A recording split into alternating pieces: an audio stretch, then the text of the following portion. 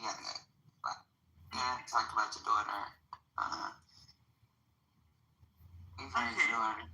Your daughter has an apartment. She has a job. She's doing what she needs to do. If she probably not calling so often because you playing helicopter parent. You on Clubhouse telling all your family business. Oh, nice. Let me go. Yeah. Nice. You got to fall back a little. Shut up. I don't know. Do you have child, Patty? Yeah, I have a baby, and guess what? My baby's name is, well, yours is Amin. I got a daughter.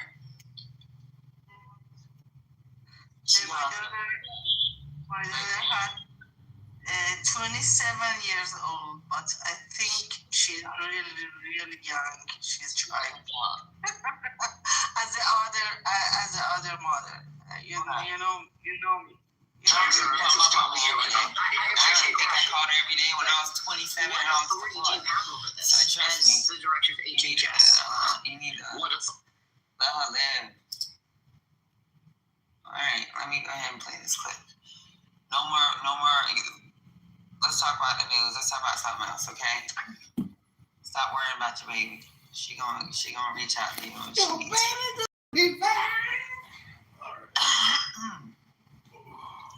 Okay, so we have a clip, and it says, I try to listen to it.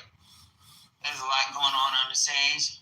I'm just kidding. And it says Barack Obama to be arrested. I don't know what this is talking about, but it does have Caroline up here. Let me play this real quick. That's the weaponization of justice. Now the president is back because the American people see the truth. Nearly 80 million Americans reelected him back to this office, and he believes that we need to have justice and accountability. And I think the nearly 80 million Americans who reelected him agree with that. Caitlin. Thank you, Caroline. 2 questions for Director Gabbard.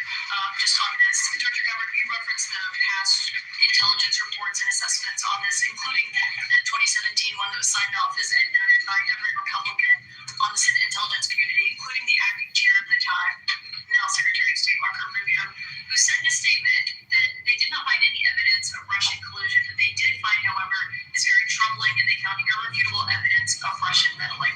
One, are you saying that he's wrong in that statement that he made then? And secondly, what would you say to people who believe that you're only releasing these documents now to improve your standing with the president after he said that your intelligence assessments were wrong? Well, first, I want to correct something that you stated, which was citing the Senate Intelligence Committee's report as being one and the same. I think you said the intelligence community. The Senate Intelligence Committee has a very different function than the Office of the Director of National Intelligence. The evidence and the intelligence that has been declassified and released is irrefutable. I'm going to let Caroline speak to Secretary Rubio. I'll speak to both questions. First, on Secretary Rubio, he put out a statement in 2020 following that Senate Intelligence Committee report, and he said what they found is troubling. We found irrefutable evidence of Russian meddling, which the Director of National Intelligence just confirmed for all of you, that Russia was trying to sow distrust and chaos. But what's the outrage in this that Secretary Rubio did not say at the time, the Democrats were saying at the time, is the fact that the intelligence community was concocting this narrative that the president colluded with the Russians, that the president's son was holding secret meetings with the Russians, all of these lies that were never true. And he also said at that time, we discovered deeply troubling actions taken by the FBI under Comey, particularly their acceptance and willingness to rely on the Steele dossier without verifying its methodology or sourcing. The Steele dossier that many outlets in this room ran as the gospel truth, and it was cooked up and paid for by the Clinton campaign. As for your second question, Caitlin, I think who is saying that she would release this to try to boost her standing with the president? Who has said that? The president undermined her when they came to Iran. He said she was wrong. He told me that she didn't know what she was talking about. That was on Air Force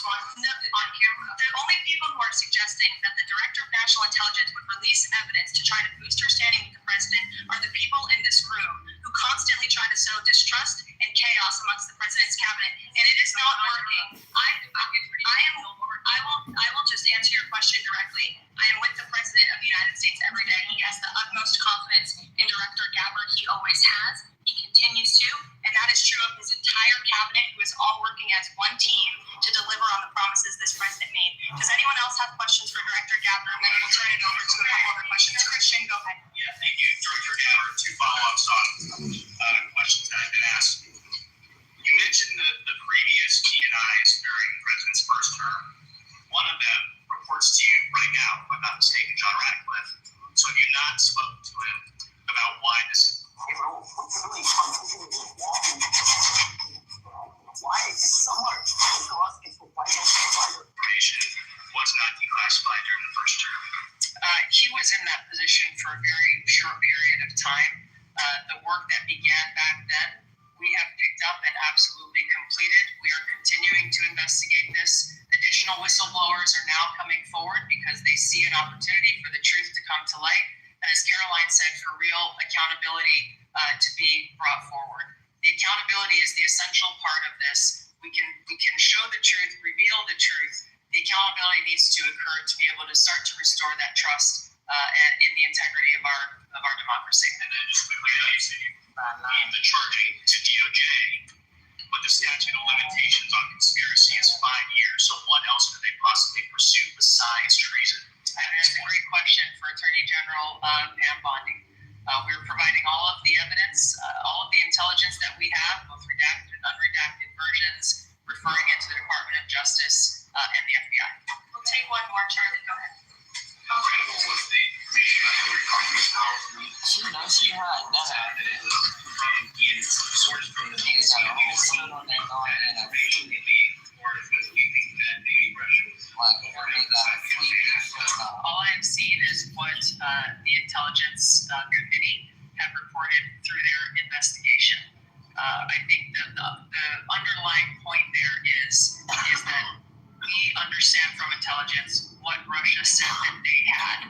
And the important point here is that if they were trying to influence the election, as President Obama and James Clapper and John Brennan, everybody said they were doing in order to support Donald Trump's election, they would have released the most damning of that information, some of which I detailed here. You'll find the rest in the report, prior to the election to help Donald Trump win. They specifically withheld what they had on her, the most damning information, because they thought that she would win the election. They had plans to release it just prior to her inauguration to, again, sow discord and chaos in America. If I may, on Jeffrey Epstein, can you rule out that he was connected in some way to any kind of intelligence, either former or domestic? I haven't seen any evidence or information that reflects that. If anything comes before me that changes that in any way, support the president's statement loud and clear. If any credible evidence comes forward, he wants the American people to see it. Great. Director Gabbard, we thank you for your time today. I know you're a busy woman, so we'll let you get out of here. But thank you so much. My dear friend, I know there's many issues going on. my dear friend, I wanted to go. I have a little bit to do. But thank you to listen to me. And Patty, I add you. And I really, really appreciated President Trump because he did a lot of things for my country. And I love not only me, the most of my people in my country loves him. So thank you to the Get that bitch off the stage! Any comment, y'all, on what Gabby just said? Yeah, she's going after, she's still going after Get Obama. that fucking bitch off the stage! Send that bitch back to China! She said, Obama, call me.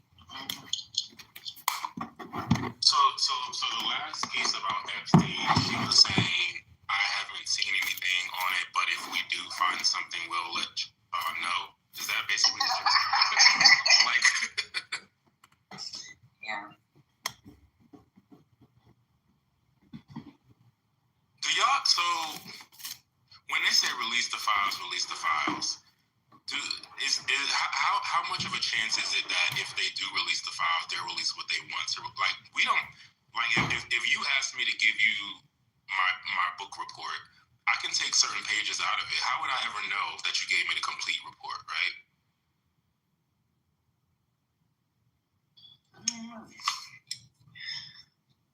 But that's what they gonna do. We already know it. I think eventually we're gonna see some things, but I think that they're making sure that, because like you have forensic analysts and things like that could be like, oh, something's missing here, or something's wrong, something doesn't go together. I think that they're making sure that what they release looks right. You know what though? Democrats, if a Democrat become president, because they're all about, they're not going to release it. They wouldn't release it. Wait, you're saying, you I don't think Democrats would really release it. I think they're saying, yeah, release it, just to go against the other party.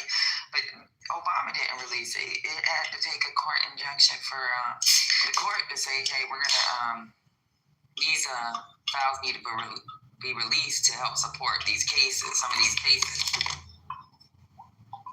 like they play by the rules. Oh, they've been asking about Epstein since Obama. So remember, the only reason why the flight logs got released or the Black Book got released was because of those cases by those ladies. If it wasn't for those cases, like, let me tell you something. Democrats always try to do the right thing. They try to follow the rule of law. They're not trying to release no extra shit, even if Trump's name was in it. He was not charged. They're not gonna fucking release those. You know what I'm saying? Unless he got charged or somebody got charged and it has to do with the case, they're gonna do it the right way. You know, they always try to do the right thing. I don't know what you're making to drink, but it sure do sound good. Sound like some good old Southern sweet tea or something. I don't know. I just hear the ice clumping and.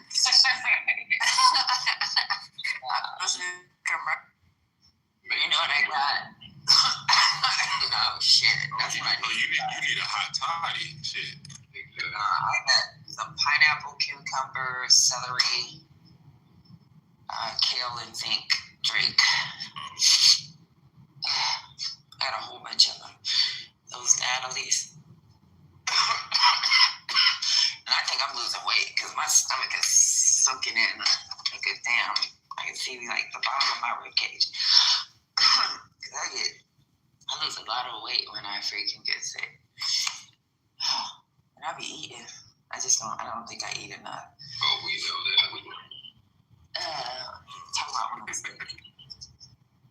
So I heard D'Angelo mention a couple times that y'all have a room on it or anything, or like any kind of significant discussion about him. Not yet, but I'm publicly inspired on the spot to hold a remembrance. If you could, please, thank you. That damn pancreatic cancer is my line brother passed away from that, and it was quick, a year and a half. Like by the time because that's not one of the cancers that they normally test for, and by the time you know it, it's generally stage 3, stage 4 too. That's sad.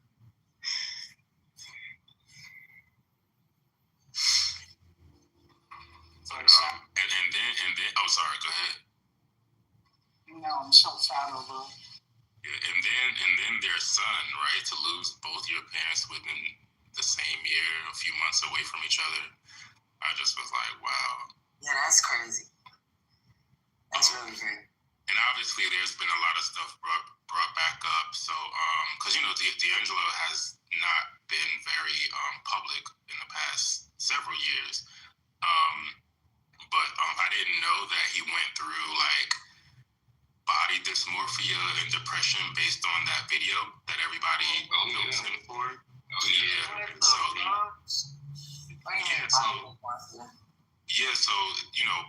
people had this expectation of him as a sex symbol, and he was an artist. He didn't want to be looked at as a sex symbol. He wanted to be looked at as a musician. And also, I hear he started to like gain weight.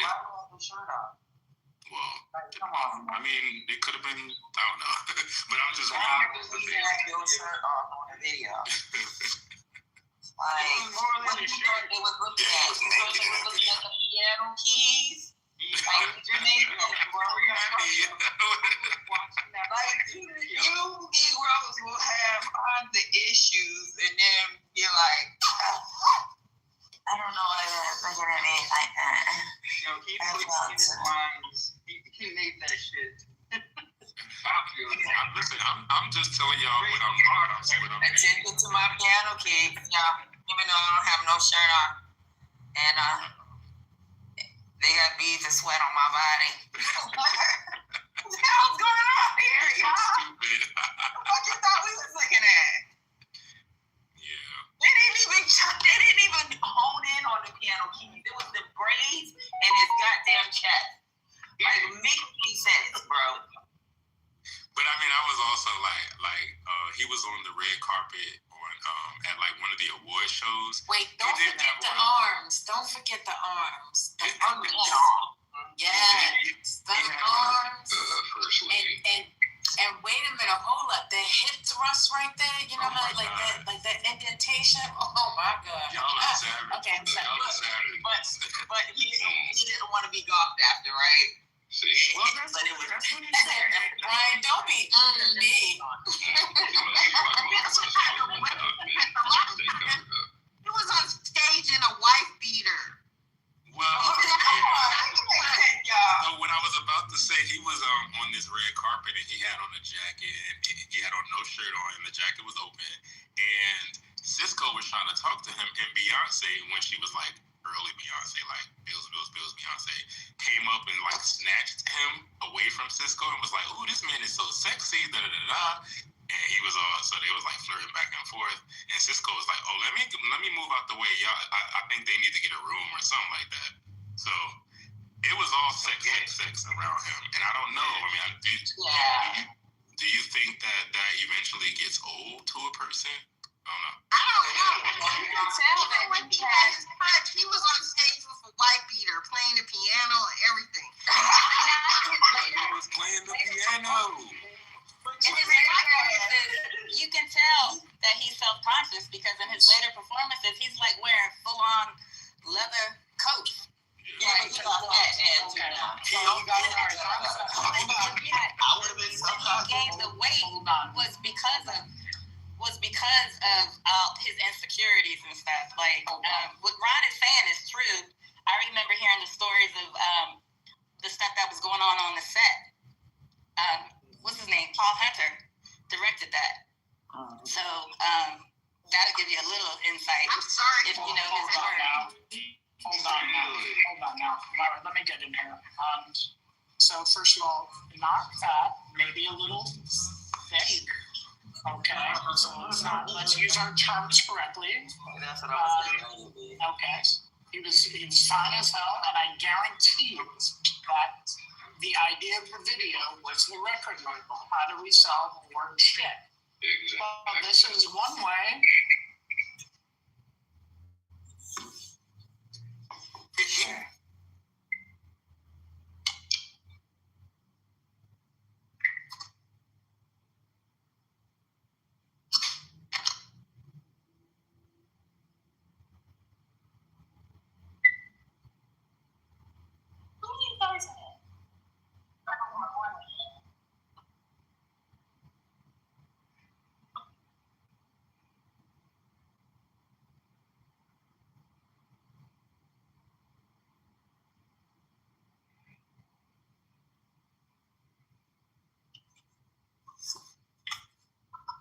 You're just going about your business, focusing on your art.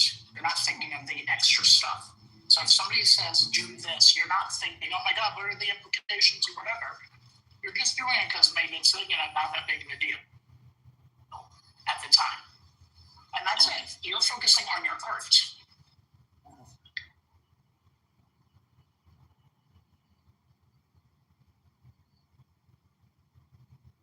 And if you remember that time period, Lauryn Hill had come out at that time period, and if you listen to her interviews or hear the stories about her, she wasn't happy with how they presented her on her first album.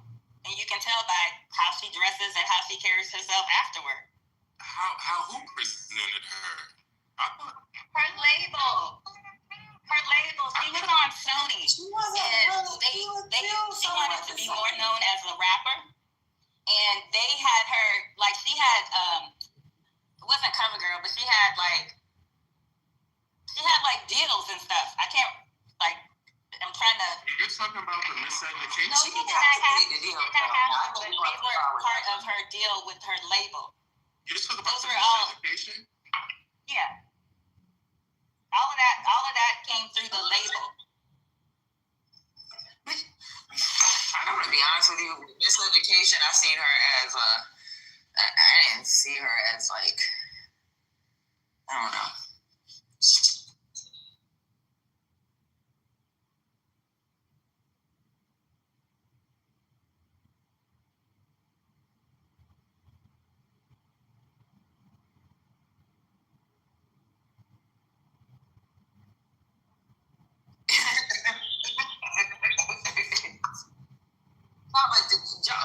Hey, Jonice know what she's talking about. It's just weird. You know what I'm saying? It's just weird to think that she.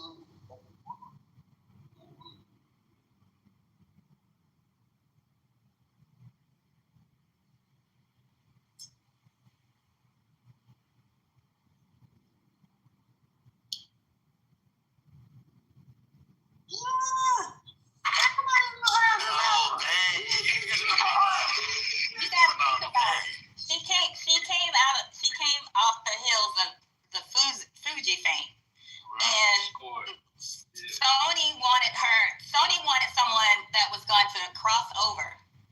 Like they basically marketed her crossover, and that's not what she wanted. Crossover into what? She wasn't no crossover into She had Levi deals. She had makeup deals. Like. They put her out there in a way, like the machine really went behind her, and all of the stuff that she did, that wasn't really what she felt like how she wanted to present herself as an artist. Right, and she already had a movie, right? You know, so she was known. People knew her face. She was on TV shows. I believe A Different World, and I'm trying to think what else she was on. But she had cameos on different things. She had a couple movies, right? Yeah, they put that whole machine behind her. She wasn't with a little label. She had the Sony machine behind her. Right. So again, what was the issue that you're saying that she had? She had a different vision for how she wanted to come out as an artist on her debut album. That entire neo soul genre was about music. Like a lot. Like I could see this for a lot of those artists. You know, we could sit here and talk about Jill Scott. Right, being taken off of songs because they didn't want her in the video. Yeah, they didn't know what to do with that. That genre was just being created. They didn't know what to do and where to put them. Like, you got to think back then, they didn't even have a lot of room on like the Billboard charts. Like, and was it Behind the Records and God, I'm trying to think of all of the trades that were out at that time. That was so new. They didn't like how she wanted to present herself. She wanted to come out more like what a neo soul artist would be considered, but that wasn't neo soul. But that was her vibe. That's what she wanted to come out as. Exactly. And that's I thought you just said she wanted to be seen as a rapper. No, I'm talking about in terms of like her style. Like I am reading something here where she talked about the public illusion. Like there was an illusion that she would look like a certain type of way. And she felt like she faced intense expectations from the public and a lot of scrutiny. So, I don't know. Yeah. She was doing a lot of stuff. I know this much. In this day and age, you either come out as independent and do what you want, or you get behind a machine and you pay your debt to the machine. And once you're free after that, then you do what you want. Well, it's worse now though because a 360 deal means that nobody's questioning you, Jonice, because I'm gonna be honest with you, I don't know what the hell happens behind the scenes. We find out later on Unsung when High Five went and killed his wife. So like we don't know what goes on behind the scenes. They just gotta make it vocal. High Five used to be my group.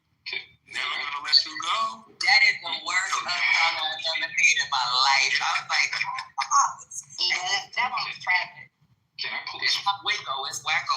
didn't see that one. Can I Y'all gotta look that episode up on YouTube. That shit crazy. All them boys is outside. Well, I think it's only like one that's okay. Is it bad that I just found out last week that the movie Tony Tone died? No.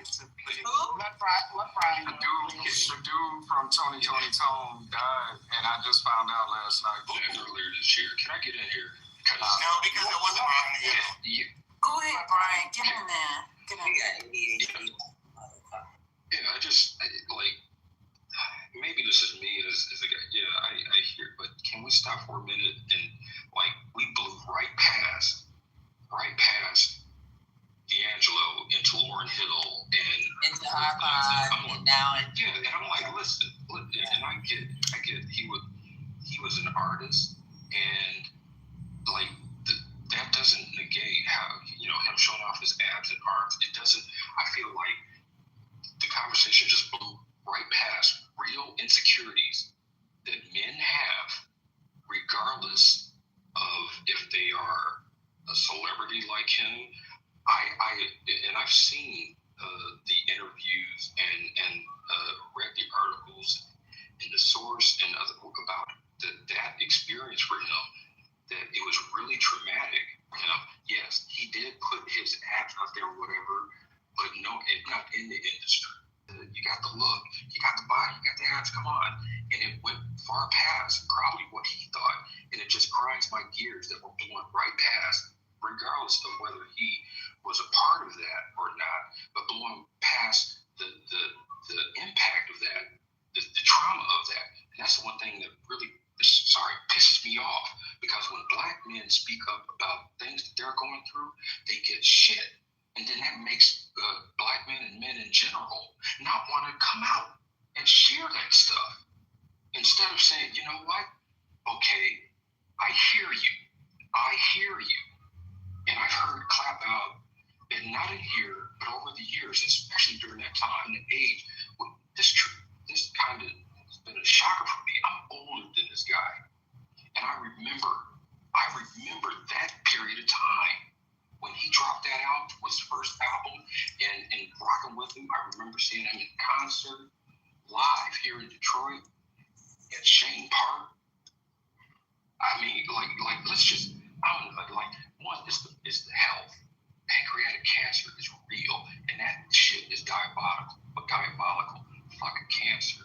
There needs to be a whole conversation on that.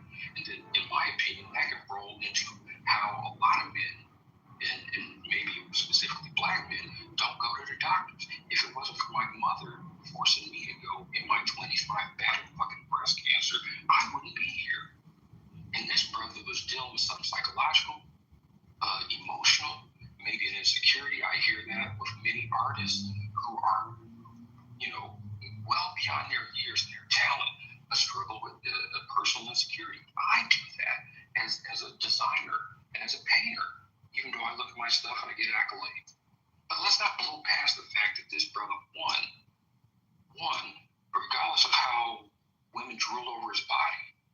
He internally was uncomfortable with that. I don't know if it was the music companies or whatever. And then two, in my opinion, speaks to a bigger issue with men and with black men when they try to tell their quote-unquote truth and get laughed at or clapped back on. So I'm sorry, man, that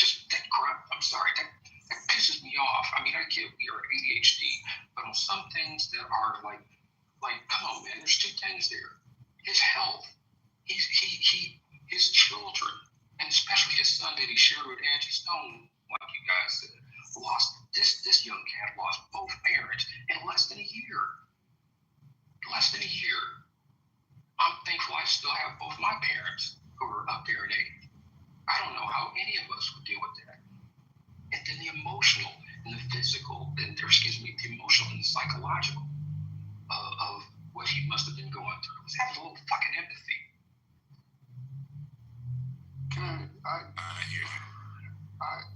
Good afternoon, y'all.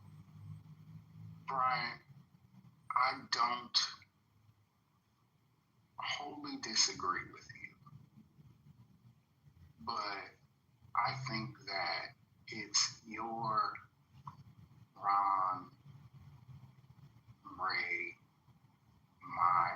responsibility to be having conversations outside of, can y'all hear me?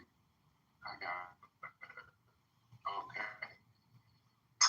To be having these conversations outside of when a celebrity dies and shit comes out about them, right? You having these conversations at the barbershop, you having these conversations with your bros, you having these conversations when niggas are together playing football.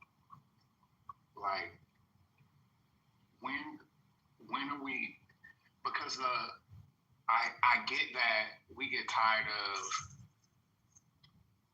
the ignoring our stuff, or black man comes out and then he's ridiculed. But we ain't never having the conversations until Tyrese is crying on the fucking internet. We ain't never having the conversations about health and the shit that we are hiding until we find out Chadwick was dealing with cancer for a year and decided to, keep that between him and his family, while we proverbially made jokes. This is the first time how long it's been meant in some serious pause type way, right? Suspending the moment, that we should be having a conversation about men going to the doctor. Like, I get that we hate that other people shit on us, but we ain't, like, where are we showing up for ourselves? And so my response to you is not so much as a pushback as it is a call for introspection into how we handle our own issues that are serious to us. Because quite frankly, what is serious to black men? Like, what do we take seriously?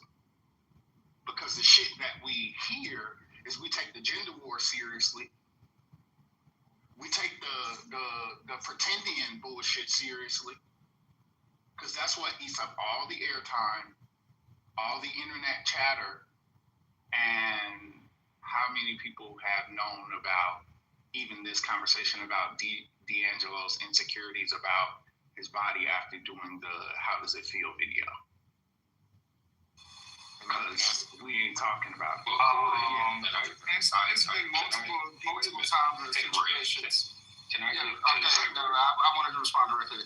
There's been multiple times in situations where I have tried to. Ray, I don't want to moderate, but Corey said something to Brian. Can he say something right back? I thought he was speaking to everybody. No, because y'all. I hope y'all know by now. I rarely speak during the day, but Corey, bro, I wholeheartedly agree with you. I do. Maybe it's because I'll put myself on the guillotine. But I rarely partake in those, for myself, those gender war conversations. But for men, I know I'm thankful that I have a group of guys that we've been, I've known, some of my dear friends for 40 years, some for 30 years. And in my core group of friends, we have conversations like this. And when I shared years ago, my battles, some of my boys, and I think I've shared it here, I make no bones about the fact that I almost took my life. A couple of years ago, I had everything set up. I had water for my dog for when the police came. And by the grace of God, one of my boys felt something different when we were on our group Zoom calls. And so that's been a pillar for me, is, these conversations. There used to be a great room and club here on the app, Men's Mental Health, every Tuesday. And, I've connected with these brothers still offline. And I wholeheartedly agree with you. I feel like less of the the bitchiness and the less of, oh, Sean Combs gonna get out and do more stuff, and like, dude, what are we doing here? And you know, like, to me, it's just another reminder for me, and maybe this hit personally in a different way or on many pages of like, shit, man, this cat was younger than me, and so that's one of it. And then two, what you're hitting on is like, dude, I think that's a call to action for me and for all of us. Can we have more conversations like that and less bullshit? You know what I mean? I don't know. It's just I agree. And can I just add one note? Because you mentioned the men's mental health room, right? One of the things that from that room that I remember was that there were very few, like I used to come in the room and we'd be having whatever conversations. And the conversations were like 1-2 surface level. And if you got deeper than that, everybody got mad uncomfortable. Everybody wanted, not everybody, I'm saying that pejoratively. People wanted to reject like deep conversations about expertise and root causes and different shit. And it was like,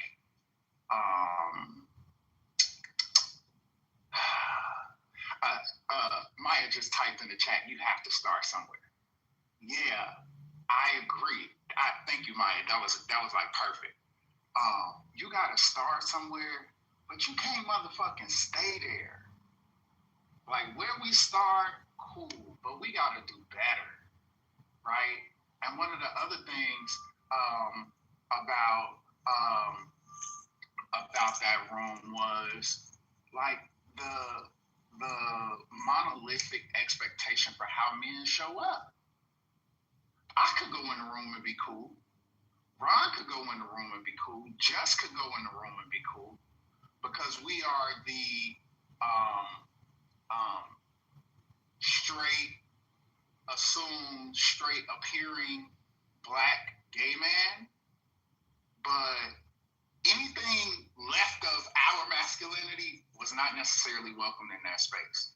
And one of the things that we miss is our ability to talk through things because of how similar we want the people in the conversation about the thing to be to us. And if we're talking about health, we're talking about physical health, there are a whole lot of older men that have shit to offer us that we don't include in the conversation because that old motherfucker, you know, right? Or, right, the alternative that gay men, there are a couple reasons why we're more attuned to our health than some other men might be, but aren't allowed to participate in the conversation. So I say this last part to say that I'm down if we're serious about like cultivating space and continuing to do that for men to show up authentically, to talk about the shit that really is happening in our lives that we should be caring about and talking about. Because I agree with you, we got to do better. But before we can even worry about how other people respond, we gotta do our own shit. So I appreciate the offering, Brian, because you don't talk often during the day. Ray, Ron, whoever else, go ahead.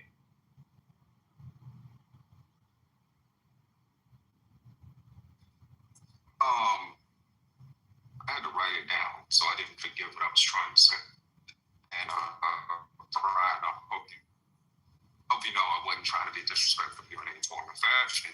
I was just going to personalize the story of like when I think the thing that a lot of us go through is when we try to speak of our health ailments, like you feel like you're in a space where nobody want to hear it. I know Patty herself, like low-key reprimanded me when I said before I got sick earlier that something I hadn't been to the doctor in 15 years. And then somebody came off mic and was like, if I was your wife, I'd kick your ass. I'm going to just say this. I mean this from the bottom of my heart.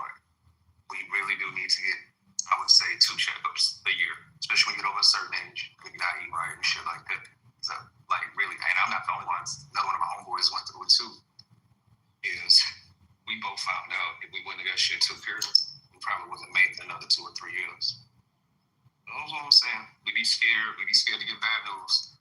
But I'd rather get the bad news early than get the bad news and say I got 6 months. Yeah, I definitely agree. Yeah, and like Corey said, I mean, I'm not trying to compare, but like as gay men, we kind of like go to the doctor more, like just because there's things out there to be worried about, and we make sure that we ain't got nothing going on like that.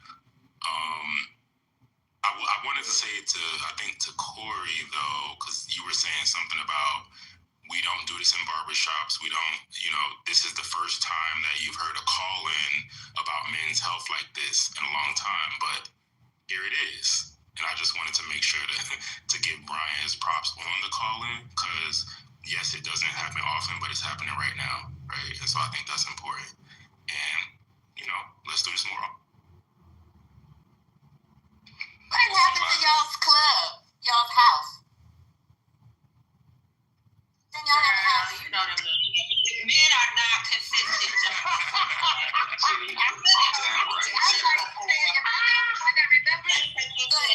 You know what?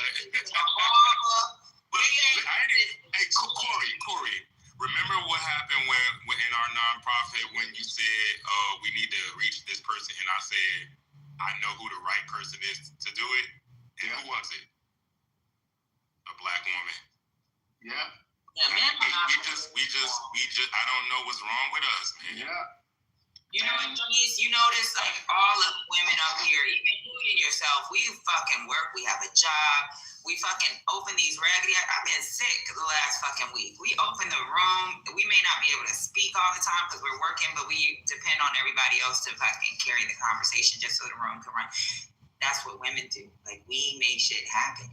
Men are not consistent. They can't be consistent. You're right. They can't be pipe game. They can't be consistent. Household. Motherfucking simple ass fucking conversations where there are relationships that last forever.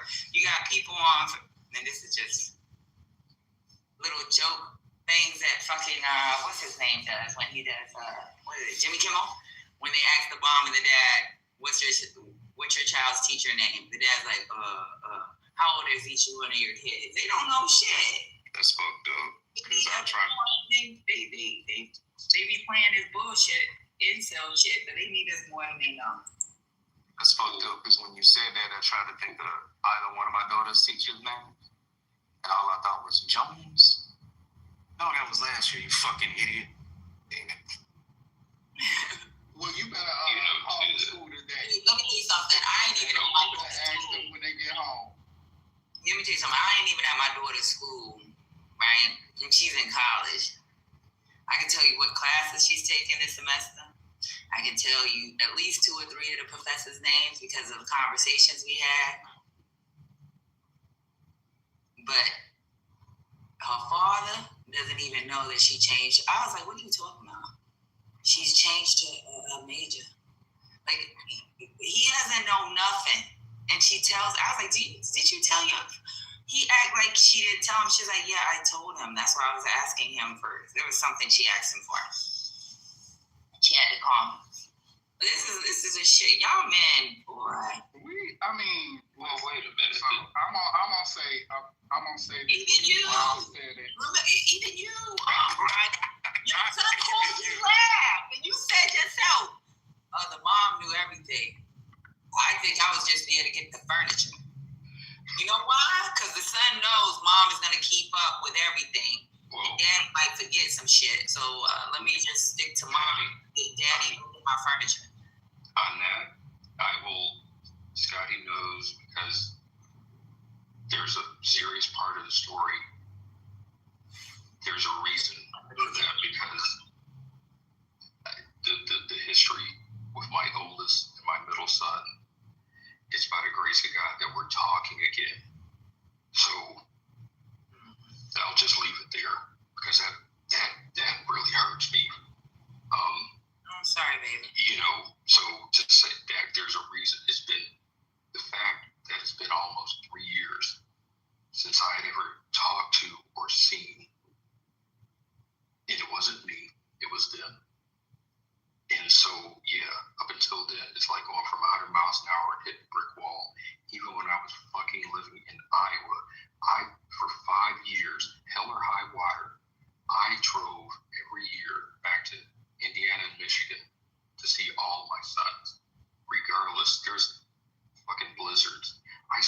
my car just to save money on a hotel room for one night. So to go from all of that and finally moving back here and going through the shit that I've gone through, that contributed to me wanting to not be on this planet anymore. Because when they decided to cut me off, that cut me like no end. And so I don't know about I try to stay away from generalizations and everyone and all. Part of my mental health, and I will say when I felt like that room, that space that was created wasn't being productive and inclusive, like even crapping on the LGBTQ plus members of the community, I stepped away. And that's partly for me, and partly like I don't have. There's a reason why I stay muted a lot of times. One, because I'm not about to waste my currency on some of these ignorant ass maggots that consistently engage in bullshit and fuckery. But two, for my mental health, mental and emotional health, that was part of my recovery plan, which I still enact to this day. I have therapy twice a week. I just had one this morning. I got another one tomorrow. And so for me,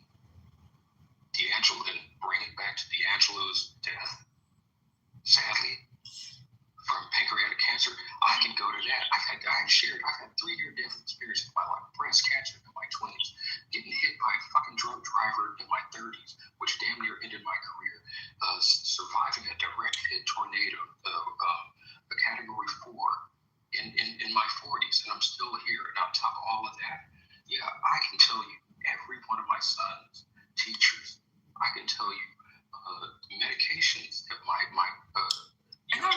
believe you. I'm not saying it's you individually, but the majority of men are not consistent when it comes to it's like not only the traditional role is for the woman to know everything and make sure they keep up with every fucking aspect of life. On top of that, we're fucking working. We're making sure you're paying the bills, and you know that. Right? I'm not saying it's you. I'm just saying it's the majority. I'm not making it like every man. It just pains me when I hear there are men out there like that because it's a single guy. Honest. Any woman in here that's married, she can probably say that she's the one that fucking takes care of everything. Y'all don't understand how many roles we have as women. And I'm telling you, even with the friends that I have, like my mom, let me tell you so crazy. My dad's retired. Okay? My mom is freaking still working because she has her restaurants. Every now and then, my dad might pop up to help her out with certain things when it comes to restaurants, but he's retired. And you know what? She still makes sure he eats something before she walks out the house.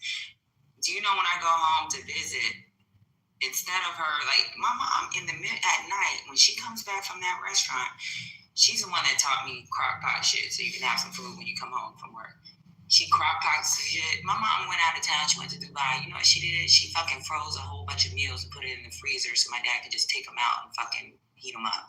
Like, it's not that he's incompetent. It's not that he doesn't know how to cook. It's because it's a whole bunch of jobs. That's part of the job that she's been doing because she's just been doing it so goddamn long. And a lot of women do that.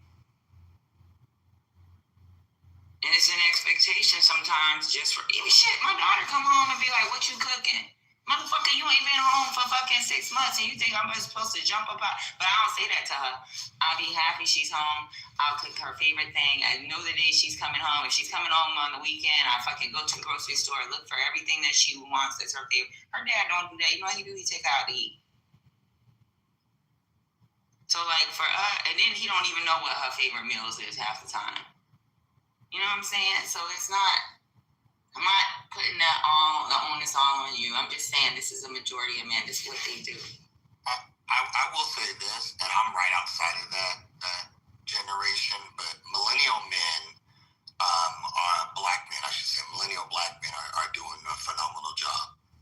I think that there's a lot more, and I'm sure the internet technology helps too, but there's a lot more groups, there's a lot more social media connections, a lot more involvement in all types of areas, different levels, from the Jack and Jill level to the D9 to the just parenting black men's groups at schools.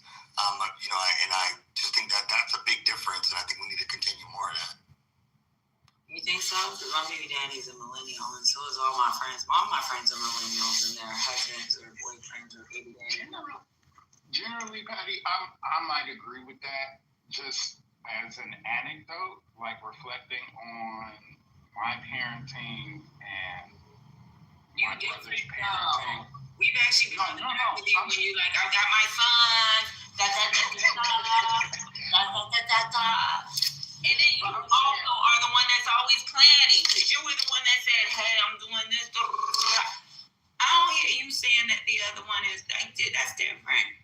Yeah, but I was saying like my brother and our friends, like we show up different because of how we were parented. And to the extent that I'm agreeing, is to say that like for a lot of us, we saw what we didn't get or what we didn't like. And I ain't saying it's all of us, but we decided we were going to be better fathers than we had, or better parents than we had. And so I'm not saying it's everybody, all the millennials, but I know if I look at the men in my extended circle, like we just decided that my fat ass brother, this nigga is the soccer that he show up to the games with the band. He opened the bag. He got juices and snacks and all types of wild shit. Yeah.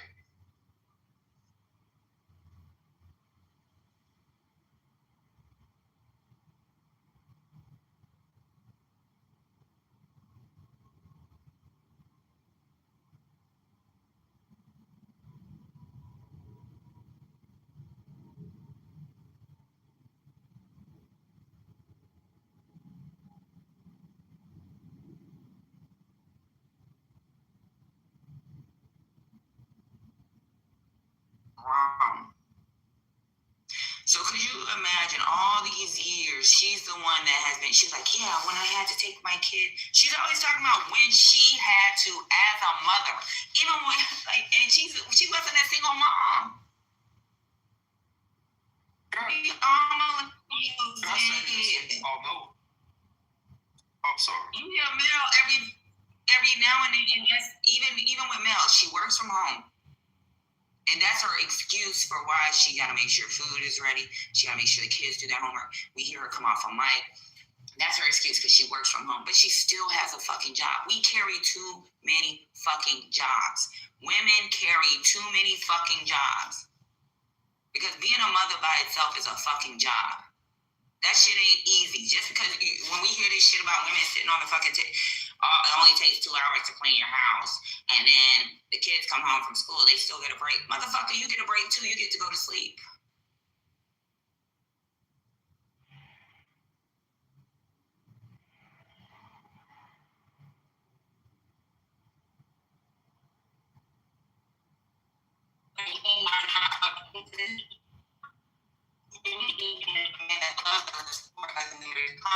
We can't be consistent with that moment. And now it happens to be at that man where he can't be consistent.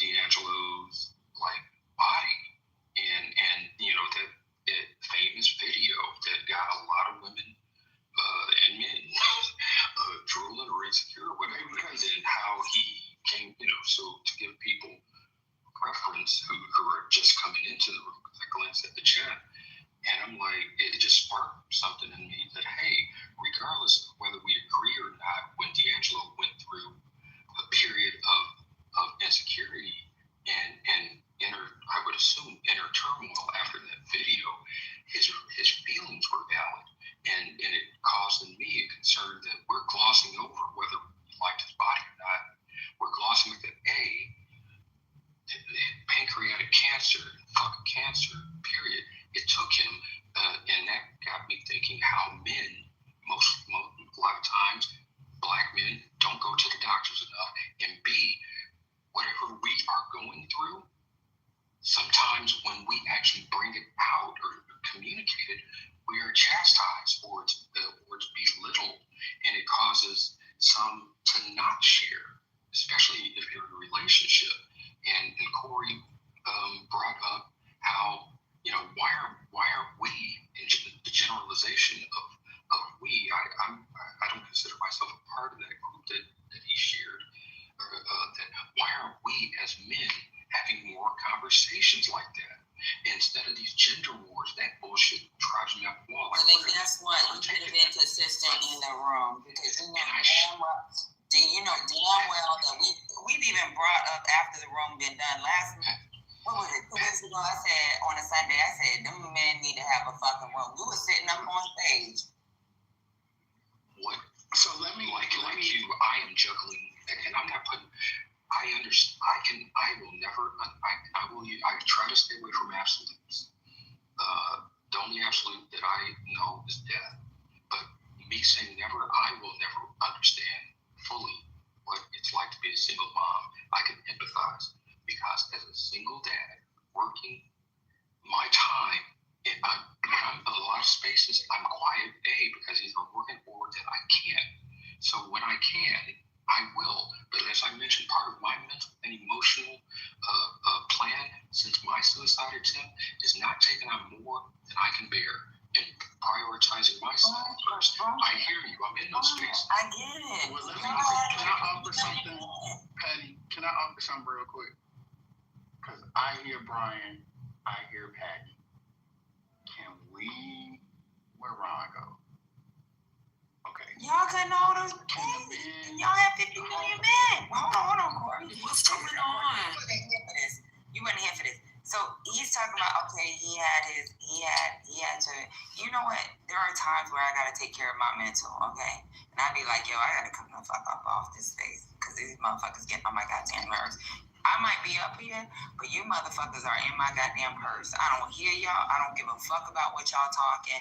Y'all getting on my goddamn nerves. So I just put it in my purse. But there's you guys had more than one fucking freaking mod. Just like even with Mel. Mel took a break, went to freaking DR, hung out with her family, took some beautiful pictures. Mel is gonna fucking chill. If she don't want to hear what the fuck y'all talking about, because there's 50 million fucking people in here that's modded, you know what she does? She goes to another room, hear what they got going on, or get the fuck off the app and finish cooking her dinner for her kids. That's what the fuck we do. You guys did not have 1 or 2 fucking mods. Y'all had many mods. And one mod is the only mod that disappeared. Y'all could have figured this shit out. Y'all are not consistent. Most men are not consistent. Y'all talking about we need to talk about this shit. If you want to talk about it, y'all had a room. We were promoting y'all room. We were showing up in y'all room. So at least the people that may click on our profile when they go to their messages say, oh, they might have a political space. They at least can hear at least 5 minutes or a minute of the shit and say if they want to decide if they want to stay to understand what the fuck's going on with y'all. That ain't happening. Y'all was not consistent.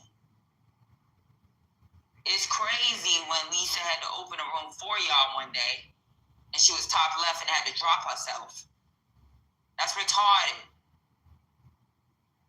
Why in the fuck is a woman opening a male room and then we have to fucking put it at the top and that was the plan because you motherfuckers don't want to be on time?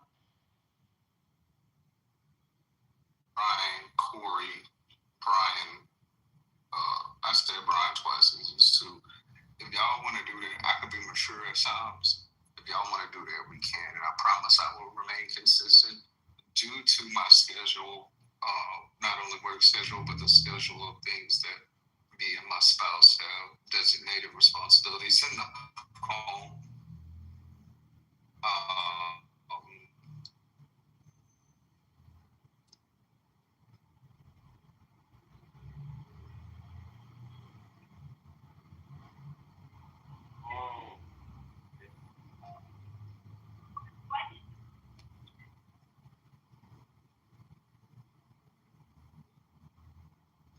So let's do it, right?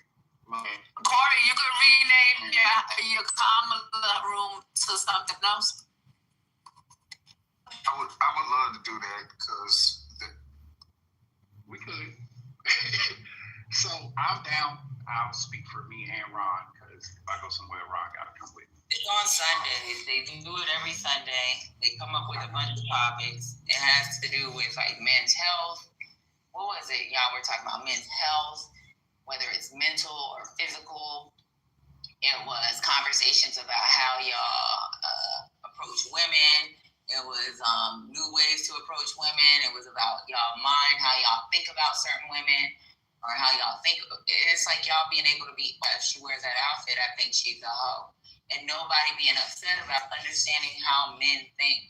That's what the room was supposed to be about, so that women can understand, like, hey, this is why we have incels. This is why we have men that think that you're automatically a hoe when it's just an outfit that you thought was cute and you thought was appropriate for whatever the fuck you were doing.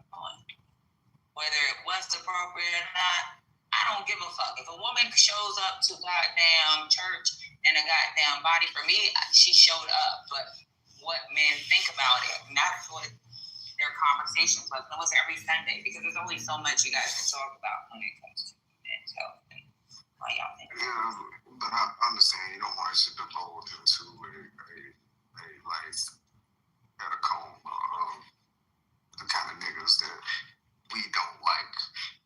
So I don't even mind the kind of niggas that we don't like coming and joining the conversation. One of the, like, I don't know if people are paying attention, like the black intelligentsia are like all up in arms about Mark Lamont Hill right now and him being on his podcast with the niggas, right? And he's supposed to be, highbrow intellectual. And I'm like, how the fuck you gonna talk about black people and the niggas all day, but y'all don't want to be with the niggas? So I don't know. Mark Lamont Hill is from North Philly. Like, they be thinking like you can take that out of us. We are still who we are, baby. Like, damn, bitch, you try me like that, it's gonna get active. I live in newfound respect. I don't mind us, like, whatever the conversations, whatever the types of conversations we have, as long as we mod well and keep the structure or whatever, the flow of the conversations reasonable and make sense, I think we'll be fine. I'm down. If, like, let's talk in the back channels, let's set something up. If it's Sunday, y'all gotta tell me what time. Get with Lisa, because we already have a chat. So you had Gemini, you had Brian, you had it was Gemini, because you want different perspectives. You want a man. I'm gonna be honest with you. I want a man to say, when you wear that freakum dress, you look like a hoe to me, because I want to be able to hear those conversations, right? So that's what the women that come into the room want to hear. Like, why the fuck do you think I look like that? Have you guys thought about doing a weekday? Because I just feel like Sunday, because I heard about it that you guys are doing it. I'm not sure if I even went in or not, but one, if I'm free, I'm usually in the sports narrative room, but Sunday people are going so tight. Yeah, I mean, whatever we need to do. I think that the resolve is not to keep haranguing and talking shit about it, but to actually do something. So here's the opportunity for the men that are here, and the men that we know we want to bring into this. Let's converse. That's the actual, let's converse and do something. Cool. If we pick another day, I will talk to Lisa Patty, and we will talk to each other. I appreciate Brian for the call in. Yeah, I'm down. Now look, it ain't call to action. Me. It can't just be me. It can't be you. And even with that, it can't just be you, because the way the men ran it is like they had different perspectives, right? And then they would have their little quote unquote and By that, I mean, it can't just be me scheduling the room. It can't just be me that open the room. Like, people got to show up. Because that shit gets tiring and taxing. If I'm the one that got to be on time all the time, that shit ain't going to work. Like, we all got to pitch in. It's all I'm saying. Not about the discussion, because we could do the discussion whatever way, but administratively, like, we all got to work together. Brian, how you feeling? Brian, get out your phone. Get off that damn mic.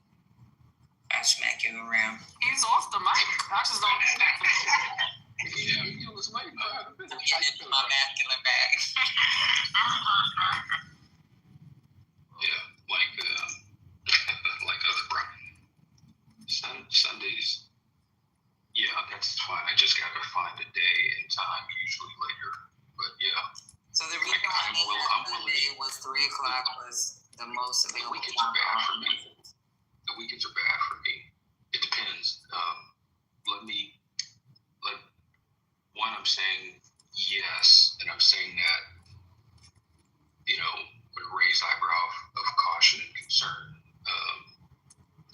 It shouldn't fall on one person. 2, it shouldn't fall on, one person dominating. And yeah, I'm more than willing. But like I said, one of the reasons why I stepped away is like, look, I'm getting older. If something don't smell right to me, or I ain't got time for the unnecessary time wasted when I felt like was becoming counterproductive and not healthy. I'm like, dude, like all of us, I can spend my currency of time somewhere else because I'm doing this already in my personal life.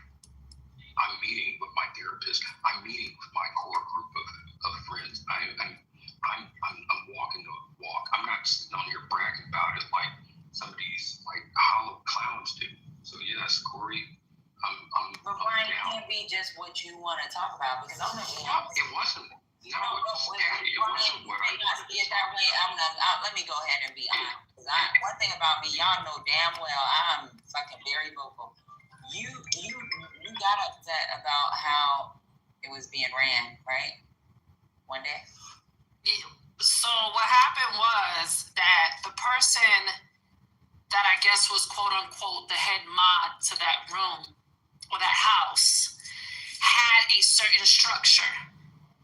He wanted to stick to that structure, and the other mods was like, nah, we're going to do it this way. We're going to let it flow.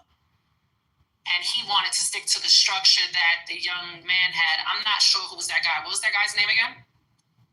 The guy that his mom was in a nursing home, and he ended up leaving. I don't know what's his name. Okay. So it was him. So he had a certain structure and he wanted to follow his structure. But that day, Gemini just wanted to go with the flow. He was like, nah, we're not going to jump to the next topic because this topic everybody still wants to talk about. But it's been an hour and a half still talking about that topic. We're not going to jump to the next topic. So that's what happened. I think when you, I guess, join in in a room, you want to run the room the way top left runs it. You don't want to do things your way because it's not your house. So I think that's how he was feeling. So then it was getting spicy on stage, and he decided to, exit to the left. And the thing is, it can't be just about you. Men have different opinions. If the room is about different opinions, then y'all want women to understand what's going on. And we were talking about hygiene that day, and it was hygiene, manscaping, stuff like that. That's what the last room was about.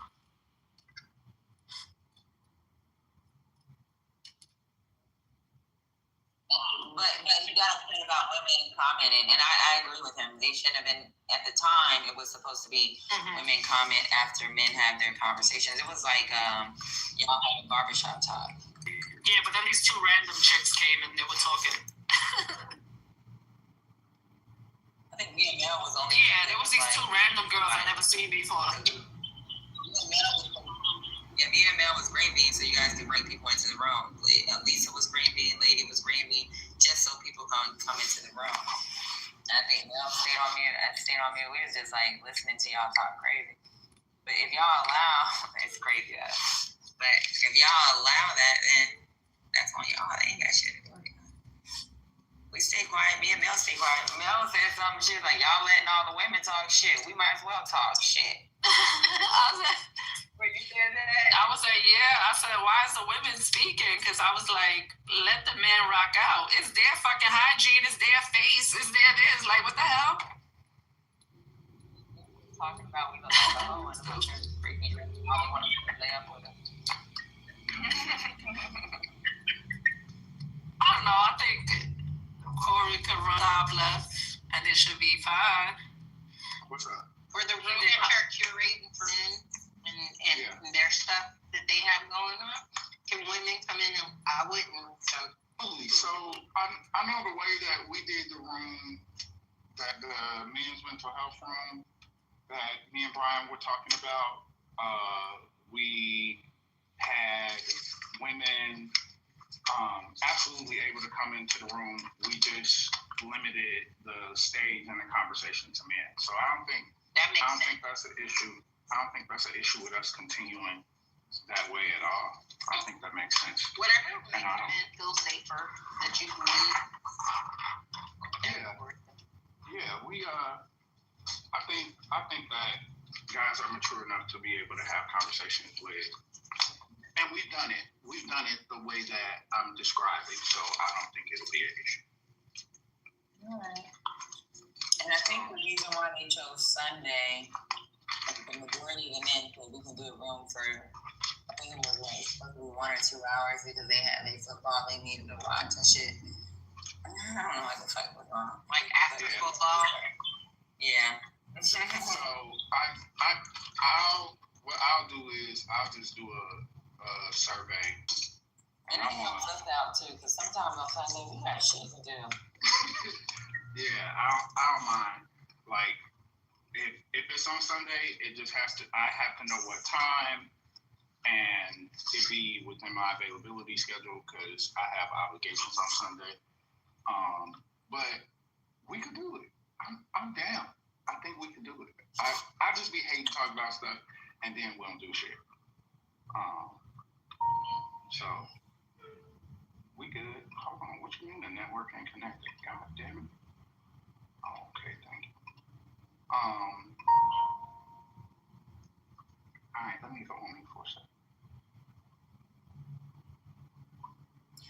All right, so let's get back to the conversation. Y'all men ain't consistent. No, let's go back to let me see if I still got this video up. We were talking about this is actually, is it Democracy Now?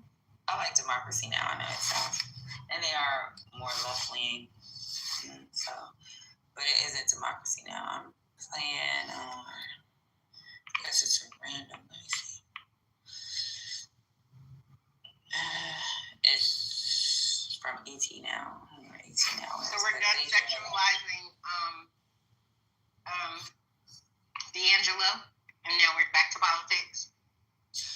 Somebody interrupted Brian when we were talking about something else to talk about D'Angelo, but yeah. Okay. So we're gonna go back to this. Unless y'all want to talk about D'Angelo, we can go ahead and talk about that. It's not a big deal to me. It wasn't just it was the This room is about us, it's about y'all. So whatever the fuck y'all want to talk about, we can go ahead and go into that conversation. Whether it interests me or not, it's not a big deal. Y'all show up. A lot of y'all show up for us all the time, even if they're talking about freaking fucking reality TV. A lot of y'all show up and y'all like this. Well, I learned that D'Angelo has 3 kids. I thought he only had 1, but he had 3. Yeah, he has 2 sons, 1 daughter. I think we need to have with some things that they used to have on the Learning Channel, TLC. No, like what is it? An intervention? What? Ooh, for several people.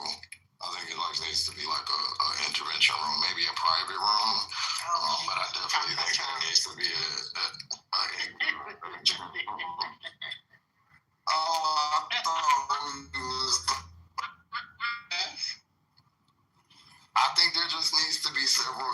interventions at, and I think if we don't have an intervention conversation, people are going to keep fighting real bad. So They're fighting for their civil rights.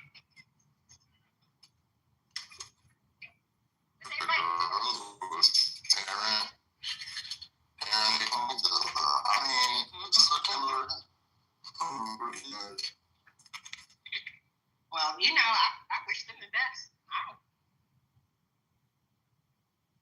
Something probably happened last night that I missed.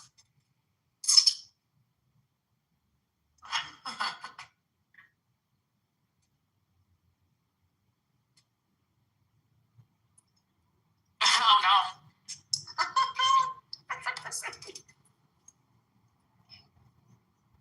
I'll do. You got yes.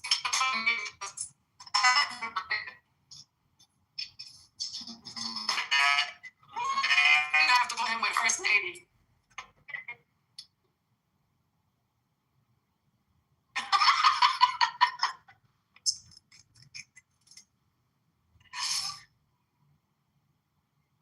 She just comes into a room and it's like, what y'all gathered about? Y'all, what we here for? I think it's like We're here for you. I think all of us have different voices. Like Patty just want to talk about politics. Freaking Mel brings us up on entertainment. A lady tells us to chill the fuck out. I just want to talk about Dr. AG don't want to hear no bullshit. She just want to hear the facts. So it's like I think we all out there. That's it. You know. And Sid is into what's going on with the reality TV and your taxes need to be paid. I have some friends. So I think we're all like, and then the men are here to like help us make sure that this room run properly. So I think we're a good mix. Speaking of reality TV, Love is Blind has dropped some more episodes. I will be watching them this very good old evening. you sound so much like Sherry. It's crazy to me. Does anybody else think that? Doesn't she sound like Boss Lady? She sounds like No, she sounds like Sherry. maybe because we don't spend as much time with Sherry. She sound like Boss Lady to you? Yeah. When she gets on stage, I gotta look down to be like, oh. Corey, you don't think she sound like Sherry? I do.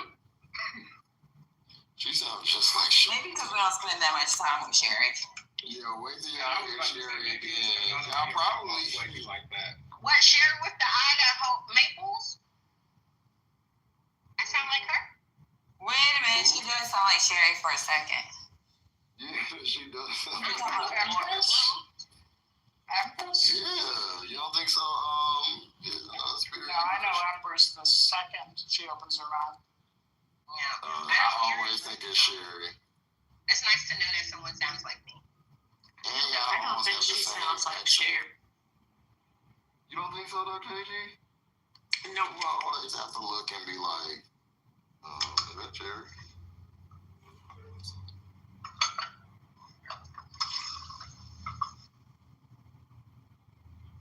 And you know that other girl, what was her name? A man something.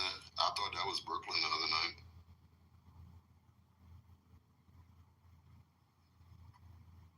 Who's a man?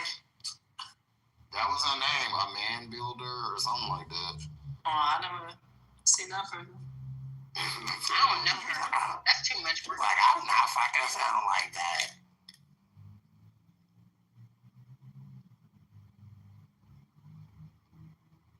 Yeah, her name was a man builder, but on the thing, all you can see it just says a man.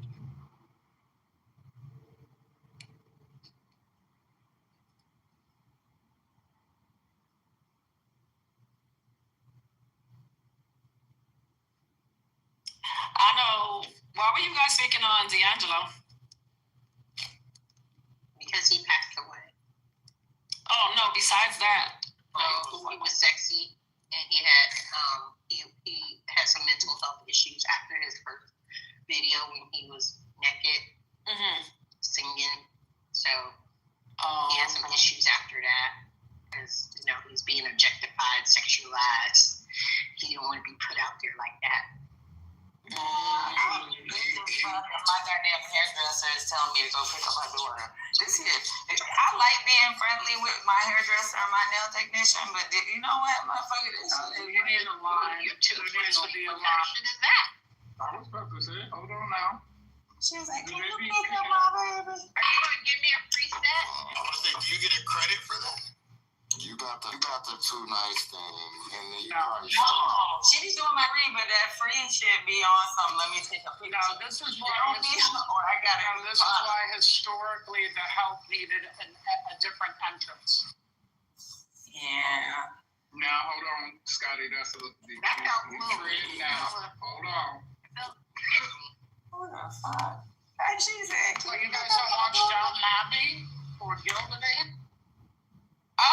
Wait, I watched Downtown Abbey. I used to watch Downtown Abbey on fucking PBS. It just hit a little different, Scotty. We didn't think Downton Abbey first. I know. Yeah, I know you did. you know what he said? Abbey. I was like, Downtown Abbey, PBS. We didn't think that first. Downton Abbey. When you hear the help, we think Viola Davis. I was purposely treading that line, but knowing where it would ultimately be. Yeah, I'm a PBS fan, y'all. They get rid of PBS, I'm gonna cry. I used to wake up for Frontline. If you donate to PBS, please donate. Oh, I do. You know what? My mom has a million PBS T-shirts. When they used to have the little phone calls, she always donates to PBS because I grew up on PBS. You said your mom. Yeah, I do too. I don't give the biggest donations like she does. I might do $100 here or there when they used to have their phone calls. You act like you wasn't doing that. That's a lot. They still do their phone calls like 4 times. So now, because I'm in the military, I do the CFC. We have our CFC funding, so I'll give X amount of dollars towards PBS, X amount of dollars towards Negro College Fund, and X amount of dollars towards the Urban League. So, like, I do my donations. At least every year I do $1,000 worth of donations, and I try to split it up between the 3. Now, I give more to the Black community,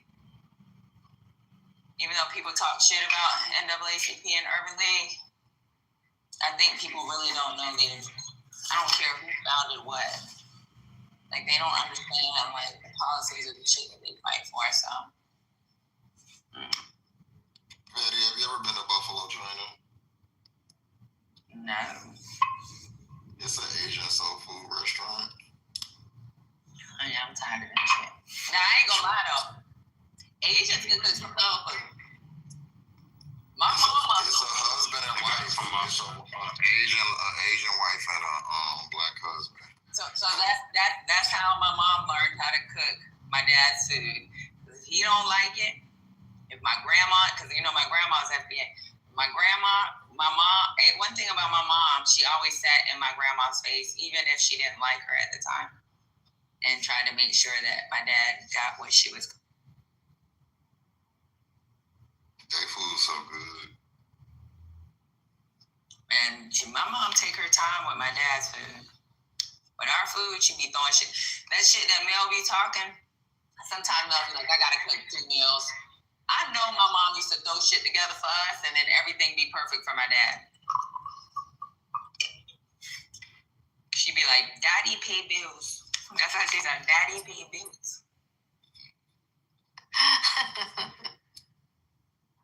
Shit, my mom would be like, Dad want steak, you guys get meatloaf. So he pay bills, you niggas create them. Meatloaf is criminally underrated. Would y'all believe me if I told y'all That meatloaf is a lazy meal. No, meatloaf is good. You sound like you only cook in the house, right?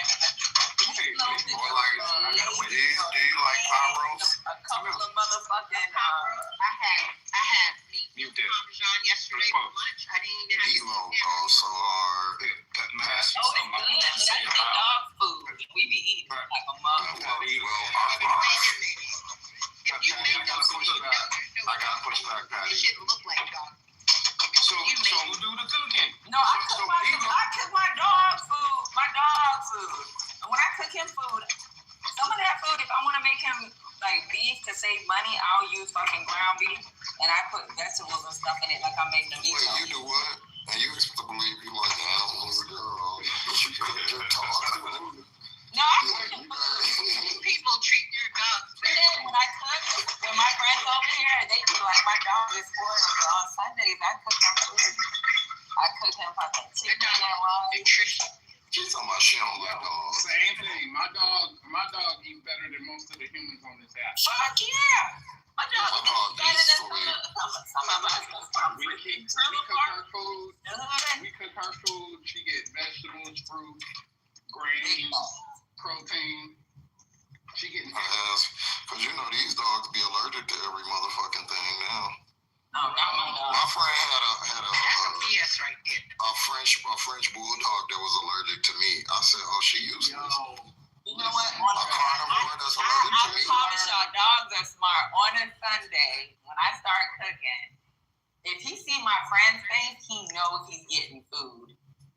So he'll be like jumping around, dancing in the living room, and ain't nobody he playing with. My friend was like, is he playing with an imaginary monster? I was like, no, this motherfucker smell food. He know it's his day to eat.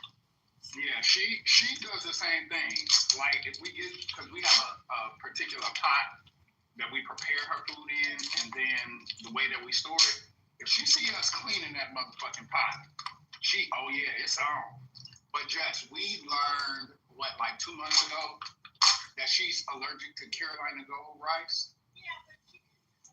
So what the fuck? Wait a minute, why the hell you give her the good ones like that? What's up? Because it was on sale for a 20-pound bag. Yeah, that's a fact. We usually buy her brown rice, but it was on sale, and I didn't think there was a huge difference because Carolina Gold is technically white rice. So I said, 20-pound bag on sale. Let me get it. Baby, she got the scratching and breaking out and had like some hives, and we could not figure it out until like I was like, okay, so what has changed? And it was the damn rice. So the other 10 pounds of this Carolina Gold, we fucking up. She started me doing this shit. She puts a little bit of coconut milk in his water for his coat. When my mom gives him a bath, she give him a bath. She put fucking coconut milk on his body. My mom boil the shit out there. Oh my God. Olive oil. Oil or coconut. No, we put coconut milk in the water and we put coconut oil on his right. I'm gonna tell y'all from a certified dog lover, if y'all want y'all animals' coat to be as beautiful as possible, feed them raw. I don't have any problems. I have not. Every time I take her to the vet, they be like, "She's so healthy. Oh my God." Her coat be looking like it's painted on, and it's just because I feed her. I like put fruit and stuff, blueberries and shit in there, but mostly I just give her raw meat, and she's been the healthiest dog I've ever had. Yeah, I don't think this little Frenchie can do. Yeah, that's what they're built for. It's called a biologically accurate diet. You gotta look it up. My dog gets on my nerves, but you know how I tell y'all he get on my nerves, but I'm telling y'all, it's not my dog, it's my daughter's dog. But I do cook him something to eat every Sunday. Whatever leftovers is left over. If he's good, I put him in plastic bags and I freaking eat it up. Yeah, but if you look at all the top breeders, like that's what they're gonna feed. They're gonna give them raw and like some type of supplements and maybe some fruits. But that's the best thing for them because that dog food and even cooked food, it has a lot of stuff that they just can't really digest or not built to digest. Let me ask you a question. So my daughter got on me like I had to throw it away. Or she threw it away. I wasn't gonna throw it away because if she left, I would have gave it to him anyway. I used to give him hemp bites or whatever. The little weed things. The weed, the hemp, yeah. There's nothing wrong with that. Yeah, nothing wrong with that. Yeah, nothing at all. And it comes out. My daughter was like, "You make a lot of And later on, it helps, like, especially if you have an older dog with, like, pain management and shit like that. Yeah, their joints and stuff, yeah. Yeah. It's not like weed we smoke. It's like the THC is taken out, so it may calm them or something like that, but they're not getting high. Hey everybody, I'm here. Hey. Because we was about to knock your pay. Ooh. My dogs don't like raw food, Jess. I tried it and they rejected it every time, so. You gotta let me know. I'm show you what to do. Oh, yeah. That food rejection shit, baby, listen. You know what my dog really loves? Do you know those little dental, they're little green, they're called greens? Yeah. He loves them things. Patty, with your dog's food, when you make the food, do your dog have bad breath? No, because we get his mouth cleaned. Oh, okay. We do it once a week. So I have the mobile come by. On Sundays when I'm cleaning my refrigerator, the reason why y'all don't hear the dog is because the mobile comes by my house every week and they clean his teeth, they clean his paws, all that shit. Not every week. Fucking every week. Atlanta, I pay for that shit weekly. That shit $100 and some. I get my they saying the SCOTUS is hearing the Louisiana case right now. Sorry. Yeah, they are. I mean, Well, what's the Louisiana based on their case?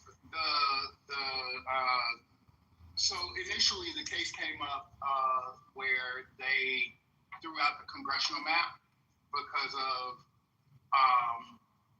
the Voting Rights Act. Basically, Louisiana has 30% black people, but they only had 1 of 6 congressional districts. So based on I think it's Section 2 of the Voting Rights Act, people sued and they had to draw new maps. So the first time the Supreme Court heard the case, they sent it back, and they didn't overturn the ruling, so they had to draw a new map. They drew this new map, and they stretched the district from like 200 miles across the state of Louisiana and said, okay, well, we gave y'all 2 black districts, but the law requires that they be compact and concentrated. And so that 200-mile district that they drew was not compact or concentrated. So they sued again. You know, Texas is doing that right now with Austin. Yes. Texas went 300 miles out to, because you know, Austin, if anybody knows anything about Texas, Austin is by far the bluest city, and Dallas is blue, Houston's blue, we got it. But when it comes to Austin, they're like fucking blue as fuck. Them the fucking white liberals that motherfuckers be complaining about, like a bunch of fucking hippies live in Austin. So how many congressional seats does Austin have? That I county. have to look at it. But they took districts in Austin and went 300 miles out. We had a conversation about this. Like, this doesn't make any sense, but I see what the fuck they're doing. Yeah. Taking as much rule and they fucking making it part of that blue piece to create a district of a fucking for a red. And so committee drew a new map for Louisiana, and they had to use it for one of their elections. But the case has gone back to the Supreme Court because they are now saying that racial consideration is unconstitutional, basically to strike down the rest of the Civil Rights Act. So that's what they're hearing. But they might be right, though. Well, the argument from the justices that dissented last time, Kavanaugh, I think, had the minority opinion dissent, where he said basically we can't keep considering race forever. How long does the Voting Rights Act need to stay in place? So that's the consideration that they're going to be discussing if, in fact, Louisiana adhered to the law when they drew this ridiculous district, or if the map that was submitted by the courts should be the one that's accepted. So we'll see. But Corey, we have to be honest. They might be right, because the problem with legislation when it comes to race, we can't have race-based legislation. And that's where they might win. Like I want to hear the oral arguments when Dr. A.G. said she was let us know more.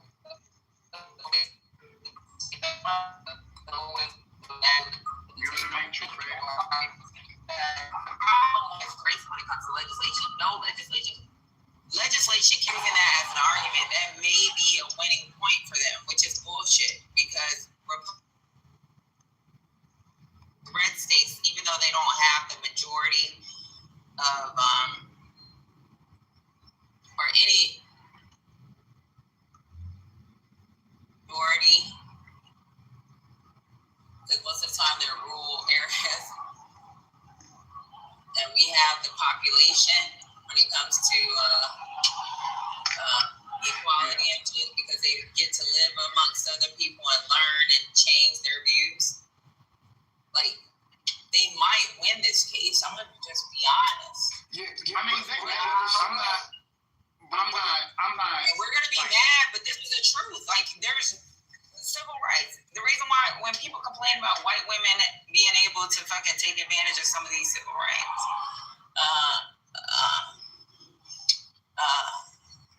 legislation is because they are a minority, and nothing can be based off of Black, white, Puerto Rican, and Asian. It just gotta be fucking, or Latino. I ain't gonna say Puerto Rican. Yeah, but it's not supposed to be based race in the first place. It's supposed to be representative, and it's not representative, and that's obvious. Like, well, the Civil Rights Act does consider, right, race-based discrimination. Yeah, that part. Yes. So, but it's still based. So the rulings have said that there has to be the argument, and you gotta read through all of the filings and different things like that. So the case that basically determined that there has to be majority minority districts is a case from the 80s, I believe, based on the Civil Rights Act. And they were saying that if there's a majority minority population, then that population deserves the right to be represented, right?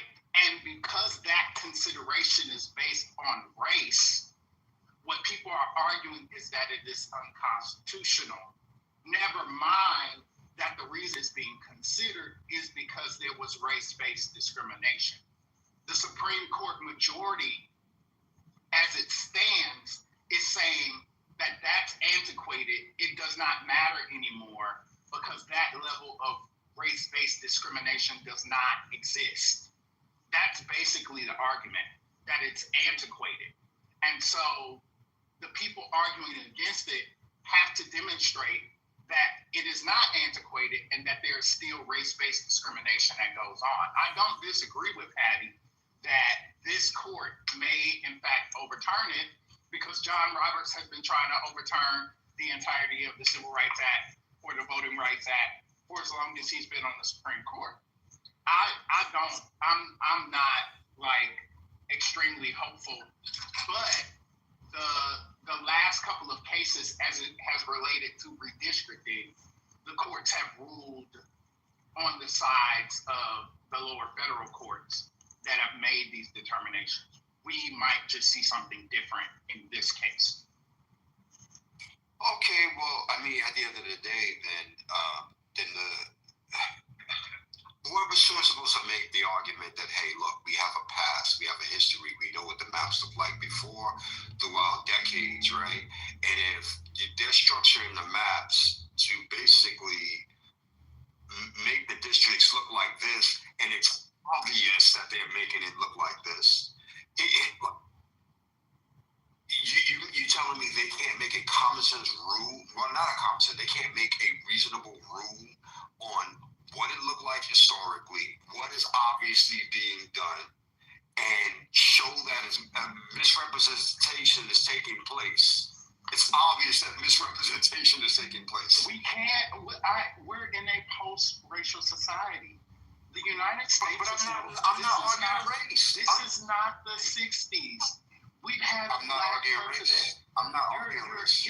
So I'm just telling you the argument that you're going to get. Right. This is what the justices are saying.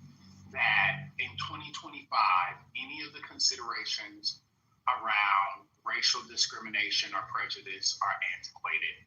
We are not that country anymore. So any of these legislative fixes or any of these considerations that might lend even towards it are unconstitutional. That's it. Again, I'm not even using the word race in my argument. If I was to make the argument, I'm making a historical map structure that should be, looked at in this case and say this is obvious, obviously being structured in a way to lose representation. It's obvious. It's not a representation for who? Representation for the districts that existed before the map was changed, and it doesn't matter who the people are in those districts. What they look like is that these particular districts obviously voted this particular way. No, right? And then they restructured it. They restructured it so that the surrounding districts I got you, take the majority. I got you. You don't have to use race. No. The problem is what you're referring to is as a result of rulings that have said these districts, because if we left it the way that it was, there would be no case against the states right now. The states were mandated to create new districts that represented its residents, that were minority majority populations. So without those rulings, they would only be gerrymandered white majority districts, Republican drawn majority districts based upon that. The lawsuits that have, the lawsuits that have come up have created the need for redrawn maps that are more representative. Okay? So without those rulings, the maps would not be representative. It went back to the status quo. The status quo would be disenfranchisement and a lack of proper representation for the populations. Except there have been court cases to come up and say that Black folk, Latino, etc. deserve representation.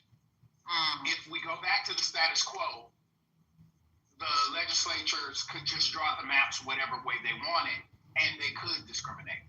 Now, I mean, the larger issue is that there have been, for instance, the Democrats introduced legislation in the House, not during this term, but in the last House to mandate nonpartisan map drawing across the country. And Republicans have increasingly shut that down over and over again. And so if we move to a system where the maps were drawn in a nonpartisan fashion or by nonpartisan committees, it might very well look a lot differently. And Republicans know what that a lot different looks like. which is why they haven't supported it. So you're making the argument that race has to play a role in the case, otherwise, the decision to draw the maps the way they want to because of how the House. Right. Under current law, if there have been discrimination, history of discrimination in particular districts, and there is and it's a Supreme Court case. It's not even the law. Yes, I know. It's a Supreme Court case that has said if there's a majority minority population, that majority minority deserves to be represented, right? And so the court might just shut down the previous ruling, which they've done 1,000 times since, they've had this six person majority. They've thrown precedents left and right out of the window, and very well say that the court in the 80s, that wasn't the Ryan Quest court.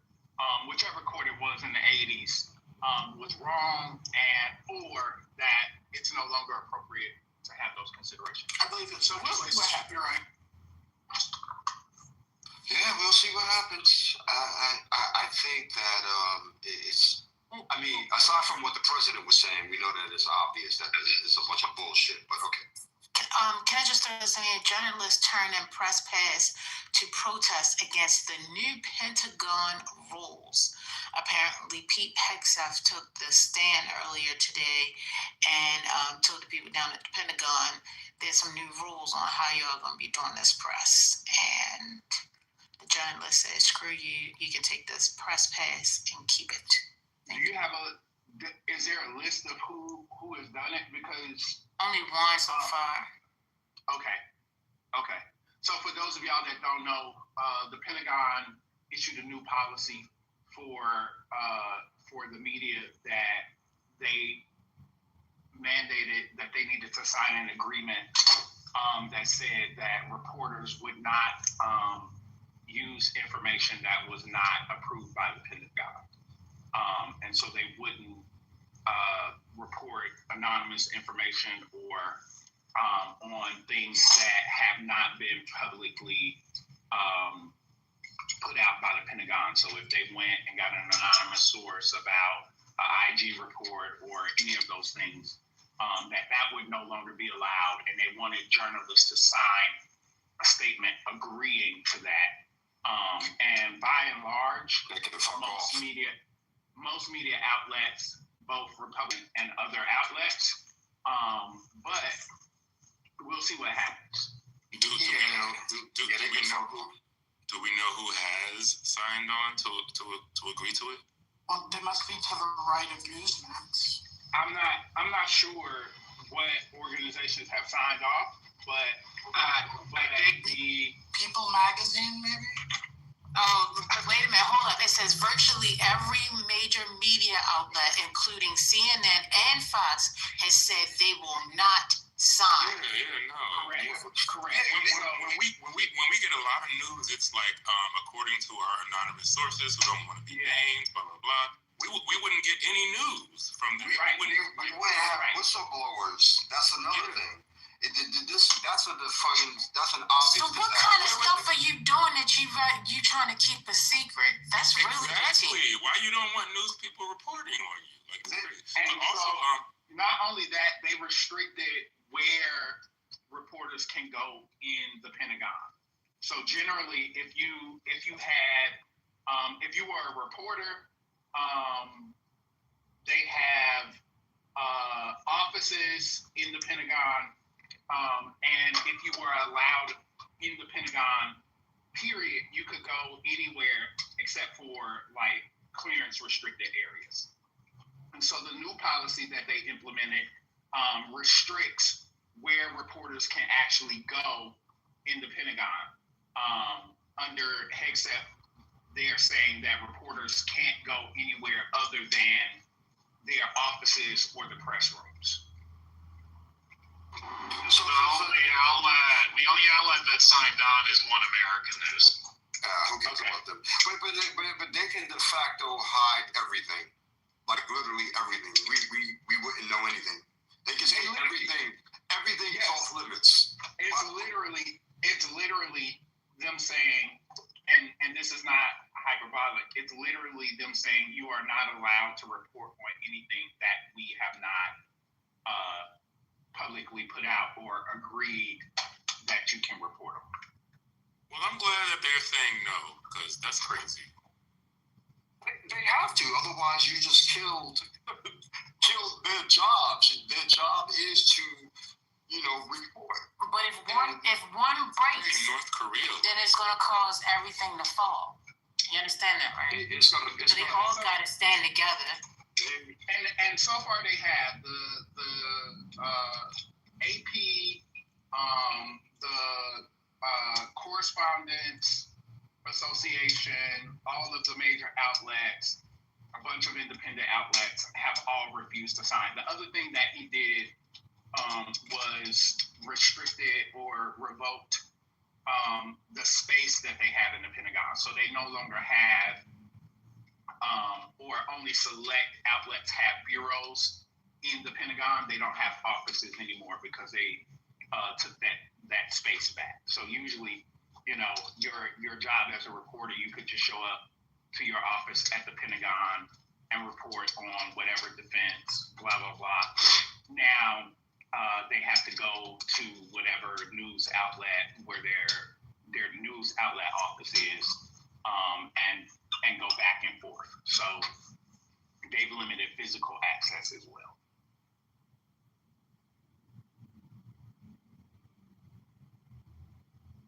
If you want to destroy America from the inside out, you would construct a scheme that would include this.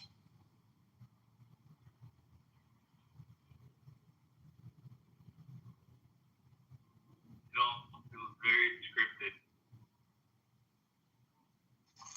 Kind of like they created a whole project with all of these, things inside of it included. It would have been called Project 2025. I don't know, Project 2021 or Project like Esther. Project 2023. It's something similar to that.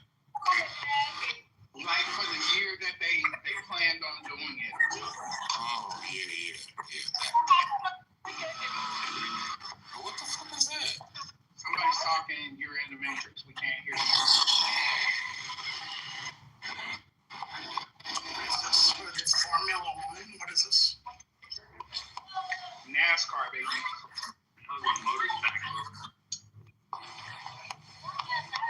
I believe it's Tony. Wait a minute now. It's Tony at the bottom. Who is this? Tony? Tony at the bottom. Cha-cha-cha. Tony, where are you recording from?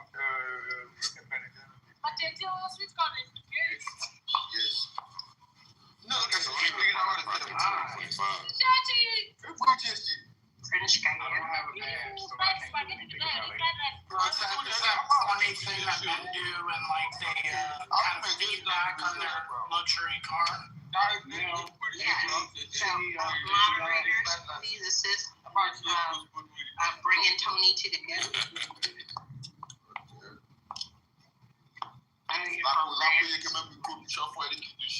You got a nice car, Tony. I just want to say, Israel has the right to defend itself, or You said what?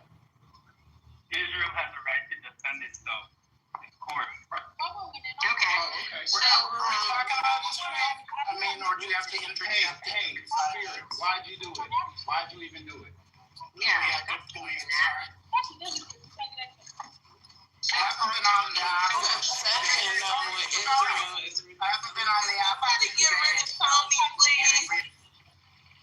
Can somebody get rid of Tony? Hello? Because we hear this CEO, Dr. AG, come on. How do you know? Michael Jackson. Not Michael Jackson. Aretha Franklin, come on. I have to say something louder than Tony. Jesus Christ.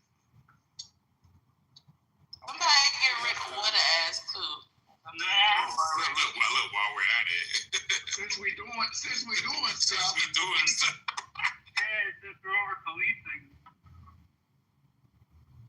Yo, I just made this blackberry simple syrup. This shit. See? Wait, what's that? Pure sugar, baby. What's that for? What do you use it for? We use it for cocktails and like if we make lemonade or something like that. Like a blackberry mojito would be quite nice.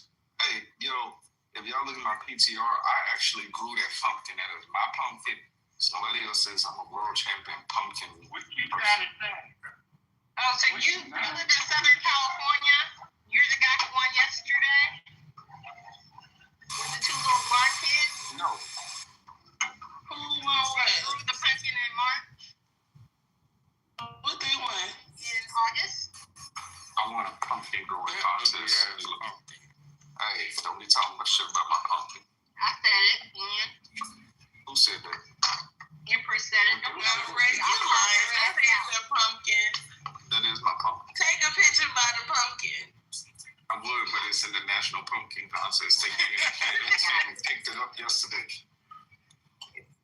Not they came and picked it up, so you can't take a picture with it no more. Why are you on here like you worse than that fucking water? You showed that picture of them yesterday, because I watched World News, and that guy, he was white, almost That's the only pumpkin you ever grew? white and Hispanic looking. He had a Now, dance see, what happened in that was park. the pumpkin patch got attacked by crows, and that was the only one that they left. You know what? That's he's worse than water with the goddamn strawberry. Mute up, Ray now. Enough is enough. Sick of Ray's that motherfucker who brings pumpkin pie to Thanksgiving. Yo, those people need to be studied. They need to You be grew this big ass pumpkin. You let somebody they come deserve and jail time for that shit. Pumpkin pie. I love pumpkin pie. It's in the National Pumpkin He is Competition.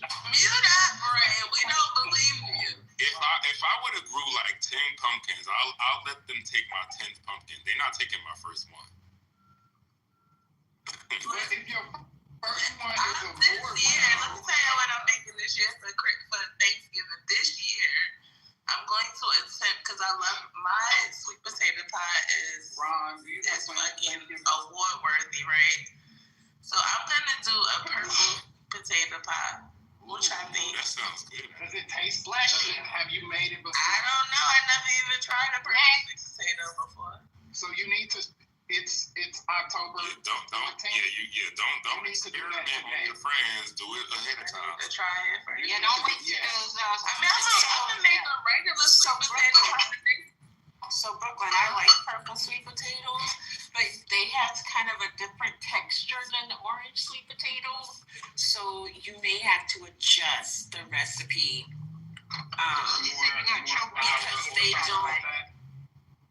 because the purple sweet potato is a little more like it's starchy and stiffer. So you may have to adjust the recipe. You got to beat the hell out of it. That's what he said. I would say maybe you might want to blend them. I say just make a bean pie. They blend well. Okay. Yeah.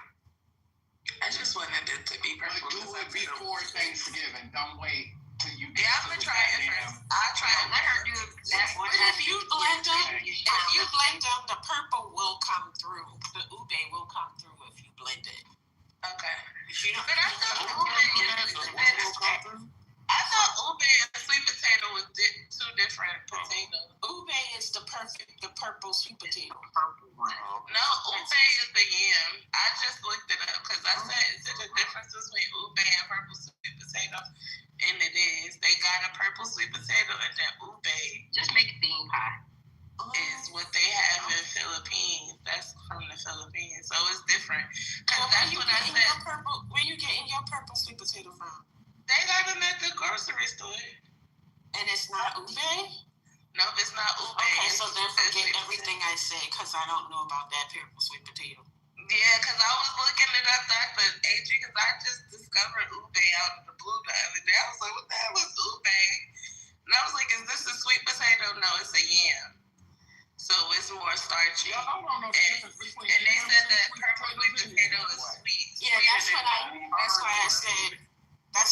said it was more starchy because I just call it the purple sweet potato, the ube. So yeah, forget what I said because I don't know about that other. Purple sweet potato is like they said the purple sweet potato came before the orange one. So that means that you gotta try all three or both of them and figure out which one best. Before Thanksgiving. Well, yeah, I want to try ube. People be making like ube cakes and shit, and ube like matcha. What's going on? I love ube. She needs to make a bee pie. Stop. How do you spell I think you said that like 5 times this year. It's spelled UBE. And what am I doing with that? It's just they do all kinds of stuff with ube. It's from the Philippines. We're gonna put it in our Dunkin' Donuts coffee.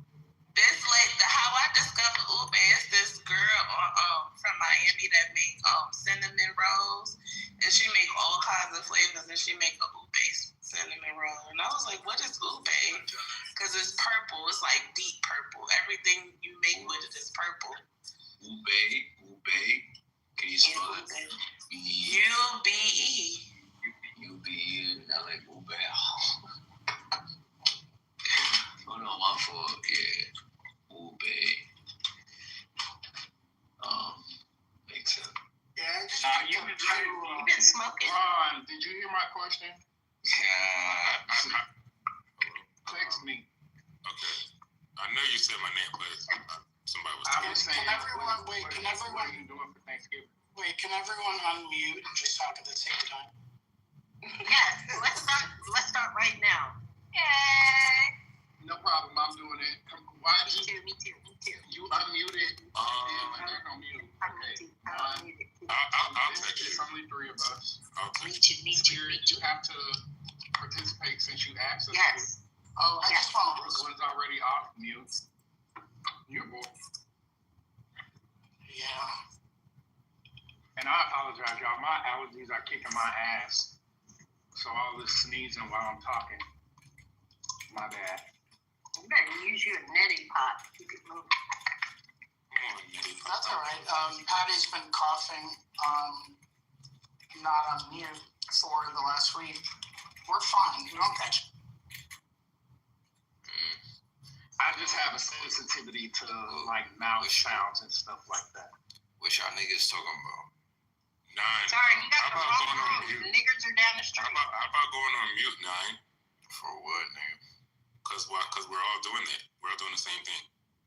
Nigga, fuck what you doing, nigga. Fuck what you talking about. We're not live. Y'all niggas think I give a fuck about this shit, nigga. Stop playing. Stop acting in this bitch, nigga. You use that word in every sentence. Hey, G, you know what to do, boo. You know what to do, Dr. Not you, baby. I raised you better than that. You know not to use that word like in every fucking I sentence. use that word, but not like he used Not it. in every sentence. Yeah. Now, use your Christ. And that's fine. I think as black people, you have the choice to use it or not use it.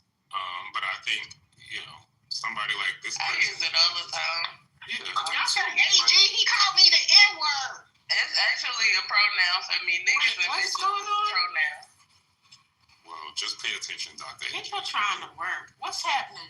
Called me out my name. He called me the N-word, Dr. H. Who did that? 9. If I say bitch, it's a word of endearment. Niggas and bitches, fuck what you talking about. That's fine. This is Whoa. Why, nigga? I'm agreeing to what she said, nigga. Everybody go on mute. This is how Alright, I'll go. I don't have the option to move you to the audience. I don't know why it's not letting me do that. Because the hand raising is off. That's why. Oh, well, let me see if I can fix that. Otherwise, you gonna slide down the razor blade into the alcohol river of the hallway. Let me see.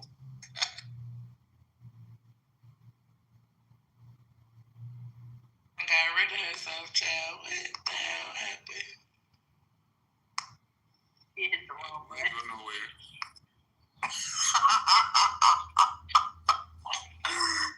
He muted up. up, so I mean, I guess that's. Hey, Malek.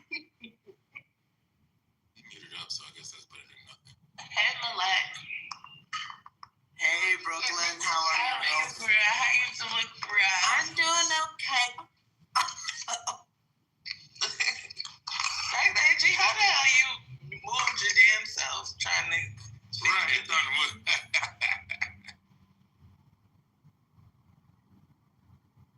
I'm sorry, the app is messing up. And I'm trying to do too many things. Let me see now if I fixed it. Yeah. Hey, Brooklyn. Y'all know Hey, everybody.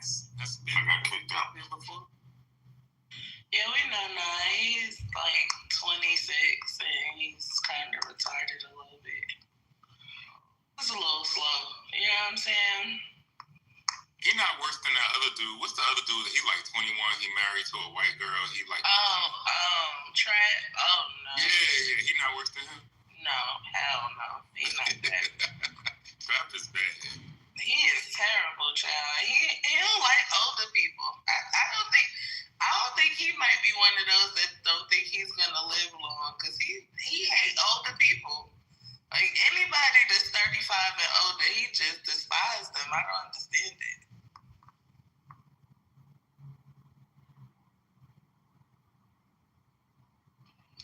CEO, what MAGA is you saving today is the question, because you love to save one of them.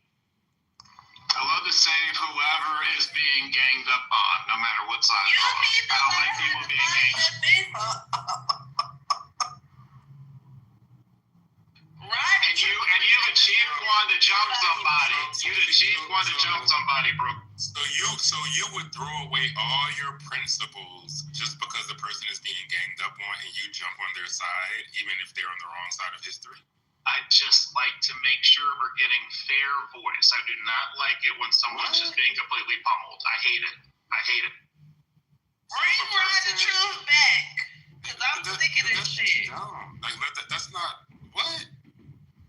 They should still be heard.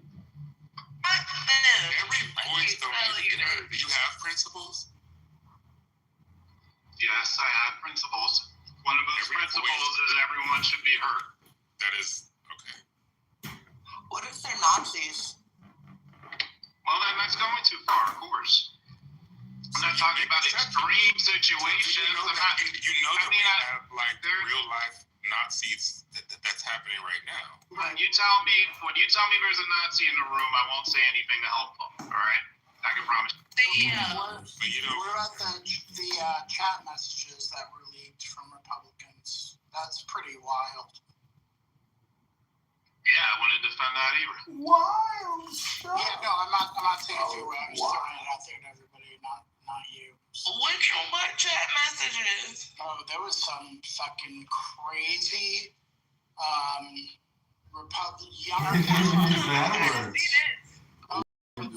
Their chat messages were leaked from, was it Signal or Telegram or something? Not Signal.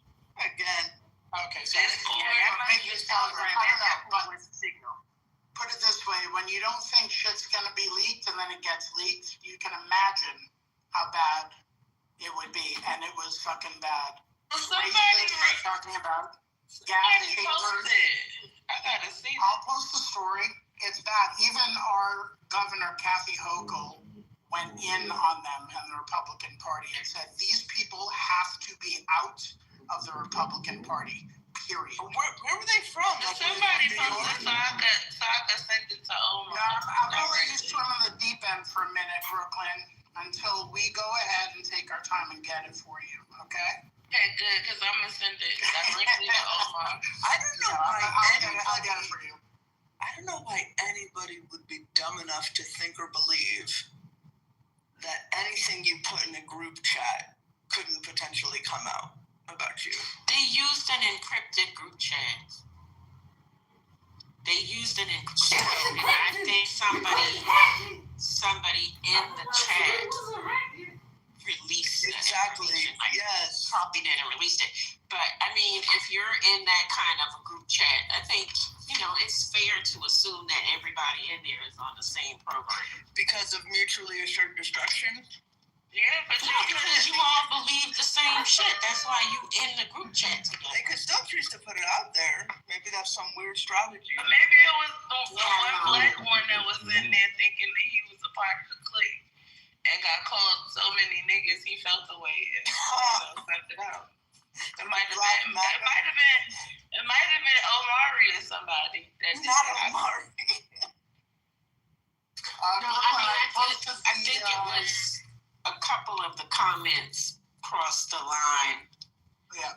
And, somebody got uncomfortable with it and the potential danger and submitted it. Yeah, I can read a couple of them if you want, but just, I'm in Signal chats, and I think, She's in Signal chat. I posted the story and so did sister in the chat, but let me just throw out a couple. Mind you, don't record me.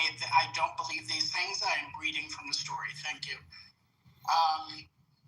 Everyone that votes no is going to the gas chamber. You're giving nationals too much credit and expecting the Jew to be honest. Great, I love Hitler. I'd go to the zoo if I wanted to watch monkey play ball.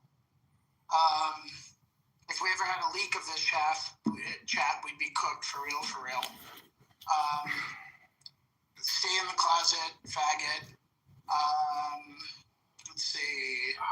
Something, it was rape. I mean, I'm reading like snippets. It was rape. These are all like in context of things, but they referred to black people as monkeys and watermelon people. They talked about them raping their enemies. They used the N-word, I think, several times. What's the N-word? Could you say it for me, Scott? Hey, bro, chill. He cannot say it. It's nice. November is the N-word. I'm ready to watch the people burn now. Again, you have to look at the context of the chat. So it's pretty bad because these are Republican Party operatives, I believe. Why they always talk about us and we ain't bothering them? Like, why is we always the subject? I had to tell Brandy yesterday that she don't think racism exists unless there's specific using the word nigger. It could be Republican versus Democrat, right versus left. They want to talk about black people. Like, what the fuck? These were messages between leaders of young Republican chapters in New York, Kansas, Arizona, Vermont. What did we do? That's the way it exists. What the? Like, it's crazy. Leave us alone. I think what platform are they using? Telegram. And there's no I guess like that's gone. There's no more. They don't monitor this kind of stuff and block people for this. They monitor Telegram and It's a monitor, it's racist. Yeah, you got to. It's encrypted. Somebody said, was it the 420 chat? Here's some of the fallout. Some people lost their jobs and had their job offers rescinded. The Kansas chapter of the Young Republicans was deactivated, and there were calls for resignations from politicians of both parties. Yeah, right. Some young children, young adults doing this mess. This is the future, and this is what they got for us. I'm looking at the other ones. This is disgusting. I mean, when you think of the whole Charlie Kirk thing, like that's emboldening a lot of people. People are gonna stop resigning and stuff like that because they asked J.D. Vance about it, and he criticized the Democratic candidate over alleged violent rhetoric as a deflection. So that's why I said throw all Gen Z in the trash. We really thought the children were the future, but I'm so tired of everyone thinks young people are going to say Not white kids. You can. Well, Whitney Houston said it, y'all. Well, she said it. She lied. Well, Whitney Houston, my hometown girlie, she lied. Hold on. What Ronnie, you can't say shit because you was lying about a strawberry. So. Didn't that Whitney song say? I never lied about the strawberry. My Right, strawberry. enough with the strawberry. What you was gonna say, Millette? That song, I believe the children are our future. Teach them well and let them lead the way. They ain't never been taught well. That's the problem. Right. No, it won't be interrupting one more time. This will be a problem. And they vote the way their parents vote. Not true. Gen Z is not voting like millennials voted. Like Gen Z is going far right, and millennials were not. They're being influenced by the podcast culture. Exactly. And then when they realized that they got the wool pulled over their eyes, since it was a cool thing to do to be a MAGA supporter, they're like, well, what the hell? We were lied to. When your uncles had told you, motherfucker, he lies. That's all he does is lie. He's been lying for 40 fucking years. And then the gender wars, like Alistair said, the manosphere and all that shit. That's why. Not too much on the Gen Z's and Alphas. Thank you. Why not so much, Mel? Because my kids are Gen Z's and Alphas. And your kids are we've heard your brilliant children. But I also heard your child tell us this about how bad her peers are. We've heard it. Yeah. I mean, everybody wasn't raised with Melly Mel as a parent, and common sense and critical thinking was motherfucking implemented in the Well, guess what, guys? We're not gonna live forever, so You know what else is weird about we it too? gotta figure shit out. It really shows how much this kind of abhorrent language has been mainstreamed. Because this was the Young Republicans. It's not like this was like a Nick Fuentes group chat or like extreme alt-right, whatever. But they've all been folded in now. Like this has gone back to being their mainstream view openly.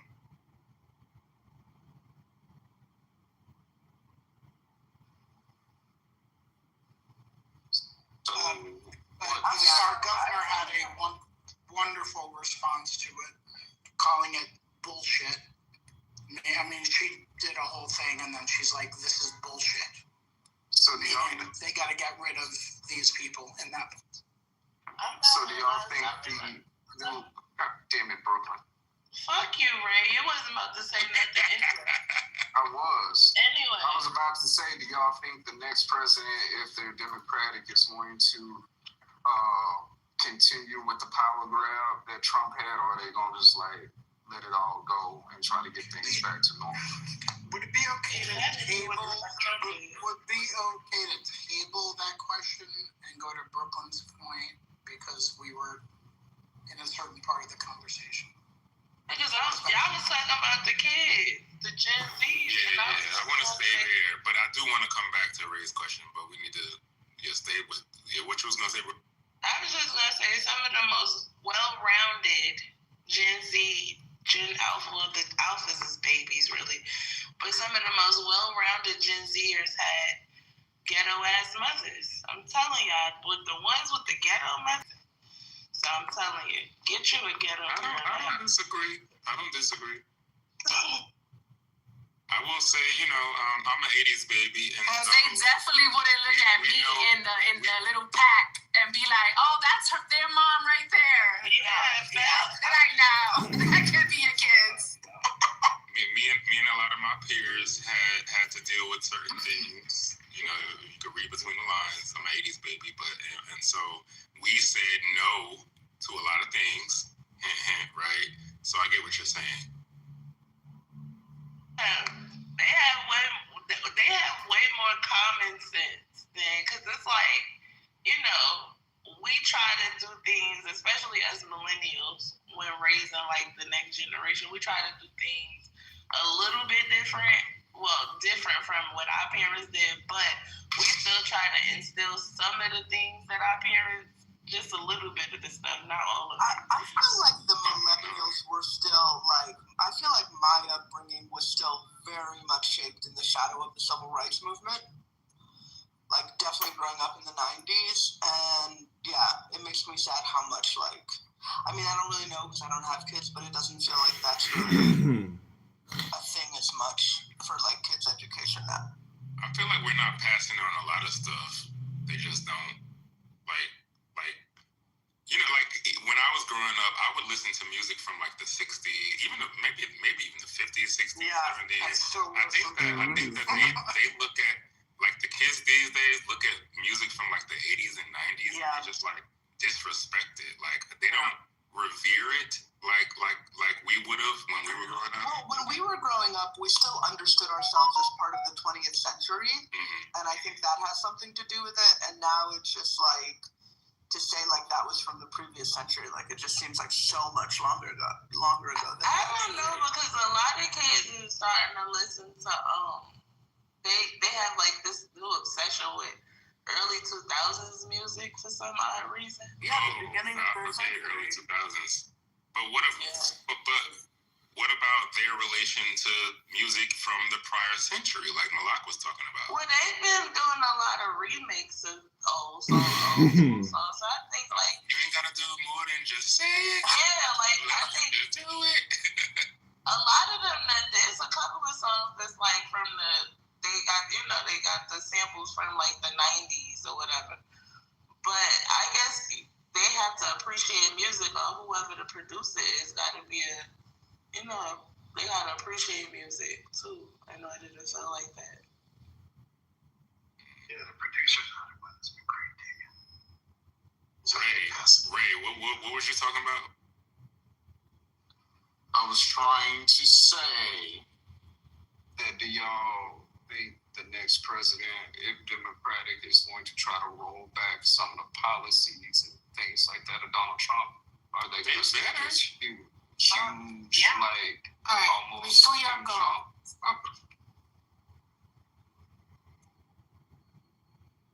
First Lady? well, I was letting him finish his sentence, but I just want to say that really quickly, average cost of new cars, I just want to know where Trent is. The average price is $50,000 for the first time ever. What? What are y'all doing? For a full-size car, the average price is going for $59,371. Full-size pickup is starting at $66,206. And for a full-size SUV, $76,413. $76,413. Where the hell is Trent? He's Uber. You don't sell cars, First Lady, remember? Is that in euros, quid, or rupees? This is US dollar. Rupees, mother. This is US dollar. Sorry, US dollar. Yeah, yes, you're gonna get a Jet2 holiday. Along with your $50,000 new car. To the poorhouse, that's where the Jet2 holiday gonna be at. The poorhouse. I'm just saying, that's the average. That's the average they're saying. That's the average. We can bring those prices down by getting on the bus. I know everybody living within their means and not trying to keep up with the Joneses. Yeah. Having the most impressive car out there. Yeah, but that's the thing. That's not even the impressive car. That's what I'm trying to tell you. They're saying the average cost of a new car. She said that's regular shit. That's that regular brand shit. First Lady, do you know, would you like a reason why that may be happening? Yeah, I'm looking at it. Go ahead. I mean, do you know a reason why that may be happening? Yeah, give it to the audience. First and foremost, our precedence and our status as a major exporter of automobiles will never be recovered by the U.S. Because I actually posted today that literally cars that cost $150,000 in options are being sold in other places for $50,000. I'll give you an example. Even something as simple as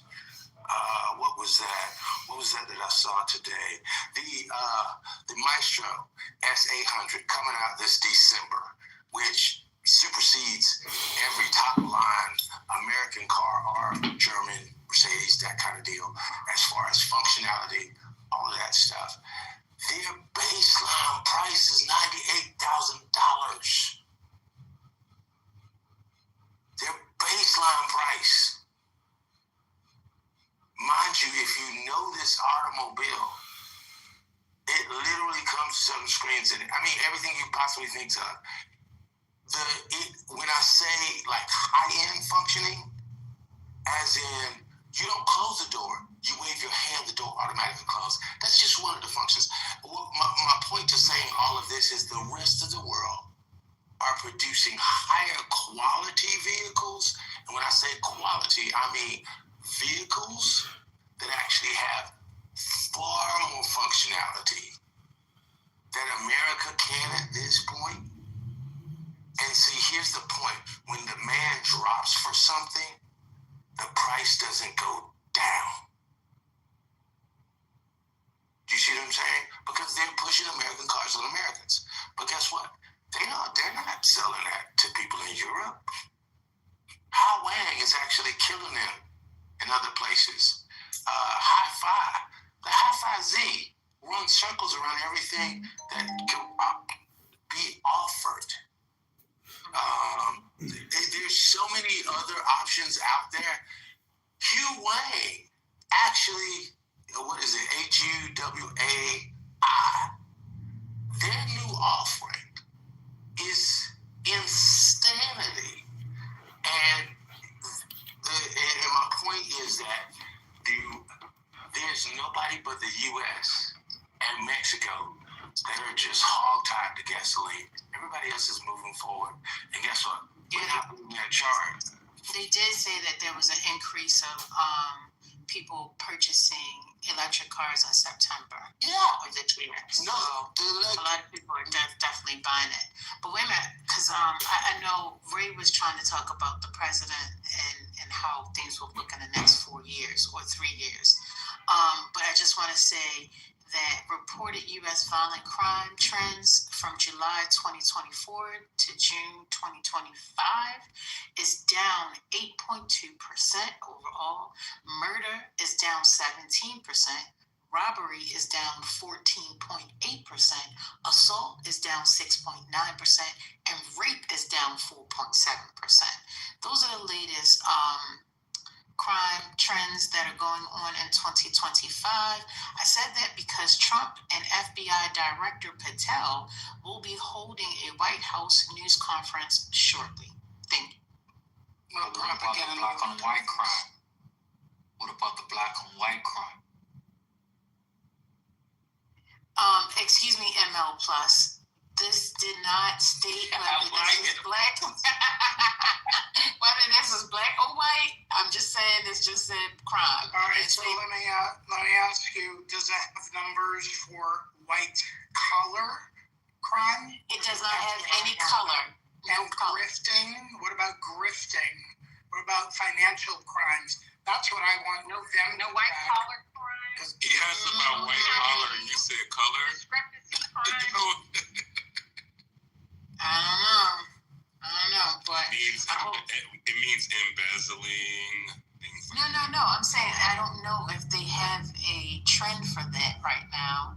I don't know, but what I do know is that I like to hear this conference. I mean, that's. First Lady, how did they get those numbers? Because didn't they fire everybody that actually at the Bureau of Labor and Statistics? Where these numbers coming from? I don't know. I thought they fired everybody. But they did it before they got fired. So here's the deal. They only need one person that's just going to pull the report. So y'all just need to stop playing. They don't need all these people to get this information together. They just need one person to go and make up the report and report it. So y'all need to stop playing. But you gotta only pull the report that they want the people to see. Because remember, that's what I'm saying. They pull they're just pulling from thin air. You ain't gotta pull it from a system. Exactly. You create it as you go. So talking about what GA just said in regards to the people getting fired. So apparently 4,000 people have already been riffed in this illegal rift that they're calling it. And a judge is supposed to hear that and possibly. Well, I think the judge has already heard it and ruled and said that it's illegal. However, the people are talking about it, and they're saying that they don't think that's going on hold because VOUT is planning on possibly firing 6,000 more. They're going to get up to 10,000 people that they plan on arresting. So that's another conversation. His name is Vote. He did correct people when they call him VOUT. He said, "My name is Vote." Like, I don't give a darn what he say his name is. He's a vouter to me. So that's the way that we villain. If you've ever seen a picture of him, you would see why he's so angry. It's that South Africanness somewhere in there, even though you don't hear it. So what else? Breaking news. The world's going to shit. So, with this Hegseth, I find it really interesting that yesterday they were saying, Pete hasn't come out, he hasn't been holding any conferences.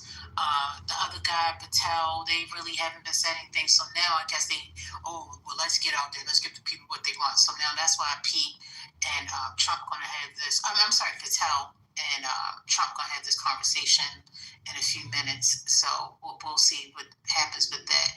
But I just find it real crazy. Hegseth then told the people, the reporters, hey, y'all not gonna be able to come in here and just report anything y'all want to report. If you haven't approved it, then you ain't supposed to report it.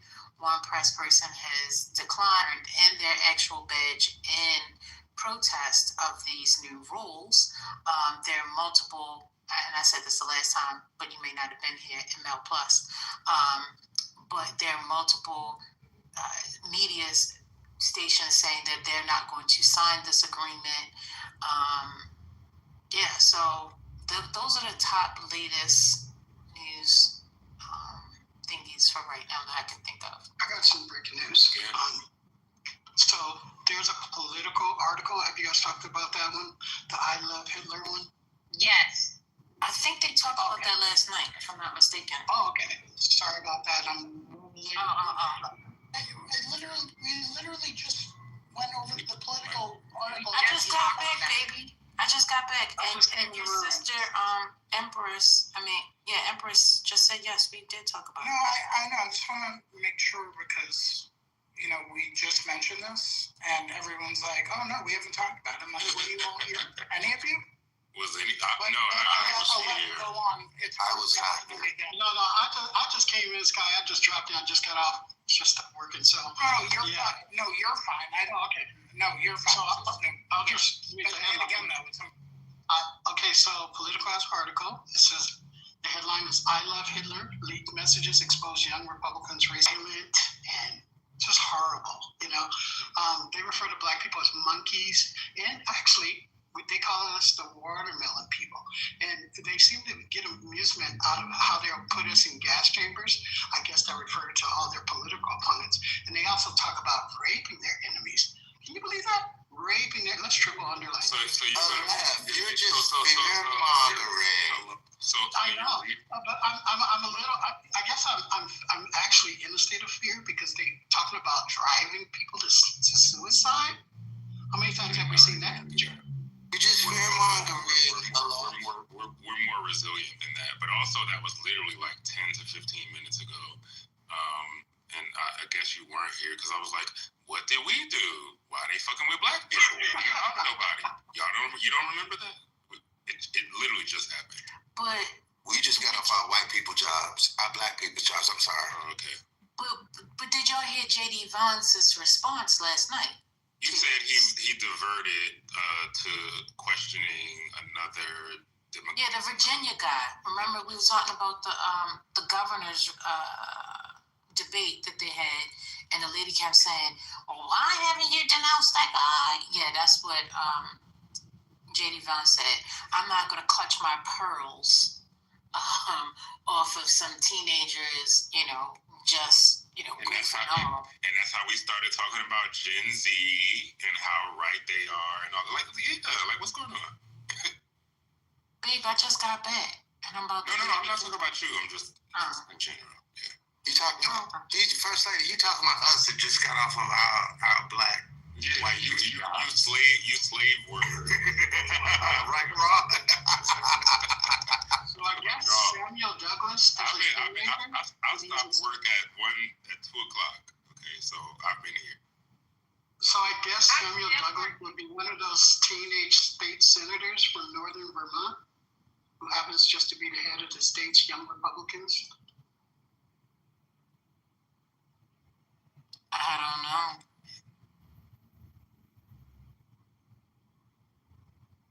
You know what, First Lady? I really, really would like the MAGA crew, the MAGA staff of Clubhouse. Y'all know what I'm talking about. In living non-color, I guess. For them to come in here to explain that. I just want to be entertained by how they're gonna say, see you guys are taking this chat, and it's a Democratic talking point, and you guys, it's fake news, and you guys are just in the sky's falling because some teenagers said some indiscriminate things online. Your kids say crazy things. Mari is the top. Let me go. Yes. Let me go. Anthony. Oh, they used the no. He said non-colored. He said non-colored. In living non-colored. I got a new one. I No. believe she's non-colored. I said it. I saw her at the American Airlines. And Charlotte. What you mean? Let me mute up. What you talking about, Willis? Let me mute up. Who you saw at North Carolina Airlines? Monica.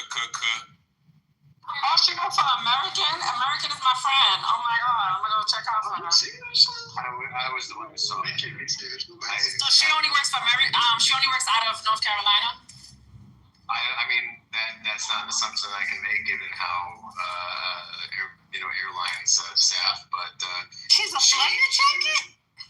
No, she was managing she takes the tickets? She was managing the Admirals Club front desk. She continues to assert that is not her there. However, it sounded like her, and her name was spelled the exact same on her name. You're the second person that's seen her at the airport. No, it is her. It's her, dog, because Michael's seen her also. She had not Goo Michael, the other one. She had some kind of MAGA thing on her. She had like another pin on her that was I can't remember exactly what it was. I gotta go back and look. But no, Dark, you're right, because one day she was talking shit. And I was like, do you speak to the people at the airport? I mean, do you talk like that at the airport? And she was like, oh, you're trying to dox me, Brooklyn. Okay, so that was the clue that I did. Oh, well, even when I said her first and last name, she said I was trying to dox her. That's the worst thing people could do is, oh, you trying to dox me? Oh, so you're confirming that this is your information. Right. Yeah, Mr. Guyana did Mr. Guyana did the same thing. Does her employer allow her to wear MAGA paraphernalia at the airport? I think it's North Carolina, though. Yo, I don't believe this. Y'all gotta consider the source. Dark has Michael was the first one to say it on the stage. Dark is the second one. You want me to show you a fucking Who's Michael? Chunky Michael with glasses. Yeah, Hey, Doc literally told me about that one time. I went to the Admirals Club. But Michael didn't want to give all the tea, so he didn't give us the airline. What's the Admiral Court? He didn't give us the airline and It's American Airlines Lounge. Yeah, the lounge. Yeah. It's American Airlines Lounge. I'm not buying it. So I did go in there looking for her, but I didn't find her.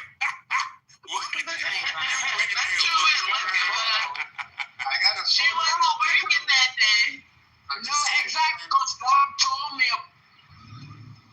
Hey, Brenda. I said, I'm landing in that airport. And he says, oh, go check, because that's where she works. But I went in, they had two Admiral stuff. I went in the both, but I didn't see any. I'm not buying it. Let me change my layover. What you guys doing? We were talking about this. Let me change my layover. Change your layover and go check it out. Change my layover. Do they carry their last names on their uniform or their first name? No, just the first name. It's your first name. Oh, okay. You know, I made a whole room about it because honestly, like I walked in and I was like, wait, white spelled like Monica, racist. I think it was a thin blue line. Oh my God. Like that. And I was like, oh my God. And I went and she checked me in and I sat down. I had a mask on. Nobody knows. And so I sat down and made a room on Clubhouse and I was like hyperventilating. I didn't even know what was happening. And like, there were a few people, a few friends on this is a couple years ago, I think. And I was like, guys, I think I just fucking found Monica. Goddamn. And they were talking me through it. They're like, you gotta get a picture or video or something like that. Yep. I went and I did. So you actually found her then? Oh. If I go in there and she's working, I'm going on chat. Y'all have to stop with that. Wait, what does Chatter have to do with it? Can you give me context? They want to go on video on Chatter.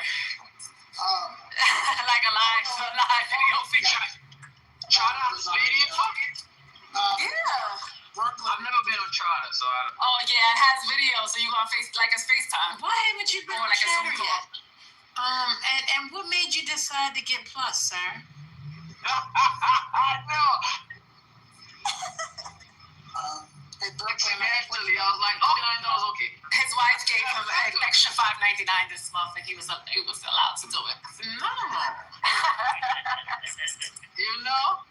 He got mobility in his allowance. Well, wait a minute. Do you have the 7-day trial? Did you cancel it already, or are you keeping it?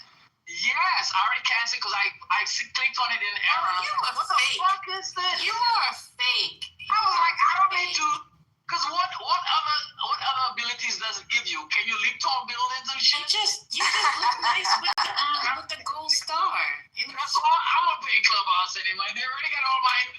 They already got money set in my. They owe us money, right? The silliest shit thing about can you leap tall buildings? You funny. You can see everybody's pictures. Like, you like to look at people's pictures. I canceled mine, so I paid for it for like 2 months. I was like, that right. Had you not been so lazy, you could have got in at the $4.99 price. Oh, look at you! So you got a fake Plus then? No, I got the original Plus, sir. I got the original. You, sir. You got the late person Plus. Okay? I'm a late comer. Yes, you are a late comer.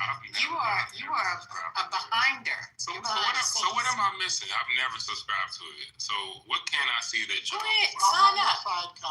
What can y'all do that I can't? 7-day trial. Big dude. Sign up for a 7-day trial. You can see for You can Be nosy like I do. You can control your profile. So if you're in a recorded room, you can delete that bitch from your profile.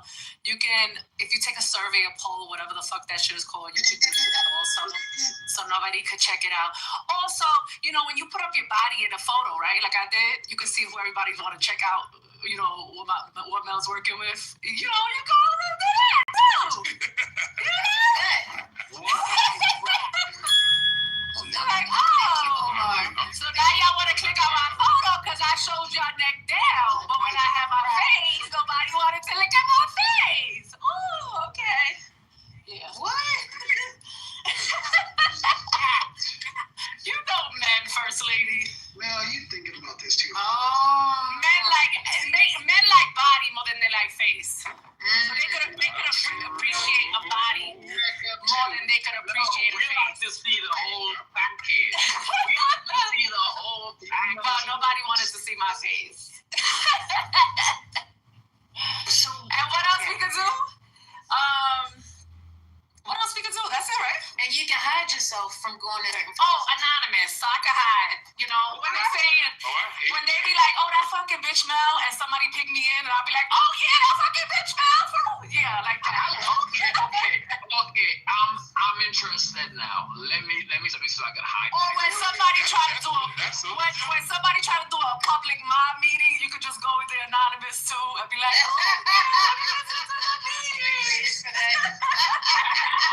None of that sold me.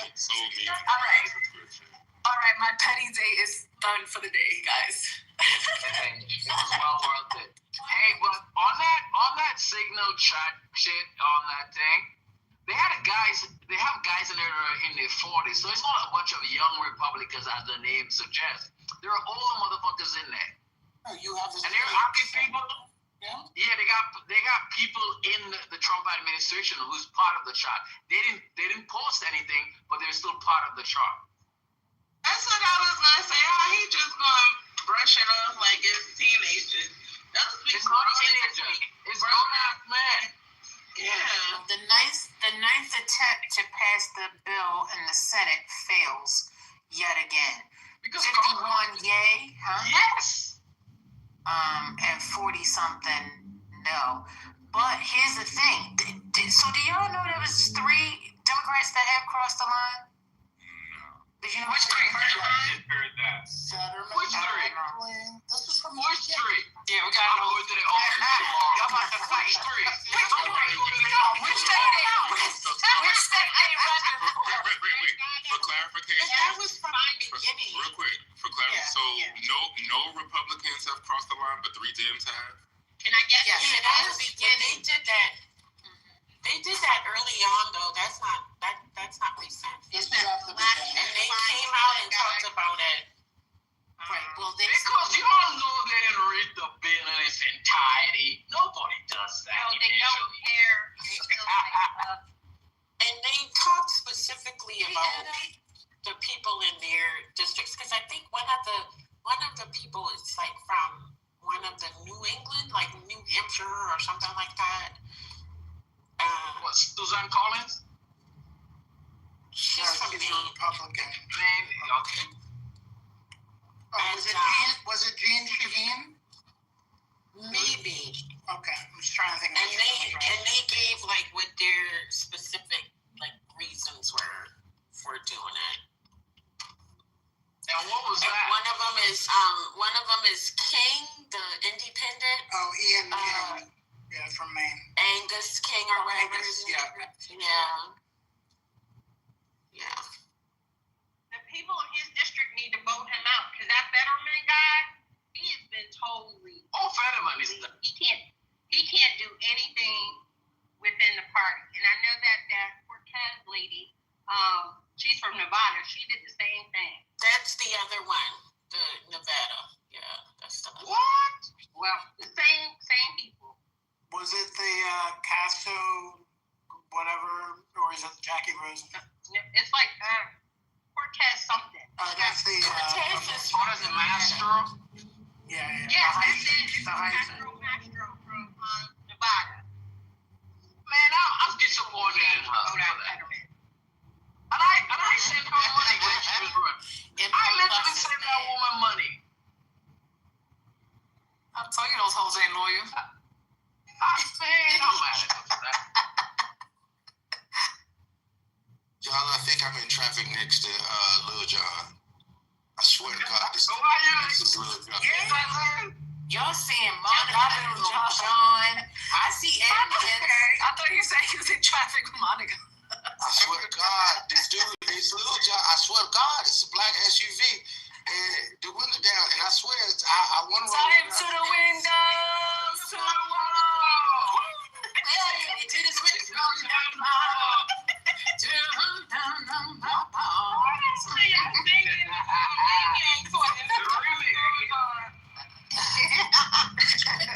Record the Shutdown America, CNN tonight at 9 p.m. Tune in. You will have a wonderful Bernie, and along with AOC, they are going to talk about the government shutdown. So we'll see how that goes tonight. And if we have to learn that line. Yeah, that has I gotta go. I'll be back in a She always trying to leave. I do. I got another meeting. Okay. But yeah, they get ready to come and if they've been saying it for an hour now, it's gonna be coming soon. So it should be probably. I'm assuming they probably gonna get started around like 4:00 if they don't wait it this long.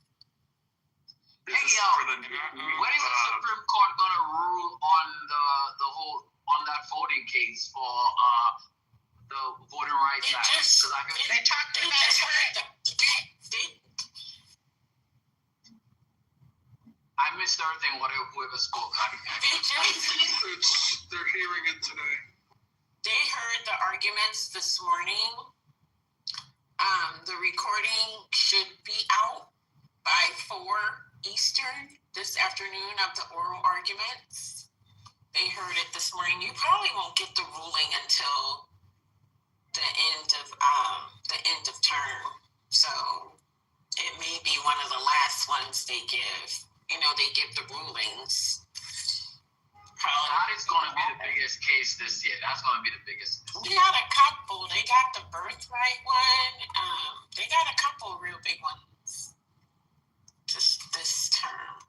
When do y'all think the government's going to actually open back up? Because Mike Johnson already said he don't believe that they need to negotiate shit. Man, they got 2 more weeks. There's another war for Trump to stop that is starting between Pakistan and the Taliban. They are currently fighting right now. That was a fake war. Wait, doesn't Taliban? I thought he stopped that war already.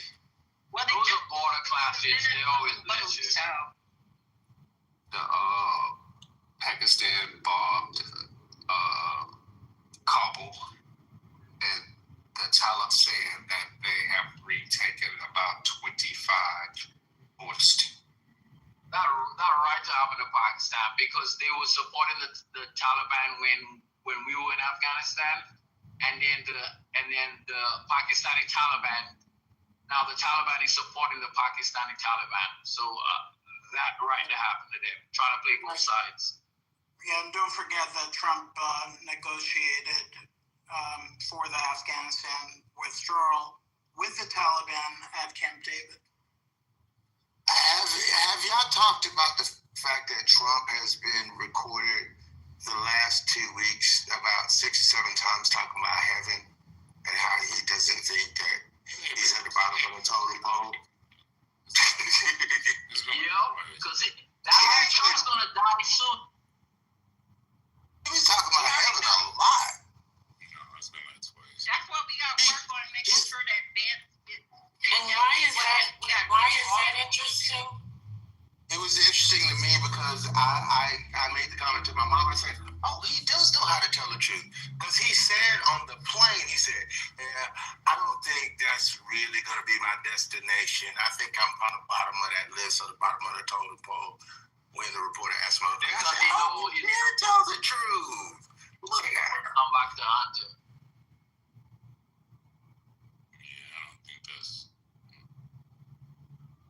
It was entertainment, that's all. It's those South Park episodes are finally good. So you guys, one thing I'm really concerned about Trump because he's about to expire.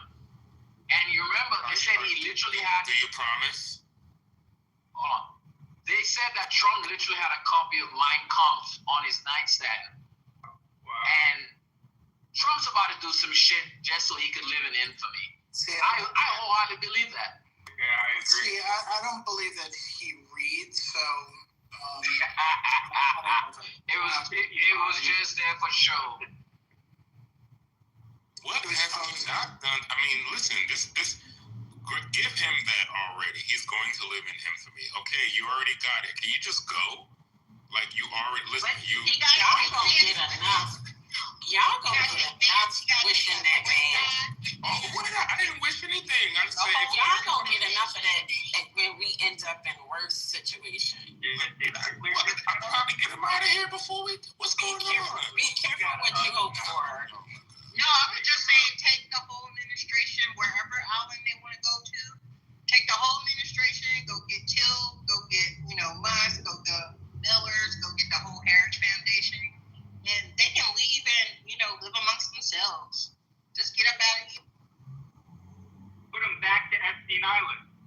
Put them off. Oh or Greenland, which No, Epstein Island.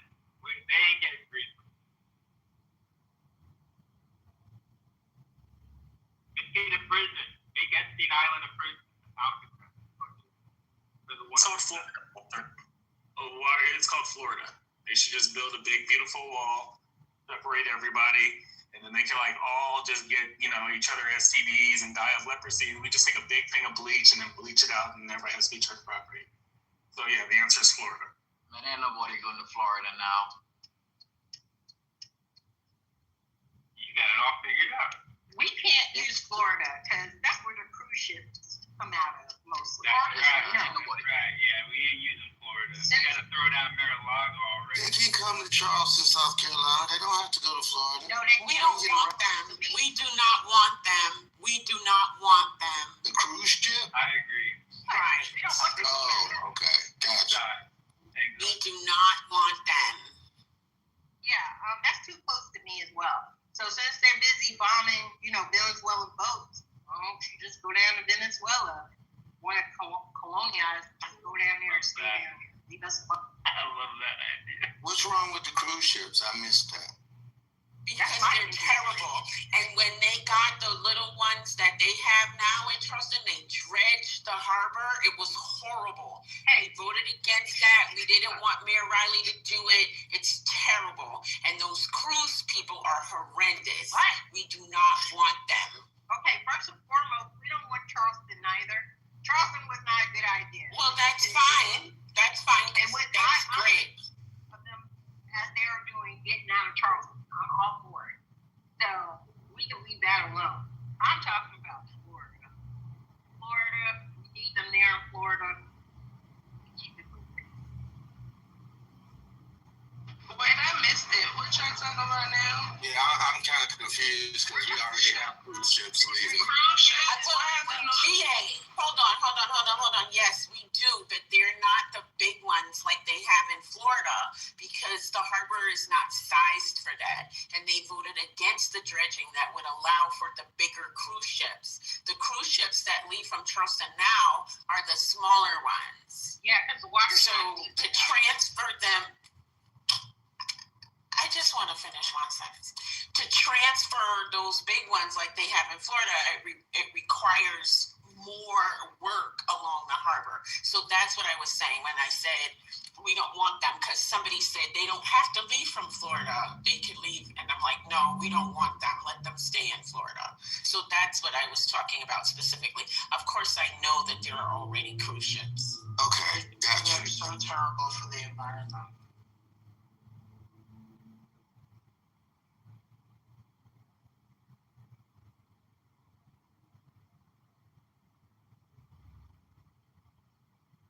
I don't know. I got stuck in cruise ships, so I want them to keep running, so I can keep making them.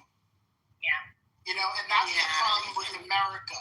If people put their own selfish financial interest first over community and the planet. Go off, Scotty. Go off, Scotty. We need to land all these planes and stop eating beef. And don't use AI. But once again, that AI is horrible. But by all means, let's just make more money, Well, that will damn water. Who needs water? Let's just fuck up the water. AI, way to go. Yeah. I still don't buy it. Bullshit. It's so weird. Wait a minute, what did you say? Meanwhile, Donald Trump is talking about California don't be using their water reserves. While California probably used the most AI in the whole country. They ain't got no reserves out this bitch. They need to not use AI in California at all. Water, were you saying something? No, he wasn't. No, yeah, we moved on. That don't make no sense. Yeah, it don't make no sense. That's what he said, and then we moved on. The only reason why you don't have water is because of AI. That makes no sense. Shut up, because you don't even understand what you're talking about. This is ridiculous.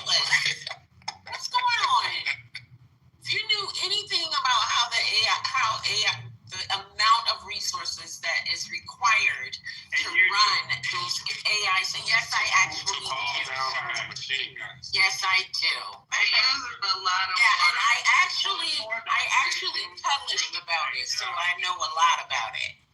Yes, Dr. AG, you're the one that taught me about the fact that it uses a lot of water to run AI. No, shut up, water. I'm gonna show you what the white man told me to say. Don't play with me. Do not play with me. Why you play so much? The white man, look at Wallace. I don't know what is wrong with him. He has stepped outside of his mind only because I took his ass off block, but he about to spin forever. Don't play with me.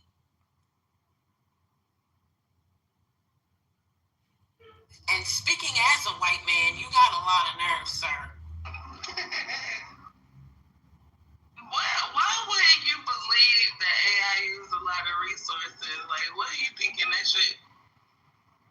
What is he thinking? That should, matter of fact, and it's not just water, it's also the amount of electricity, too, that it takes to run those systems. And it's where they're placing these plants in communities that they don't care. Yeah, because I think the people in that community in Memphis, I think they're going to lose. I think they're going to lose their case. What kind of case they have? To prevent that process. If you fucking hit me, we going to fight. We going to really fight. Yeah, to the AI process, I forget the exact name of it.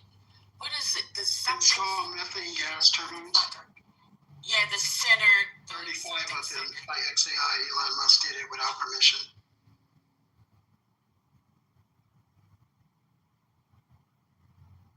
Right, and the community, the local legislators didn't get a chance to vote on it.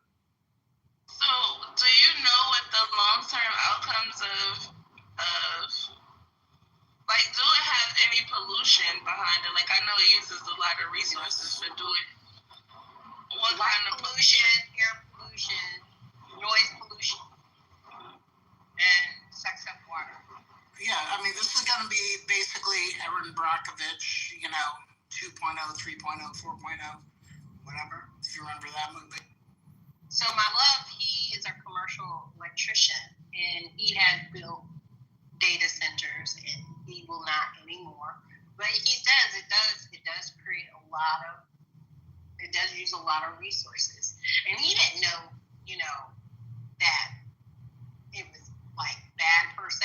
He just knew like what goes into it. But after it was pointed out, it was like, I'm not going to take any more contracts for data centers. Are they looking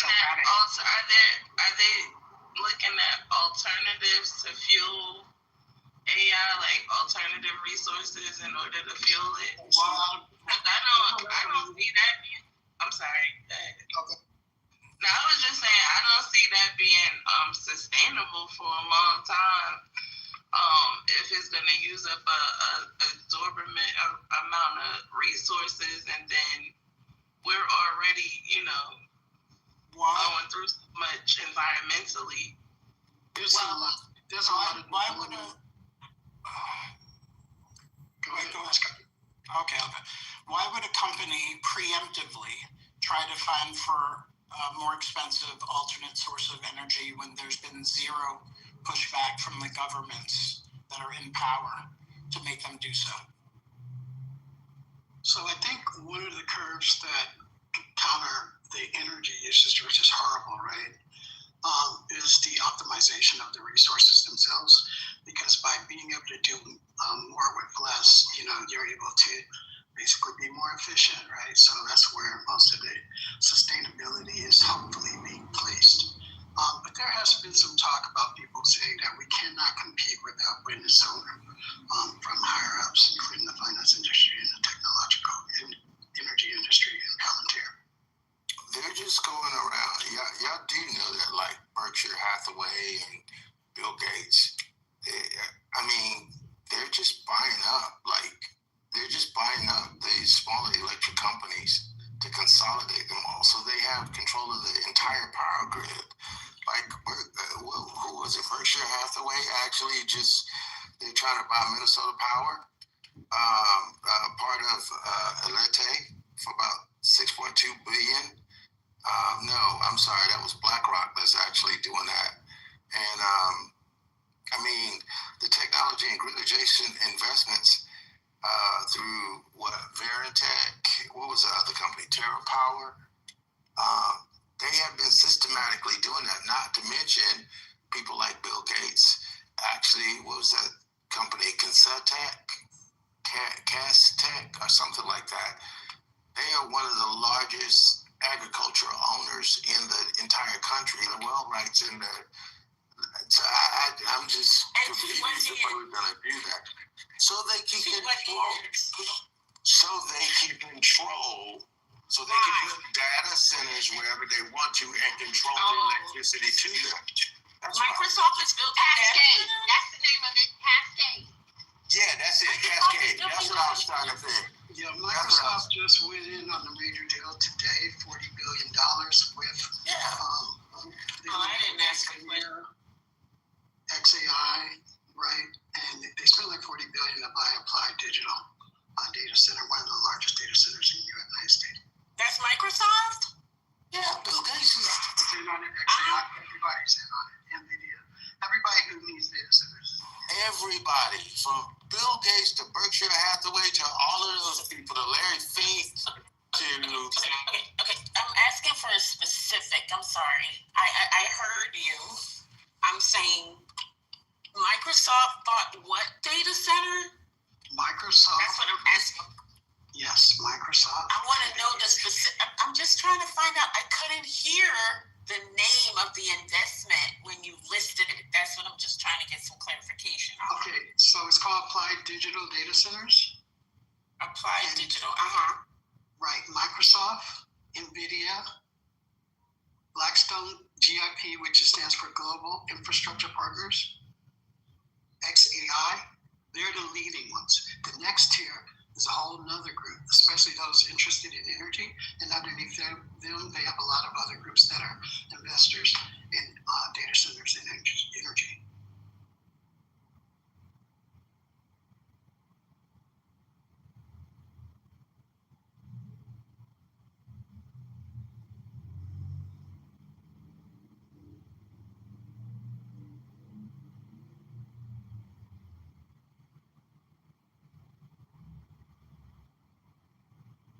Yeah, that's the point. They're not competing. They're consolidating. They're bringing in resources together.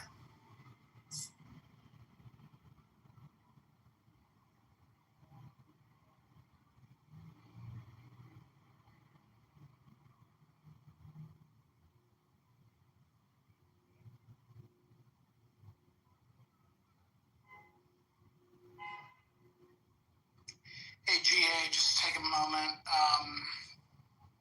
and recognize your PTR, recognizing PTR over here.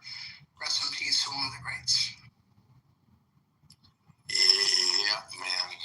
It's super not cool, man. But, I mean... And I don't know if you're Gen X like me, but he's basically one of the essential people contributing to the soundtrack of our generation, essentially. Which one? Prince or D'Angelo? I was about to say. That's what I said. Which one? Because that's a nice picture, GA. Prince and D'Angelo, that's a really nice picture. That's actually not Prince. That's not? No. That's Sawyer that played lead guitar for him. Oh, okay. Yeah, that news really hurt. It was a shocker for real, especially with Angie just dying in March or April, whatever that was. Elon is moving back into San Francisco with Neuralink. That man don't quit. I'm so sick of him. He don't pay his electric bills. He don't pay any bills. He just lies. He just steals. He just adds on more generator his allowable amount is given, and he just polluting all of Tennessee and all these little blinky dinky little towns. It's ridiculous, and nobody's going to do anything because we're in a capitalist society ran by capitalist a-holes. I just want to say that I feel bad for parents with preteen children because this K-pop Demon Slayer shit is just out of control. I can't take it no more. K-pop Demon Slayer? What's that? Yeah. I can't take it. It's like a trend. It's a trend. I cannot. It's like these motherfuckers want everywhere I go. I hear this song. I've been on the song all day. Don't introduce me to it, please. It was good. It was so crazy when it first came up. Even got the concert with the bouncing dot.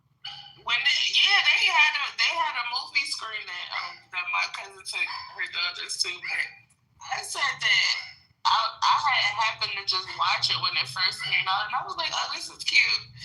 The kids is gonna love this, and it took all of like 2 days, and they were addicted to it. I don't even understand how someone can listen to one song or one movie, watch one movie 25 times a day. I don't understand that shit.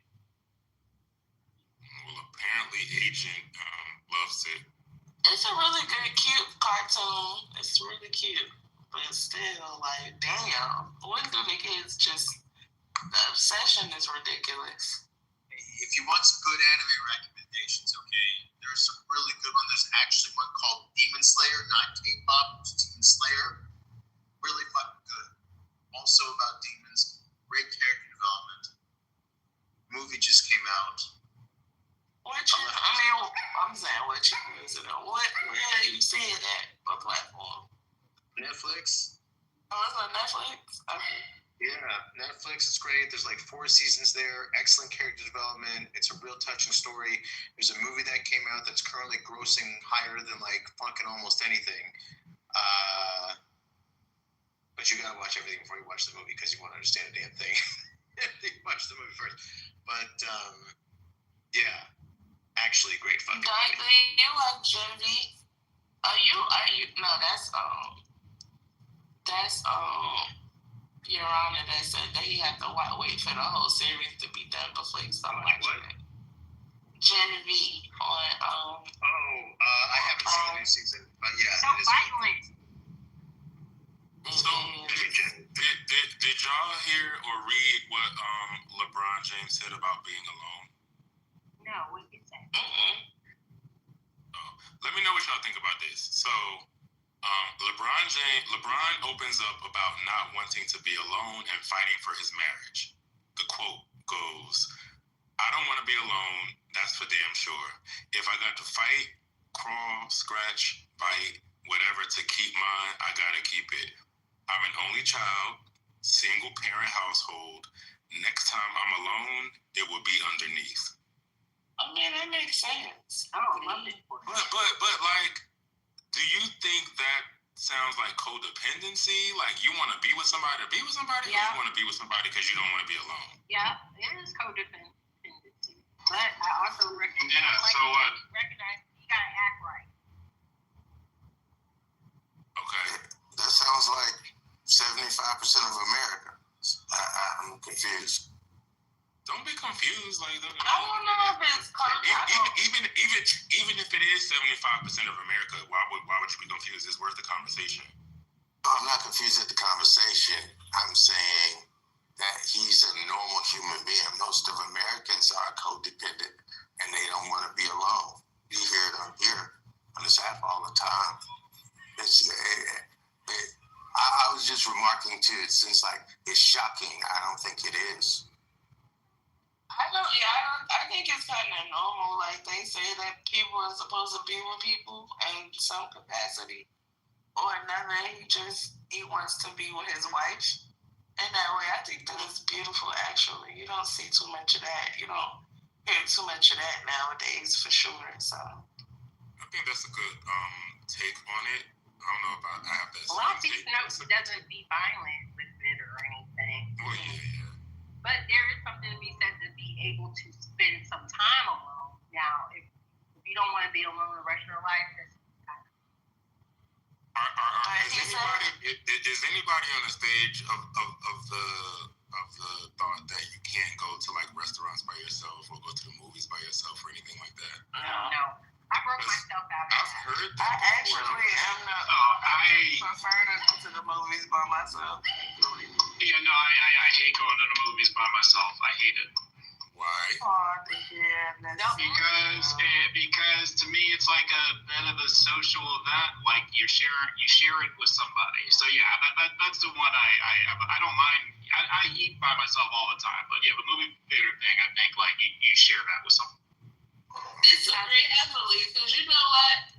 The worst thing is like everybody else that I go to the movies with, they always want to say something during the movie, and that shit pisses me off. I literally walked away from the person that I was at the movies with and said someone else because they talk too damn much. So I would probably rather go to the movie. I'd rather go to the movie by myself. It should be shared with someone. I think it could be. I think it's nice too, but I don't think it's mandatory. I'm going to the movie because I want to see the movie. Like, it really has nothing to do with somebody else's company or anything like that. I think the only thing I have broken myself out of is international travel alone. Because I travel a lot. Usually I have a group or I have like one other person. I've traveled alone before and I don't know. I still prevent myself from going on trips because I'm not going with someone. And so you prefer to travel with people if you're going internationally? Yes. Oh, and I love traveling by myself. Real quick. Yeah, I love traveling by myself. I feel like you've been a couple places maybe. You don't think that like solo travel helps you like kind of like find yourself more? Yes. Yeah. You have so much time to think, you know what I'm saying, and reflect. Yes. But you're also more flexible, right? You can go different places without having to struggle with. And then like, correct. Like now we have to worry about, well, you want to do this one thing, I want to do another thing. You want to eat this place, I want to eat a place, and I want to do what I want to do. You know, like now we got to compromise and this and that. You know, so I don't know. I agree. Each time I've gone international trips by myself, I don't know. I started thinking after the first few days, I started thinking about, oh gosh, I wish XYZ was here with me. You know, like to see this. I don't know. It's not the time to be traveling by yourself. It depends on the location. The location. I said I'm taking your ass, and now nobody knows you're gone because you wanted to go.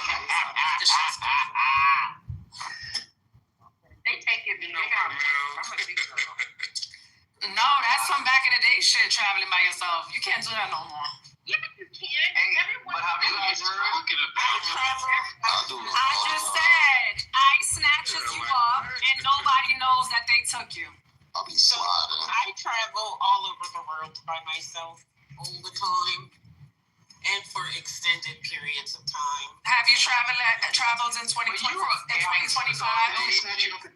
when we had Trump as president? Yeah, I went right to Virginia, slid right up there, and then Yes, I went to and I went to New York.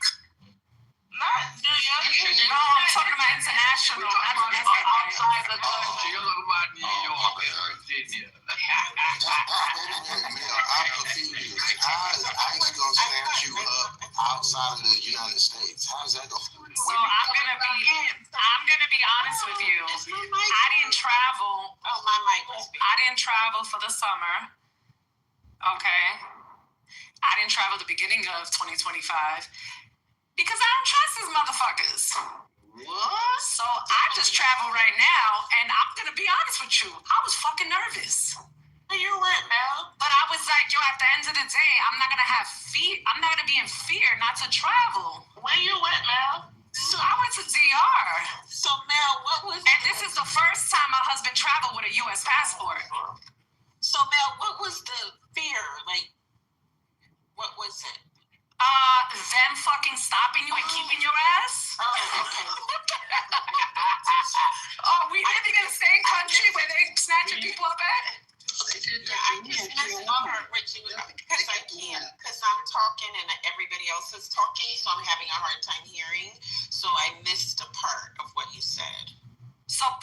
2025, every time we traveled, customs will always take my husband. This was prior to 2025, right? So that's why I didn't want to travel, because I was like, oh, but now he's a U.S. citizen, so customs didn't stop him this time. But every time, since he arrived here in '89, customs has stopped him. Not leaving, they let you leave. Leaving is fine, bye. When you coming back in is when they stop you. I flew back a couple of weeks ago, and there's an Indian family that came back, and they had overstayed in India. They send them motherfuckers back. They're like, no, you spent a year. You only spend 6 months out of the country. You gotta go back to India. They send them back. Damn. 2 older people. Women, they were U.S. citizens? No, they were green card holders. They actually arrived with me on the Qatari flight, and they apparently are well-off people because they were in business class too, and they got sent back. So my mom went to Dubai. I think I posted it in the room one day. She won't go to the Philippines, right? She went to Dubai. And she went to Dubai this year? Yeah, it was a couple weeks ago. She just came back. And when she came to Dubai, she said, like, I'm not going to the Philippines. I don't trust that shit. You know, the U.S., they love these damn rich-ass freaking Middle Easterns. So she went to Dubai, and when she came back, they gave her a hard time, too. She was like, yeah, I'm not leaving the country no more. And that's as a green card holder, so, like... Yeah, you gotta get that you gotta get that passport. Yeah. My wife. Now, because when people talk about Trump's going after illegals and what, no, they're literally going after green card holders. You know how many green card holders that overstayed and they decide, or green card holders that had a minor criminal infraction and they said, no. They're actually reviewing green card holders in the middle of the road. Are you talking about there? Those guys in the middle of the road, and I'm like, no, I gotta tell you, there are 2 lanes there. I get the travel alone thing for people who have status concerns and stuff, but for people who don't have those concerns, what's the issue? I just don't trust them. That's it. Citizen or not, I don't trust it. You know, so Dr. AG, they are having these issues. So I even had a soldier that had an issue, and he's working out of FEMA. So he's in a position that he was nominated to work in that position. He went to Colombia with 2 of his other he's from Colombia originally, but 2 of his American friends, and they harassed the shit out of him. And if it wasn't for his other 2 friends, they wouldn't have made it as easy. And they're military, and he carries a military ID.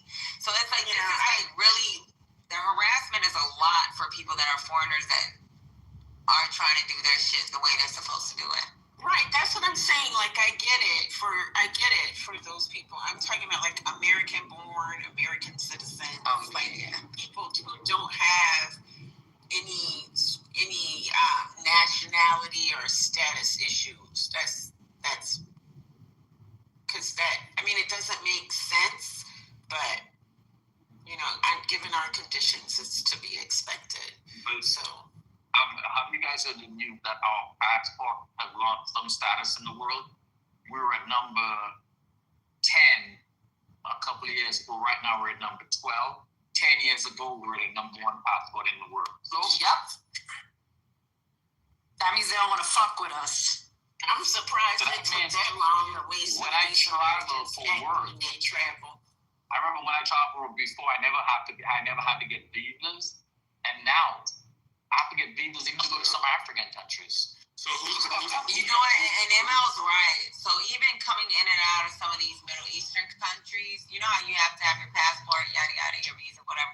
So like for going from Kuwait to Qatar, even though you have a military ID, a lot of times like they tell you make sure you have your visa on you. Let me tell you something. They don't be checking us when we're military. They pretty much take that military ID. Am I right, ML? The SOFA agreement allows them. They allow us in and out these fucking countries. It's not working like that right now. So even with our military, they have to go get a brown passport because there have been incidents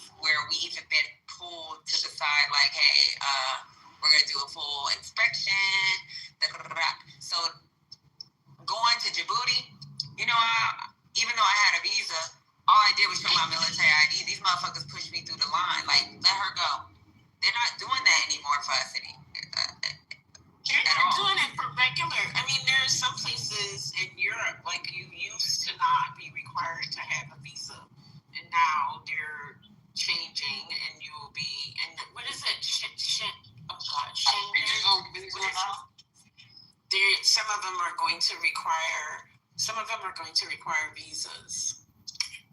Yeah, the Schengen passport zone in the EU. It's Schengen. You're right. But Dr. AJ for Europe, I thought we just had to get digital visas. You go online, you put in your information, and boom. Right, but you never used to. You just go. And even in Europe, like when I was there, just to travel like between countries, but they're making it really difficult now for Americans.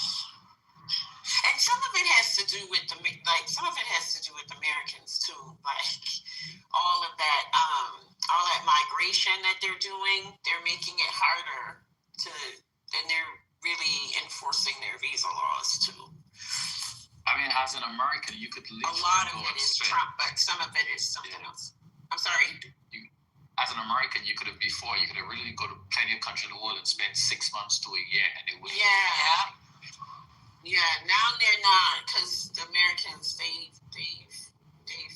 fucking it up. And you know what? Even with us, our HR, y'all call it HR, but our G1 has to completely vet every person that's going forward into countries before, like, so we do these during exercises where we may not have SOFA agreements, but we still do exercise with them when they give us a window of time to, like, we can go in and out the country. Now our G1 has to completely vet every person that goes through, make sure that you have your visa locked in. Before we'd have to have the visas locked in, but they'll send you forward because they know that they'll let us pass with a freaking military ID until that visa gets approved. There was no issue with going in and out these countries. It's an issue now for us.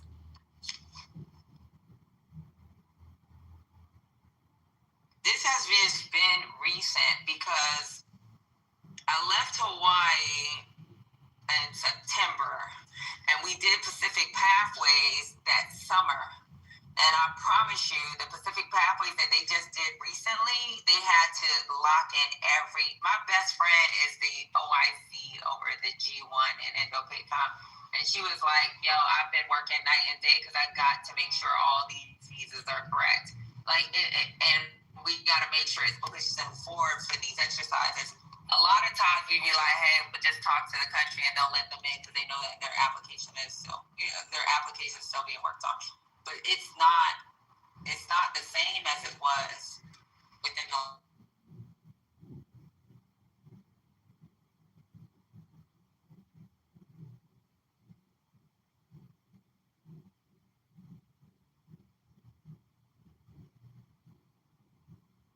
The moral of the story is, if you're not afraid to travel by yourself, then travel by yourself. And have a good old time.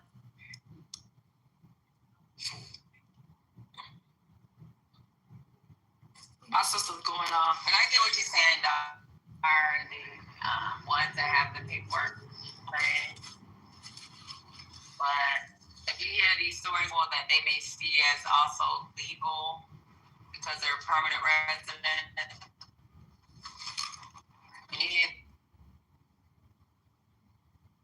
Well, Marco Rubio has helped expedite 6 citizens out of the United States. That came out, I believe, yesterday.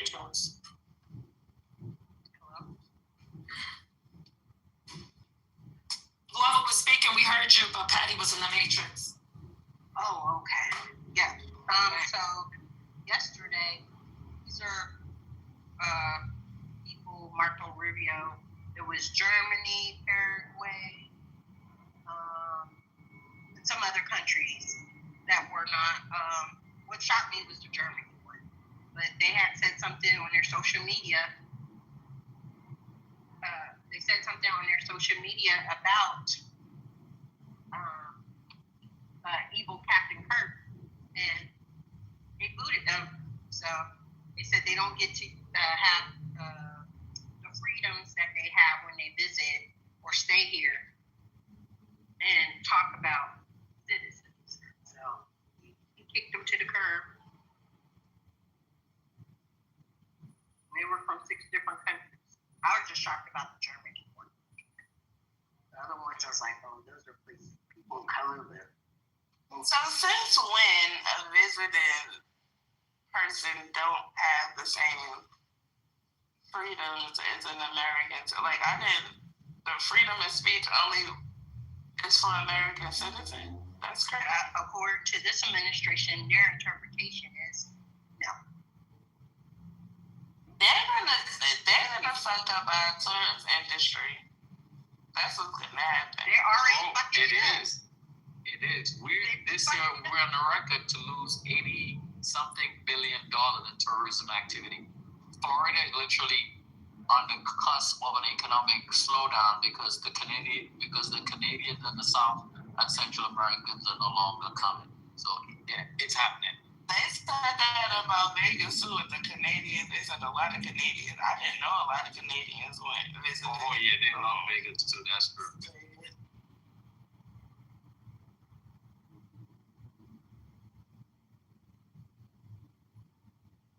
Floridians voted for this, so they can't complain.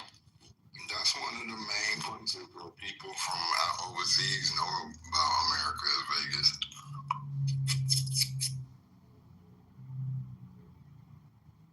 So they do go suck. They know New York City too, but they gonna fuck it up in Vegas. Yeah, New York, LA, Vegas. Chicago, maybe.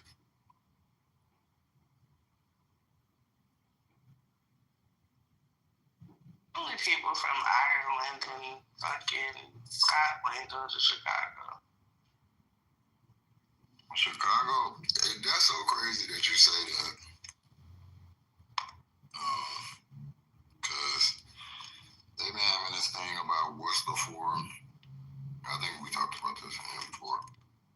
But what's the forum, like, major U.S. cities? And people really been trying Chicago. Oh, yeah, I remember that conversation.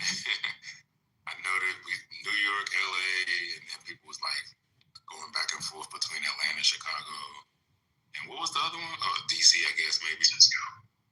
What's the San argument? Francisco. Did somebody say San Francisco? San Francisco is the one in the city. When I watched the guy that he's like basically does city planning, he said that San Francisco should be the fourth city. Oh, wow. That's interesting. Which I can kind of agree with, I guess, because GDP and stuff. But people were saying Houston and stuff, and he made several arguments why Houston wouldn't work. Yeah, I mean, I don't even know why somebody would say Houston. I mean, yeah, it's a big city land-wise. The Southwest. But they don't. No, that's a loss. They don't offer much more. I mean, it's a big place land-wise. That's it. Yeah, I don't really understand the importance of Houston like that. Man, all our gas come from Houston. All our petrol gas. That's where the majority of the refineries in America are. That's the importance of Houston. That's one argument. Okay. And energy, I guess. It's places for the, the shift. And, They have a big Nigerian food scene. Oh, barbecue. That's what. No. I think Memphis, Kansas City, the Carolinas. When we talk about barbecue, and I used to live in Texas too. I'm sorry to offend, but Texas is not top for barbecue. I'm sorry. I think they mentioned Texas. They mention Texas because if you don't mention Texas cities, the U.S. has really no Republican representation. Like all the places that matter are in Democratic areas. So people always try to bring Texas up to make it like competitive with all the other. And I just don't know. Just seems slow to me.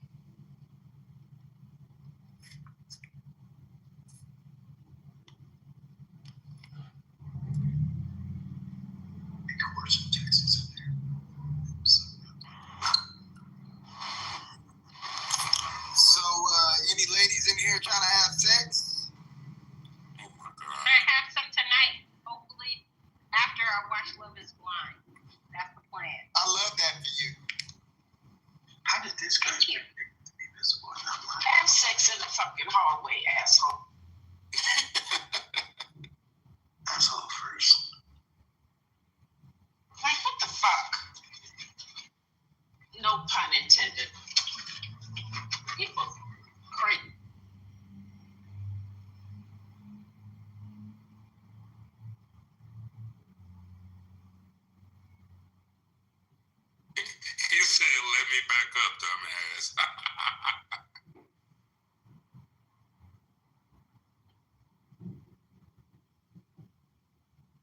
because I'm super small picker.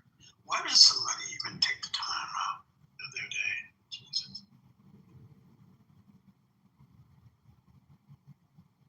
Oh, he got to put a note in the chat because I pushed the wrong button.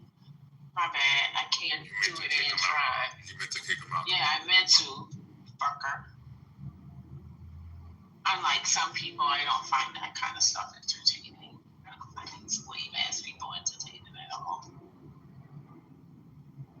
The Texas people are mad. It is not king. I'm sorry. Like, I apologize. I really do love Texas. I went to school there, but I'm just telling you, like, you got Memphis, you got North Carolina, South Carolina, you got Kansas City. What are they mad about? Their barbecue? Okay. Yeah, they're saying they're mad because I said Texas barbecue is mid. I like their brisket, but like, and their barbecue, like, yeah, no. So would you say any of, as long as it's beef is good out in Texas, but if it's pork, it's nasty? I don't know. I don't think I differentiate. I just think overall, like, I think if you do good barbecue, you do good barbecue. I'd put Memphis probably at the top, whether it's beef or pork. I just don't think. I mean, I don't like Mexa Texas or whatever, Tex-Mex. I don't know. I just don't. I don't think that their food is great. I'll just say that.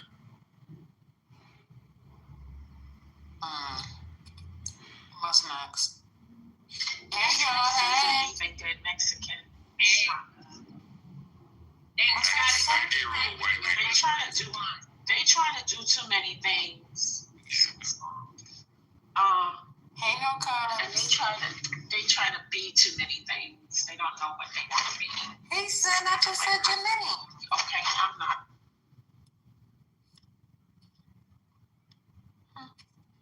You rang? I did. Were you in here? Like, what happened? How did you get here like that? Wow, I have the power to summon people like that? That's amazing. Literally, I just said, is that son? It came to mind, and then boom, there you are. Hello. Good morning, good afternoon, good evening. Good day. Good night. Happy Halloween. Yeah, it wasn't that serious. Were you all finished talking about your Texas meltdowns? Texas meltdowns. Barbecues. Like, so you eat pulled pork? Absolutely. Oh, now that's a to me that's a North Carolina thing. They do it best, but I don't know. Maybe somebody think differently. I don't know. I never really had Texas food. I've never been, so I wouldn't know. I'm still waiting on this meeting. I want to see what they're talking about. See, this is what I'm talking about. Like, Trump said it. I'm gonna create your money. So people are making money off of this. I wonder what the stock looks like in CNN. Is that stock going up? Trump? I mean, any of that? Do you know?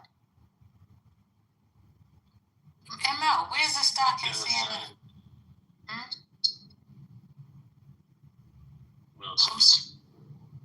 Go ahead, Dart. No, I was just saying I saw reports of Goldman Sachs studies showing that currently, can I get between the Alaska sockeye and the coho, which one do you think is better? Sorry. The Soho.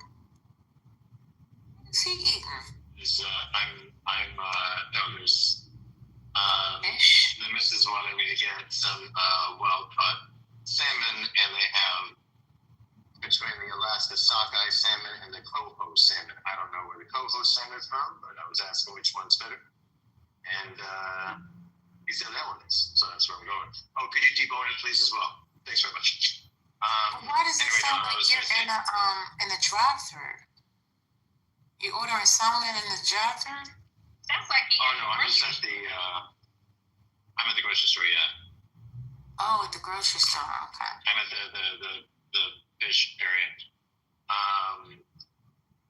Okay, that's fine. That's enough. Thank you. Appreciate that. No, I was going to say is that the Goldman Sachs did a study showing that currently Americans are paying 55% of the tariffs right now. By next year, it could be as much as 70% of the tariffs. So, how's that for your taxes? Wow. Well, I just learned how to make bread, so that's what everyone's getting for Christmas: fresh loaf of bread. That's nice. Yep, that's what they Did you get like a I got a bread maker. A bread? Okay. Yeah. So now I'm gonna teach myself how to do sourdough. As soon as I can get the 215-year-old sourdough stuff, I want to learn how to do that. You just don't put the water and the flour in there and just let it mix? What's going on? Yeah. No, but sourdough is different. I want to make it directly from that 200. There's a one that's for like 215-year-old yeast. And you got to grow the yeast for the sourdough. I want to do that way. Oh, okay. I thought sourdough you didn't use yeast. Do you? What? I thought sourdough you didn't use yeast. That's one of the breads you don't use yeast. That's why I don't know about that. I just know about the recipe. That's all.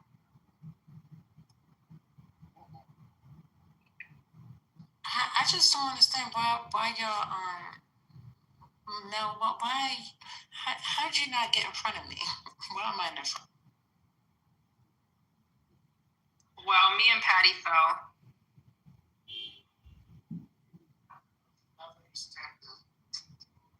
Oh, that's why you was next, because you was third in PCR order, and me and Patty fell.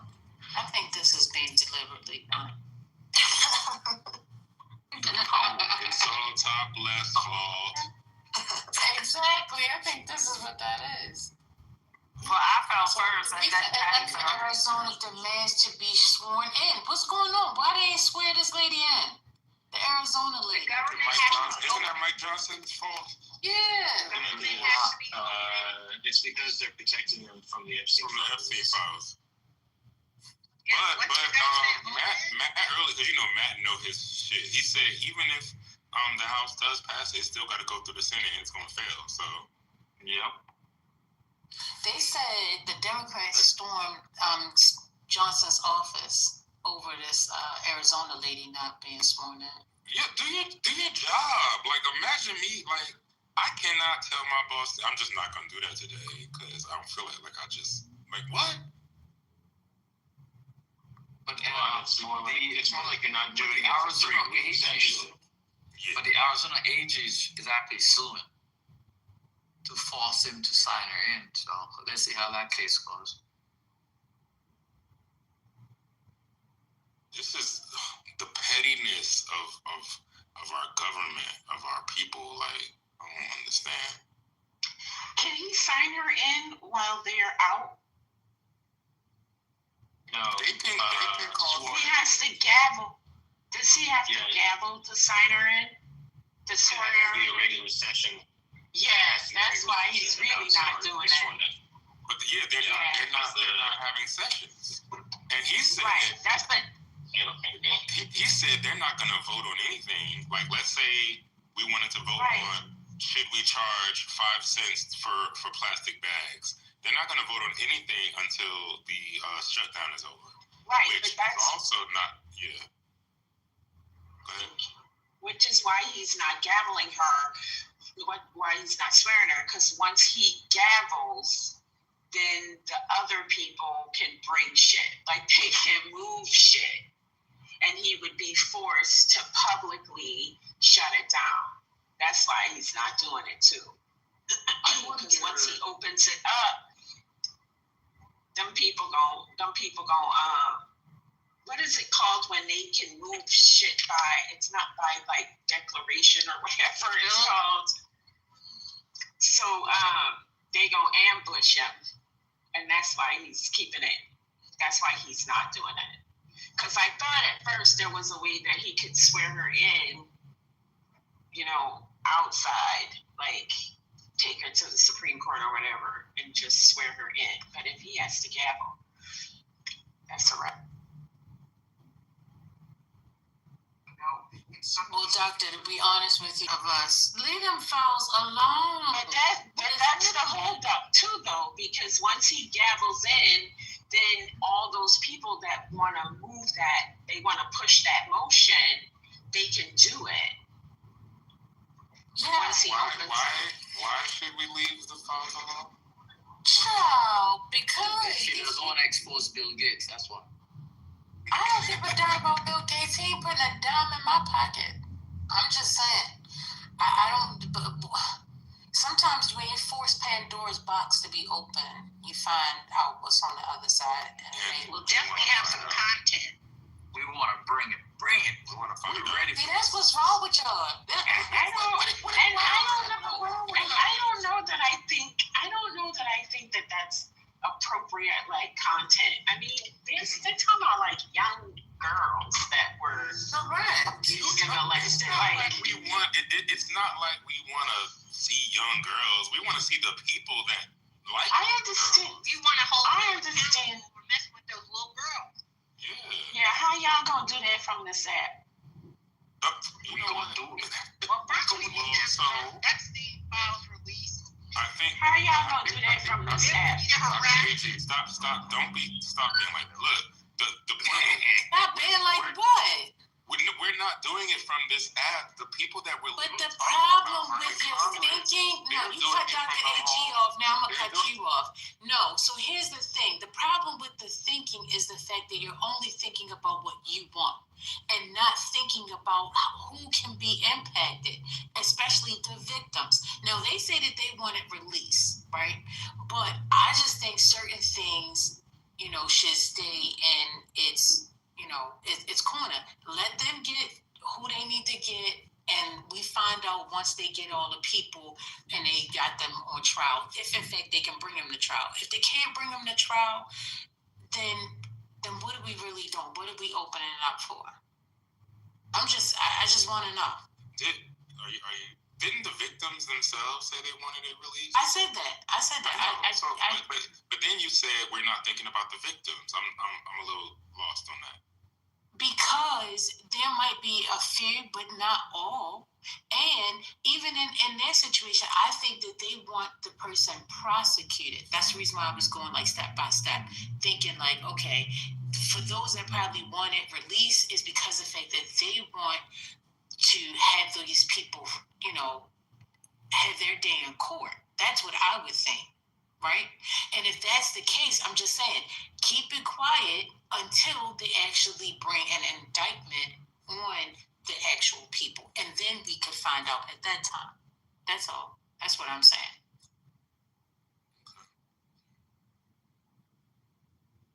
But,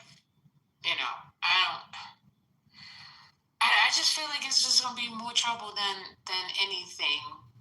Because people are looking for Trump. Do you think they're really going to let Trump information come out like that? No.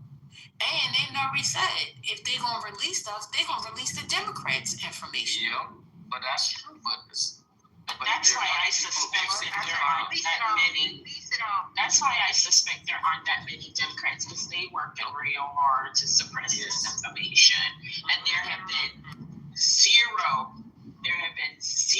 leaks of potential names or any of that. So I'm dubious on what the impact will be for Democrats. Not to say that there won't be some, but I'm dubious on that. But even if they are, then you gotta pay the consequences for that too, because that's some sick, depraved shit. Like, that's disgusting. Put all those motherfuckers in the same cell. What if Clinton got on a plane and didn't know what he was getting? But this is the thing. The thing about the plane is different. That's a different thing, because there were many people who rode on the plane. Yeah. So riding on the plane in and of itself is not incriminating, because even the travel logs show, when he went, like he took it to Africa like twice. So the writing on the plane thing isn't what they're hiding, because the notes that Epstein took or whatever that indicate people, that money transactions, they hide in that part too. So the plane stuff, yeah, that might be something, but they released a lot of that stuff already.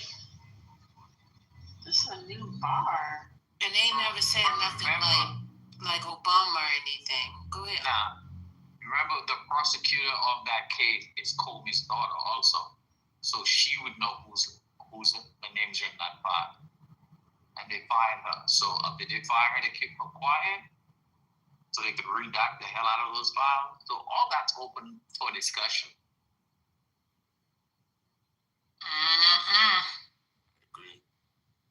That's some dangerous stuff. People have. Ooh, wait, child. All I can think of is y'all seen Yellowstone. I'm not gonna stop saying.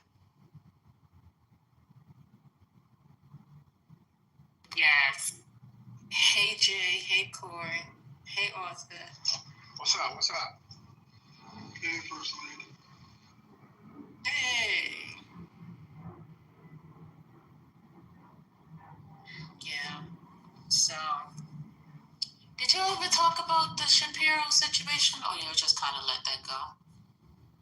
I was in and out yesterday. No. I don't know if you all listened to the speech, but I could have sworn he was getting ready to say, listen, this has been too much. I'm about to step down. Peace out, deuces. But he said all at the same, we're going to continue to fight. It's like, you did this big conference to say all that for nothing. Okay, whatever. Did y'all listen to it, or nobody heard it? No?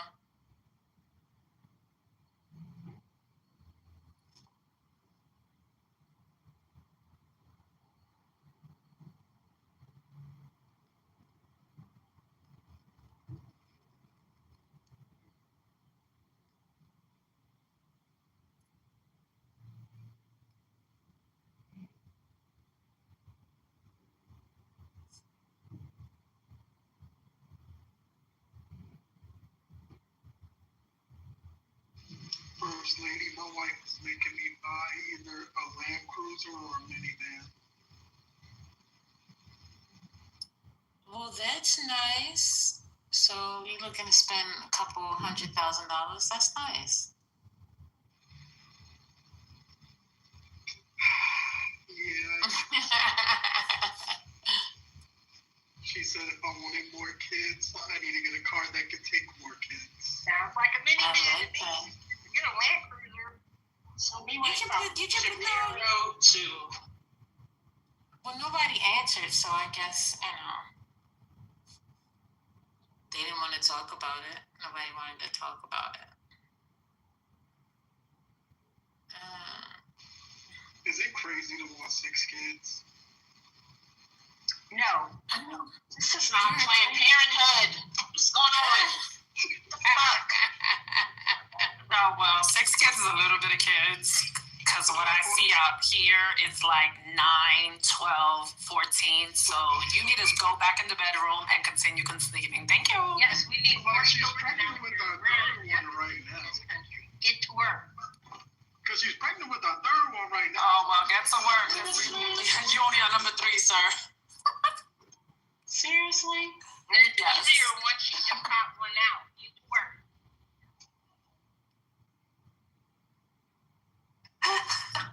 Daphne said, seriously? I know, she's like, we'll be here telling somebody to get pregnant. All right. And like, everybody does that. Like, who comes into Clubhouse? Like, what? The silence was thick, so I guess that was right. But I mean, can you talk about the NFL standings? The World Cup? Sports isn't an option, but you come into a room of women and start talking about 35 kids and shit? Like, what the fuck? I didn't say 35. This is crazy. So let me won this weekend against the Cowboys. Snap real quick. Let me- Don't say yay to that. Let me switch it up real quick. So here's the young Republicans. We are appalled by the vile and inexcusable language revealed in the political article published today. Such behavior is disgraceful, unbecoming of any Republican, and stands in direct opposition to the values our movement represents. Those involved must immediately resign from all positions within their state and local young Republican organizations. We must hold ourselves to the highest standard of integrity, respect, and professionalism. That was tweeted at 3:58 p.m. on yesterday. Why they keep referring to them as young Republicans? They're not talking about the ones that didn't say anything. That's the name of the club. It's club. It's a club on. It's a university. It's a university club. In high school. Yeah, but I think these were college students. Make no sense. Oh, Demi doesn't know. So there were some, young Republicans doing all these tweets. Or did somebody leak it? What happened? It was. I think they were in a encrypted, like a Telegram or some other form of like a group thing. Yes, there was Signal or Telegram, one of the two. Signal or Telegram, yeah. We don't know. They're not saying how political got it. This traffic is fast. I'm not doing that. So they, Yemi, pretty much. BMWs unite. It was information leaked where they were talking about slavery, gas chambers, and some other stuff, and laughing and kikiing about it, and it got out. That's pretty much what happened. It goes back, the conversations goes back months. So they spoke about a lot of history. And so it's a compilation. So if you read the Politico article, you realize they said a lot of shit. And Politico didn't even just kind of summarize what they were saying and they gave specific examples. But they said a lot of egregious shit. I'm ready to watch people burn now. And this is from the article, FBI, if you're listening, and CIA. This girl is fully R-word. Yo. Quote, we also hate the Jews. Quote, they love the watermelon people. Quote, it was rape. Quote, stay in the closet, F-word. Quote, when do we start bullying, dude? Quote, kick the bitch.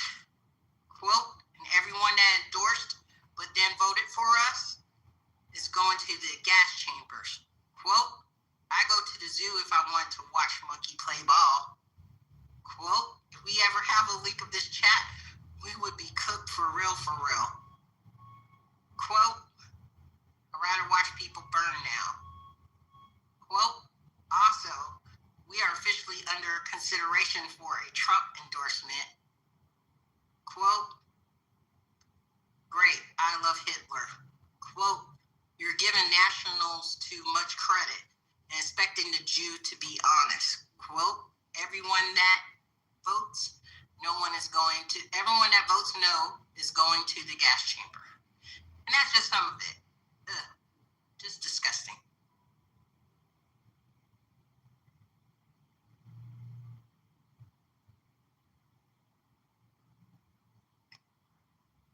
I think they get it from their parents as well. Most of them anyway.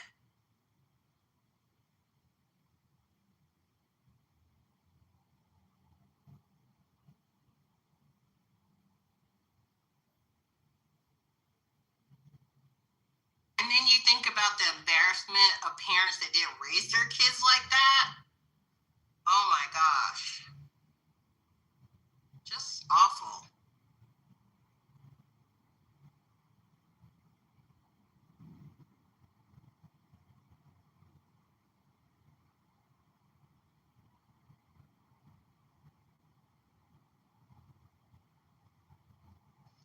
you surprised? Salvation, man. What y'all in here talking about, man? Hold up. Are we clutching our pearls right now? Everybody quiet in this bitch. We not I'm not surprised. I'm a Haitian in America. we talking You gonna stop interrupting when you hear people talking. Sit your ass down so you know how to follow the court. Fuck. That's why I don't bring him up. Nah, Shadow. What was you about to say? I'm not surprised. I'm just surprised that it came out. I'm surprised that it came out, but this is the thing. Like, I don't condone any of the racist, ridiculous bullshit they said that they know they would never say in person because they would get melted immediately. However, I don't understand how there's not the equivalent, not on the racial side, but the young movement on the Democratic side. I don't see groups coming together to collectively pull their resources and try to promote their party. Right? I don't see that young influx, and I think we need that, or we need to promote that, and that's why Charlie was important to them. Like, that literally was his relevance. He was injecting young blood into the Republican Party and recruiting actively on college campuses via debates. Right? We really need to take that protocol and implement it to the fullest because it's clearly grabbing their attention. We know they're active on social media. Let's activate the young Democrats and get them moving in the same manner. But we don't really get a lot of support, though. That's kind of the issue. A lot of the young Democrat sectors got either shut down or disbanded because of disagreements with the main branch or the main party within their state or just the DNC as a whole. Because I know back when I was a part of the Young Democrats of Georgia, it was a consistent argument between the regular base in Georgia and us in regards to how we want to operate. And since and that happens with a lot of young Democratic chapters, so a lot of us just tend to dissociate and disband. But they got to get over that. Democrats can't get along. They cannot get along. They like to argue. They like to argue and have debate amongst themselves too much. They value the sophistry. Everybody's got to be clever. Everybody's got to have their point privileged. Everybody wants their idea to be the idea. And you can't get nowhere like that. I think the issue is not so much that streets raggedy as fuck. I think the issue is that I thought you got in an accident. Jesus. We have, hold on, let me let this ambulance. Is your ambulance for her accident? Like, what's going on? Yeah, I think the issue is that, as Jay was saying, what's up, brother? That the split in the Democratic Party exists because the party has taken this position of moderating for the sake of reaching folk in this elusive middle, the moderates, right? And have watered down their stances on things that should be pretty clear in this attempt to woo and maintain the blue dog Democrats or the moderate Democrat. And that's where you get this ideological fight between younger, more progressive, more leftist people with political views than the party establishment, who may share a majority of those views, but are invested in this fool's project of, holding on to the, the Reagan Republican turn or the Reagan Democrat or whatever the fuck. So what's been watered down? For instance, making a very clear stance as a party as it relates to the genocide in Gaza. But how is that watered down, though? I'm trying to get that part. Because the watered down suggests that there was a position and now there's a lesser position. So that's what I'm trying to. the watering down is the language that we've employed as a party, or that leaders in the party have employed, not to alienate Jewish Democrats. That's the watering down. So the party could have. I'm going to answer. Okay. Joe Biden, Kamala Harris, Jamie. What is his last name? My brain doesn't work all the way. Raskin. No, Jamie Harrison, when he was the party chair, could have made a very plain statement declaring the party's position on whether or not it was genocide and what the party wanted to see in that regard. Right? This whole back and forth around whether they were going to have somebody speak at the convention is a demonstration of that divide, where all of us, by and large, agree, this looks like genocide to us. Right. I'm trying to get a political statement as a party that demonstrates that makes that clear. But I'm trying to get how that's different. But I'm trying to get how that is different, or if that's like some slide back or dilution or watering down from a past Democratic position on Israel. That's the part I'm trying to get. That's not the position. But you said they watered down this is somehow they're scaling back. Because those are two different things, right? So explain to me what the party's position as it relates to Israel and its ability, its right to protect itself, yada yada yada, is one thing. Right. Calling what we have seen since October 7th up until now a genocide is completely different. And you can maintain that Israel has a right to protect itself and still call what we have seen genocide. And the party, Corey, but I'm trying to see. There could have been no position. There could have been no position on whether or not genocide, as far as the party is concerned, until it happened. That's what I'm talking about. Right, but there was a divide long before this whole thing with October 7th, though. Now, we were talking more broadly why it is that the Democrats have not consistently, not just in these 2 years, but over time, the Democrats have not had a very active youth movement.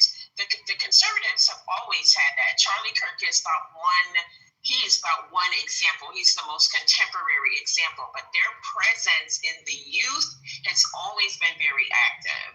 And so I thought that the question was about the change. I thought the suggestion was that somehow the Democrats aren't doing that because they have somehow, what is going on? They have somehow changed who they were to become more conservative or whatever. So that's what I was questioning, because I thought that was what the comment was.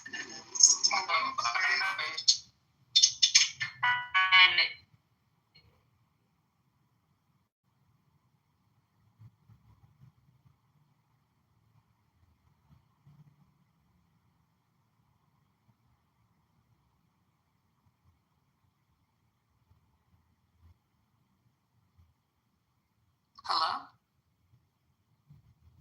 Because the Democrats have always been centered. You might have been in the Matrix, Dr. AJ. Oh, I'm sorry. I'm not saying anything. Okay. Was it my phone or was it her phone? Or did somebody go out? No, she said she wasn't saying anything, so she must have stopped. It was like an abrupt stop. That's why I thought it went out too. Okay. So you did get the abruption. Okay, thanks. Okay, all right, great. It's been great. So I'm waiting on this. I don't know if they decided to change their mind or what, but Trump and is it Patel? They supposed to be having a conversation. They're supposed to be doing a press conference. Anyway, what else is real? Yeah, I think Trump probably fell and he didn't make it to the meeting. Girl, why you like to play with me? Mississippi. Why you PTR been all black for a while? Good morning. He's talking to you, First Lady. If the answer is You know why? Because when I'm not here, her life is just really dark. And it's been... She actually had a black PTR since I left. No, I'm saying that because it's been black since I left. It was before you left, man. It was Thursday, right? It was before you left. That's what I'm saying. Yeah, so Thursday I went left. Yeah, you see, you knew I was leaving. That's why. I did not know you were leaving until you left. So what did They tell me about this one. She's on strike. No, the answer to the question is one. What if I say yes to that? I will offer my condolences, of course. Right, but what if it's not condolences in the way that you think that it is? You shouldn't ask people stuff like that. In general, You shouldn't ask people questions like that in public. Why not? Why shouldn't I? Because. Oh my goodness. Whatever. Listen, this is politically correct, and I'm so glad you all came. Hey, Johnnies. Wow, that's okay. All right. Hey y'all.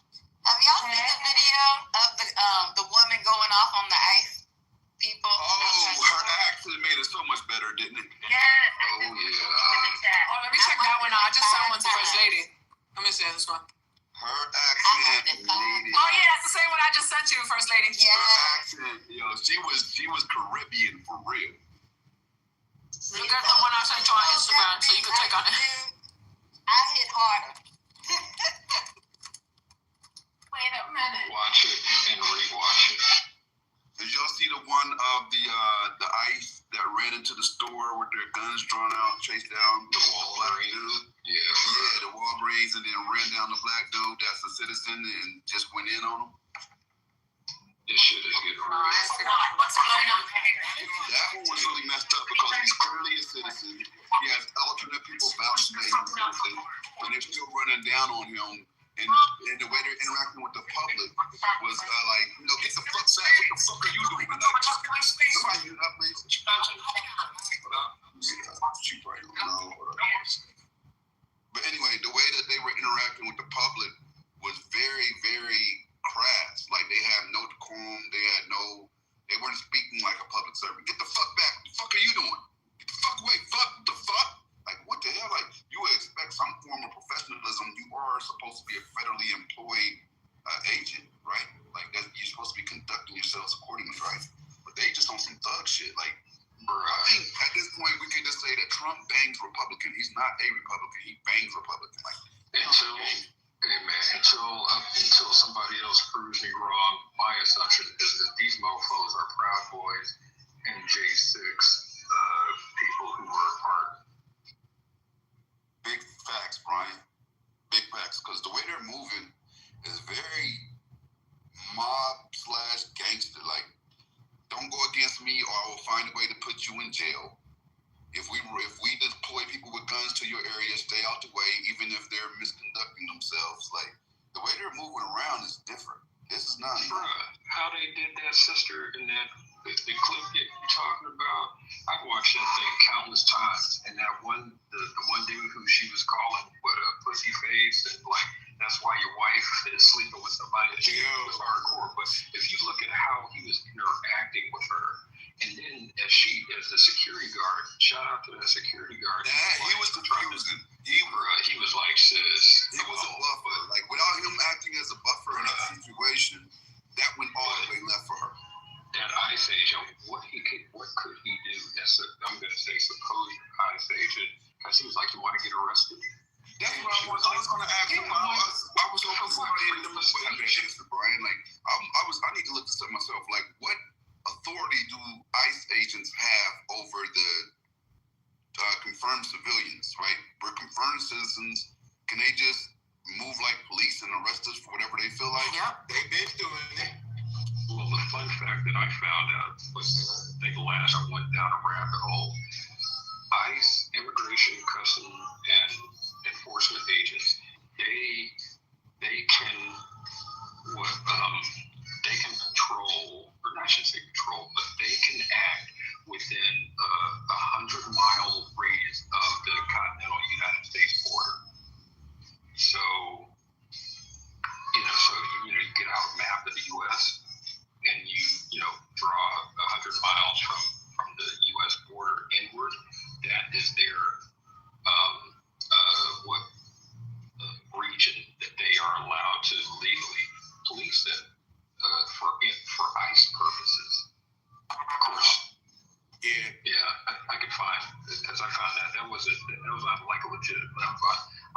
website, and I don't know if it's still up there, but I found it there, and I double checked it with another Pew Research or .org. But yeah, that's what they're supposed to do.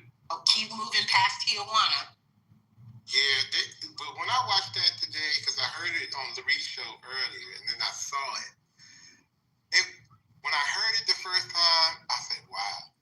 And then when I saw it, I said, this woman, I felt that in my soul, what she was going through. And like, get the fuck, you masked. There's a reason why you hiding your fucking face, because real police officers don't even have masks. Like, you are a bastard bitch ass.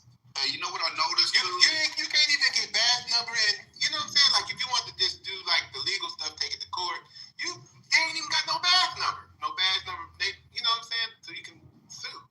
You can't. You know what I'm saying? This is where we at.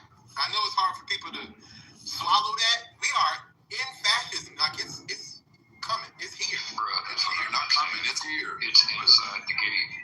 It's here. One thing I've noticed is when they're doing it, like when they're in the process of arresting, because they have to move around a little bit, they are so conscious of their faces. They keep readjusting their mask. They keep pulling it back up. Like, they don't want that identity to get out at all. They readjust it like 5 times every video. And because they're not quote unquote trained officers, like, let's find out. So I want to point out something. I may be an odd observer, but I want to point out that during this exchange, did y'all see that black emo who was over there with them ICE officers? Who was standing with the ICE officers when the woman was cursing them out?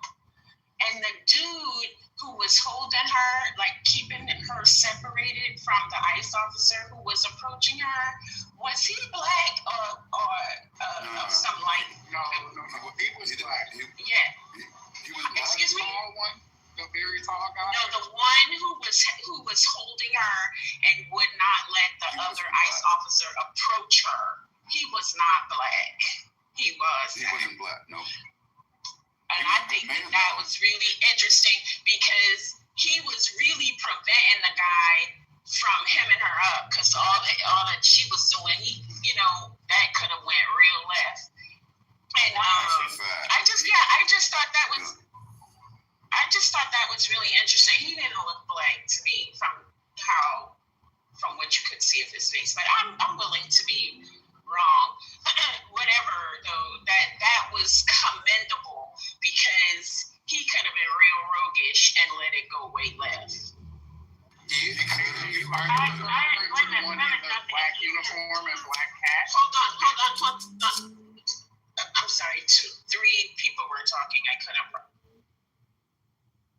So it appears to me that the guy in the black hat and black police or law enforcement uniform, like I've just paused the video a couple times, he looks black. The other guy, questionably, like he might be Latinx or something else. But the one that's at the very end when she's at the elevator, he looks black to me. Like you said, he looked Mexican to me. He's definitely a brown. I liked what she said at the end when they definitely brown adjacent. Brown adjacent.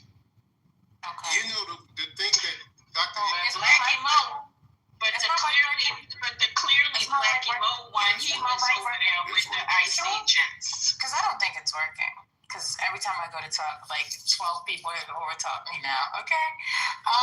So Dr. AG, that was my sentiment immediately, because when the guy said, "You want to go to jail?" She said, look me up. And the guy was like, come on, get her on. It was like he was trying to talk to the girl that was there with her, get her on this elevator. You know what I mean? You can't see him saying it, but I feel like his eyes was like trying to, he was gently just going on and just, ma'am, just get in there kind of thing. And I believe with him handling it, had he not been there, I think it would have ended some kind of way different. And she was pushing, and she was pushing too when he was holding her by his arm, and you could see like he was trying to not apply like any kind of force or pressure to her, but she was pushing on him. She was gonna get that motherfucker. She was like, okay. She came back out that elevator a couple times. He had to put him back in the elevator a couple times. You know, the great thing about that is that this shows that even if he wanted to do full force army, there are people in uniforms, whether it's police officers, ICE, federal agents, DHS, they are not with the shit. And so it's not clearly you know what I'm saying? Ty, clearly you missed it. That was my point. I'm doubling down on you. No, I'm not. I'm just saying, like, yes, everybody's not gonna be with this. Because I met a black agent in DC when he was deployed for 45 days. He was at the cigar bar and he was like, yeah, I'm not with this shit.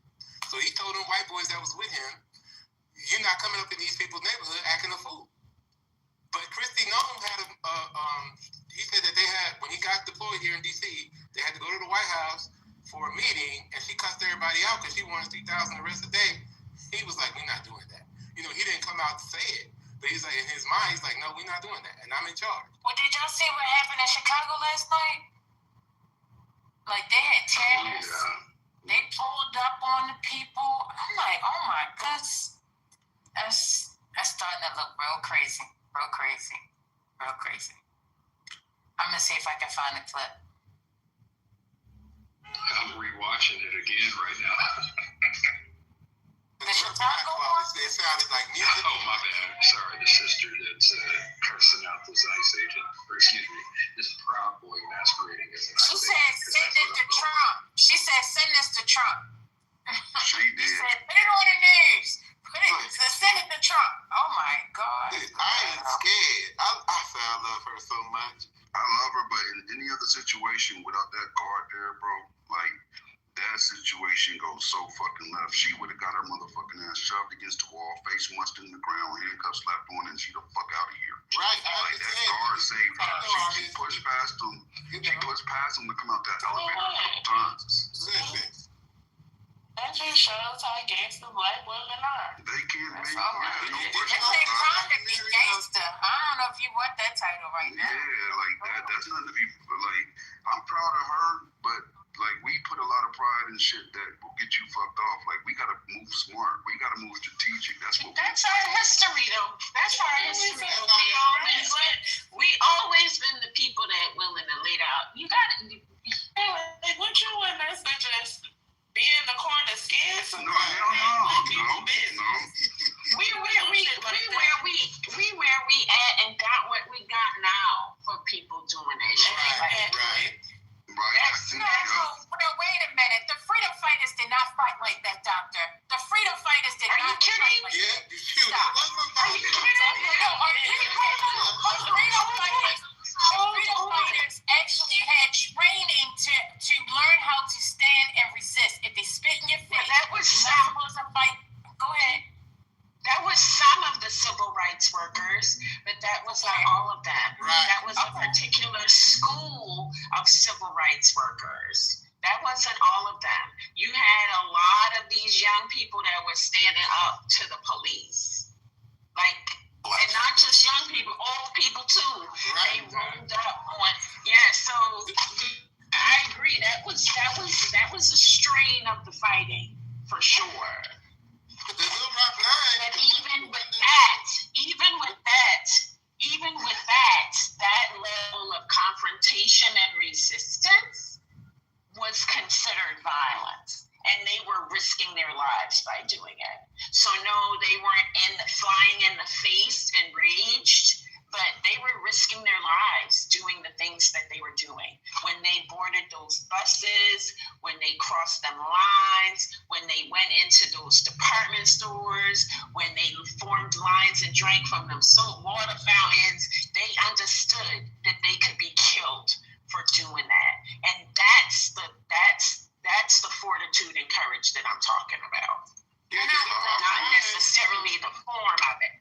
The white dress and the sunglasses, she had pants. Wait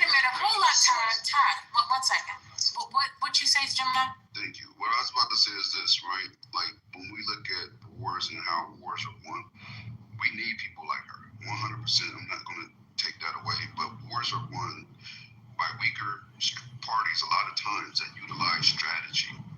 Like brute force and strength is not really the strong point in war. Like the best generals were strategists, right? So they knew how to move strategically. They knew what plan they were going to implement. They would use false fronts, circle the back. Like there's ways to win wars with strategy. Now we need both because you can't be weak all the way around and think you win a war. We need warriors, right? That's what war is derived from, warriors, right? So you got to have that. But at the end of the day, we still need strategy. We need to. I don't feel like we have a strong strategy at this point to where we can just dominate, and that's what we need. Because right now, I feel like they're using strategy, and we clearly see it. Like it's not hidden.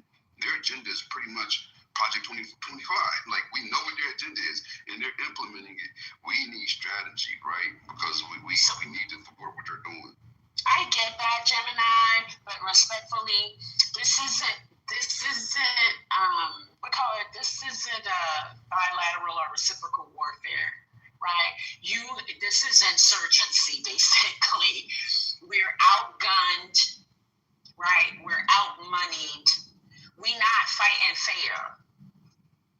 It's not like two countries with comparable or compatible militaries that are going to war. You're saying strategy, and yes, we do need a strategy.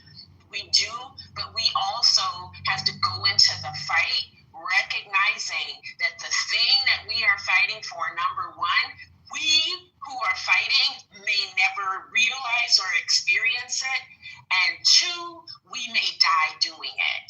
That's what the revolution is. That's what uprising is.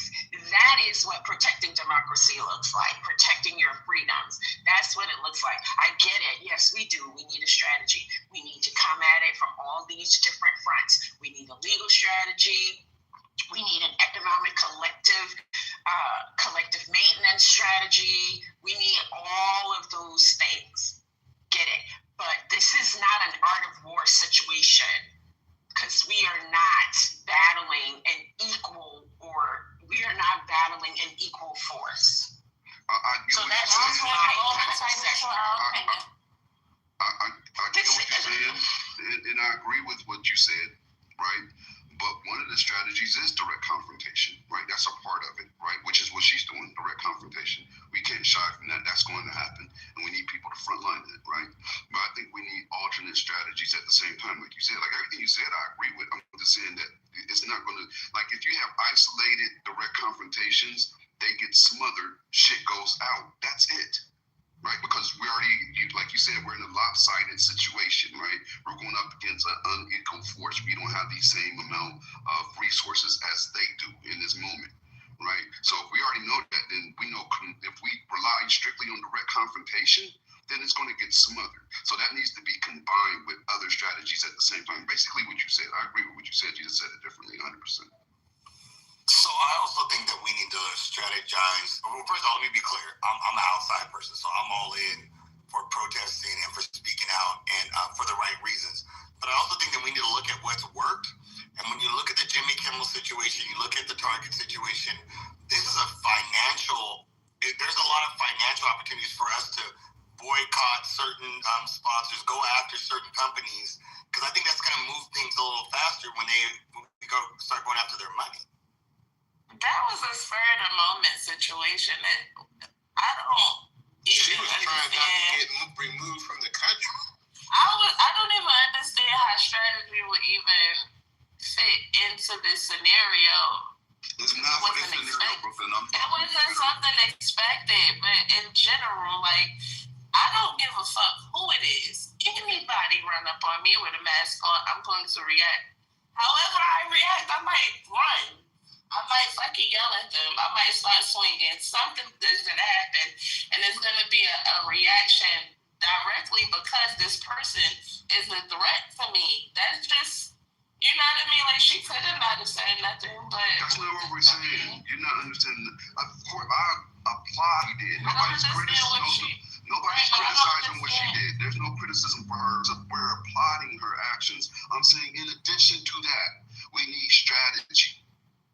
Not, she shouldn't have done that. She should have used strategy. She responded the way she needed to respond in that moment. And if somebody run down on me, I'm one of the few dudes on Clubhouse that's actually built to do this shit.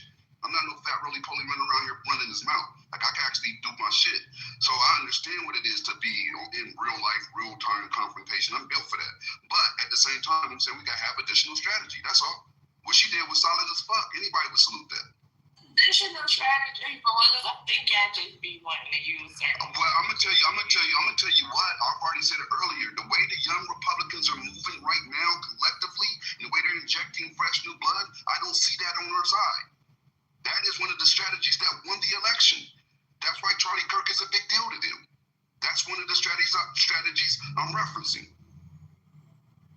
Oh, okay. So you're talking about the party overall. Yeah, not exactly. ISIS. Yeah. Okay. Do you mind if I play the clip? Just because I enjoy it, but maybe that's just me. I mean, it's sad. Run that beautiful bean footage. All right, music mode. Boom, where we at? All right, here we go. Oh, man. This is the long one. Well, because there we go.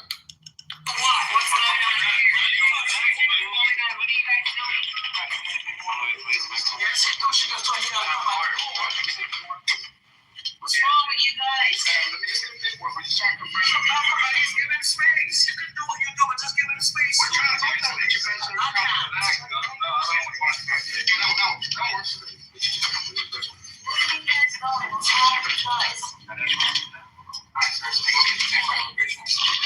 why? Tell me why.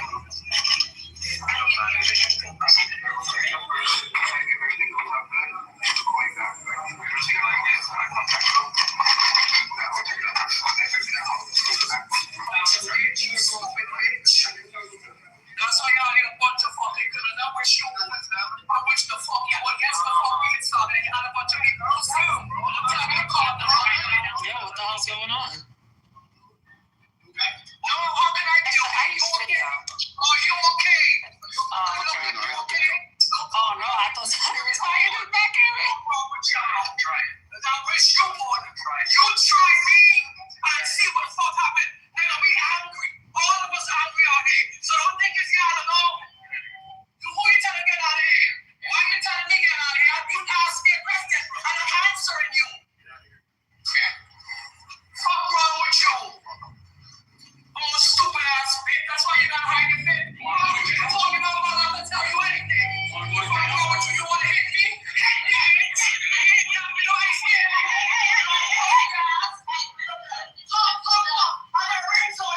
Yeah, you go fight with me, bitch. You a pussy bitch. That's why I kiss it don't like you. And your wife is fucking on you. That's why you gotta hide your fit. My face ain't hitting, bitch. I'm American, you stupid bitch. Fuck wrong with y'all? You can take me too high. I'm showing us all your price. You know what to do? Tell him, no. You want me? Fuck wrong with y'all? Fuck all of you. Fuck out of the news. Let Trump see it. You ain't playing that was very at the very end as the dude was closing. Oh, my bad. You said a bunch of rapists anyway. I was like, what? Yes. I cut it off to see. She's a beast. She's from my family. She's from my tribe. Yes, she went viral. The BuzzFeed put out an article about it, and the headline says, "My face ain't hidden, bitch." And then it says how the everybody is in awe of her and how she's standing up. They had them protect her because they must try to die. They are. They're gonna try to comfort her child in some way or form, or comfort her. Like she's gonna. Yeah, we gotta protect her. But she's a beast. She stood on business. Wait. There's no job that's gonna be mad at her. They can come for a job all they want to. They gonna be like, yeah, that's my people. That's not true. That's not true at all. That's not true at all. What America are you living in right now? That's not true. You can't say that. You cannot say that. No, you can't. Let me give it to you like this, Roy. I want you to think. I'll issue a statement that says something like this. I'm gonna give it to you like this. That's not the first time I've seen that smoke. I see that smoke in New York all the time for ICE, and these people keep their jobs. I told y'all we not out here playing with these motherfuckers. I told y'all that shit. Yeah, but it's just okay, Lord. Definitely lose her job, but she might be of the ministry. Fuck this job, like me. Like it's a lot of people that just don't really give a fuck. I'm telling you, believe that. It's a lot of people that would be like, well, fuck this job. I'm gonna say it anyway. Like me. Royal, they're gonna say something like, after a thorough internal review, we have determined that this employee's conduct outside of the work constitutes a violation of our company's code of work conduct and ethics. While the actions in question occurred during their personal time, they're inconsistent with the standards and values we expect all employees to uphold. That's it. Done. That's how that shit works. And the GoFundMe that would happen for that lady would be ridiculous. Like she'd be a black woman who putting it on the line. Go ahead, continue. We definitely celebrate it. I just want Royal to understand, like that what I just read is 101. That's a boiler template that they all use. You can definitely get fired on your personal time if it goes viral. 100%. So Brooklyn, I don't know if you know this, but Dr. AG and I, we're on the Bail ministry. That's our ministry. We too old. We out here fighting. But I don't know what Johnny is. We had I be in the streets. bail money. I be in the streets, Johnny. So I'm sorry. I'm on in the streets, baby. Lord, I'm by myself. I'm sorry. Like my grandmother. I'm on out here with my walker and my oxygen tank. I'm in the street. Oxygen tank turns everything into a weapon. That's what don't have none of that. I got the little. AG also have even bitches with a cane. Keep playing. Okay.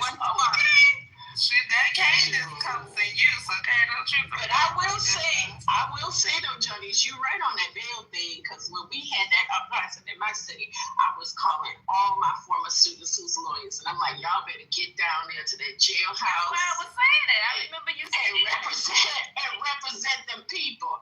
I was rallying their asses. Yes, I am on the bail committee. Well, Johnny, as long as you're doing that, you fighting the good fight, Johnny. Whatever you do, as long as you're doing something. It might be a backlog because if Dr. AG leaves her post, if I don't pick up, that's just an attack. Okay, guys, I'm working as fast as I can. Dr. AG, the oxygen tank is a weapon. Wait, hold on. Y'all could probably add First Lady to that committee because she ain't breaking her nails. She just said she's not breaking a nail. You heard her. She said, I'm going to write an email. First Lady, management, and that's where she's at with it. First Lady, you gonna join the committee since you were part of the old lady crew. Y'all roll deep. What did she say? She 86? Yeah, First Lady 87. 87. Okay, I got it wrong. 86 means something. It means that. Right, 86. In the restaurants, 86 means we ran out of food. Like 86 chicken. In the street means you no more chicken. It means you dead. It means you're out. That's what it means. And in the streets, you out mean you dead. So exactly. Thanks for killing me off, guys. I appreciate it. Thank you. So if I don't wake up tomorrow, you can thank Gemini. Wow. Why would you even put that out there? Why would you even put that in? No, we were talking about the age and you didn't no, we're not doing it. But AJ got Dr. AG, she said you got tennis balls on your walker. That helped me That's slide. right. So I can move. Yeah, so I can move faster. Exactly. You can still do the electric slide with the tennis balls, Yeah, and my neighbor, he fixed cars. I'm asking him, he can put a little turbo on it. Not the turbo. See if I can. She's trying to race a YN. Because I might have to run away. I might have to get away. I might have to run on in the duck off. That's why I need turbo on my walker. Spark with that oxygen tank, and it's a wrap. That's what I'm saying. That's why I need to get me something. Have y'all seen those legs that China has? That when I have to slide Have y'all seen the bags that China has where the tourists that they put them on and automatically The makes them able to walk? exoskeleton. Yes, I seen it the other day. I was like, yo. That shit China crazy, is right? amazing. They was in Japan or was it China? I think it was China. Oh, it's China. They must listen. When I said the exoskeleton, Dr. AG, it walks for you, like you can put it on your body and it'll do the walking for you. That's why I'm saying that they help you run into the duck off, Dr. AG. That's what I'm bringing it up. I'm Googling it right now. Look it up, though. It's serious. It's over $1,000. You can buy it there at $1,000 USD. The joke was it would be like $30,000 in the import. Yeah, I gotta go bring it back. $30,000 from terrorist. I gotta go get it and bring it back. But they got a rental place. I said that's a good idea for a little business. No, it is. That business is doing that. That's where I seen it at. We seen the same video, Brooklyn, because it was the white dude at the rental place, and he was amazed, like when he put it on. Yes, I was like, oh my God, Gemini. You know how many people could walk that can't walk. That's why I'm bringing it up. Like, that's amazing technology. We don't have nothing comparable over here. Like, nothing. And that shit is real. So actually, they are testing that for people who lose their extremities. They do have. But they're not testing it. They got it so rental place there. They got rentals. Like, you can go rent one. You know what I mean? You can rent one. That's the agent. Yeah, man, crazy. They had bands with it. That's some technology they probably stole from us, though. That's a fact, doctor. That's a fact. Well, they stole it and made it available for everybody. Actually, that's how they do it. I love them for that. Because we would have had that shit at $1 million. Only one person in the world could get it. Like, all of the rich people would have exoskeletons, and then everybody poor would be looking at them mad as hell because they can't afford one. They say China's been doing it forever. They get into our digital accounts, they get into our emails, and a lot of classified information and recreate it right there all the time because they had the manufacturing capabilities. They ongoing war with us in China for years, just quietly, where they keep doing. Yeah, see that's gonna work good for me because I'm gonna have the extra oxygen. See, he ain't got no oxygen. He gonna get tired, and he overweight. He was getting around though. You see how he's surprised when he started going fast, right? He's sweating. He's sweating. I just thought that technology was amazing. It lasts like 10 hours or some shit like that on the charge. You can do miles. You can do miles with that shit and not even feel it. Could you imagine the 600-pound lifers that could actually lose weight? Oh. Not too. Just to be clear, like China at one point, yes, a lot of what they were doing was just kind of like copying and stuff like that, but they've crossed the rubric to the point where they're actually in some areas they're ahead, and it's not just because they stole. They're actually now being innovative in ways that like we have restrictions on. And they government finance their stuff too. They do. Ours does also though. Yeah, not like that though. But even if they're stealing it, we're researching here. They're developing. They're stealing to actually develop the shit. The mass manufacturing. You forgot the mass manufacturing aspect of it because that's where it's really dominating. Brooklyn, we're not researching anymore. You forgot? They took that shit away. Well, that's what I know. No, but the whole point was, like you said, that they've been researching it here. We're researching it, and they probably did fucking steal it from us. But they went on and pushed the damn button and got it done. That part. And there's a thing that I've been watching, like where we're trying to do, like with Biden coming in with the CHIPS Act, and we start trying to be able to compete with Taiwan as far as our chip processing capabilities here, our chip manufacturing capabilities here. We're supposed to be scaling that. But when they started having a problem because they don't have enough engineers here to actually follow through. And over in China, they're like, for every engineer we produce, they're producing 100. The ratio. Don't Right, they so have when the you guys are flying coming, car? Don't yeah, they have the flying car? they do. We got some of They our beat not. us. They beat us. But what I'm saying is this: like we need to focus on producing more engineers. We have better quality engineers, but they're just really dominating in the quantity that they're turning out and putting them to work, right? And we need that. We need that type of workforce here. Yeah, but what's a better quality engineer? I don't even know what that means. What does that mean? The education level, they saying that they get a better education, so they're more capable and competent than the engineers that are graduating in China. That's But I mean, a lot of their engineers, they send a lot of their engineers here. So that's why. I would be honest, you go to these universities, you go to these university campuses and the engineering schools, the schools of engineering are full of Chinese, Taiwanese, and Indian students. So, but do they stay, Doc? No, they go back to China now. But they go back, and a lot of the professors are also Chinese. Yes, and those guys are going back to China. Because the thing about it, when people talk about China and look at how the universities have risen in world standings, in the last 20 years, you didn't have one Chinese university in the top 20 in the world, and now you have like 3 or 4. And what China is doing now with the new policy they signed, where they're inviting academics from the West, paying them almost like millions. The one guy was paid from MIT, got paid $1.2 million to move to China to teach. So they're bringing in all those Nobel Prize winners and those guys in advanced mathematics. And mind you, some of them are Chinese, and now they're going back to China because China's throwing out some big bucks to woo them in.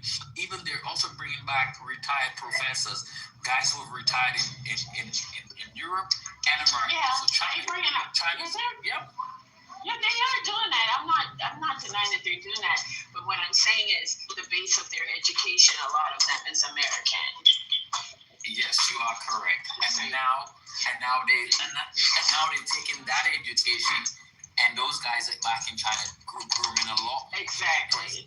And that's the problem, right? I was just about to say, I was reading yesterday that I don't know how recent, but China just introduced a new visa program specifically for engineers. Yep. For foreigners. Yep. For foreigners. That's because they realize how important engineers are, and that's what I'm telling you. Like they're hyper focused on that. Their engineering, even if they took, if they came here and were educated and went over there, I don't know what the fuck it is. Maybe it's the communist system or whatever way they're funding, but their actual engineering prowess is far and above ours. Oh yeah, because their investment level, their investment level is far above ours. Yes. It's crazy. That's what it is. It's really the investment. That's a government policy. 20 years ago, China, the Communist Party says, hey, we know how to manufacture shit, but we just manufacture shit. We don't design shit. We don't over-engineer shit. We just know how to do basic shit. So 20 years ago, the government says, hey, how can we be better at making shit and leading in technology? And the guy said, we need more advanced mathematics, we need more advanced engineers. So China made it possible for all the people to go into the world. It was a 20-year plan to ramp up Chinese schools, ramp up PhDs from overseas, bring those people back, and the 20 years has elapsed. And they looked at the German model, because Germany punches way above their weight when it comes to production of engineers. That's just how the school system is geared. And then this year in July, China came up with a new engineering plan. And they realized that one thing, that in order for them to stay ahead of the West, they have to embrace some of the ideas of the West. And that's when the new policy was signed in July or August, that they could now bring in foreign engineers, so therefore they could stay ahead. Because they're realizing they're already in 6G technology, EV battery technologies, they're ahead in processing of a whole bunch of stuff. They're ahead. The only thing where China's behind in advanced manufacturing is just commercial jets, and now they actually have Comac, which is the Chinese Boeing. They're making regional planes now, but they're gonna be they're designing bigger planes. And also in chip design and manufacturing, they're 2 years behind. Initially, ASMC TSMC and ASML said that in lithographic machines, China was 5 years behind, but China just created a new lithographic machine, and then the world says, oh, they could make 7 nano technology, so they're actually 2 years behind. And then they stole a lot of technology from TMC by hiring a lot of their former employees. So China's good at re-engineering stuff, breaking shit down, stealing shit, and making it better. But I would say when it comes to technology, they're pushing the envelope a lot faster than what we're doing in America, and they're catching up to us. Emil, to take that a step further, because what you said is completely on point. The way that they're incentivizing it, the government incentivizes this the way that they steal and replicate and enhance the technology by giving a lot of breaks for R&D. They put it under R&D for their companies. You see what I'm saying? And they do a lot of tax breaks to incentivize all industries to go ahead and have a huge R&D project going on at times, and they give them huge tax breaks to do that. Right, so that's another. But in China, all of that stuff is government run. I mean, I don't know about the taxes. That's the government that's doing it. It is, but it's happening in the private sector also. It's both. The government is definitely doing it. I don't know. It's a managed economy, and it's like basically, free market with some guardrails and some government intervention and rules.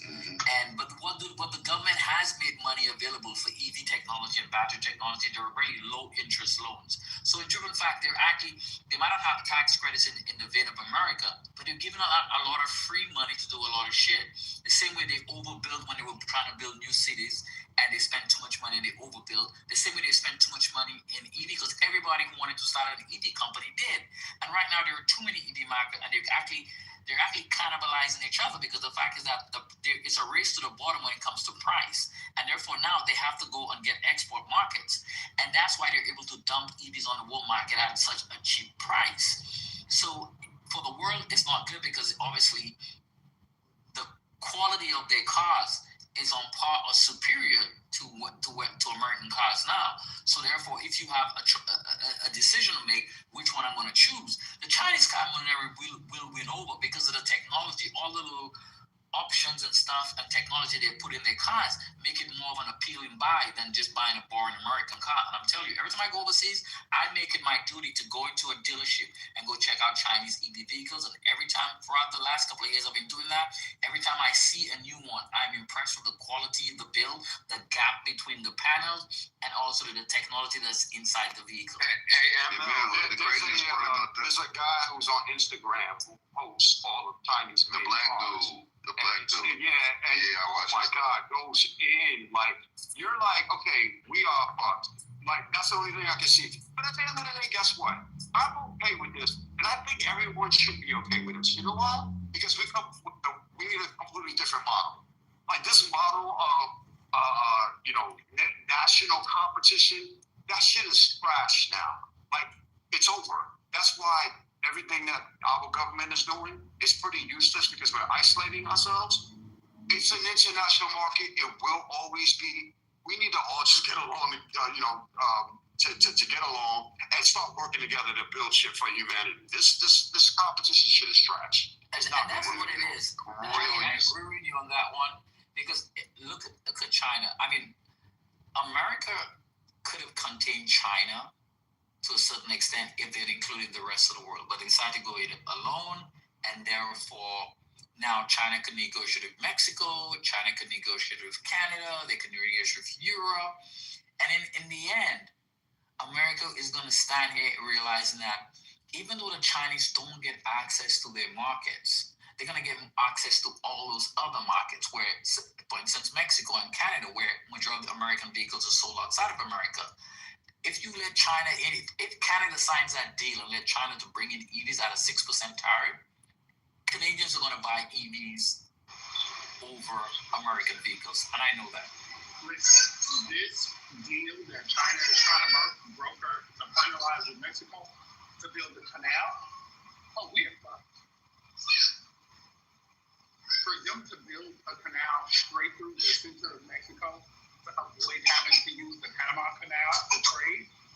If they're able to do that, our trade position as it relates to vehicles and transportation shit in general is fucked.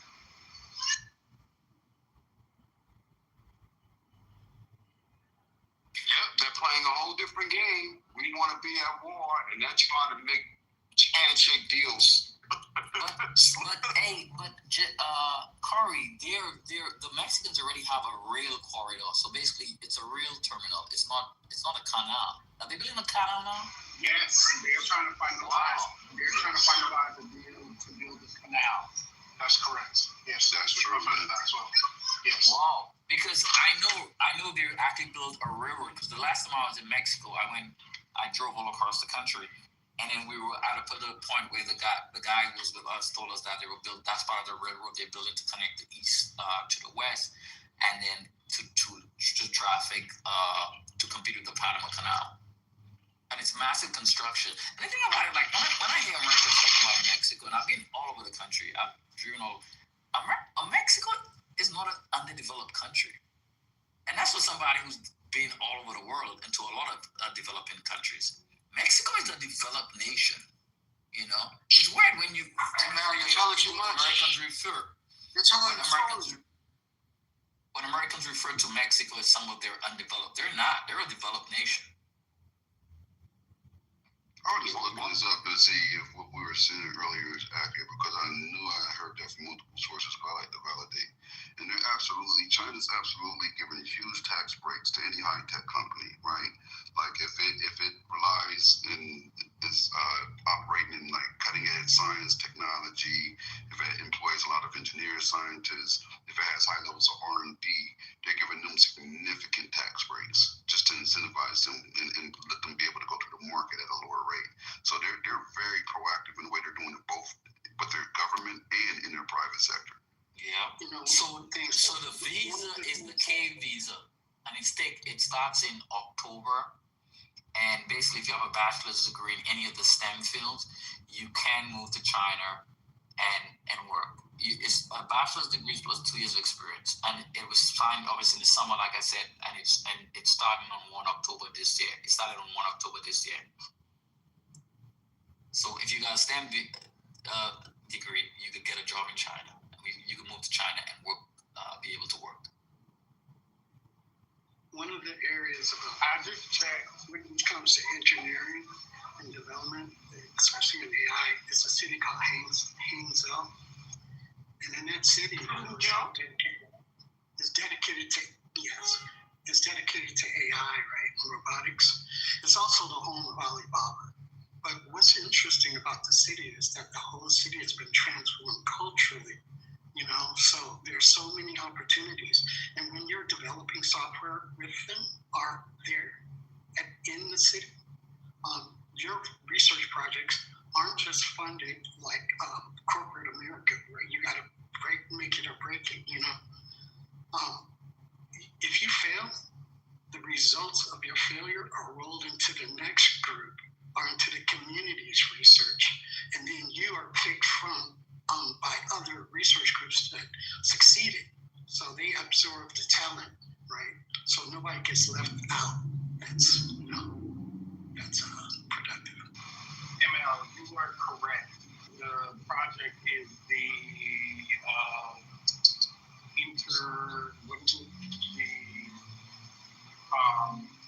CIT, the Inter-Ocean Corridor. So it's not a canal. It is a plan to streamline between highways, rail, and updating their ports.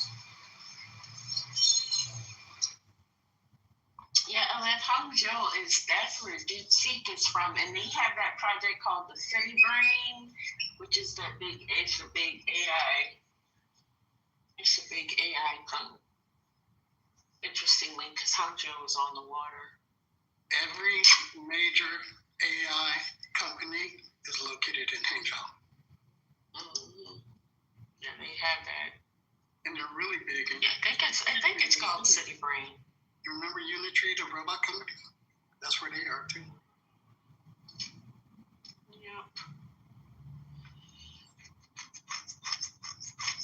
They have that. What do they call it? The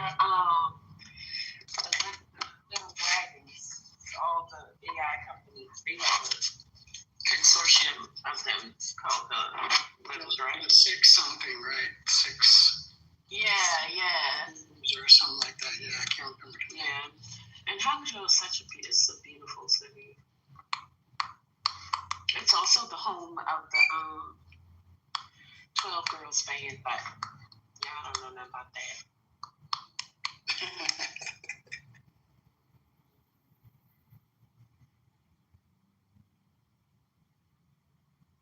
They're called 6 Little Dragons. Yeah, that's them. Deep sea unitary, deep robotics. So for those who don't understand how countries are created, if they're developed or not, so they have what you call elite countries, and then they have middle and they have upper. Mexico is considered an upper middle income country. So in all purposes, it's a developing country, but it's a developed country nonetheless. When you compare to other OECDs, it's right on par with that. And so an OECD membership, and since they got OECD membership in 1994, that in itself says they're a developed country. Because that what kind of really puts the icing on the cake to say, hey, you've arrived, you become an OECD country. So I know there are underdeveloped portions in Mexico, there are underdeveloped portions in America. Have you ever been to Appalachia or the middle of the country that's crumbling? Yes, it looks like you're acting in another country. But when I look at the entirety of the country, the infrastructure, the wood network, the train network, the airports, the medical system, blah, blah, blah, Mexico, for all intents and purposes, is a developed country.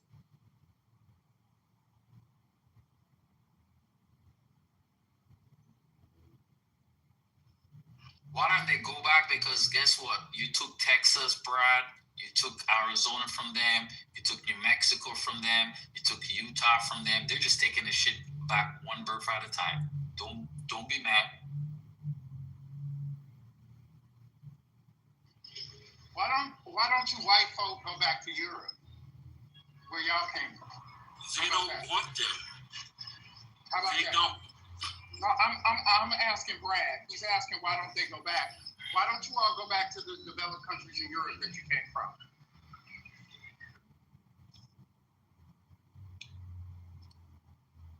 Brad thinks. Brad, why you guys always ignore the fact that Mexicans were always here? When you annex California, you annex Mexicans. When you annex Texas, you annex Mexicans. They've always been here. You try to deport them one time, but they've always been here. You took their land. So they're just taking that shit back. And you mad. Why are you mad? And like, I don't get you guys, man. You guys came from across the water. Those people were actually here.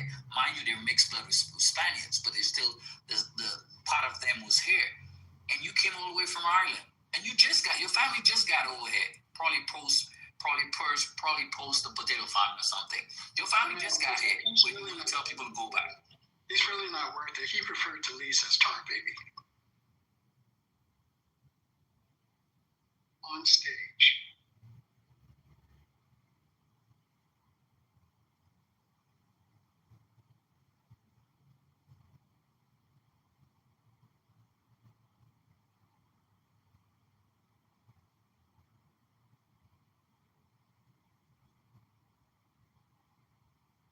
Hey Mel, or anyone else, have you heard of the Lunar Crescent strategy from China for maritime shipping? No, is that the one where they supposed to? I know they had a proposal a couple of years ago to make sure they could build enough advanced ships, especially aircrafts, and they wanted to compete with, because the 3 biggest shipbuilders currently right now, as in volume, because America still makes the most advanced, technically advanced ships. They can't compete with us. Is South Korea, China, and Japan. I think South Korea was number 1, but China has surpassed South Korea because they make so many more vessels than everybody else. Is that what you're referring to? Well, this is basically kind of kicked off the tariffs, right, for this year. Last year, China built 1,000 ships, right, for shipping, and America built 10. So all these countries, including China, are using these ships, right? And then some of these countries are using these ships because it's more efficient to use these ships to ship where they're going, where they ship their products, right? Due to those, whatever the requirements are. So what happened was when Trump came into office, he, the ship street, I guess unions and stuff, pushed him to put the fees for these ships to be $50 a ton. And then for shipping from China. And then if your ship was not coming from China, but in China, it was $18 a ton. And this is where the game of chess started this year. Then Trump came out with the tariffs. He raised the tariffs up first. He did that. China responding with reciprocal fees that totally out-strategized what Trump wanted to do. And they called the strategy lunar strategy. And they said it's akin to a hammer hitting one they wrap around the hammer. It's multi-layered, right, with escalating fees. So Trump then came with all those reciprocal crazy taxes and whatnot, and that's led up to where we are now. So that, what is it, November 8th, I think it is, that they're going to be kicking in their potential export controls on rare earth minerals, you know. So that's the checkmate game of the lunar crescent strategy. Was they always had that in their back pocket. And one of the things about that strategy, right, with it, like ASML, right, they just seized the company. They stopped with export controls. They stopped them from exporting their products to China.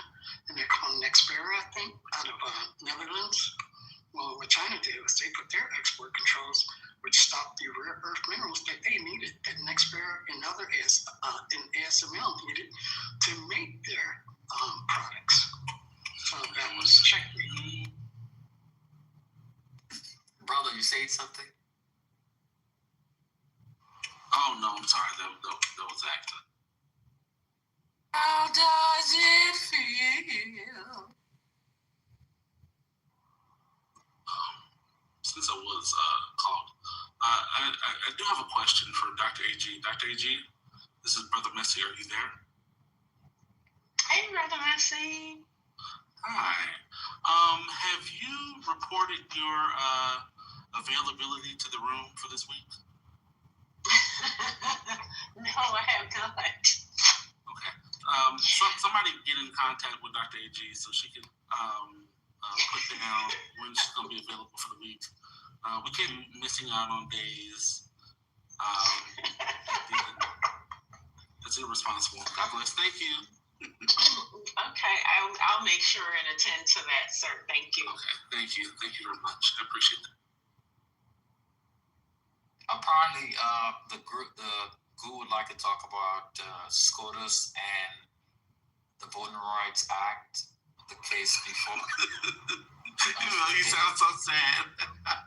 No, I cannot. We know y'all were in y'all's wheelhouse. Oh, let me see if they let me check and see if they put the and we apologize to Black opening the arguments up. Let me check. Let's see. Sorry, let me go.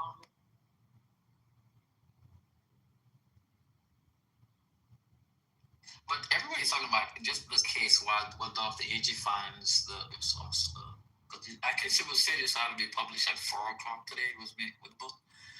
But Roberts, if you look at Roberts' history and what he did when he worked in the Bush DOJ, what he tried to Voting Rights Act was one of his big pet peeves that should be repealed. So they're gonna repeal their shit because he's already weakened it. So they're gonna do some shit, man. I already know that. When you say they're gonna do some stuff, what that mean? They're gonna do something. They're gonna further weaken it where you cannot use race to no longer draw political boundaries.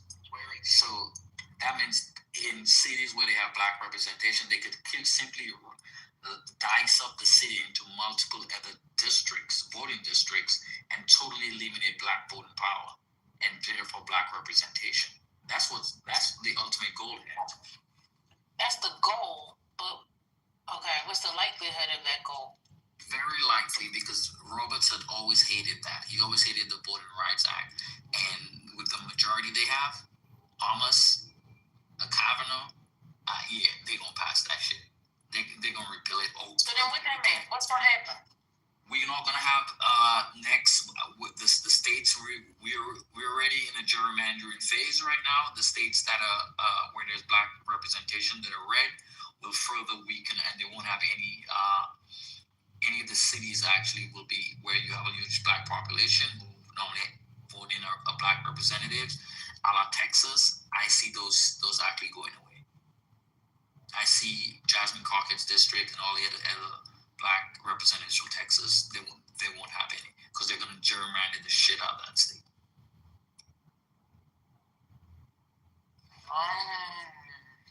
Okay. Dr. AG still looking it up. Did Trump ever come on? So they just canceled the conference? Ain't that about enough? I think he did come on because my mom had texted me. I don't know. Or maybe she was just talking about the conference out wrong.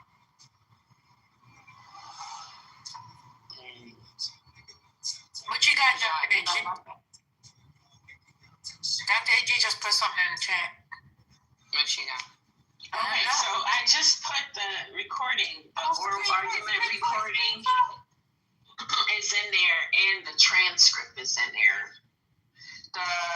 The audio is 2.5 hours.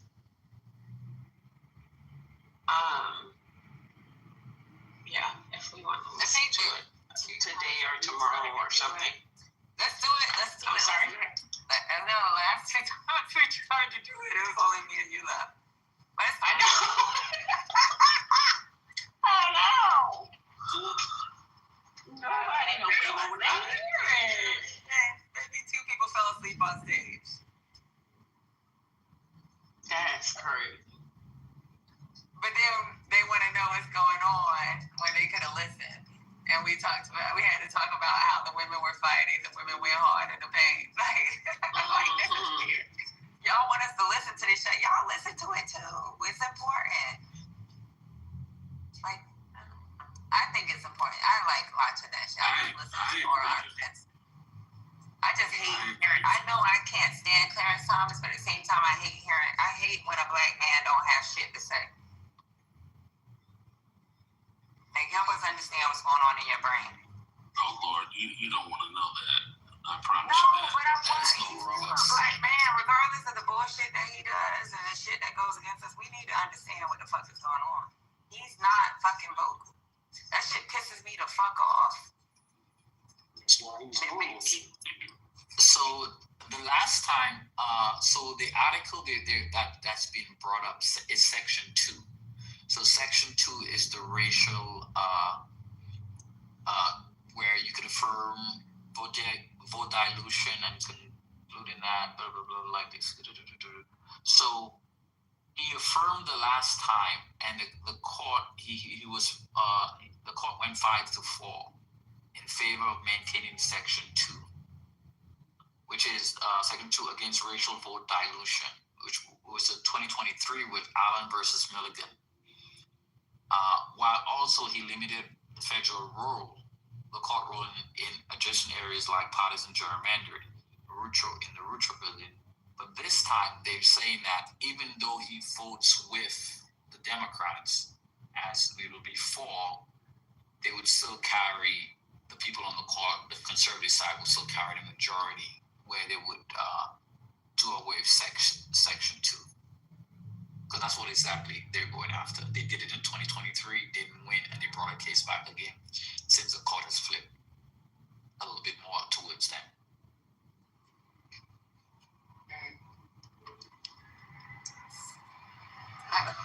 So do y'all want to try to play it tomorrow at 9 o'clock? At least people can listen to it while they're working. Yes. That would give us more time to, like, people can listen to it. We can have a conversation especially since it's recorded. We have a conversation like every 10 minutes in between. If if there's enough people. If it ain't, fuck it, we could just play it. I'd rather just play it out and then write down, take notes. But if there's enough people that want to have the conversation, then we can put a 10-minute. Yeah, first lady, wake up. I'm interested in hearing what the our black folk who don't who always want to go on a conservative what are they gonna say when they hear this shit? Because we know why that shit gonna move. So let's just keep it real. What are they gonna say after this? To be honest with you, I think most of y'all in this room just want the cliff notes. But I want to listen to it. I do. Oh no, me too. Because I need to hear these arguments because I'm trying to figure out what are they going to argue or how are they going to justify that shit, and then go ahead and look me in the face and say, "Vote for me."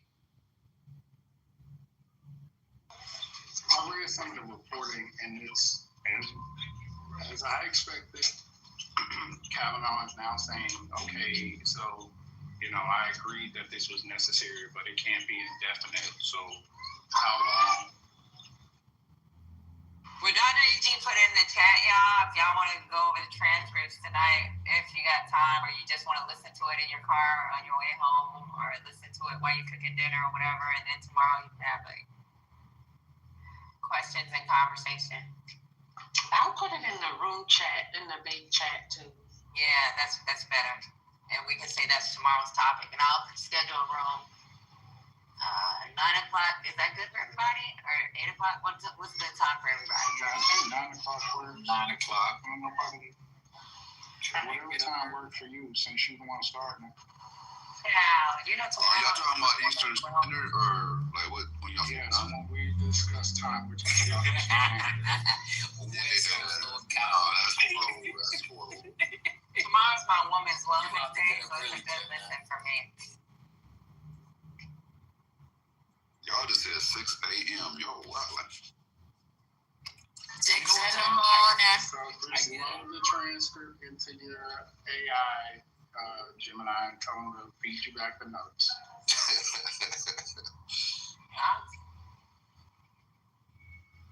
Alright, y'all. So when she puts it in the chat, that give y'all get to at least listen to what you want to, fast forward through bullshit.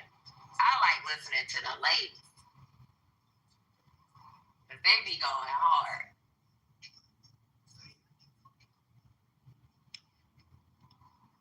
I'm on that gangster shit. Blame it on my TBI, y'all. So you saying that for 2 hours, Clarence Thomas is not gonna say a word? Yeah, he ain't saying that for 2 hours. Doesn't say anything hardly ever. Why don't y'all ever call me? This is what they say. They say, hey, tell me I'm wrong.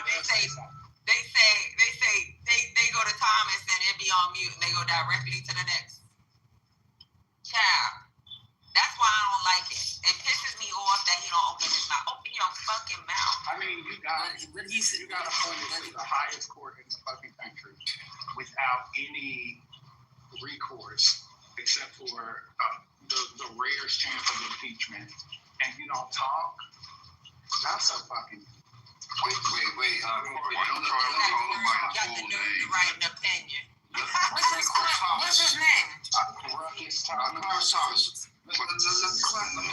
name is Clarence Thomas. Y'all know that. I was a little girl. So I was a really, really little girl when I first seen, my mom, I told y'all when I was a kid, my mom used to make us watch these damn educational shit. I was a really young girl when he was freaking, I can barely remember, but I remember seeing Anita Hill. But I remember being happy seeing a black man. So Anita Hill's conversation wasn't even a real conversation for me because I didn't know, I didn't understand what sexual assault was, sexual harassment, none of that. Only thing I knew was I seen a black man that may look like my daddy. So like, as an adult, I know what actually happened, or I assume I made, because these are allegations. He was like, oh my God, he's black. You know, I was happy because he was black. Can I quote Clarence Thomas to y'all on the court? His quote. That's what he does. That's all he does. He just clears his throat. He only clears his throat.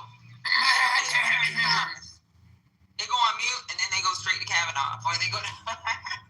His history is just insane. I'm just looking over right now. Like, besides the affirmative action, which we all know about, like he voted to strike it down.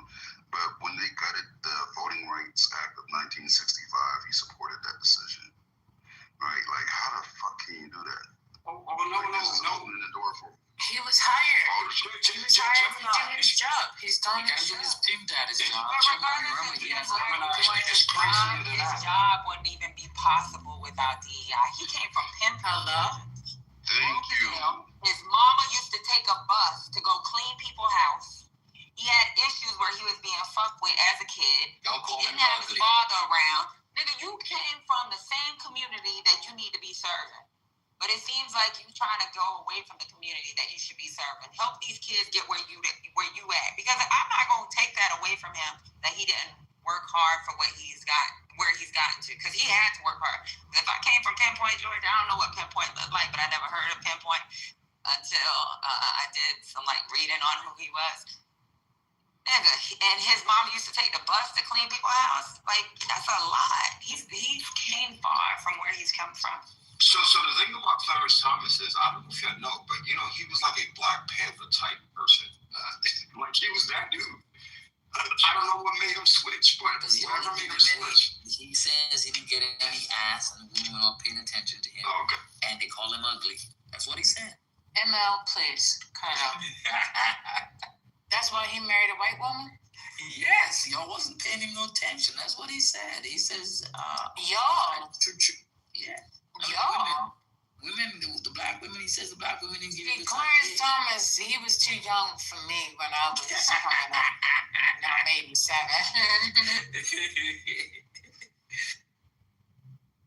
I think something happened to flip him that bad. Where he literally, I think he has a hatred of black people. Because I understand he's getting the bag, he's getting a check from homeboy in Texas, the billionaire. He got a motorhome, he got his nephew's education paid for. He's getting a check, he's getting a vacation, he's been flown out to places. He's living a life. But to be that, his mama house got rebuilt. Yes, exactly. So he's getting the bag, but he's not getting that much to be that much of a sellout, though. I don't understand. Yeah, but he also might feel like he's on borrowed time. He literally knows he got caught for things he was doing wrong and still was able to get into the highest court there exists. Because you think if Anita did not go up against him, he wouldn't be that anti-black? Because he just looks as, he figured that they try to prevent him from getting on the court. That's why he's more. I think he was already committed to using the power the wrong way. Because power does corrupt some people. It depends on the person. So he already was letting the power corrupt him. He was being inappropriate in the office, period. And then on top of that, he was still able to move up in the world. And they decided they wanted to put a black person up, and he was selected.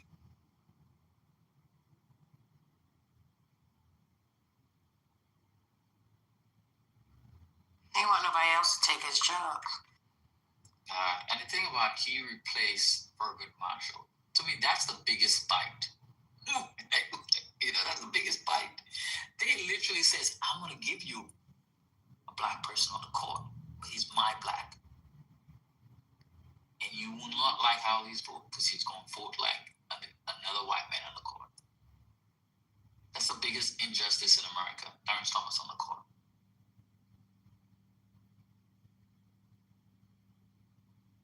See, they'll never find another black one like that. We'll never find another Clarence Thomas like that, ever. So they gotta keep him. Hey, Eric, hey. Brian, you got one more time to beat them eyes over here. I'm gonna slap them eyes right on out. Hi. Praise the Lord. How you feeling? Emma, I'm fine. Emma, what did you say about Clarence Thomas? Can you repeat that? Oh, I said him being on the court and replacing Thurgood Marshall is, to me, is the biggest injustice ever in America. To put this black man on the court who they know is bought and paid for to vote in their favor versus being a judicious judge. He is bought and paid for. He votes only one way. So, but you can tell us a lot of them are bought and paid for. But he's more egregious, I find. At least Robert goes there. Because you have more dirt. Because you have more dirt on you. Maybe it stings a little bit more, Hurricane, when he does it. But Clarence Thomas has written some very good plaintiff-friendly decisions. I mean, they're not celebrated or popular because they concern issues that laypersons don't find sexy or interesting to think about. But of Hurricane's transition, okay? They start by saying nice things. I just try to pay attention. Just like this Sherman saying, this was his announcement. Yeah. So Hurricane, are you following the case, and did you listen to the airing today? No and no. Not following the case for what I consider following. I listened to exactly 30 seconds of the oral argument. I realized that it was still happening when I started listening to it, and I said to myself, wait until it's finished, and then when you have some time, take it from the top and listen to the entire thing. So I'll probably listen to it tomorrow. No, you came in late. They put the link with the transcript and the oral arguments in the chat, so you can listen tonight. Because we're going to discuss tomorrow. I already have the link in the transcript. But see, this is your problem. You could have simply said thank you. You know that's Hurricane. Hello? You took the word hello? Yeah. But no, Clarence Thomas surprises people sometimes. As terrible as he is, he has left behind some decisions that civil rights lawyers who are trying to do some good work use all the time. So he's a strange one. He does some bad shit every now and then. He does some good shit. So are you trying to say he feels as though he's balanced? I mean, that's what it sounds like to me. He ain't balanced. No, he's not balanced. I said he does a lot of bad shit, but sometimes he does some good shit. So it's definitely more bad. Okay. Good. Okay. Breaking news. Trump said he just authorized the CIA to go do damage in Venezuela. Why would he? Wait a minute, so is he there? Are they speaking? What's going on? No, he you remember because he's authorized the CIA to go in and start fucking shit up in Venezuela. Right, but I'm saying, is him and Cash talking yet? I don't know. Somebody said they were still waiting on them. Are they still waiting on them, or have they gone?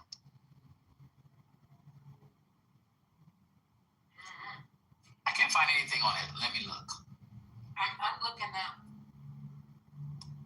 Good old Kash Patel during the headlines. Oh, it was you that texted me, lady. I thought it was my mom.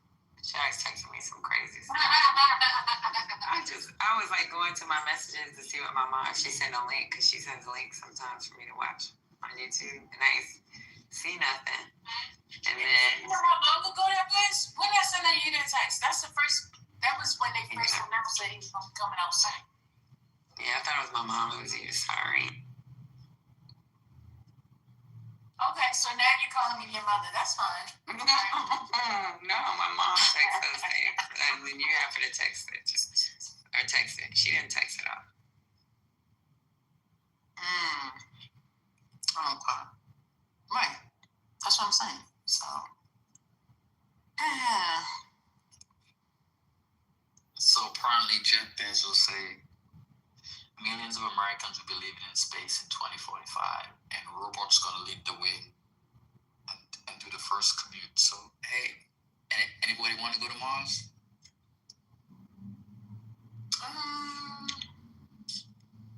No. Nah, I'm good on Earth. I ain't trying to go to Mars. What's going on? Y'all trying to get close to God? See, he already showed y'all once before when y'all built that Tower of Babel. Can't get close to God. Why you want to go to Mars? It's an adventure. Yeah, just like them dudes that got in that darn pod and went under the water. And never First lady. Where's that anniversary? No, did you guys? What you say, Gemini? I said the same reason why you always talking about leaving the United States for no reason. Like we just supposed to just run somewhere. Same reason. Well, I think we should. I think We should. Hey, First Lady, did you hear about all the white folks who got stuck on Mount Everest? Mount Everest, yeah. We talked about that last week. It was over 200 of them jokers. Yeah. Bunch of fools. Y'all just ain't got no fucking sense. I be seeing them climbing them cliffs with ropes and shit, then suspending the bed and then sleeping there. Y'all ain't never seen that Y'all shit. wait, did y'all see about I want to do that. the one What you? who fell off while he was climbing on live stream? He fell on live stream? He didn't have a support rope. He was climbing. I don't know if he had a support rope or whatever, but he was live streaming. He was that's what he did online. Like all his videos and shit were him climbing, and he was live streaming from like somewhere in Yellowstone. And he didn't make it. Failed on live stream. To his demise, to his unaliveness. Never would have made And that's what First Lady want to go do. She want to go up the side of the mountain, sleep on the side of it, and just prison death. No, you can't compare it. You have to stop. Let me just tell you, African Americans do not. If you listen, African Americans do not. I'm listening. I'm trying to get to the point. I'm trying to. It's hard. The African Americans do not engage in activities that unnecessarily endanger their lives. Like we just don't do that. Like we're not going to be jumping out of perfectly good planes. We're not going to be tying ropes to the side of mountains. Not the majority of us. Not the majority of us. No, we don't. I'll take that. I have done rock climbing and I have been skydiving a number of times, and I enjoyed them both. I'm not doing it. I've done it, but I did it because I had to. I'm not doing it by choice. I'm a rock climber, skydiver, I skydive, and scuba dive. What's going on? Big facts. I'm not doing none of that. I love life. I have a great life. Now that's the only thing. Too much to lose. I just ain't going to Mars.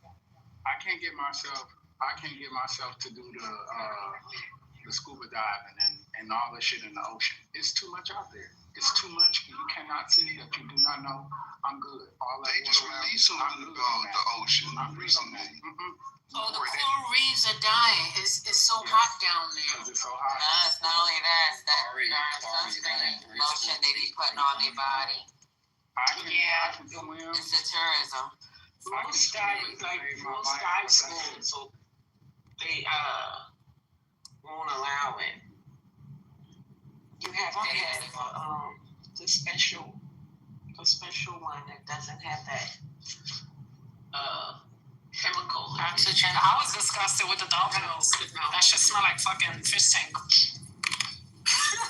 There was a senator or somebody, y'all let the army trip. Yeah, I didn't like it. I was like, I'm getting out. Y'all can take the kids. Dolphins cannot be trusted. They are one of the few animals. Oh, come on. Sexually assault for pleasure. Okay. Watch on dolphins, they save humans. It's alright. I'd rather be essayed by a dolphin. Me too. I don't like that people. It was just the smell that I didn't like. These angry animals, and there are animals that are really nice and sweet. I've seen a lot of lions and tigers. I've seen bears. Okay, Jasmine Sullivan. I don't know why you want to fight me. But I want a monkey. And everybody's going to tell me, oh, that monkey's going to do this. Yeah, you guys want those. Go to Barbados Do you want a big monkey or you want a little monkey? Which one you want first? First Lady? I'm just gonna tell you. Do you want the little tiny spider monkeys, or do you want the full? Like, what are you talking about? That's another thing that I didn't like. The monkeys jumping on top of you? Hell fucking no. I have a friend that has. I'll answer next time I get a chance to speak. That lady who had that monkey. Corey, can you let her answer the question, brother? She had that monkey for 15 Corey, years. can you let her answer the question? He can't hear ya. Go ahead, First Lady. That monkey. Oh my God. First Lady, go ahead, please. I thought I hit the mute. Them spider monkeys, they bad as hell. They be crawling all over the house, but they cute. I don't know what kind of monkey this particular one is. I just know he is the cutest. His name is Kiki, and oh my goodness, him is so cute. I want him. I told him I'm coming to visit. I'm gonna come visit. They're over in Qatar, so they have a zoo. I want to go there. They have all these lions and tigers. Like, you can walk with the tigers and pet them and everything. So I want that. Yeah. But the other Tiger monkey. goes tiger, don't. See, that's what I'm saying. Y'all keep saying stuff like that. And I keep thinking you love When they're in the zoos, they treat the animals like they probably defang them and declaw them too, which is cruel. They don't. Well, I'll show just forget it. Y'all know. I mean, if they're allowing you to walk with them, they have to make sure that they're not going to attack you. What happened to that two guy Vegas? Hey, I was about to say that, Patty. I actually know him personally. Like, I know him very well. His name is Jamal Molly Mo. He had tamarin monkeys, right? And those monkeys were actually really dope. And he was getting them out to celebrities. He gave one to Justin. He gave one to Sway Lee. But then both Justin's and Sway Lee's monkeys got seized. But they were tamarin monkeys. That's what they were. And they small. They running around the houses in diapers. I said how they get declawed and all that. Remember that tiger went tiger? Oh, you talking about the boy? Yeah, you could take all the paws and teeth and everything. Well, you talking about little bitty monkeys that can't hurt you, though. That woman in Pennsylvania, that woman had those monkeys be still. Oh, they do steal. Yeah, they be in your pockets. They do steal. She's right about that. They definitely steal. Them ones in Costa Rica aggressive. They bit a lady one time. They bit her. Like, them monkeys be cutting the fuck up. And when you go to Thailand, you can't fuck the monkeys up, even if they bother. Because they be trying to steal your phone and all your shit. And if you hit one of the monkeys or something, you can get arrested. Oh, but I can't go to Thailand because I'm fighting the monkey. I don't give a fuck. They got me fucked up if they gonna attack me. Nope. I'm fighting. Who getting their toenails filed? What's going on? I'm cutting the onion. Somebody getting their heels filed. I'm cutting the onion, y'all. That's crazy.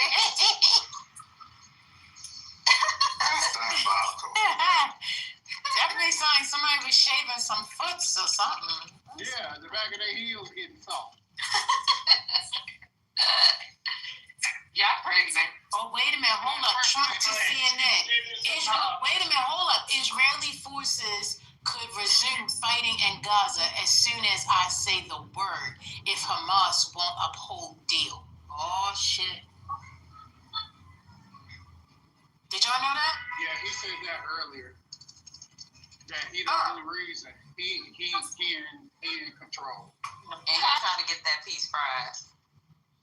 By threatening people. That makes a lot of sense. Oh shoot. They up there, they standing strong. They got that all black ones. Oh Lord. But then you just got a peace deal. Yeah, well it's like fine. It's hollering at the top of your lungs like a fucking banshee. Who is that?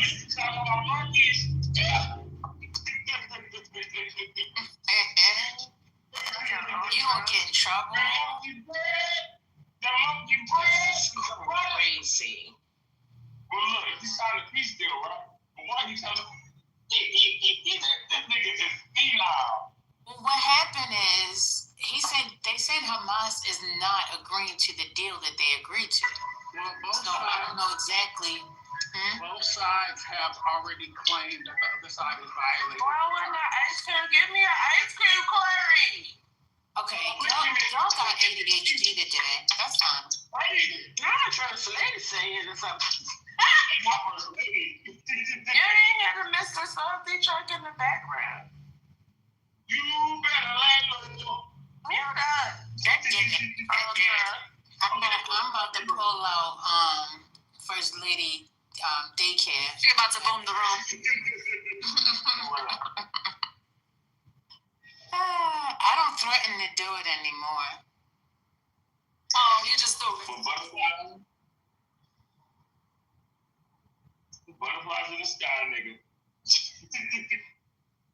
What kind of drugs do you use? Shit, I use weed.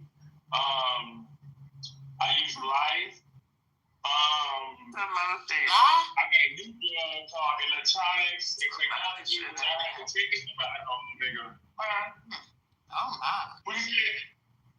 What kind of microphone do you have? Do you like have one of those air horns or something? Like you I got a gaming earpiece. Gaming for gaming. Does it have batteries? Does it have batteries? No, put it in a little case and it charges this stuff up in that bitch. We need to unplug it. We need to unplug it. Is it anyway, First Lady, I love you. And Brooklyn, I love you. I refollowed you because I love you as well. Ooh, I know we had some words yesterday. I refollowed you.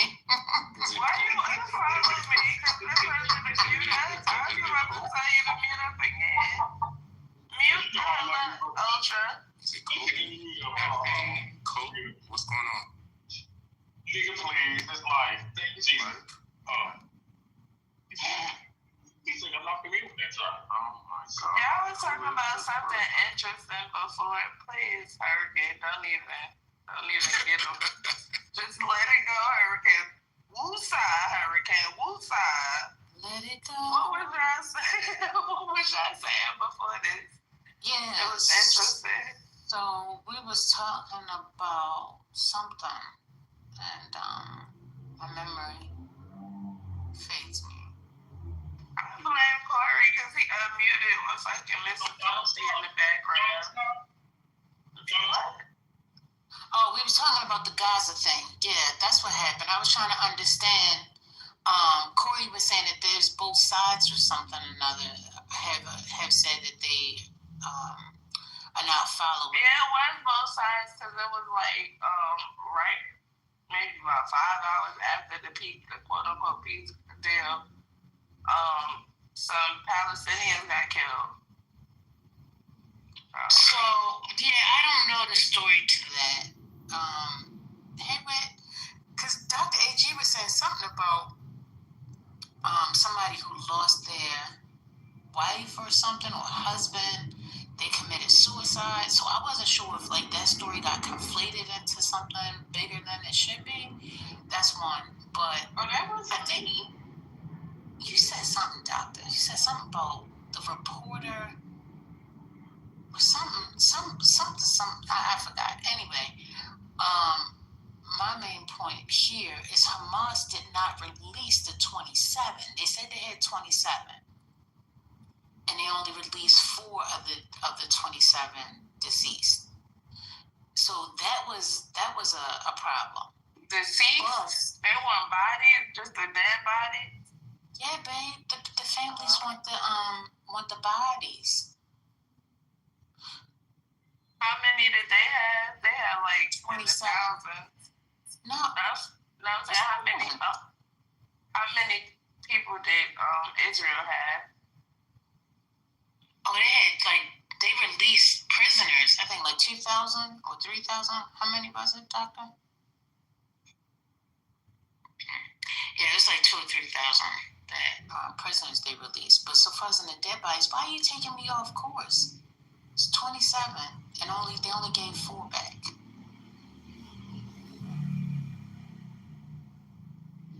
So that's what's holding up the peace agreement.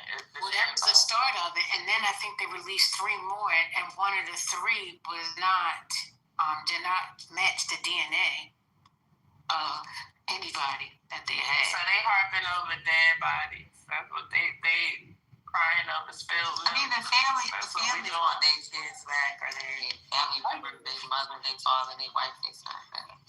I understand, but they're never mind, 'cause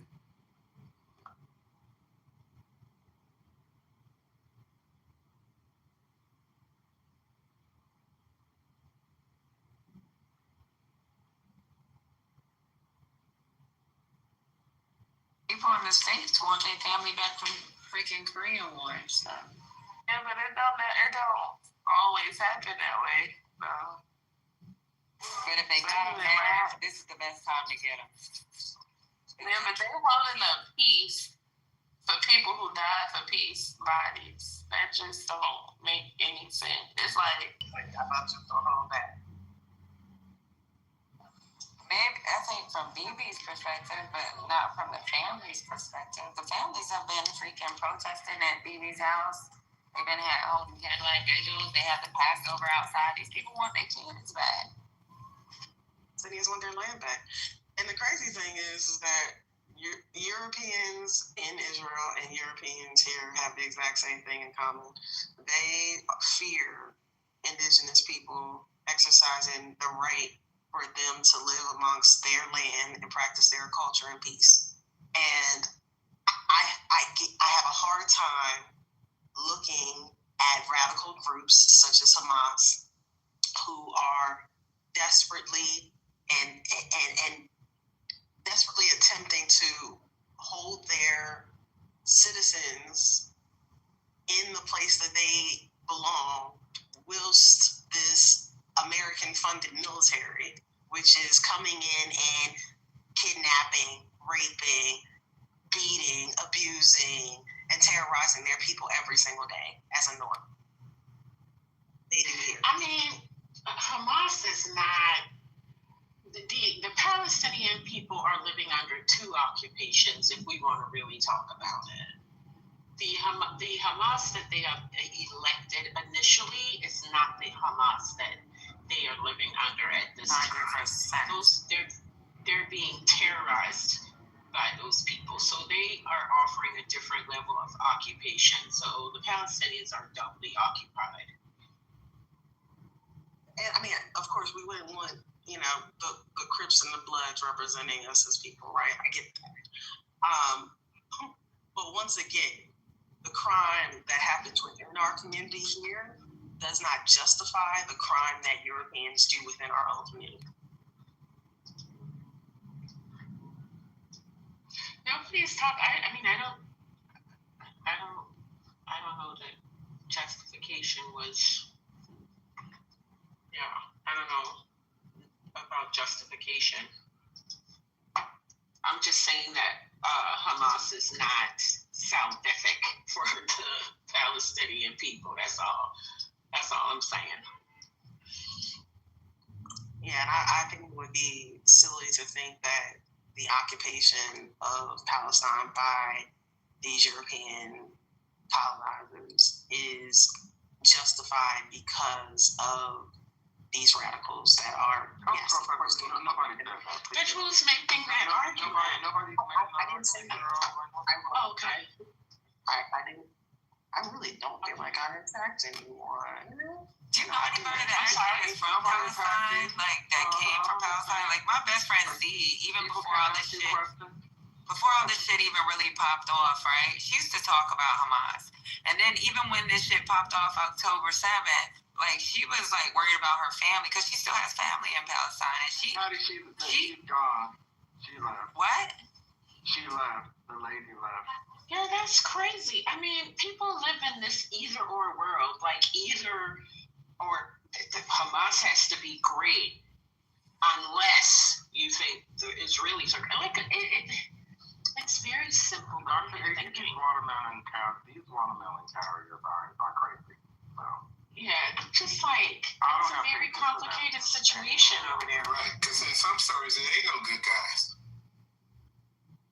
I mean, you know, I carried watermelons for a minute.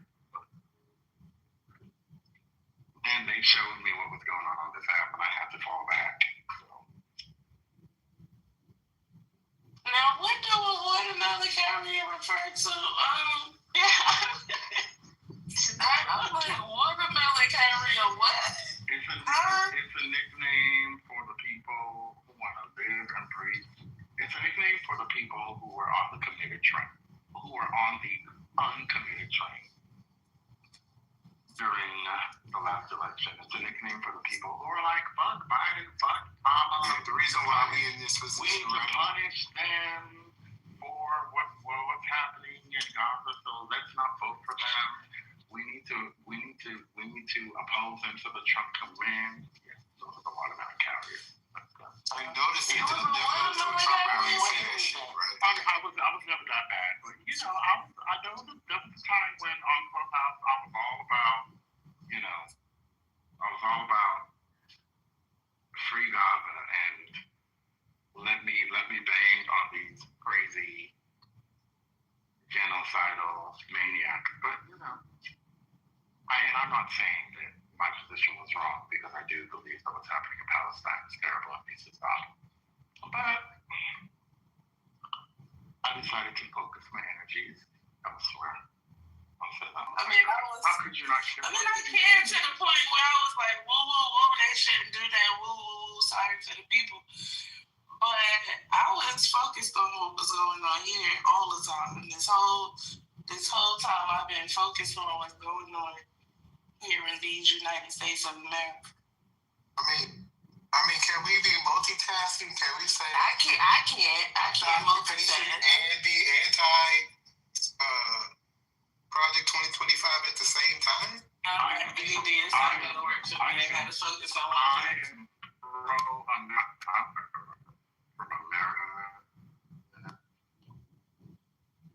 America first. I am not this criminal enterprise that's giving us hell. Please, let me tell you, I love my blue passport with the eagle. Okay, it does what it needs to do. Y'all can't play around. That's why I'm almost insulted every time women get on here and start talking about Israel and Palestine. I'm like, why the fuck you talking about that shit to me? Give a fuck about none of that shit.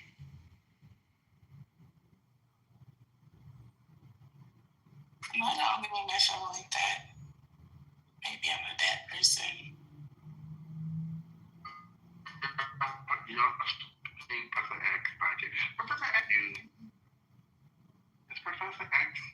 No. Is Professor X wants someone else, or? Oh no, I don't know. Not sure. Yeah, Public Enemy just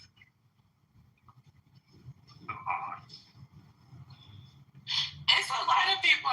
You know what I find so amusing? How certain people who were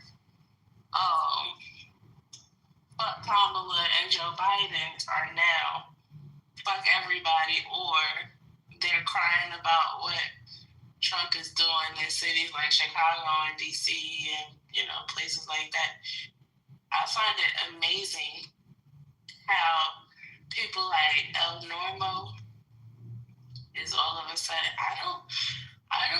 I'm not a Trump supporter. Like, what is that all about? Why are these people denying their support for the Trump? I mean, I've heard because they don't want to finish the music.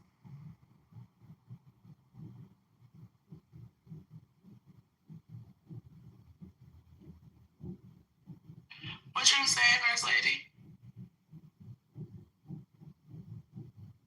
I was saying I heard him defend Trump, especially when they were going through the trial and stuff like that. But he always said that he didn't vote for him, or that he wasn't going to vote for him. Now, whether he did or he didn't, I don't know. But he would always, because El Normo loves to argue. So when people would bring up points, he would say, well, show me. That's just him. But I don't know if he actually voted.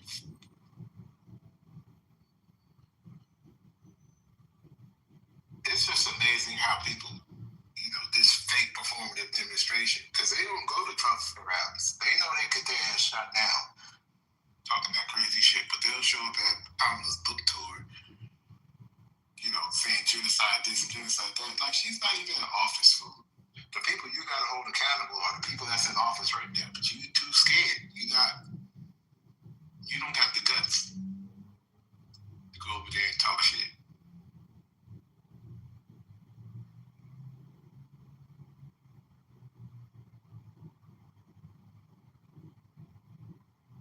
Let me be clear. That doesn't mean I think that he voted for Kamala, because I also remember him saying something to the sort of not believing that she could broker a deal with, getting the hostages out. So that was another thing. So I don't know which way he voted. I'll just say that. But he has always adamantly stated that he is a registered Democrat. Hey, good people, how y'all doing down there? Hey, Sandra, how you feeling? Hey, Eric, good to see you, brother. Tony, how you feeling? Michael's in the building. Tiff, how you feeling? Ben, what you doing down there? What's happening? Eldorado, are you there, Eldorado? I know you didn't come in while I'm saying hi to my friends. You want to find yourself in the playground? Knucklehead soft. Hey Kingdom, how you doing? Hey Drew. Hey Jack, what's going on, Jack? Oh, my sister Bonnet is in the house. Hey Bonnet. Hey BT. Hey Maya. Hey Bossman Rhombus. I see. Hey David. Hey, Lavender, Tiffany. Hey, Tiffany. Hey, Frank. Hey, Stefan. Appreciate y'all being here. Hey, Kamari. I love your picture. That's a nice picture. Owen, my brother Owen. King, what's going on? All right, let's go. How you feeling? BT, what's up? What's happening? Where you been at, brother? You been MIA. You been avoiding us. What's going on? I don't avoid. I just go where I'm wanted. Not tolerated. Oh, I know that's right. Brother, I always want you here. And what they do to you? I had to get out of here. So. Oh my goodness, when this happened? I see something. This was about 2-3 weeks ago. A couple of your headlines were violent. You was drunk because that wasn't in this room. They were violent towards me. I wasn't here. Is that the day you was in the But I remember it, but it wasn't. Yeah, it was over the other side. It was on the other side of the tracks. He said, y'all was drunk. You gonna tell me I'm drunk? This crazy. No, BT, it was on the other side of the track. It wasn't this house. It was. When he said it, I looked up. I'm like, all right, you're right. But it was the same people. Okay. Ain't that about a biscuit? You didn't put. You see how y'all be slandering? The Bible said that. What the Bible say? The Bible said, do unto others as you would have them do unto you. Okay, The Bible also said, don't be a green bean supremacist. The Bible said, there was no, I cannot talk about green bean in the Bible, I promise you. That's what it said. Hey, that was it. It didn't say nothing about a green bean. So the Bible said, Clubhouse terrorism. And they would have put it in the New Testament. The Bible said, and nobody would have did that shit. The Bible said, BT, that thou shalt not bear false witness against thy neighbor. And you came in here and you openly said with your loud mic that this space unfairly did you wrong, you know?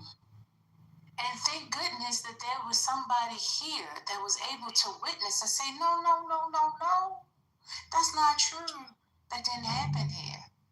So that day you had on them Michael Jordan Juniors.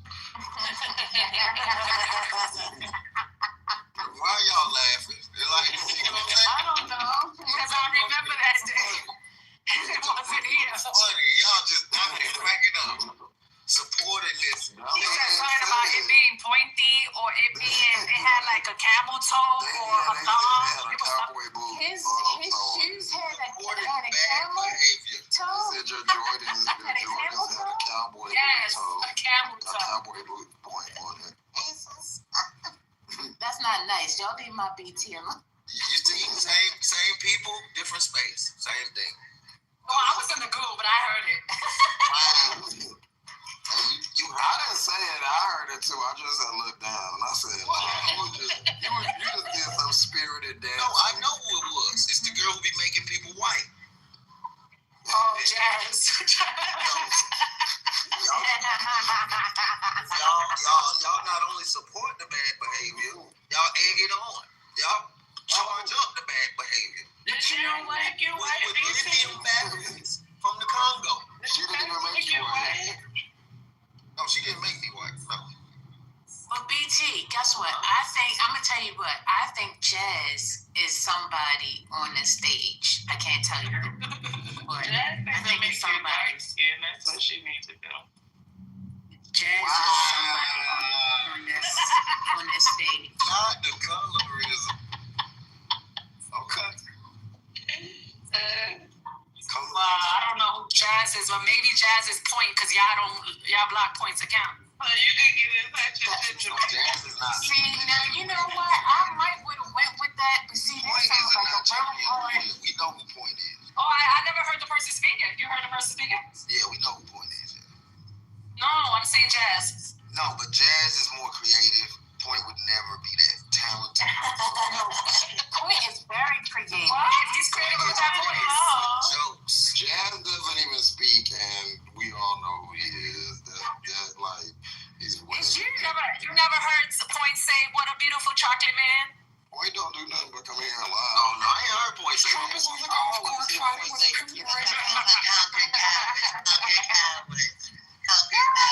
That's all I hear Point say. No one's covering this, but Trump is right now in Alaska fighting with Putin and two polar bears. So. And Point is always on the beach somewhere sipping Mai Tai. Right. Yeah, so you guys should get with me, and I'm gonna go to Thailand in June, and my girlfriend over there. Because I ain't seen Point in years, okay? Yeah. We'd be surprised. They blocked him after the Ashton situation. She said she was gonna be a security guard at schools. No, I be seeing Point other places. Yeah. No, I see him in other rooms. Yeah, I see Point got Point blocked after the He be in Plan B. situation. No, Point did not get blocked after the Ashton situation. Point got blocked after people kept saying that Point was that white man, Kitover. It's a white man? So he was Kitover. Anthony Why did y'all? But that was a long I time had ago. nothing to do with that space, sir. Point is a. Oh, well, I'm gonna ask somebody.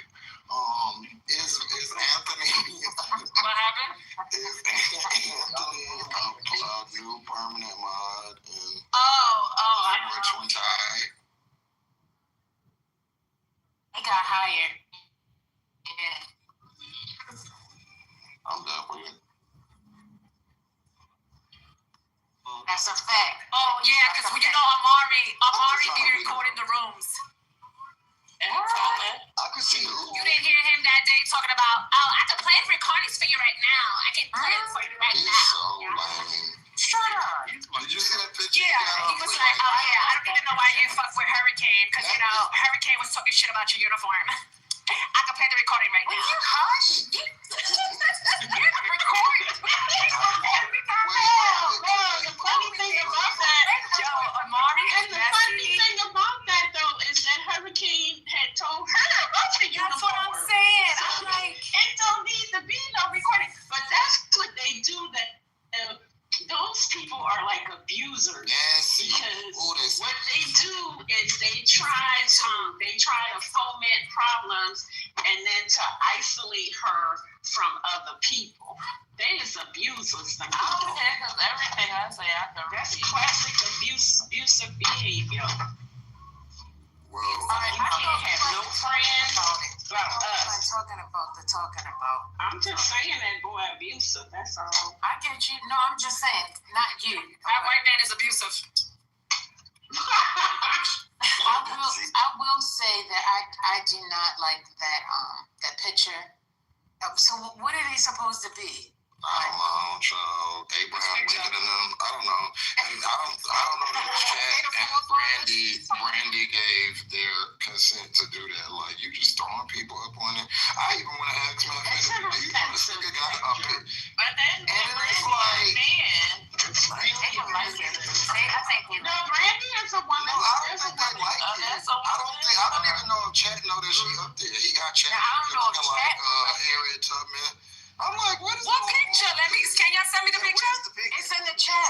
song And Omari, if you're friends with Omari, well, you got a gold star. You can look at his thing. Oh, he put it in PC?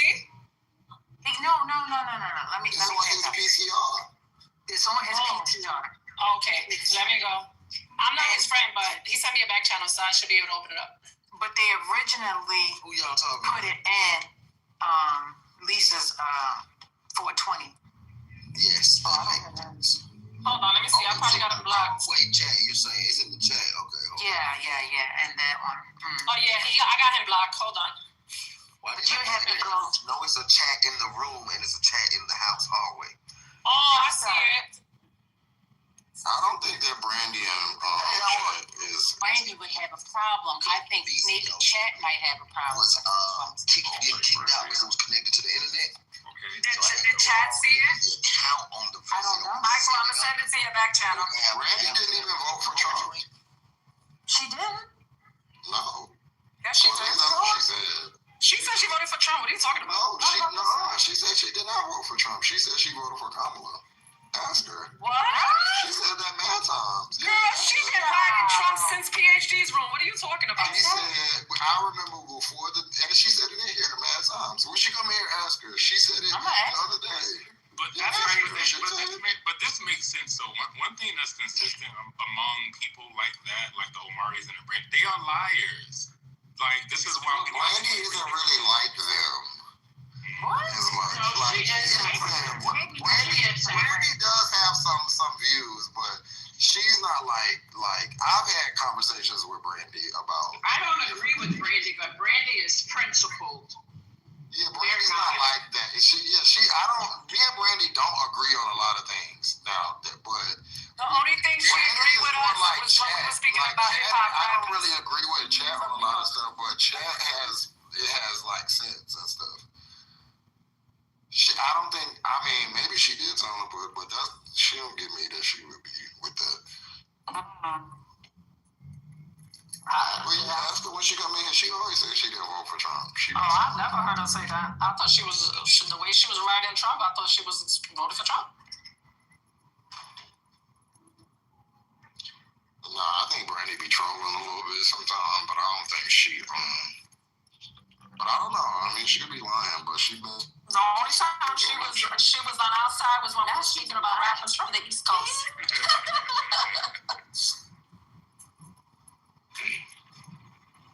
No, Brandy Principal, she's just in that late 1950s, early 1960s moral respectability thing she got going for her. And she got like a lot of white friends, and she was going up for her white friends, and then let me tell you, when Brandy went into that room, into the other on the other side of the track, when he went in there, if you would have seen the way those MAGA males greeted her, ooh, child, even MAGA. But I think that's. I thought they were gonna wash her feet. That's because they be doing that like to amp it up. It don't a lot of times it don't even be like that. Like I don't know, from the conversations I've heard Brandy say some stuff that I'd be like, girl, shut up. But nothing that I would be like, oh, you're like a bad person. But I do think she has some stupid opinions, but not like Brandy, don't talk to me or I'm gonna block you, nothing like that. At first, I didn't like Brandy at all, but I think she did decent now. I've agreed to some of the things that. I don't think she hates black people. I don't think she hates black people. I just think Just likes her because she don't like Cardi. Go ahead. I think what it is. I didn't even know that she didn't like Cardi. I think what it is. She thinks that black people should act a certain kind of way. Like she don't like the ghettos as a soul. Oh, and she definitely talks shit about immigrants. I think Brandy has. I think Brandy has. And her father is an immigrant. And her daddy's an immigrant. We have a very similar sense of humor. I think that a lot of the stuff that she be saying be like kind of like jokes, like she don't really feel like that, which is kind of the way I am. So me and her laugh at a lot of the same things. That's why I like her. She's probably a Capricorn. She said she probably is a Capricorn. Dr. is not like that. I know. She's not as mean as a typical Capricorn. You know, you can't be real mean. Oh, well, today she was off. Today she was off the mic and she said, "What the fuck?" You gotta be provoked. You're not mean. You gotta be provoked. You're not like, you know. Well, I can't tell all our secrets. You ain't never seen like the AG when she just fed up with anybody just yeah, but it's like a reason. Sometimes I don't really need a reason. I just be like, girl, get up. Shut up, everyone. Shut up to everyone. I could be like that too. I don't think that's a Capricorn thing. Dr. Angie just act like a teacher. Like once you find out like that, I think a full-time teacher. They said Hagstaff's plane made an what was that? Unscheduled landing. What that mean?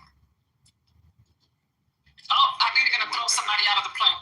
It wasn't no air traffic control. And when he listed where the plane was going, he stopped somewhere that wasn't on the list. He's gonna go see a side chick. That's crazy. I think you should just say his side, boo. He stopped. She's probably ambitious. He stopped at the liquor store. If it's anywhere in South America, he doing some drug deals. That's really what. No, he stopped at the liquor store. That nigga said, "I know a great liquor store in Virginia. Pull over right here." Nasty word. Not the plane landing on top of you. No, he stopped at the Mezcal factory. I know a great little liquor store right off of I-85. Pull this bitch over. He's like, you know, he loves his booze. That's crazy. Also known as the moonshine. Moonshine. His demeanor, I know he's got a new hairstyle. Does he look more all of them is gassed up off their own, like right now. All of them really think like they important. And that's why I keep saying, y'all, I know 2020, what's the next midterm, 2026, that's important, but I'm worried about that, you know, if they do get voted out, are they going to leave? Are them people really going to leave? Because they're going into the egregious territory, and a lot of them are going to be Mike Prince if the administration's flipped. So I just don't see them being like, okay, well, we lost. Like, I just don't know how that's going to go. Are you saying 28, or are you talking the president? 2028. Interesting. Yeah, that's what I thought too. I mean, I don't see why you say interesting, because, like, literally, you know, these people, rules, they're creating the rules as they go along and making everybody adhere to the rules. A lot of things that have gone on, it's like, that's not right, you can't do that. But some kind of way they find a way to do it and get it done. So I can see what Justin's saying, to be honest with you. Now, I don't wish for that to happen, but if they're not going to fight now and their power is just going to get greater, how do you take that power away from them if that's what they choose to do?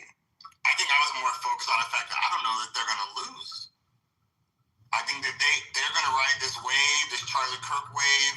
Like, we got to do some work if we're going to try to flip some of these seats. Oh, I had a question since y'all wanted to talk about Charlie.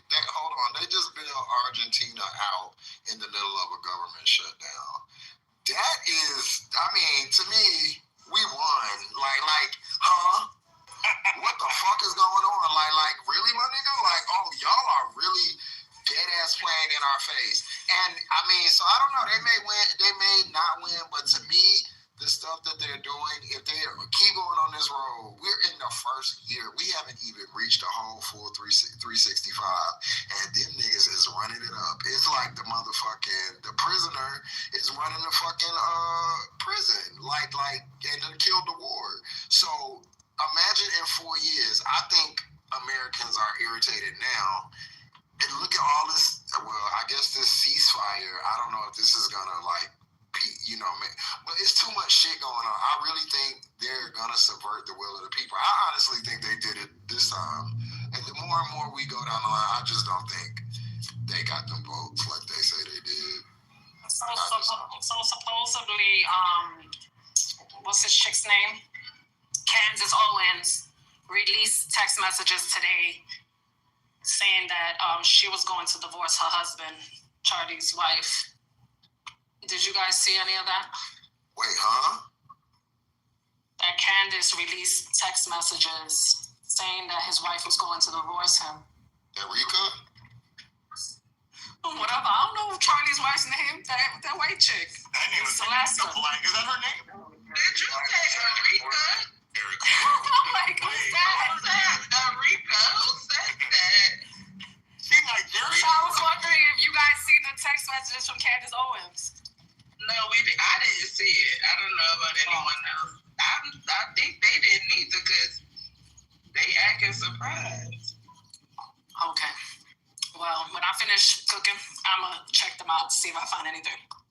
So Candace Owens said she had some text messages she wanted delivered to her and some video of the shooting she wanted delivered directly to her.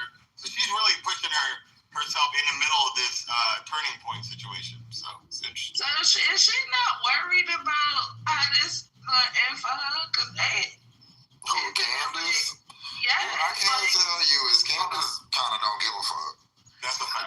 From all, because she's really like, just keep talking. And it's like, okay, girl, like, if you think they shot them, what you think they're going to do to your black ass? They won't even shoot you. They just gonna stab you in the street or something. Yeah, they gonna really make an example. The Jews already call her Candace Owens. Black on black crime. Like, yeah, and just leave her there. Right. I don't know. So, but. Wait, so is the woman's name Erika? Is her name for real, Just? No, I just said that. I just put an accent over the I. Oh, it's Erica. I'm currently locked in the backyard. The back door is stuck, so I gotta jump the fence. Thanks for the update. Pause. What are you doing? Somebody wants to play that. Ask you for that information. Somebody want to play that link in the chat? I just knew something else was coming after that anticlimactic ass shit. I'm driving to the post office, y'all. I'm driving to the post office. I need a ladder. I ain't jumped this high in a long time. I'm 42. I might break mine. Be careful, don't break nothing. Drop down into a split. Stop dropping roll. I'm about to turn the water, y'all. I'm about to fill up my ice tray.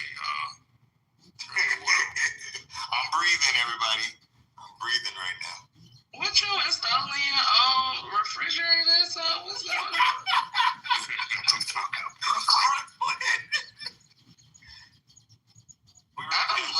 Clearly, because I don't know what y'all talking about.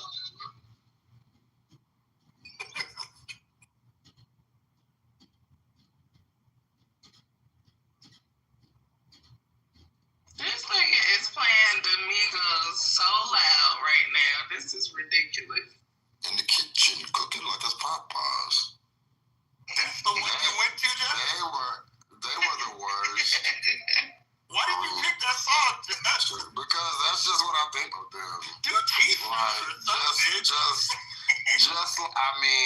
Minstrel rap in the kitchen. Like it's Popeyes. I'm a black man. My kids love that song. And I do drug rap. It is so annoying. And I like the Migos. I just hate that song. All the whistling and shit going on in it. So I was talking to some youngsters early, some youngskins, and they said Lil Uzi Vert is that guy.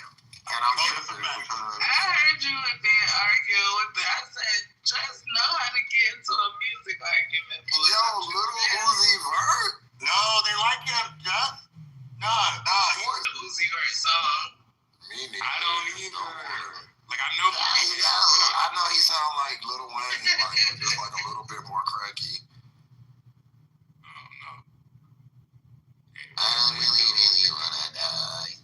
Or whatever that song he's saying. All I know is Flamboyant for me, child. I don't know nothing about that.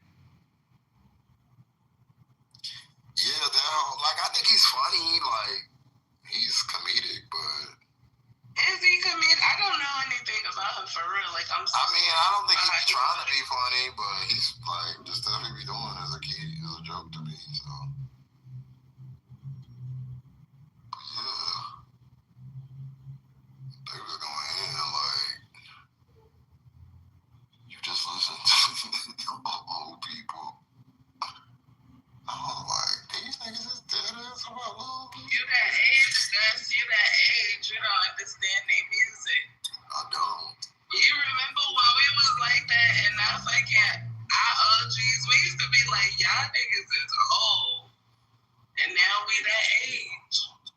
But I don't remember. I used to like old music. Like I knew like yeah, that's true. Yeah, we was talking about this earlier. Like yeah, that's true. I wasn't like that. I ain't never called nobody old and I used to fuck with. Like when we was in like the 90s and stuff like that, we would listen to shit from the 60s and be like, oh, this, you know what I'm saying, this it. Like I mean, and all of our music was samples from it. So like it sounded familiar. Right. Let these kids hear something from the 90s, they be like, that's old people music. You know what I'm saying? Like, or they be saying shit like, I was listening to, my cousin pissed me the fuck off. I was listening to Ashanti, some Ashanti song, I can't remember. He was like, Tory Lanez is better. I was like, what? He was like, yeah, Tory Lanez is better. I also think that depends on if your parents played that shit around you or not. Because my little cousin, she Gen Z and she listened to all the old school shit, 90s and 2000s. Like on her playlist, she got Jodeci and everything. And I'd be like, what the fuck you know about Jodeci? She'd be like, you know, y'all listened to him when we was growing up and I love it. So I guess it depends on who's listening to what around you. Yeah, that's true. They was talking about Chief Keef. I was just like, whoa. But they still be liking people that I be like, YK. Who is this YK girl? YK, the girl, the whammy little girls. They like shit like that. Like, I mean, it's catchy, but I don't really fuck with that shit. But I get it. These people, like, I think that people back in our time, everybody just be famous. Like, it'd be like, oh, the girl from the store, like, she is a hit song. It was harder back in the day because the niggas used to have to really sell CDs, like give their CDs out and shit. Like they did way more work. It's too easy to be quote unquote famous now. But it's almost harder now though, because like so many people can just throw, like you don't have to go nowhere. You know, like record. It's harder to make sales, but it's not harder to be quote unquote famous. You feel what I'm saying? Like everybody that fucking this social media shit got everybody quote unquote celebrity, and their minds is blown up, and somebody knows somebody. I don't be knowing nobody. I'm always like, who the fuck is that? My little cousin be like, oh, you know such and such. And I be like, who? Like, cause I don't know none of these people at all. Like, when they introduce a new character to fucking Love and Hip Hop, I be pissed off because I be like, who the fuck is these people? Like, where they came from? Y'all saw that K. Michelle is a housewife now? Oh, what? A housewife in Atlanta. When? No, they said supposedly she's supposed to be on the next season, but it hasn't been confirmed. For what? But she's married. She's married to that doctor. No, so she married? Yeah, she got married to the doctor from Love and Hip Hop. You forgot? You don't what doctor? He was like a dorky dude. You don't really have to be married to be on there because Marlo was a. No, I'm just saying that she's married to the doctor, so that's what she. I don't know what the fuck happened. When did all of this happen, y'all? I was scrolling earlier and I saw that they send me the link. Okay, so they put the link. Yeah, I will. They showed a picture of her in the confessional doing the taping. Oh, okay, so that means they filming right now. But look, she looked good as fuck. I mean, she looked good, man. I ain't gonna lie. Talk about an upgrade. She got a whole new face and that shit look good. It don't look crazy. Like sometimes that should be looking crazy. Her shit look good. Like I was happy for her. Like I'm not gonna lie. At first I was like, damn, this bitch got a new face. But I get it. These people gonna have AI faces next. I mean, shit. It can do it. Cause K. Michelle is proof. They gave her a whole different face. She don't even look the same. Okay, I found it. I'm about to post it in the chat. And the where I posted it from, it's called the RHOA Talk. So it's a page that follows the Real Housewives of Atlanta. So I would say it's confirmed. Okay. Yeah, I seen it weeks ago when they were speaking on it. Is Kenya coming back or she gone for good? Nah, she gone for good. Yeah, she gone. They ain't trying to bring him back after that situation.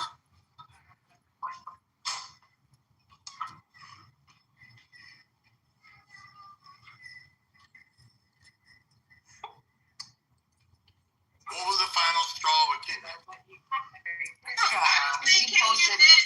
She's posted somebody's nudes.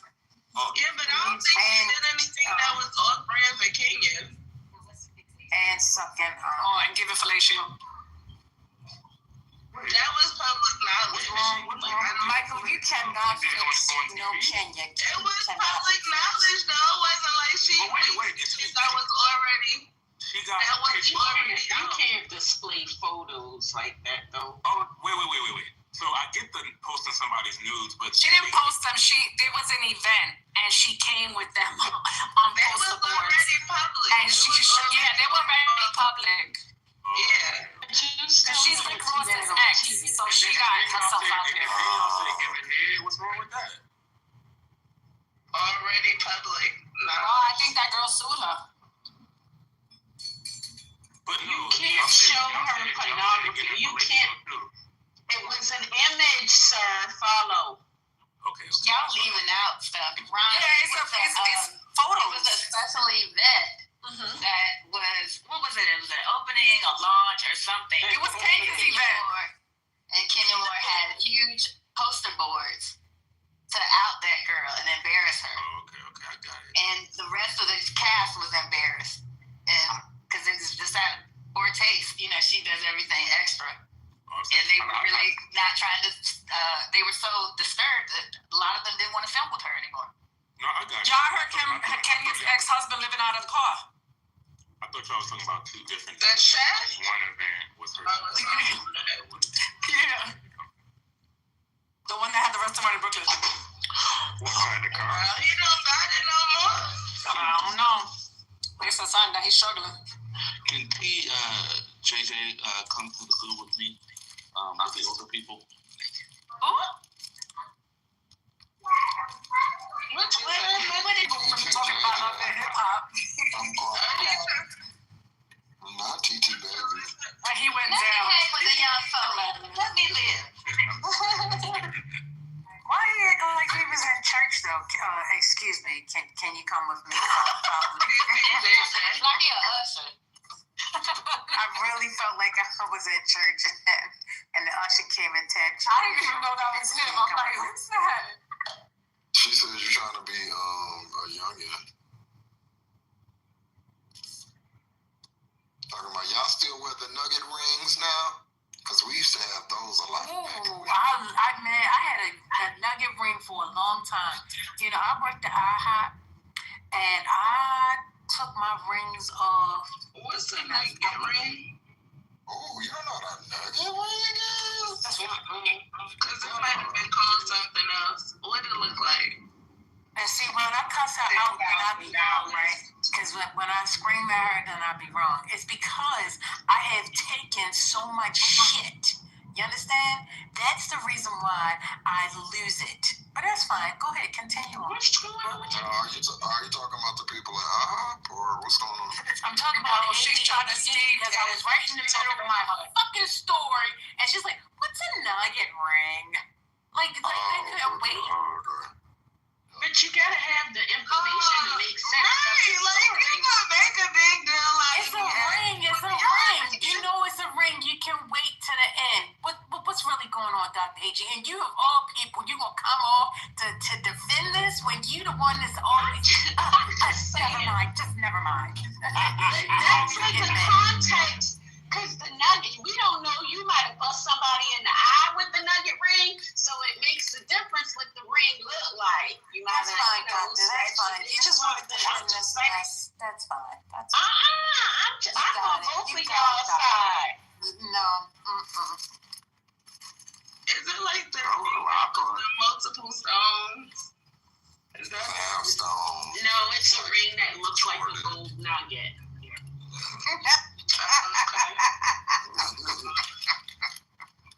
It's got bridges in it. It's like it look like a gold rock. Yeah, that's exactly. Okay. Very 80s, early 90s. It just made me feel old. I want one. Fuck that. A beautiful nugget.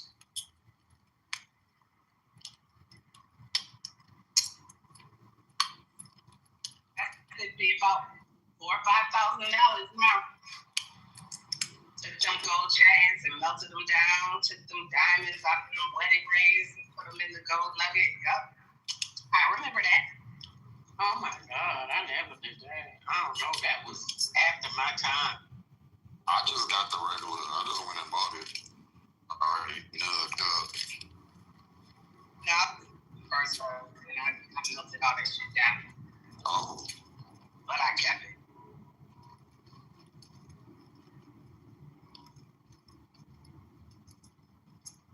That's how you do it. So, First Lady, did you cut somebody with the nugget? No, somebody stole it. They stole my rings. That's. Oh. And I.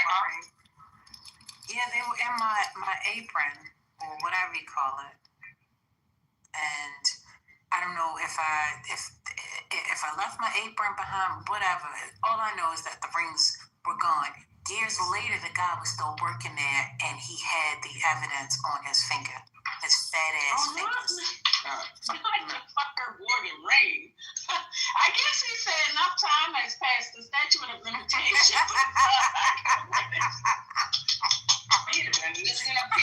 But I was trying. I was like, where are my rings? I can't find them. Everybody's, oh, we ain't seen them. Whatever. His fat tail. That's why he gained all that weight. That was payback. He was fat then and he was just fatter later. No. Fat and roguish is not a good look. That's a fact. Barbershop that I used to work at stole my coat when I wasn't there. And well, he told me, well, they said that somebody else stole it and they think it was unlost. It was like a whole bunch of bullshit. But I never found my coat. And then like a couple of years later, I saw his son and his son had my coat on. Not even bequeathed your coat. Now you passing it down. I said, Demonte. Birthday, son. I said, oh, hey, Demonte. Get this vintage jacket. I want to come back here for me, niece. I told him, I said, that's my ring. That's my ring.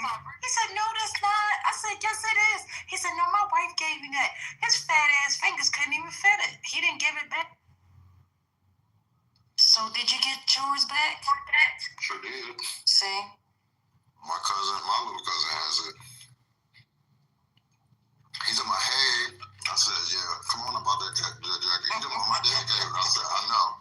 I know exactly who gave it to you. Bootlegger. What's this I'm hearing about? What's this? The president said something about POTUS and like in a good way or something. Did you see it? No. I'ma find it. Yeah, go find it. Well, women, Trump is hosting a dinner to fund $200 million White House ballroom and image shutdown.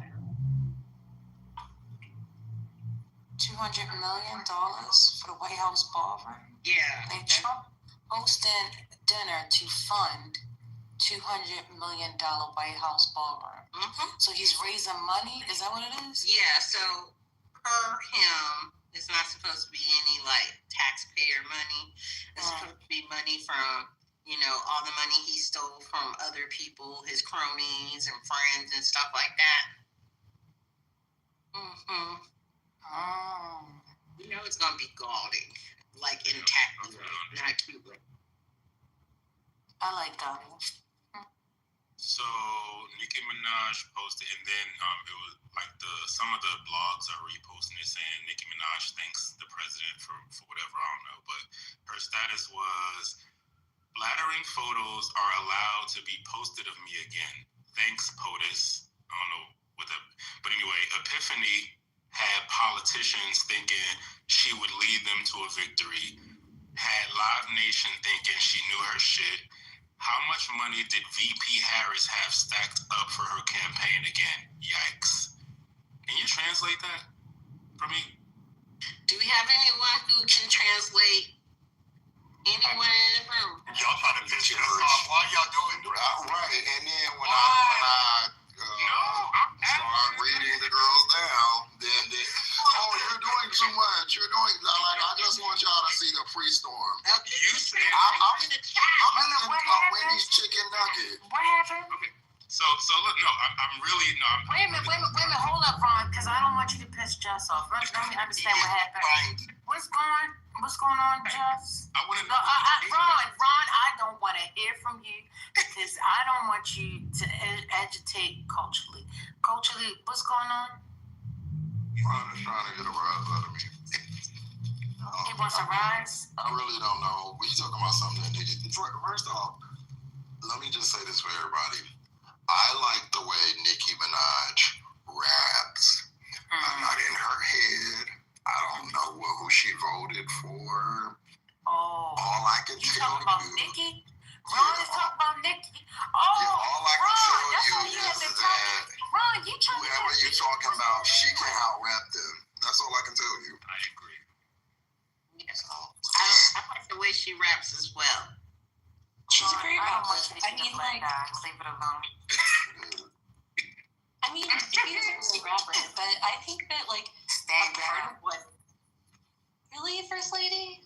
We got a They've been itching to say it. Let them get it out, baby. I just want y'all to know, everybody who's about to. This is how. I warned y'all. I tried.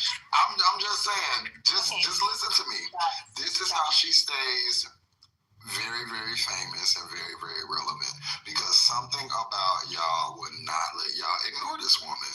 I've never seen a person who people can't stand as much as they can't stand her follow and track a person. I don't like Cardi. I couldn't tell you what she's done in the past, unless she said something to Nicki. But go continue, Taro. Normally, culturally, I would have not even known. And just like, to be honest, I like her. I'm a fan. However, I have to just be honest.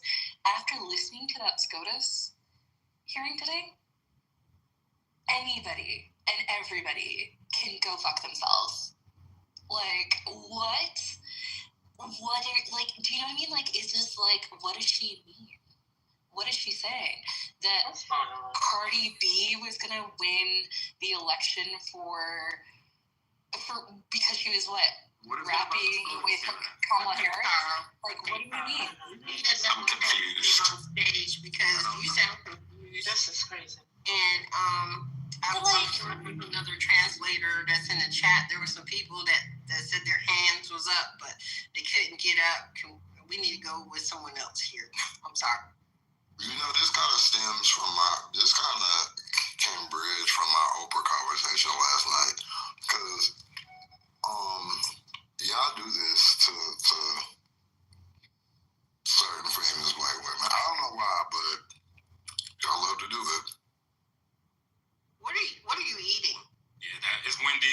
good.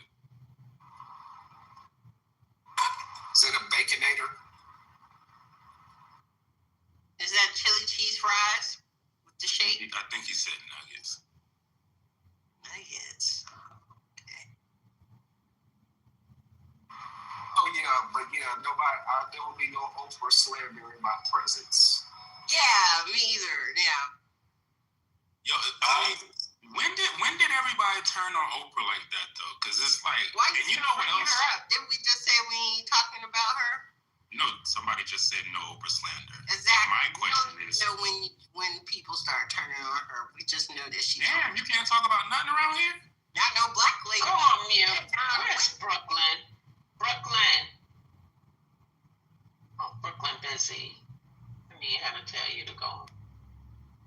Like, Tara, I don't know what's going on. I just need another translator because I didn't understand everything that was being said. Okay. She's on mute now, so it's good. So let me just give you the short version of it. Her and Cardi are still beefing, and it extended to the fact that Cardi was somewhat supporting the Democratic Party. That's all. That really sums it all up. Y'all really believe that? Y'all don't know how to y'all don't know how to take a paragraph transition. You're not from the streets. Still don't even sound right. That sounded good. I never don't want to sound like Their beef is not open to Democrats. Like, what? That has way more to do with Desiree Perez and Rock Nation than anything about Cardi. That's what it sounds like, but I don't know. I guess they're beefing too, that's true. With Jay-Z.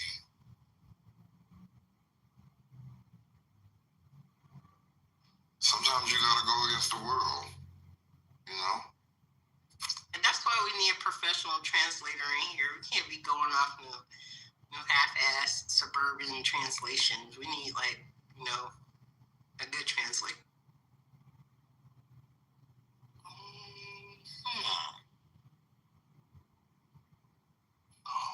Y'all be so.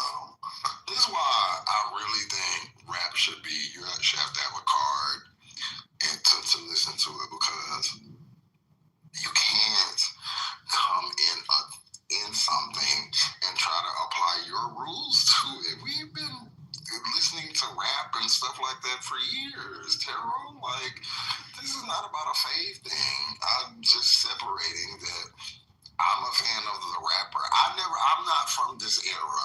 I didn't grow up having to know everything, Janet Jackson or Jay-Z, because there was no tabs on them. So I don't get into all this personality stuff, and I judge how the person raps, and that's it.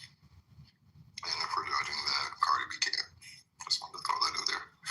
Kanye, but we know Meg is the best female rapper out. So in Texas, probably, yes. In the world. Oh, but we did Messi. Y'all seen the thing where Sweetie, someone's alleging that Sweetie is a yacht girl? Okay, see, this is what I'm talking about. We need another translator, please. Oh, you don't understand that? What just happened? Sweetie, it's alleged that she is a high-end, what's the word? Dr. AG, help me. Nobody really cares that she's a call girl. They said that, but yeah, okay. Swati is crazy. Exactly. It's actually Sawate. Sweetie. The latte. I love Eureka. As you understand, I am 42 years old. What I know. That is not sweet. Moving on. Ray, who's your favorite rapper? As a 42-year-old man, you only get one. It gotta be Hov. Okay. Dr. AG, as a 78-year-old woman, who's your favorite rapper? Tupac and Eminem. Oh, this is interesting. Why have you never shared this with us before? No, she said it before. because y'all was talking so much shit about Tupac. That's why she didn't say nothing. No, I never. Well, she actually voted on the poll. I would never think that she would have said Eminem. Oh yeah, I love Eminem. That's so interesting. I feel like you can tell a lot. Mel, who's your favorite rapper? I teach Eminem. What you mean? Biggie and Jay, stop. You get one. You gotta pick one. No, she said two. I want two. No, Dr. AG, you get one too. You gotta pick one. Y'all gonna bend the rules first time out. Like, pick one. Or Pac, Dr. AG. I'm gonna pick Tupac out of them two. Okay. Who else? Eminem. As a man. As a Bahamian. That's what happened when he got Marty on his PTR. He just be acting up, guys. Just have patience with him. I'm just trying. Brian, who your favorite rapper? Mac Dre. Who? Mac Dre. My old or new? Culturally, my old or new favorite rapper? You just gotta pick one. It gotta be an overall. I would say it would probably be. You guys might find that pretty. I like Kanye West. I'm going to lift my voice for the word. I mean, he's talented, and then I like Kendrick. What does that mean, Dr. AG? You don't like Kanye. When he said Mac Dre, I was just like, all I could think of when he said, and I treat my bitch like an ATM card. This lets me know y'all a lot better. Who else I have? But the other Brian, who's your favorite rapper?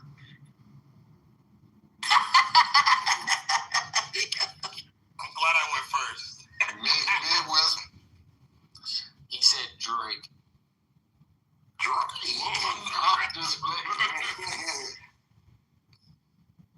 Midwest Brahmas. Brooklyn. Get that baby an account, please. First lady. Hey, Who's your Trent. favorite rapper? I don't have a rapper. I don't know anybody. No, I don't know anybody like that. that's too. So salt and pepper. I don't know. I don't even know them. I'm just teasing. Tupac. It's Tupac. Lasagna soup. My God. Trent, they said the average vehicle is $50,000. The average bottom line vehicle is $50,000. They said the mid-size, if you want a mid-size, it's going to cost you $59,000. Hello? Trent, where are you? Trent? Oh, well, my favorite rapper is BMW. Thank you.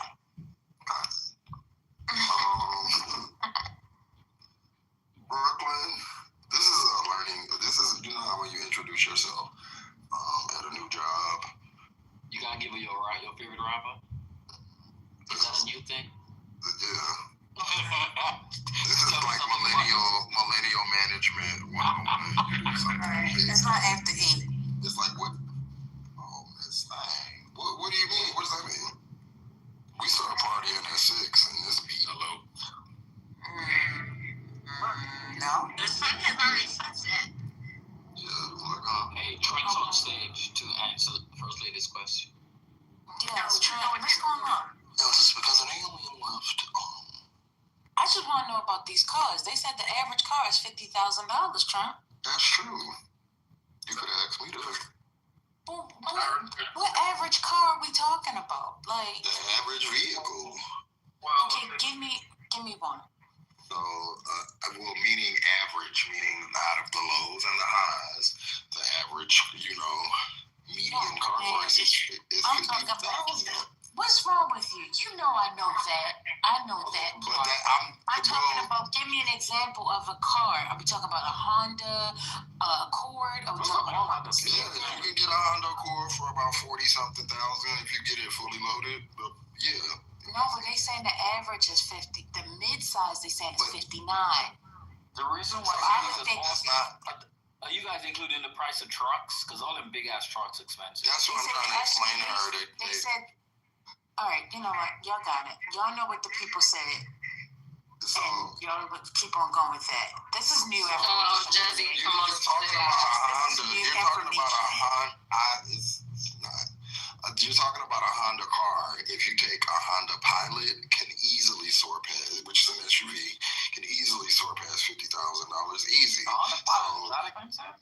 But here are the categories that they listed it. They said a average car, 50,000. Then they said mid-size. So to me, that's why I was asking you, trying to figure out what is the average. I would consider a mid-size to be a Honda Accord, because they said mid-size average. Then they also said pickup trucks. They said that was about 67. And then they said the SUV was 73. So you can already tell me about the SUVs or whatever. They said the average SUV is about $73,000. Okay, well, so that's why I asked, did you want just cars, but you didn't say nothing. Okay, so if you're talking about cars, yes, a Honda Accord fully loaded can easily soar into the high 40s, and I'm sure some places 50. And then if you get something like an Avalon or whatever the new flagship is for Toyota, which is what they would consider mid to full or whatever, that's definitely 50K. So yes, any car is like way more. Like there was never a time when a Camry was 40,000, but if you get the fully loaded one with the big engine, yeah, it's gonna be like 48K. I know those new Chevy Colorados, those are about $50 million. I don't think you understand what I heard today, and that's fine. Trent, are you there? I heard the prices went up and that an SUV is going to be $70-something thousand. What I understand is that when I'm telling you an average car, I'm thinking that's why I keep asking you, what's your example of an average car? The example of an average car today, in my mind, before looking at that, of course, a Honda Accord can run you 45 and on up, depending on how much you load it up. That's why I don't think when they're saying average car, they're talking about Honda Accords. I'm thinking they say average car, average price. That's what I keep trying to say. They said the average car, not the price. The price was $50,000. Okay, but that's the average price. Could they have said the average price? No, that's why. What part of y'all understand? I'm giving you the numbers that they said for the average car. They said the average car is 50,000. That's why I'm trying to figure out what is an average car. Because to me, when you start saying mid-size, that's when I'm thinking Honda Accord. Okay? Because like if you go to a rental car and you rent a car, they say the mid-size kind of thing. I'm thinking that would be like your Camrys, your Honda Accords, all in that,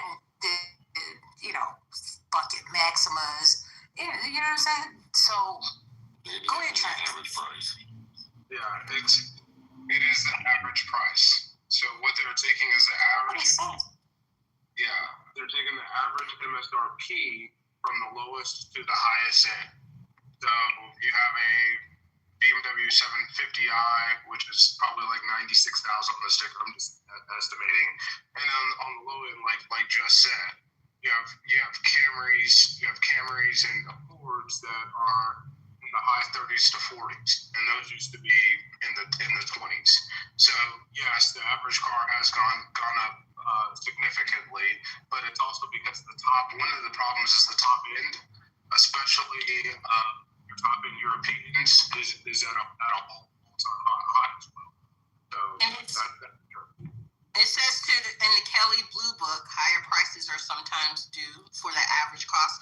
Americans are choosing more expensive vehicle models, and that's what's increasing the average cost. That's not what's increasing the average cost. The average cost is because... Just telling you what that Blue Book said. That's all I'm saying. Remember, Trent is the resident car expert now in our board. Oh, you sell cars, Trent? So don't doubt Trent now. Again, I'm just asking, what is the average car? You guys keep talking about the average price. They gave the price for the average car. I'm asking... She's saying what make and model for average car. But that's what I'm trying to tell you. That's what that means, is the average for a car. It's just worded differently. They don't mean it. There's no such thing as an average car. Got it. Okay. All right, so they're not talking about a type of car. They're just saying that the average price for cars, you know, is meaning the overall average for if you spin a car, like you can like. So can you get a new car for $20,000? You can, but that's just not that's on the lower end. That's not the average. So when they average out the cheap cars and the expensive cars, 50 is what they come up with. That's a lot. It is a lot. There is no not even a new car for $20,000. So First Lady, didn't you say the average SUV price was $70-something? Can you get a Corolla for $20,000? No. So when they give me that, you see what I'm saying? That's the reason why I keep saying they gave 4 different numbers, and the midsize was also a group, pickups was a group, and SUVs was a group, and general was a group. So that's why I thought when they were breaking it down like that, they were talking about like the average, you know, like this average kind of car. What's the average car? That's what I was trying to figure out. Like, what do you consider an average car versus a mid-size car? No, that's the overall average, and then they're breaking it down by like mid-size. Oh my God! So you gonna tell me what I saw? Got it. I'm telling you how averages work and how math works. It's not about the average. What you saw. I'm telling you, I know how math is applied. So on this, I know I do have it. So an overall average, you just read to me that That's exactly what he's saying. That's exactly what he's saying. Oh, I don't know. Well, you asked, so I'm telling you. So an overall average is what they gave you, which was 50,000. Then they gave you separate categories. So they gave you midsize, they gave you SUV, and something else. So the overall average was the car average. Look up at a Nissan Kicks. That's going to be one of the lowest. Look at the MSRP for a Nissan Kicks. I think it's like 21 or 22. Really hard to get a car under 20,000. I don't think you can get a new car right now under $20,000. Now, what's also higher than ever is the average price of a pre-owned car. Part of that has to do with COVID because of the pandemic, because we weren't able to produce as many cars in 2022. But now, so what's happened is the major problem is cars, if you're trading your car in and you bought a car in 21 or 22, you're highly upside down. And that is part of the reason why you saw a bank call our dealership called Tricolor, and others. There's another big auto company that just went under, and it's because these people are so upside down, they can't trade in their cars, and their interest rates are too high, and they can't afford the payment. So all the parts and stuff. They said the average was $45,000 that it went up. And then I forgot the other year that they gave a number. I forgot that one. The pandemic was to say that was a unique time is an understatement. My concern outside of the average price of a new vehicle, I'll just say that the average price of a new vehicle, regardless of what category, and the average price of pre-owned cars, I've said this on occasion, my concern is not just price, but loan amounts and loan terms. You know, when you're looking at, okay, you know, I guess I'm sure I remember when it was, you could go buy a new car and it was a 36-month, loan. And next thing you know, now we're looking at, okay, 60, 72-month, 86-month, and affordability. And that is something that is going to continue to, in my opinion, from, the circle that I inhabit in the automotive space. That's the bigger concern is the affordability. You have, people, especially for those that may have questionable credit scores, and they go in and they need a car. And hell, maybe they don't even get a used car. They get a ridiculous loan term for a pre-owned car, say 7 years in, now they got to get a new car, and maybe their credit's better, but now they're automatically underwater with that one. So what did they do? And I've experienced this early in my life. You roll a negative equity over into the new loan, and now you're paying for 2 cars and driving one. And I shared this, I think, earlier in the year when we were having a conversation around car prices, but I have voiced that my concern was that when lenders and auto companies recognize people are getting priced out of new cars. So, hey, why don't we get you into this over here? And we've got an 84-month loan for you, because some people go in and they throw out a dollar amount. This is what I can pay per month. And then the sales guy, the finance guy, they just trying to move the numbers to get a vehicle out. And now you're stuck in a 6, 7, and I've seen 8. I think it was one of the American car companies experimented with a 96-month loan. That's fucking ridiculous. So not too much on the finance guys. So let me just get some clarity real quick. Janice. Where's Janice? So so 40,000 before the pandemic in 2020? Is that what you're saying? Yeah, according to that Forbes article. Okay, so now 50,000, so it has doubled in 5 years. That's crazy. Huh? It's never gonna come back. It's never. You can't bring it back. I was talking to somebody today, and I was like, prices, people who voted for, the other side, I kept telling you, there's no way they're going to bring the prices down. You can't go backwards. You can only, try to average out where you are and hold it, but it's just not going to go down. You'll never see prices go down. I know people that in cars and sneakers that became rich during the pandemic.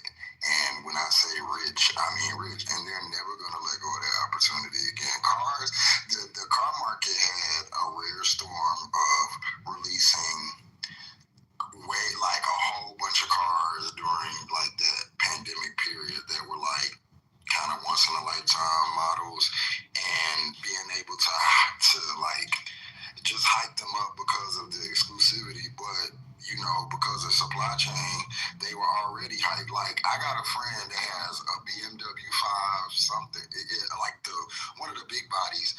It does not have any like power seats.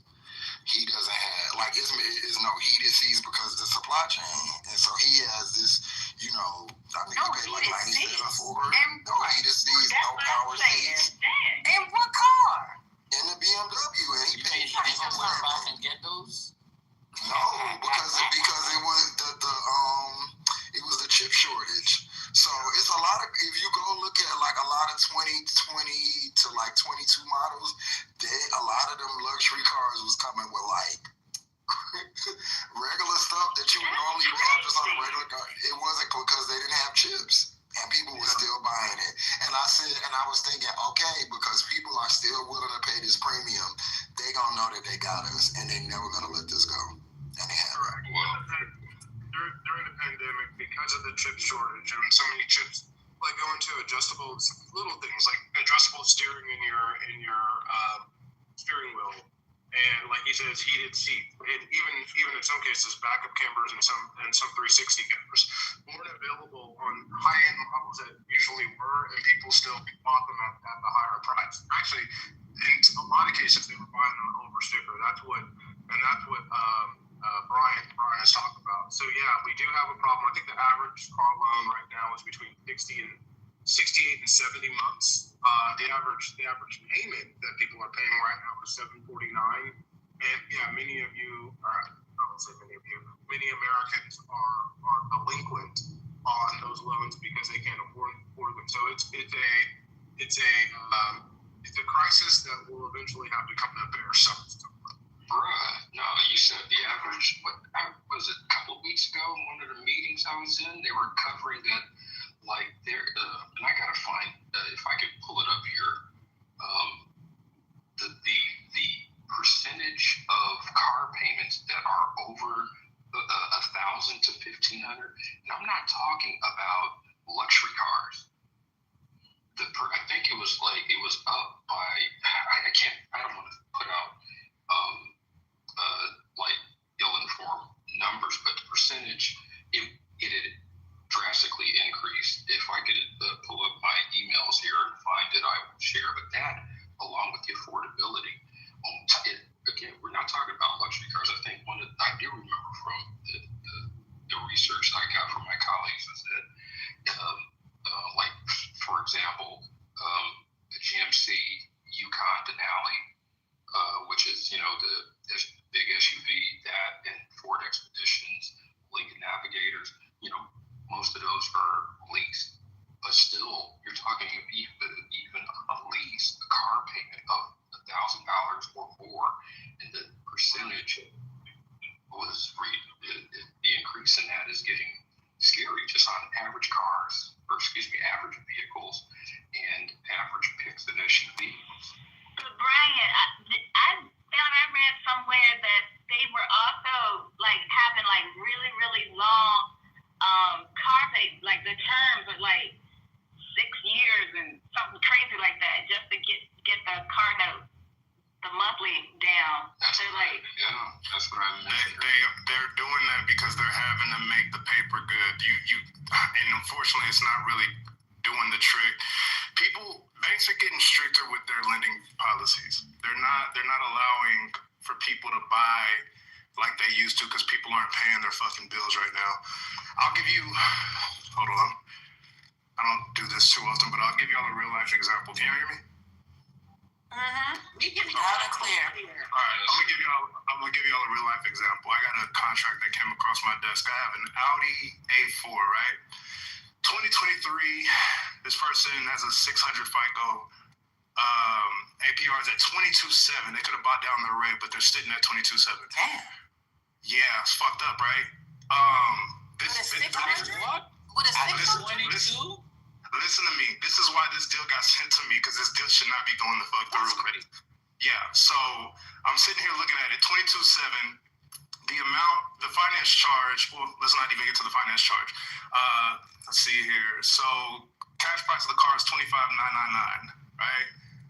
After everything, we're looking at $33,481.13, right? So let's just call it, let's call it $33,500, right? After they picked 72 months, the finance charge is at $28,590.07. So their monthly payment is $862.10. Somebody do quick.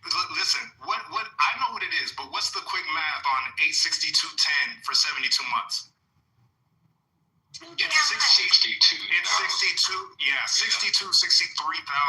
that they're paying for a 2023 Audi A4. When they go to trade this car in, if I let this deal go through, if they go to trade this car in 2 years, 3 years, they're gonna be fucked. That's upside down at the extreme. Immediately. And that's why I'm looking at this deal now, because unless they're buying deep in a car, I'm not pushing this through. You're not gonna be able to pay this fucking bill.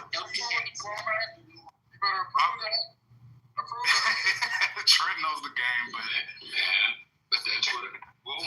But again, here's the thing. Trent just what's said their credit score? What 600?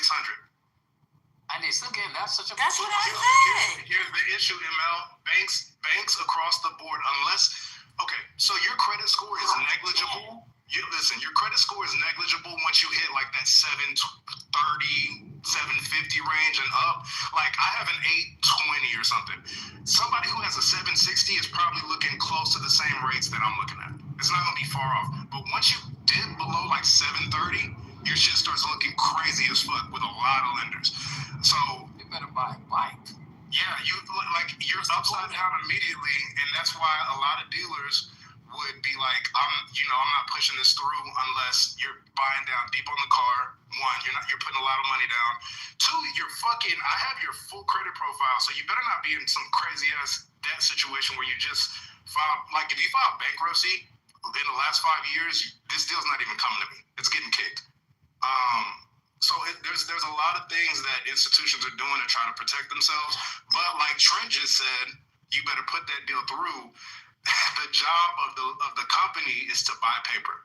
That is the entire job. So it's not really about how responsible somebody is. It's, can we get this deal through, and in 3 years, are we betting that they're going to trade out of this car or at least make their payments? If he's on time with his bills, his income is decent, and he's just got fucked up credit and has a fucked up APR, and his interest rate's going to be high, shit, fucking buy the deal. That's it. You know what's funny? When I got my truck 3 years ago, me and my wife was tripping off 9% APR. It was like, what the hell? 9? 9. We was tripping off of it. I ain't buying no vehicle. Yo, but fucking 9. You heard that 22? I just paid my car off, but I had 3% on my car. You know people on public transit. Yeah, I got a 4.5. Wow. Yes, mama. And I ain't want that. I wanted like a 2%. Man, the last vehicle I bought, I got a 0.9% interest. You're also so look, when I had, so this is another, and I don't need, you can tell me if this is true or not, Womack, but what I will say, and it could just be because my credit got better, but when I had bought a Honda, and once I got with Honda Financial, it was, I've never had really issues, and I stayed good with them, you know what I'm saying? Like, as far as going to get a car or whatever, and this is what a guy told me. He was like, you got that, you know, and then I went to Infinity and I used them, and the Honda give you like a 0.9 or 0% interest rate sometimes. I think I had a 0 or a real low one more time. Yeah, finance is straight through the dealers. Financing is always, I'm not gonna say always a better option, because a lot of times credit unions got rates that rival whatever promotions they can run. But right now, I think Ford is giving like 36 a month at 0% on fucking pickups, which is crazy as fuck. But I've never had giving away the Cybertruck now. If you want a Cybertruck, you can probably get it for like 0. something percent. I wouldn't get a Cybertruck. They gotta bring that shit for free, because that's the only reason I'm saying. I ain't never seen them give nobody no 0 or 9. No, them picture is so $3.99. 4, 6. I haven't. $3.99, please. Hey, just, I don't like, I've always bought cars with like 1% or whatever, but then again, I've always had a 830 something credit score. So. Oh, shit. Here go braggalocious. Go ahead. No, but I mean, that's my reality. I can't deal with you with your assets and your close to $700,000 in your savings. Very cool. No, but it's like, don't think I remember you talking shit the other time. One of the moderators said, 0% down. They talking about. Wait a minute, hold up. They say that Newsom and Arnold Schwarzenegger clash over one of most expensive California fights ever. What? About what? I don't know. I thought y'all knew. All right, let me find out. Go ahead. And let me fuck with ML. And don't forget ML, and that's not including my assets, okay? Sit on that. One of the moderators in the other room last night said they think I'm poor. And my feelings was a little hurt.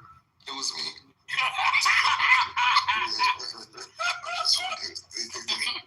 Just you wrong. I would say that Ray, my dog, they be going hard on Ray. Ray is the new MJ. It seemed like last night it was gonna be a nice little fight, but then it calmed down. I was like, oh shit. So I felt some ageism and everything come out. I was like, let me pop some popcorn, but it didn't. Yo, so Womack said anything under 720, you're gonna see a 22% on it? Is that what you said, Womack? That is not what I said. Don't do that. What? No, you said something. What did you say? You gonna look like that 600. If your score is in the high 7s, the difference you're gonna see from high 7s to like 8 something is gonna be negligible. I mean, you might be looking at points that are different. Now, when you hit that like under 750, depending on the lender and depending on your credit profile, yeah, they're gonna yank your shit because you're not gonna get a car without either having to buy really deep on it, meaning putting a lot of money down on it, or you have something to trade in. So Walmart, can they lease a vehicle then? Hold on. Tracy acted up. We're We're about to mess up his car industry. Like, ain't nobody buying a fucking car. Stay with that shit y'all got at home. Ride that shit till the wheels fall off. That goes into the average age of cars on the road. We have, especially during the pandemic, and my bad, Trent, I'll pass to you, but that, like, all of these things are connected. The increased price of average, in my opinion, excuse me, don't even look at like luxury cars if some of us have them, but just an average, I'm saying, like, I don't know, the fucking Ford Escape or whatever is, for you. But there's a couple of things that are overlapping. The average price is getting out of hand for most people, on top of the longer loan terms, and then the average age of cars on the road. We're at one of the points in our country's history where the average age of cars on the road are between 12 and 15 years. And when those people go back to I said the average. And when those people go into a dealership looking to buy a new car, they pay your Volkswagen Beetle off. I would never drive that. That's not me at all. I cannot see personally driving a car that's older than hers is light blue. Never. The average age of a car right now on the road is 13.2 years. Okay, it is, and that is. Trent's mad at that. No, I'm not mad at that. Look. First of all, I don't sell cars. Look at Trent. Look at ML. He got a plus. That's ML plus now. I don't sell cars. I work with dealers, and dealers actually make more money off of fixing and repairing cars than they do selling. Those service departments are actually making. They're actually making significant dollars right now.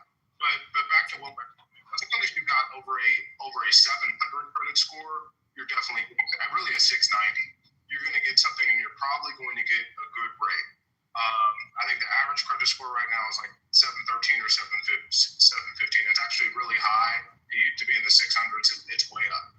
But now for the political folks in here that are worried about the economy, there is, like Brian's saying, there is some problems with the economy. Like I said, there's a huge company, massive company called Tricolor that just went under. Part of it was due to they cater to the Hispanic market, and part of it was due to that. But what they were doing was essentially putting two loans. They were selling their paper, and they were putting two loans on vehicles and then selling that paper. That's very, very similar. That's fraud, by the way, if it comes out to be true. It's very similar, though, to some of the things that happened during the housing crisis during 2008. And if there are other companies, because there are other companies that have that same kind of lending profile, and Womack, you can talk about it. There are companies that have quietly gotten out of the subprime lending that's people below a 620 lending profile. And that may be because we have such a problem with those people making their loans. So what happened in 2008, I'm not trying to set off major alarm bells, but it is possible. What happened in 2008 with housing could be getting ready to happen or happening right now with cars. That makes sense. Trey, I just went to their website and it says, "Thank you for visiting, but we are no longer offering financing or sales services." So someone got them. They were like a told your no place too, if I remember right. High risk. Excuse me. Sorry. We went to people with ITN numbers. Again, like heavily, that's the Hispanic market. Those are undocumented immigrants. But what they were doing financially, it is proven what the SEC is saying, is very, very unscrupulous. And the one I look at, if you're a trader, Carvana's credit profile very, very similar to what what Tricolor has. And still was at an all-time high. So for the traders out there, I know Point 8 in here, there are people in the background saying, look at Carvana because their credit profile matches what Tricolor. Carvana had some crazy fucking issues, like people paying off the car, like people would pay their car off quick with Carvana, and then Carvana wouldn't have a title to the unit. And it's because, like, some of these places I can't, is because I don't think any of these cases have actually been. And I think Carvana, if I'm not mistaken, has like a class action lawsuit for the same issue. But some of these dealers are buying the car and not having. I guess it's a touch and no spot. I've never done that shit or seen exactly how those dealers work, but it's like they still own the car and you're just paying them cash. You're literally going to the dealer and paying your payments, and they're just kind of like tally marking your shit until you get to the end of the cost of the loan. And once you get there, you better fucking hope that they actually have the title to that vehicle, because sometimes they don't. And if they don't, you've paid on a car and quote unquote own a car that is still in somebody's name who you don't know and they don't have the title to. But how is that possible? Don't you have to get your name and whether if you have a lender, their name on the paperwork also? They are the right. So if it's Carvana, you would get a document with Carvana's name on it, your name, right? You gotta look at the at the case. You do. You get that, but then the bank. So look, I'll post it in the chat. Hold on. Yeah, Walmart's actually right. Yeah, they can forge documents, but it says that the class action lawsuits is happening because they were unable to legally drive their cars, and sometimes face legal and financial penalties as a result of the delays because they couldn't get their cars. So I'll be looking into this. Is there any way to make money off of this travesty? Well, okay, wait. The one part you're talking about, Carvana on the loans, Carvana and Broom on the loans, on the transfer of title, that's different. The problem is Carvana was moving too faster than the states could process the title. So they would get a car, they'd buy because they do it remotely. They'd buy a car from somebody remotely. They run it through, they have a very fast recon system, right? So they'd run it through the recon system in 7 days and then sell it right away. So as soon as they got it through recon, they were selling that car within 7 days. Most people can't run that quick. So the title a lot of times hadn't transferred or been processed. There were also a lot of instances, especially in 2022 and 23, where people were stealing cars and they knew that they could sell them to Carvana because they didn't have a great system. They were stealing cars and they were selling stolen cars. All this happening. So that part is different. Okay, so the lawsuit I talked about. Okay. Yeah. That part's different. What's happening with Tricolor is essentially they use collateral on the same vehicle multiple times. So they sold one car and they issued a loan, and then they packaged that loan in like several securitization trusts, like very similar to mortgage-backed bonds, but for car loans. So that's illegal. But the major banks, they package all these things up into a bond, and the major banks were buying these, not knowing that they were buying bad loans. That's very similar to what happened with the housing mortgage crisis. Right. So there was another used car dealer, the major used car bank that just went under. And if you see another one, Jassy, then I would definitely start looking at Carvana and some others in the subprime market, because that would mean we have a serious. Yeah, but so my whole yeah, hear me? Yeah. Oh, okay, Ray. Is there a way to make money off of this? So what what happened in 2008, I was way too young to capitalize off of. Is there a potential way to make money off of this potential pending bubble burst? Yeah. You can make bets at the car company. Well, yeah, I said travesty before, but I didn't want to use the same word, Brian. Well, I'm feeling like I'm witnessing deja vu, because it's the same. It's like, in my opinion, I'm living through like these people that are way smart and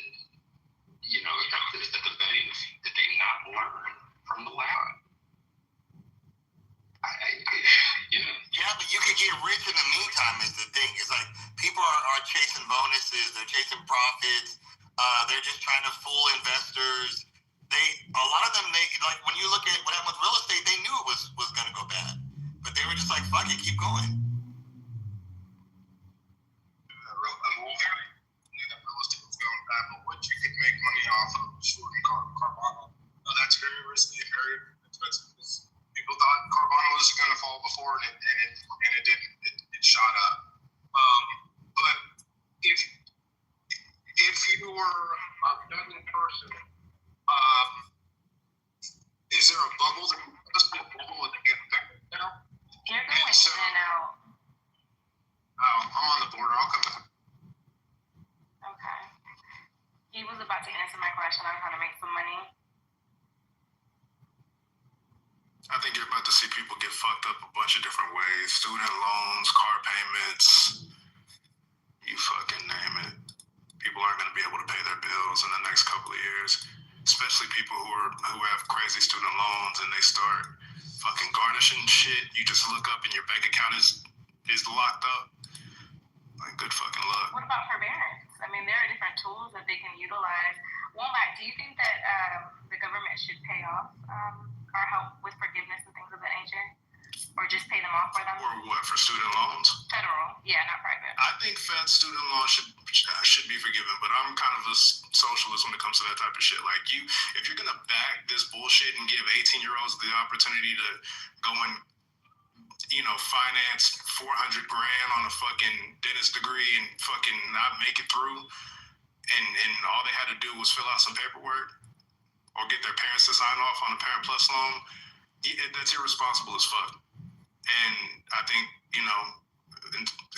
but I don't know. I think people got to be smarter, but when you're a young kid trying to get a degree and move up in your career, you make dumb decisions. So I don't have any student loans, thank God. And so I can stand on that point, but some people feel like I paid off my shit, or I paid off most of my shit. Everybody else needs to pay off their shit. I don't necessarily think that. Well, yeah, believe in socialism, so.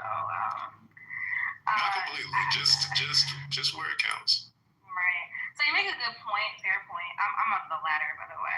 But you make a fair point when it comes to educating the youth while potentially in high school. I actually like that idea. But don't you think the government is expecting the parents to educate the kids on these, didn't you say Parent Plus loans? So that means that the parent would be a part of the process, correct? Mm-hmm. But parents aren't educated on it either, though. I mean, it's a lot of late office. Like, they're new to the process as well. So I know when I went through mine, I had nobody. And if my mom was there, she would have been just as lost as I was. So I'm sorry, I mean the millennial parents, because now we're the parents, right? So a lot of us are educated. Would that same ideal still apply with the millennials being the parents? I think so. I mean, Brian and Dr. Ag's not in here, but Brian is a professor. Do you see a lot of parents that come in or students that get wrapped up in situations where their parents don't really know the lay of the land either? Yeah, well, excuse me, for the university that I teach at, it's small. I'm at a private university that's like, it's very, very expensive. But I don't have any numbers, but I venture to say that it's a small percentage of kids that the parents get on the hook and they don't know about, the repercussions of plus loans. And then to me that's like pulling a loose string on a sweater. Because to me now that goes into the high cost of college education and then financial literacy, and then spills back over to cars, homes, living beyond our means, those of us who do. But to your point, though, yes, at my university, hell, I started out this semester teaching, and now I don't know if I shared that a couple of weeks ago, where I'm on standby status because the kids in my course, I had one drop out because he figured he'll take it the following. And then the other two that dropped out is because one dude's dad lost his job and the other couldn't afford it. So, yeah, hope that helps.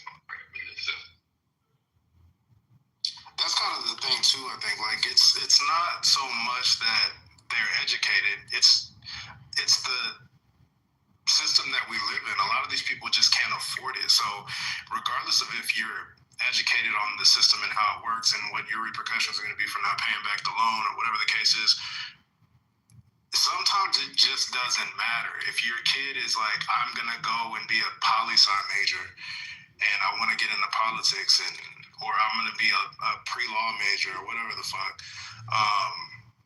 or basket weaving, it doesn't really matter. It's just like, I'm trying to get through college and we don't have the funds. So this is the alternative. I don't think it's ever going to be a good idea. I'm an advocate for not taking loans out on shit. I just paid my car off and that was the only loan I've had in like 8 years. And I try to, if I ever take a loan out on something, that bitch is getting paid off. Where'd you get the ideology? That's how I started. I think Ramsey has a lot of fucked up ideas and concepts, but I think the get out of debt and try to stay out of debt is good. I have credit cards. I use them all the time, but I also pay them off almost immediately. So they're definitely by the end of the month, they're completely paid for. John, see, I'm completely opposite. I believe that you should leverage credit, live your life to the fullest because you don't know when it's going to stop.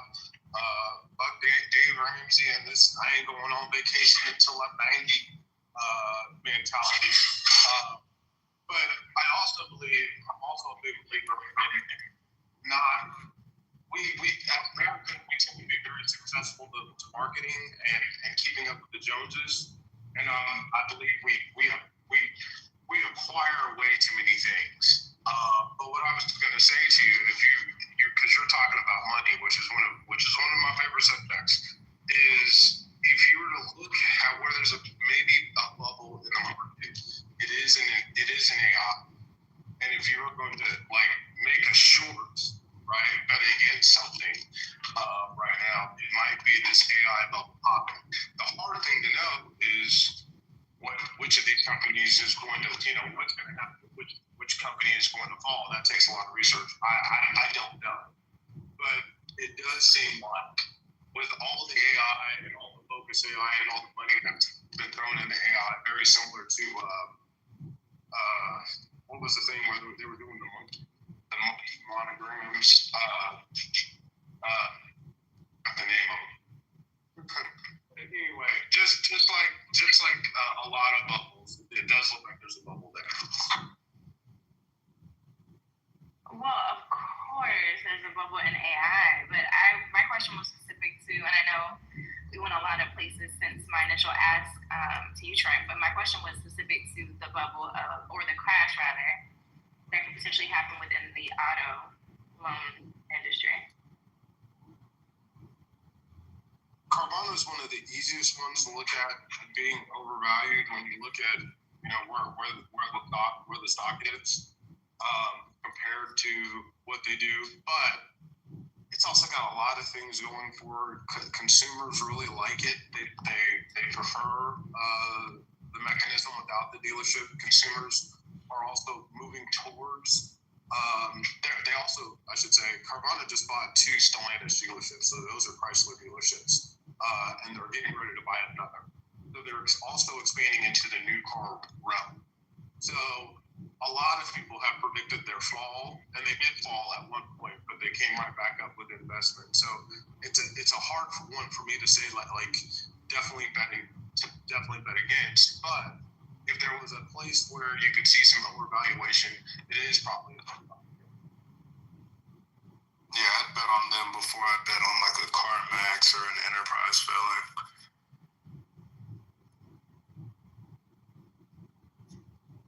Okay. Alright, so I'll take some notes on that and keep researching what's going on. Yeah, one of the problems, I think she's gone now. I have forgot her name, but she had mentioned, I think, is Empress?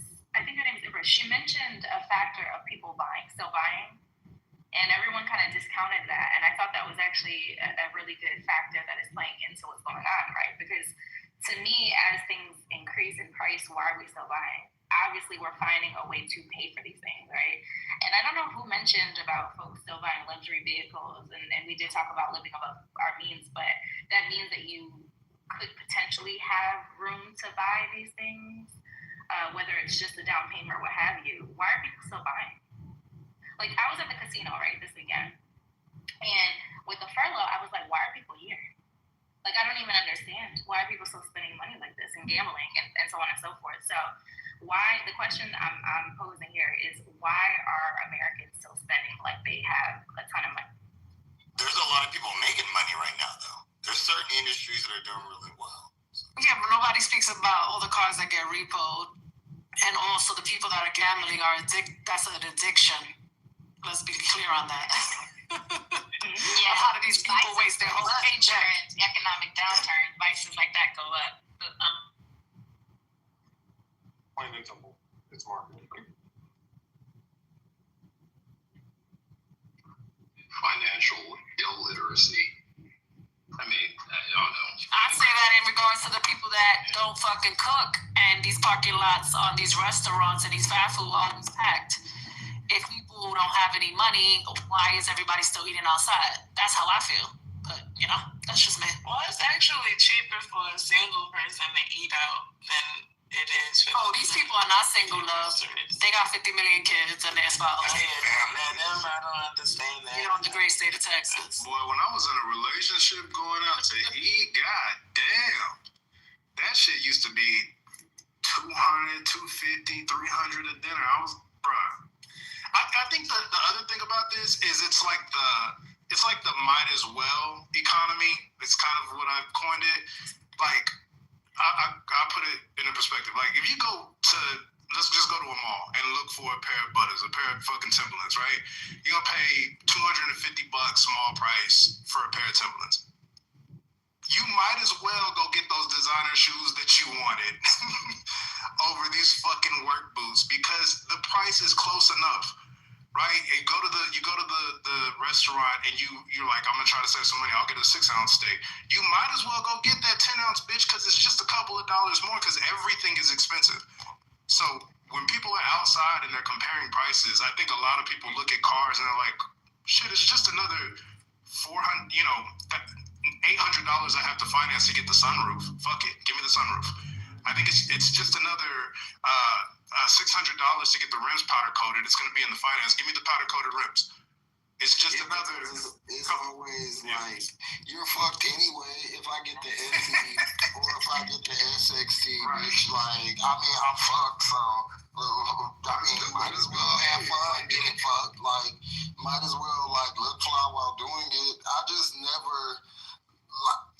That's why there's just some stuff I'm gonna spend money on. Like, I had this big back and forth with myself about spending money on sneakers. Like, that's just my thing. Like, I've always just gotta buy sneakers. Like, just always. But, bitch, I live in a terrible, like, country. Everything is going to hell. I might as well buy something that makes me happy. I'm not about to be working my ass off and not have a little treat for myself. And then at least I can see my sneakers. I can't see that fucking steak I ate. That shit's gone. That's what I don't like, is when you can't see your money. Ooh. I can do a car because I can look at it, I can do a house, and I can do clothes. Like, I don't really mind spending money on that, because it's like, all right, it's there. I have it.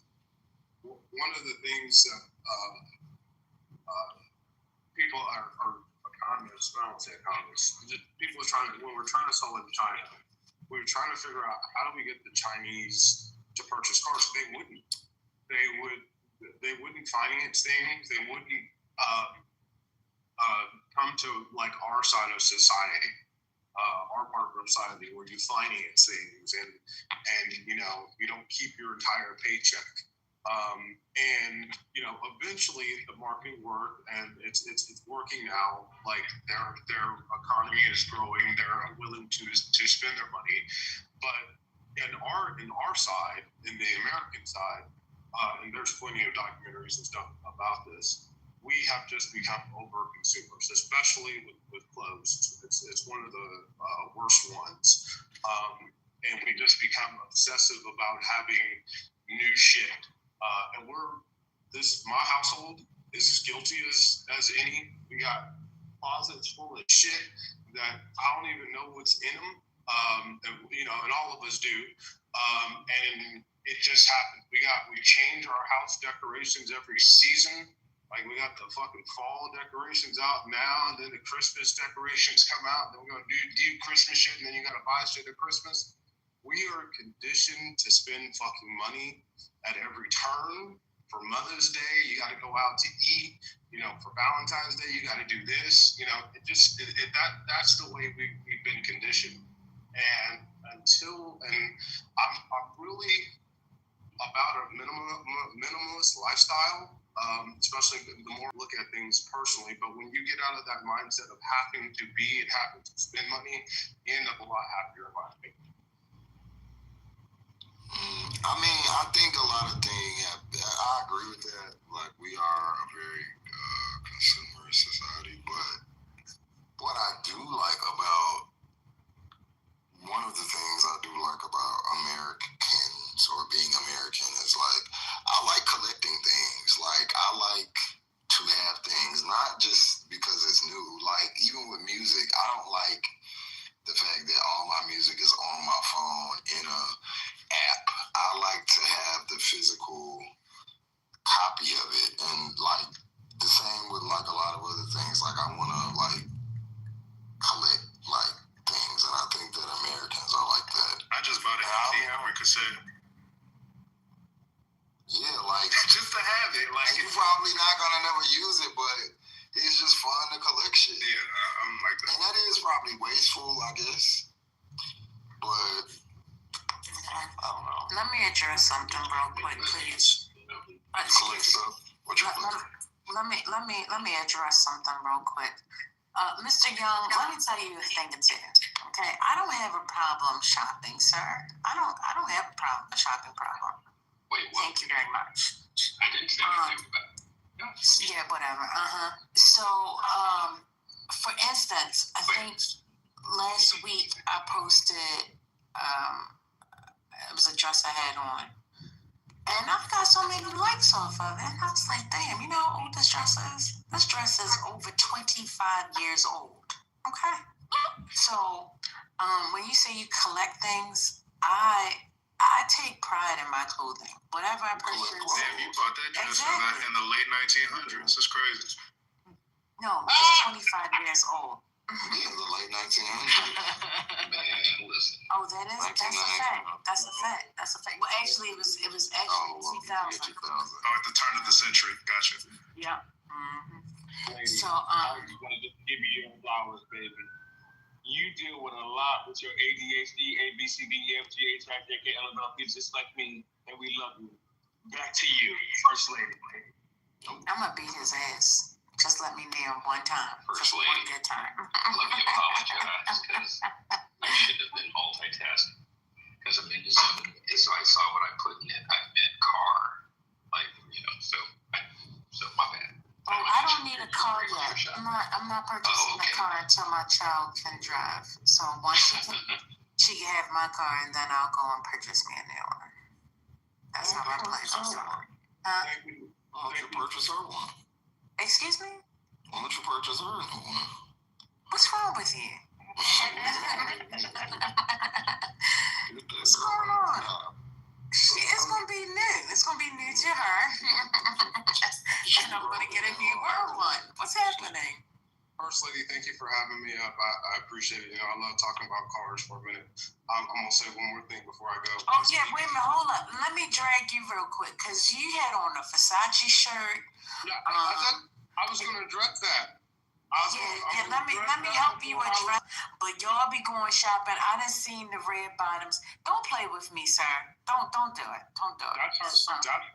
That's her, and she makes her own money. Don't blame it on her. That's on you too. She's a director of operations. She can do whatever she wants with her cash. But I'm gonna say this, yes, because that picture was taken in front of a wonderful restaurant called Joel Rochon in the MGM in Vegas. I will say this, ABD. The restaurant's bomb. I did not. Huh? What'd you say? I said that restaurant is fire. I've gone there.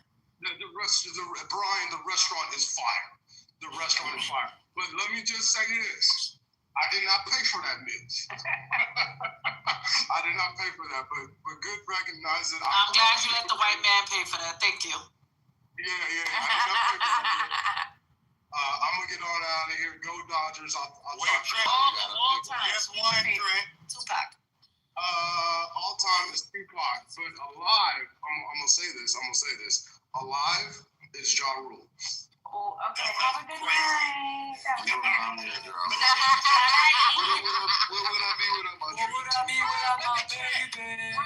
You just want to go visit the other classroom. That's fine. But have a good night. I hope you swing Go to the next classroom. That one has little buses and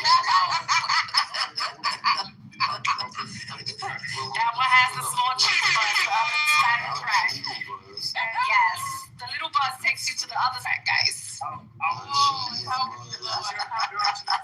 say something to visit y'all real quick? I met one of my friends does security for him, so I got to meet him for a couple hours. We went out to eat and talk. That man was one of the coolest dudes I have met. Like just a cool dude. And he kept saying, "We're gonna watch Lady Bird. We're gonna watch Lady Bird." I'm like, "Who the fuck is Lady Bird?" I had no idea who the fuck he was talking about. And this is when Caitlin Clark was unknown in college. And we sit backstage, turns on this chick, Lady Bird, Caitlin Clark, and I'm watching her. I'm like, oh my God, she is like a little bird. But he was one of the coolest dudes I've met. I actually really like Ja Rule personally. That's my story. I'll talk to you. I love Ja Rule too. Okay. Because I'm so tired of being lonely. What would I do without my Trinity? Not his dress. How are you? I'm good. So yeah, they're gonna have the CNN Live town hall coming up in about 30 minutes. So are you guys gonna stay with us to listen? You said Bernie. Who's that? The old man? Same. I haven't heard him speak in a long time. She said the old man. No, I haven't heard him speak for a minute. I was like, that's crazy. Poor Mac Easton. It's like, where we gonna go? Paul Mac is like, I'm locked out of that room. Where are we going? I'm not going. He pretty much cussed me out. Where else we going, huh? Where the fuck else we going, huh? Gotta go in there with my burner and shit. What would I be without my Trinity?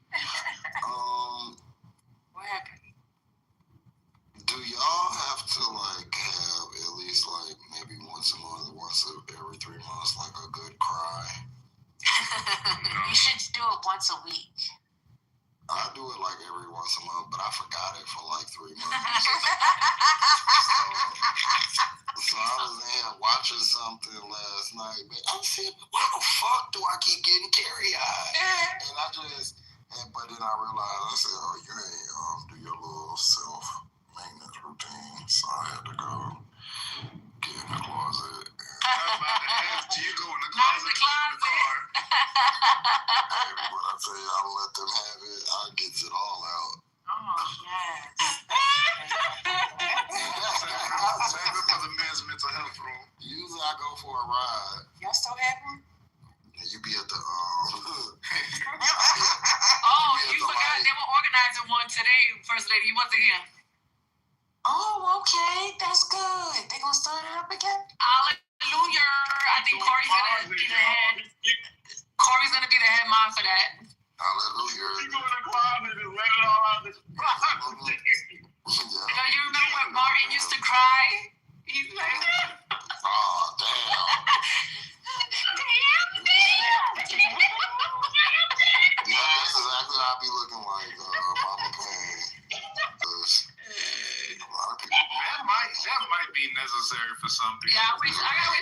come for me to cry. I ain't gonna lie. This happened at like 24. I was probably like 24. I went out to dinner with this girl, and she had said something. I don't know what she said, but because I was talking to her about my family, and she had said something, and I just started fucking bawling, and I was like, nigga, what the fuck? What is going on? It wasn't even hard, bro. It was so crazy. I didn't know what the fuck was going on. I was like, yo, I gotta deal. That happened to me at work. But I didn't, because when you be about to cry, you never know. So we was talking about like pets and stuff. And they was like, have you ever lost a pet? And I was like, oh yeah, I'm about to tell them I lost my dog. Baby, I got like 3 words. I was like, yo. I said, yeah, I lost my dog. I said, wait, hold on. And I tried to talk again. I said, let me get a second.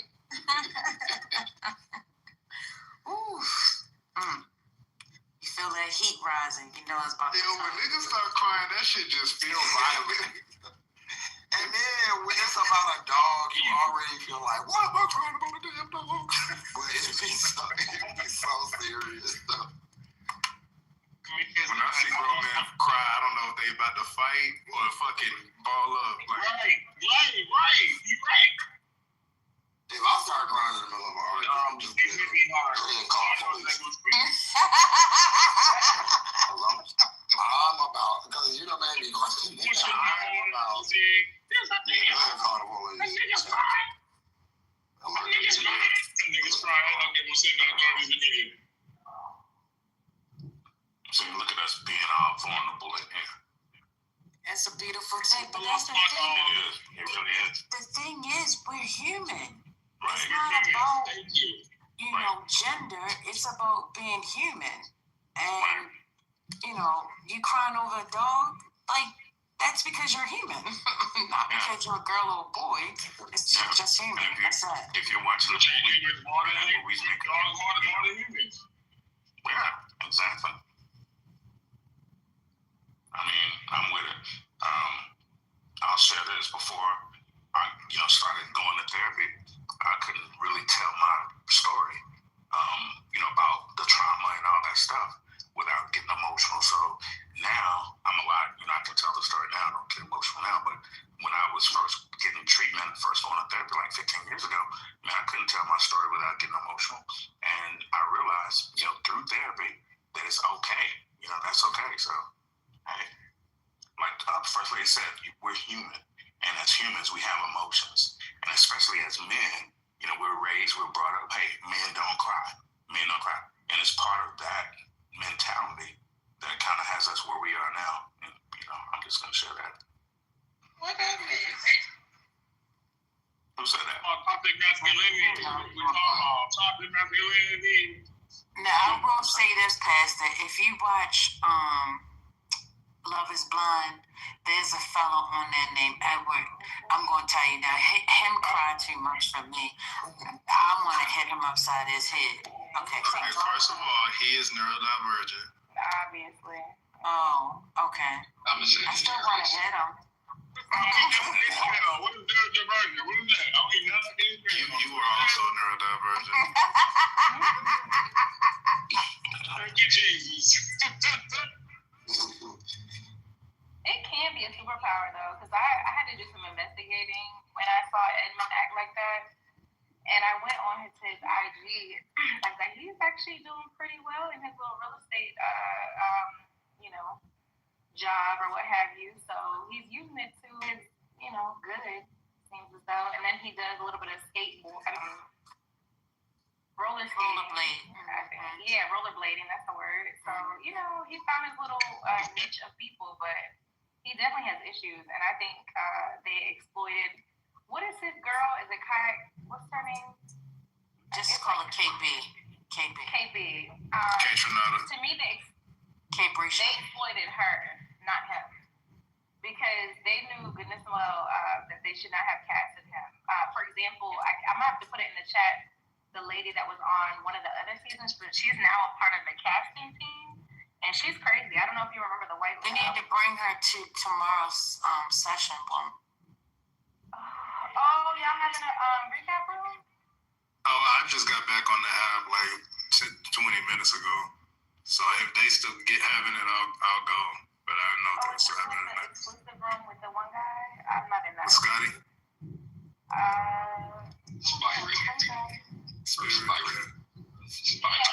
Yeah, I don't know that. Yeah. But yeah, anyway, so there was a white lady that was with a black guy, and she was like so in love with him, and he didn't pay her back, but they got married anyway, and they're still together to this day, but she's a part of the cast. That's why they're saying for the past 2 seasons that's why the cast has been so messed up. Yeah, he was a little weirdo. Sorry, though. I saw it. Functioning. I felt, for him when he first, all of that. But when I got a little agitated was when they were in the bed and he was crying because she didn't want to give him any. That right there. I don't think. I'm gonna post a picture of him. This sounds bad, but I don't think he had. God, this sounds real bad. I don't think he has like the capacity to fake that, to like manipulate that situation. I think he was just wild. Okay, PCR. This is the Edmund. That right there pissed me off. In the bed scene. But this is the couple that I'm talking about. She is a part of the casting team now. I remember her. That's the Jamaican guy, right? Yeah, she's crazy. Was he Jamaican? I thought he was. He was African. He was like Caribbean. Yeah. I thought he was even African to me, but I thought he was African. Crocodile tears. Okay. All right, you stay on mute for a minute because Dr. AG just came back, and I'm. Hey, Dr. AG. Hey. What messy boots room you came from? Never mind, I don't want to get yelled at. But yeah, Jazzy, you say that she's now working on the show? Yeah, she was hired as to be a part of the casting team. And from my understanding, she's cast the last couple. But his name is Kwame. He's definitely African. I remember his sister. But that's why. He wears polka dot shirts. How y'all went from Shut up, nigga! You heard me talking. What's wrong with you? How y'all went from crying to bed to mute up? God damn it! I've been waiting all day for you to yell mute up. How y'all went from crying men to Love Island again? What the hell? I don't know, but ML Plus, he fell. I gotta bring him back up. Love is blind. As love is blind. Hey, I don't know what y'all talking about, but have y'all seen the people on that signal chat, Young Republican, what they look like? No, I haven't seen it. I'm watching Yo, it right now. they're a bunch of below average, fat looking white dudes. Of course. This shit. Let me look at this shit. Yo, people are going to town on their asses. They've already lost jobs, actually. Look, the one boy said if this was ever leaked, we would be cooked. One of the persons wrote inside the chat. They said, he already did. So who snitched on him? That's what I'm still trying to figure out. Oh, Nancy Pelosi just snapped on somebody. Yeah, she freaked out. Yeah, she said, she walked. She said, shut up. As if you're a legitimate reporter. She said that if you are she had a Hey, just PTR. This is what one of them look like. He's not my PTR. He wants y'all to look at his picture because he's lost now. Breaking news. Oh no. That shit better be good too. The Pentagon has removed the press passes for the press corps. They can't be in the. That's all loud and wrong. So, it's like you might go a whole day late, Robert. Is that true? But But that's not even the truth. It's so late though. Whatever it is. The journalists turned in their past and protested. Breaking news. Thank you. Dr. Martin Luther King has passed away from a gunshot wound.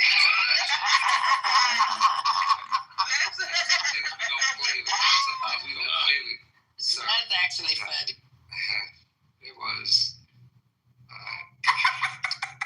I want to see this political. He might win the Medal of Freedom. Did y'all watch that? That's a whole development deal over there. I saw the breakdown of how they plan to develop that strip. They got what is going on with a piece in it. I don't know, Doc.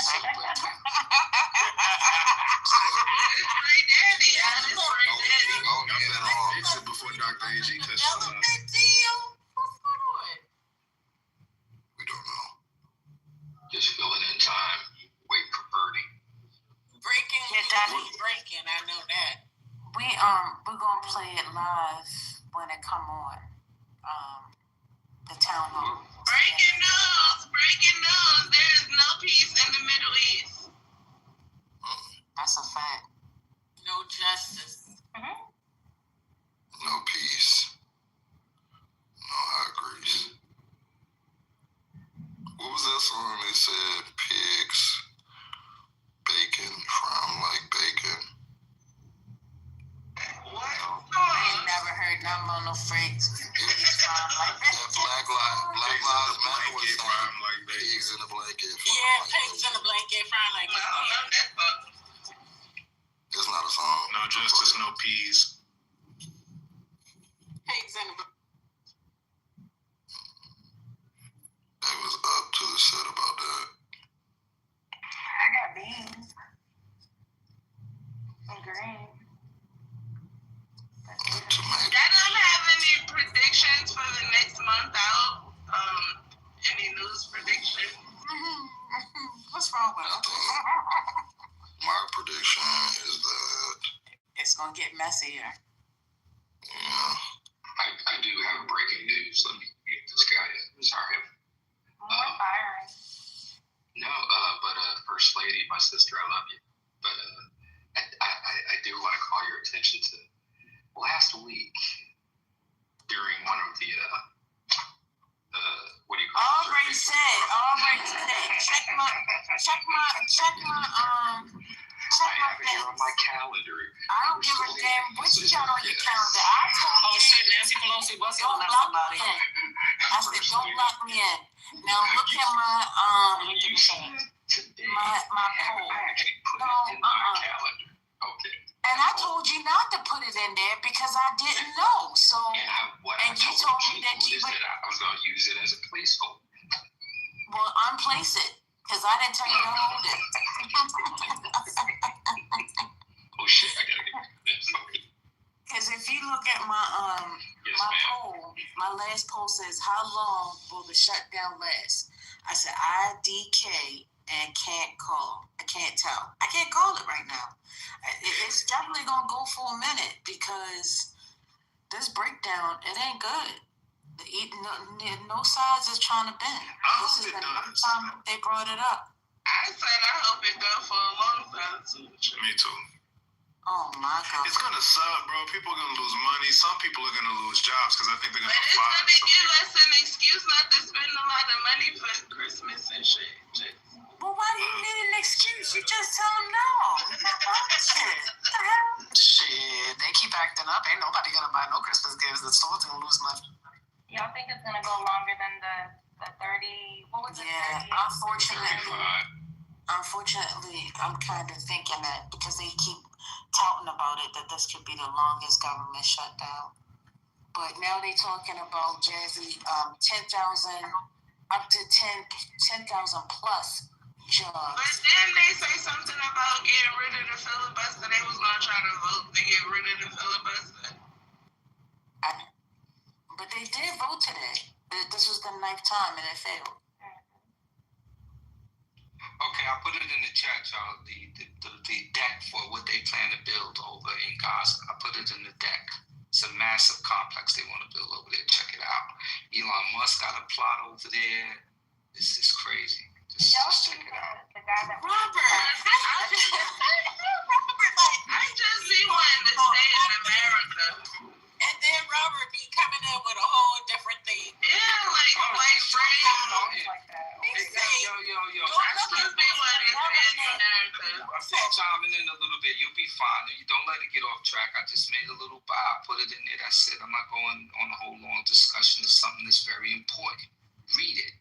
Thank you, guys. Why is this so? I want to stay in America. I'm really. We all do. Yeah, we all do. Yeah. No, seriously, I'm sick of hearing about Israel at this point. It's either going to be peace or it ain't. Well, I haven't been talking build up over there or they not. I don't really care. I haven't been talking. It's too much shit. I'm not saying not you, but I'm just saying in general. Like I really, I don't know. This shit is in chaos. Our country is in chaos. This is crazy. Can I segue just a little bit off of what Robert put down? Is the parks, the national parks, they're closed too, and people are just going up in them. And they just going in them anyway. No, they used to. Well, I used to pay my little $1 or $2, whatever the fee was, or whatever, with the person at the gate, Brooklyn. There's even memberships to these national parks. So I don't know how to answer you, but I know the ones that I've gone to, it requires payment to get in, and that's also part of the upkeep of these national parks. And so there is a conspiracy theory. A white guy went live, and all the people with background were like just driving through, right? Because there's no one there. And he was saying that he believes is of his belief that Trump, Elon, similar to what Robert just said with Gaza, that they are trying to ruin these parks and then find a plan, in terms of the upkeep, and find a plan to buy the parks, like to build on the parks. Does anyone have any information on that piece? Privatization that sounds crazy. That sounds crazy. Sounds far-fetched, but I'm going to look that up. I'll be back. If they try to do that, these people, they love going on Yosemite with their RVs. To be fair, I love a national park as well. Me too. I think that might be the one issue that can unite all Americans. That's true. Y'all know I love freaking Grand Canyon. I didn't, but I do now. Yeah, I was about to say the same thing. I didn't know that. But I tell stories about it all the time. But I love the Grand Canyon, man. Beautiful experience out there, man. It's crazy. To have it closed down is that's the problem. So is it gonna be like all national parks or just the ones that you? Oh yeah, all of them. They're already closed. Yeah. They've been closed since day 2 of the shutdown. Oh no. That's the problem. Yeah, the one. I wonder what the animals doing. Like they normally be doing animals. It's giving, girl. Where's the people at? The bears is like, damn, they put food up in here. I'm like, ain't no crazy white person ran up to me and gay. Like, what? Okay. Ain't nobody feeding me. They're gonna go back to hunting and shit. What's going down, bro? I'm trying to find a paper. Hold on, ready. Wait, let me just say something real quick. Hey, sis, what's going on? Why you on the go? Hey, Jeremy. Nancy Pelosi said, "Shut up." She was They didn't send the National Guards. Don't tell me that. They just didn't send them. But that was the same she had on when she was in CNN and on that recording that she had. Think about the reporter that day when she was talking to her. She was fired up. Nancy must be taking some kind of vitamins. She from Baltimore, so. She was shocked, though. Saying that. What? Because she from Baltimore? What that mean? I mean, she get down probably. She's She a Catholic from Baltimore. Well, because she's a Catholic from Baltimore. Any white person from Baltimore. She's scrappy. That means she's scrappy. Yeah, she definitely scrappy. She looked like she was about to smack that reporter. I ain't gonna lie to you. She said, "Shut up." She had her finger in her face. She's like, "Shut up!" And then she kept talking. Yeah, I mean, everybody else pointing. Why not me? I don't like nobody pointing at my face. That's a fight ready to have. You know, dumb questions with that big ass microphone. She said, "Shut up and move."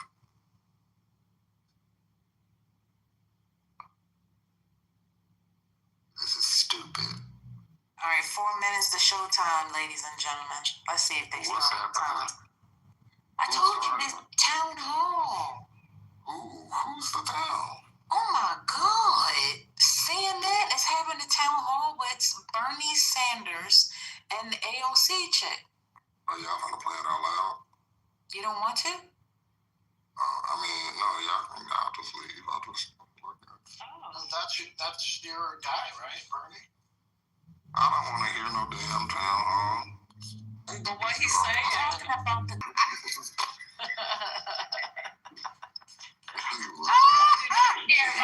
starting it up.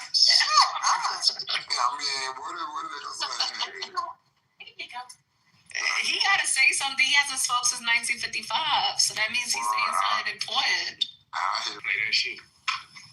All right, seven toss. Well, I want to know what the audience wants because at the end of the day, the audience makes the.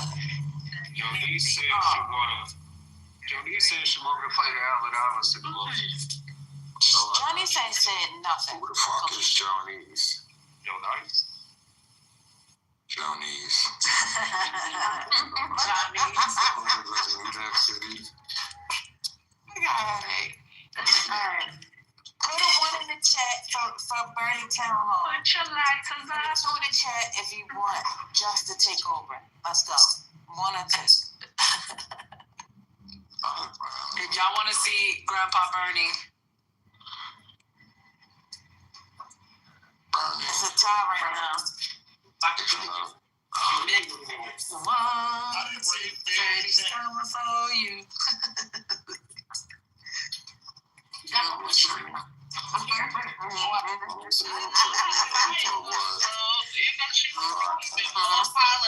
Rockefeller Center Ice Rink opens. Get tickets today. I'm not going to talk about open up a whole nother space. That's crazy. That's like to hear Bernie stumble over words off the. No, or so that you can have your space and we can have another space. That's crazy. I mean, forget it. It would seem like Maya, you're outnumbered, Maya. You know Maya what it is. Maya, you better go plug in. Political advantage. You better go turn. Maya, go tell Lisa to play it. Not to send Maya to the crazy people. I'm going to bed. Maya being sent away. Maya gonna say she gonna say. Because Maya is on the Go round and round. Who are you? The thing. She gonna say, "Who are you?" I've never heard of you a day in my life. Alexandra's gonna say. The wheels on the bus go. I just want to let y'all know. I'm gonna let y'all know something now that Alexandra's not here. But I be getting paid. So in my back channel, I be getting offered money to kick Alexandra out. So don't make me laugh. My question is, I don't mind. I kick her out, but I just don't want to hear Patty's mouth. If the person Can I kick her out, make my money, and you know, and not hear nobody's mouth? You mean like a one-time kick, like a whoopsie? No, every time they see her in the room, they just want to go boop. Send it to me. Send the payment details. I would pay you more money if you kick like Casey out in the middle of speech that he thought was cooking, like right at the peak. They'd like to kick him right there. Let me tell you, they let that motherfucker just talk. Because right now, he's just rambling on another stage. Have you guys been in that room that allows you to do that? TC? Between TC and Amari, they just love to let them just go and go and go and go and go and go. Did y'all see the picture yet? What picture? Oh, yeah, I see the picture. Y'all want me to send you the picture? Yes, absolutely. I need something to keep me awake for this boring ass. Oh, this picture is something they created, the magas. Hold on.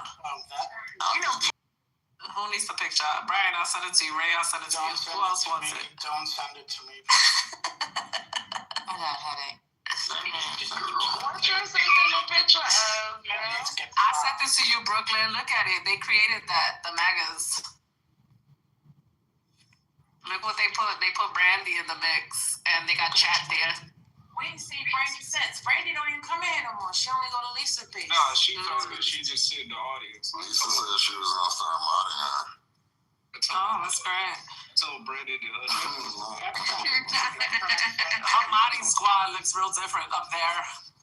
It's real different. You gotta change with the times. Racist if they say that. I'm fine. You know, the top 3, all 60 years old. I love that.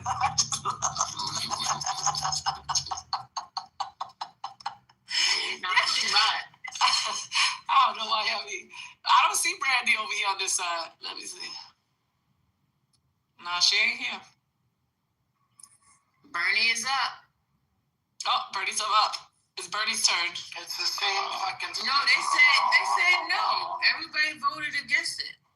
Bernie. She don't be buying the whole thing. Like Alan. She don't be in crusty.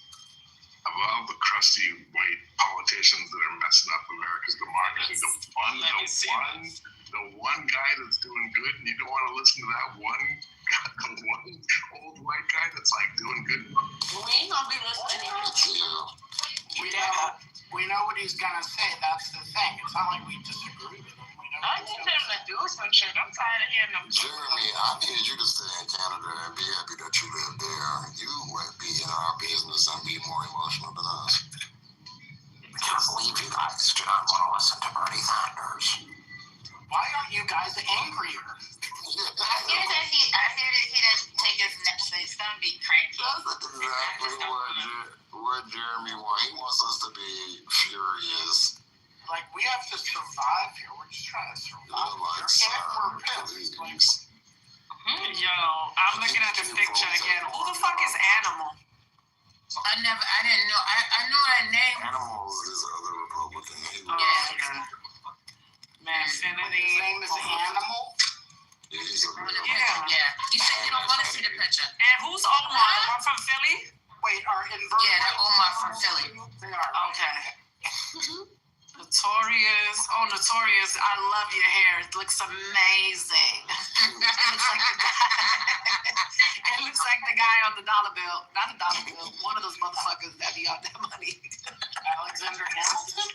The one that has a slit in the middle. It has like a slit and it just slaps to the side. Like it looks sad. It's a tightly coiffed bump at the top. We should all put it on our PTR and go in there. Oh my God. Oh my God, that was definitely season 1 trolling. Now we go to people's room with all the same PTR. Hold on, I have that PTR. Jeremy will have a meltdown. I'm like, the real MAGAs are here. The real ones. I don't really understand. Go on the stage. Will the real MAGAs please stand? Yeah. Thank you. With the shady sword to beat in the back. Not an Omar. Oh, I'm sending it right now. I don't see that room. I would do it, but I don't see the room. You don't see the 420? That means somebody got you blocked. Who got you blocked? I'm gonna tell you who's on stage right now. Hold on. I'm gonna send you the phone in your back channel. Sometimes you have to. Let me see. All right, so we had strategy. This is the problem. So we got only 6 people modded currently, and it is Lisa, Deborah, Moose, Patty, JD, and ML. And ML was it modding with us over here. ML Plus is over there? Yup. He's number 6. Yup. Wait. Oh, that's and they didn't even mod Haitian. They just got Haitian just there with no green bean. The disrespect. No, wait a minute. Because, you know, ML don't get a bean over there. So now he's talking right now. Look, he's talking. Look at him. You actually affect demand. When demand goes down, so it doesn't care how much supply you got. the shit out of it. They exist. They're crazy. And then we got Omari and TC and Mother. You know, Mother that Coach Lee be dragging. Mother's on stage. You know, he keeps lying on my name, telling Patty I got him blocked. I don't have him blocked. I don't have anybody blocked. You know who got him blocked? Sin probably got him blocked. It's okay. But don't be putting my he should know Sin has him blocked. Sin hates him. Exactly. Like he is I don't know what made him come for me. Ever since that day he threw me in the goo, somebody murdered him, and he just lied on me from that point on, talking about I came for him and everything else. All right, Karen, that's it. Hey Mel, check out my PTR, please. That's one of the troll ones we used back in the. Did you just call me a Karen? I said, yeah. I said, all right, Karen, enough. Oh, that's good. Let me really, okay. Yo, you don't culturally be going with her. See, Karen. Culturally, first lady be going Karen on us. She knows how to do the voice really good. Karen Parsons. The funniest one was the one she did in the gym. She's a hot mess.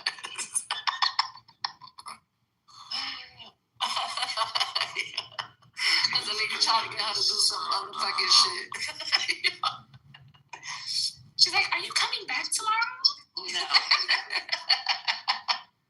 You're very mean, ma'am. I'm going to call the police on you. That was the one in the pool. They be taking so long to get caught up with them fucking messages. Oh my God. Mel, Stuff his dollar up. Hit me up. Send me a message. You put the right price on it. Nah, you gotta know that. He tried to give me $5. I said, nah, Papa, you gotta raise that price. Yeah, I told you, remember that day? Yeah, Papa, that price ain't right. Right. Remember that day we all got kicked out, and then we went back in, and then she got kicked down, and then she was like, y'all better tell them it was me. It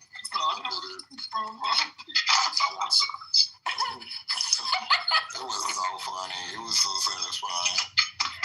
Somebody got a lie. She was like, I know somebody kicked me down. She was so fucking mad about it. She was angry. Baby, that shit was so funny. I was crying laughing. Oh my God. Because she was like, nah, y'all just getting kicked out. And it's and we don't know what's going on. I said, oh, so this is random. Boop. Yeah, the app is glitchy like that. Yeah, baby, when Nessa, that hand went up so fast. She got up, she said, you better get on these. I ain't never seen somebody take their mod and do this. Serious. She said, you better tell them something. You will not get from Kevin. You know, you were in here when they used to talk across the room about making announcements about their mod meetings. In the middle, like right in the middle of you saying something. What the hell first lady went? Guys, we're gonna have a mod meeting in 15 minutes. Like what? It was that public mod meeting to me. It was a public room saying private on top. I'm like, oh, that was funny. And then it's funny because when you go listen to recordings, you see all of our PTRs at the bottom listening to the recording. You haven't deleted that yet? Oh my God. Oh shit. I forgot to send it to you. I had it like right there to go through. Oh my God. So funny. You know what I made today? I made soup. So it can be real fast. Lasagna soup? Yeah, that shit was good. Can you explain that? Like what? Like I can't even grasp that. What's some goose in there? Like, can you describe that? So you use use it's a chicken stock, and you use a jar of marinara sauce. That's gonna be your liquid, and then you just add all your seasonings and your meats. And you're gonna put the Italian sausage and ground beef. You only gave me 1/8. And you can put spinach. You're still gonna put your ricotta. You're gonna use your cheese and all that good stuff. It's fattening as hell, but okay, I just couldn't do it. I don't do ricotta. But you ain't gotta eat the ricotta. The ricotta's a decoration on top. Okay, yeah, mozzarella. Yeah, I could throw the mozzarella in there, definitely. Look at your back chat. I sent you a picture. You do mozzarella. Look at the picture. I sent it to your back channel, Robert. All right, thank you. I could rock with some mozzarella. Love that cheese. That and Gouda. Those are my cheeses. Give me a good Reggiano. Reggiano. You gotta say it like that. You said it too properly, man. Reggiano. Now, what you cooking? Oh, I made a lasagna soup. I know you guys probably seen it on TikTok. That's where I got it from. Yeah, from TikTok. Yeah. I be tired of making the same shit. When you cook for so many years, you just get tired of making the same thing. So I be looking for new things to make. I tell you, that's true. I wish we didn't even have to eat. We always gotta figure out what we're gonna eat. Like, what am I gonna eat? Mia, have you tried? It's called crack chicken. I don't know who came up with that name, but it was. I tried it. I made it yesterday for my goddaughter for her senior class game. I'm gonna get it right now. Crack chicken. All it is like buffalo dip. But it's not the spicy kind. And it took a long time for me to find where that flavor was, but after it sits the next time, it is the shit. Yeah, I see it, yeah. There's another one called Marry Me Chicken too. Marry me? Yeah. That's gonna make the guy marry her? Cheese, ranch dressed bacon, chicken broth, green onions. I'm gonna go back and listen to Bernie. I'm gonna screenshot this one. Pastor said, "Marry me, chicken." Let me see.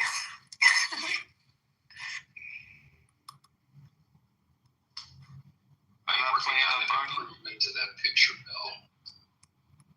What happened? Oh, you're editing the photo? Yeah. Oh my God. Can we add Lisa in that photo, please? Thank you. Messy. Oh, that one looks good too. That Marry Me chicken looks good. Yeah, I've made that before. That buffalo chicken, I ate that one, yeah. Let's see. Chicken, bread, flour, salt, pepper, olive oil, butter, garlic, chicken and vegetable stock, heavy cream, yeah, similar. I use heavy cream for the lasagna soup too. Parmesan cheese, chili flakes, oregano, thyme, and dried tomatoes. Water, you was making strawberries, but my pumpkin is real. That's like a real pumpkin there. So I just wanted to let you know you Are you talking about the strawberries still? Where's Strawberry at? He's not even here. Oh, he at the bottom. Yeah, they usually change it back with your fake ass strawberry. That's the problem. Y'all can't be putting fake shit on y'all PTR and say that is y'all belongs to y'all, because they're gonna throw that shit in Google image, bro. I don't know who the hell y'all talking to. They talking to you with your fake strawberry.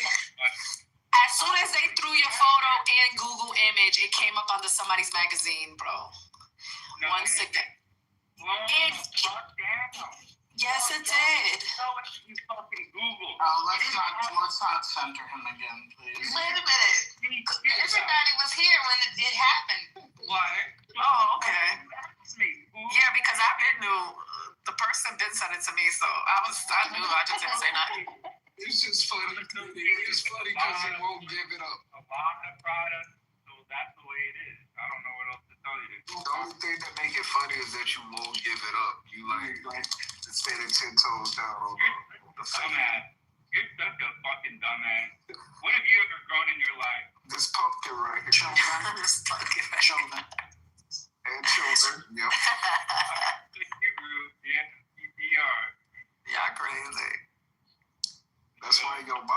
and she gonna get on your Don't ass. come with that shit. I play guitar and I grow food better than you ever will. Don't ever step to me. You can't ever grow a pumpkin like that, boy. Oh no. Damn. I would that ain't a pumpkin. That shit's like that's alright. Okay, guys, put your dicks back in your pants. I like having my dick out. You so stupid. Slang and I'm old, so my gravity to hit my balls. No, you that, Ray. What the fuck you talking about?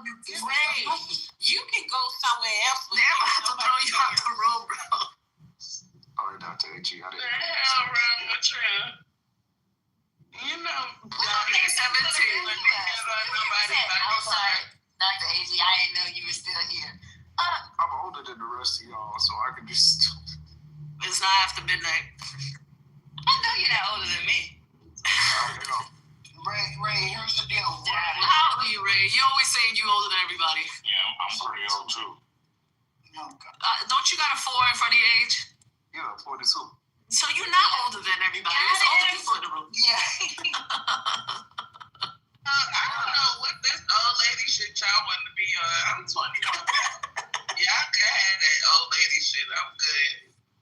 We're the younger ones in here, Brooklyn, but Water as a like someone that just wasn't in here. I thought you was like I'm 21 forever, but whatever. I just all right, well you're still young in my mind. So Water, I did a Google reverse image search and your picture came right up. I posted the link in the chat. I can't hear you, but I posted the link in the chat and it came.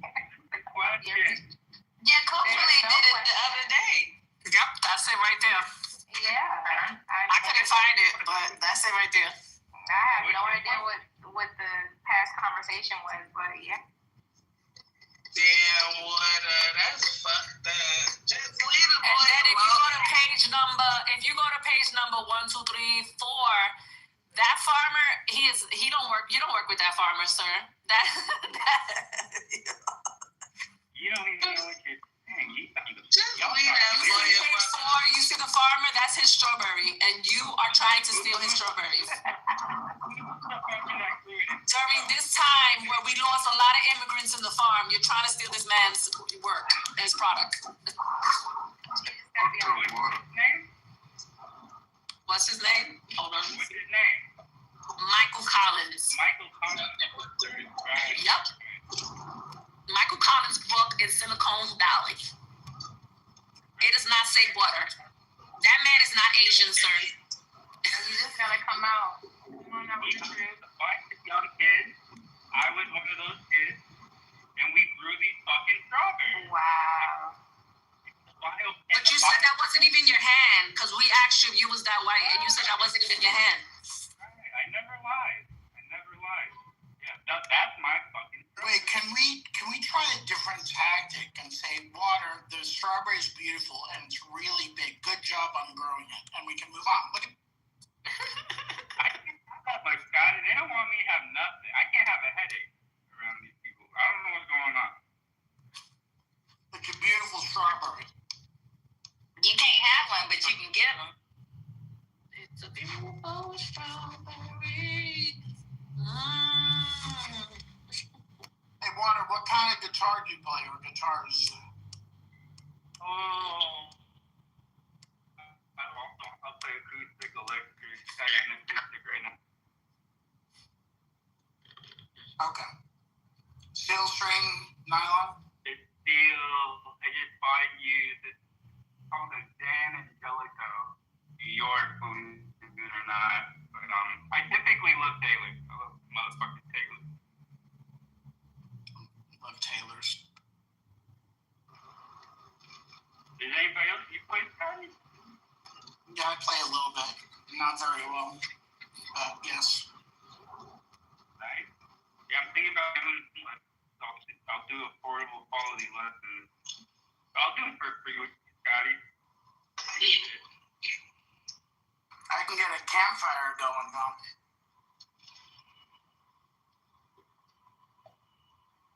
Yeah, that's good. I came in here thought y'all was open.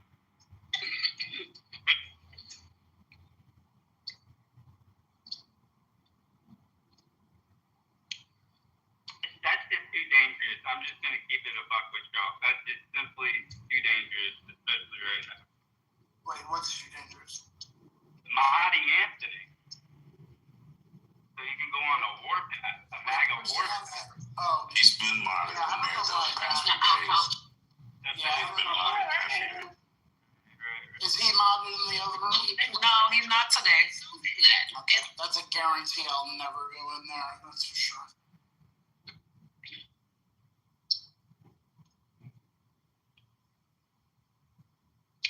There's a big day coming up though, which Saturday. We're going into martial law after that, or what's happening? Oh, the No Kings March here Saturday. Yeah, I'm probably gonna stop by with my mother. She's in town, so we're probably gonna go. If You gonna go with your mother? Yeah, she's all about it. This is about to be the biggest family. You like 90 something, Scotty? What are you gonna do with your mama? She's 82. 82. But No, still. not yet. But yeah, she likes that stuff. She still has a full-time job and goes to work every day and all that. So Okay. she's out there. Yeah. Oh, Mama's got about that life. Okay, well. Oh yeah, she's shout outside. Yeah, she'll be happy to go. Shout out to her. Do I need to send her something so she can fight the good fight? Cause no, she's already doing it. She's already doing it. So trying to keep her healthy and safe. Right, good. I wonder if they're doing No Kings in Atlanta. Nationwide, y'all. This is gonna be. You won't believe how big this is. It should be centralized in DC, in my opinion. But I don't. Yeah, that's my only critique. I'm just gonna watch it from my TV channel. I don't do protests. I'm not gonna lie. I don't do those things, but I'll watch it.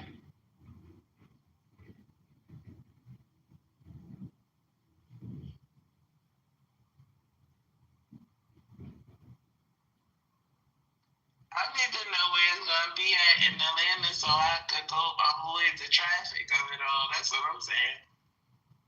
It's already bad enough with traffic every day. I can't be in the middle of no protest. Yeah, they're going to do it in Oakland, San Francisco, and San Jose out here. Wow. I'm gonna look this up right now. And some of the times they're most impactful, because this happened last time, is when they do it just in small towns. Because, a lot of those people just can't go to those cities and don't want to. So just having little pop-ups, even if it's like a few dozen or a few hundred, is really meaningful to It's greater than you'd imagine for networking. I've met so many walks of life, government employees, veterans, non-veterans, displaced artists, just all kinds of professionals and even celebrities. Because Occupy really, it changed my life. It really radicalized me. Not water hitting on protesters. I fucking love I was down do you come here often? I was down at Zuccotti Park for Occupy a couple times. I ain't never hit on no girls at the protest. That's why you're laughing. You know you have. That's what you're looking forward to, Water. Well, I grew strawberries. Yeah, now I got game like that, yeah. No, before I was just a little consumer, suburban kid and just trying to be an active comedian. But no, yeah, I got mad game now. I can see him out there now saying, let me hold that sign for you. Let me hold that. I got it. You want to go on my shoulder? Come on, let's go. Yo.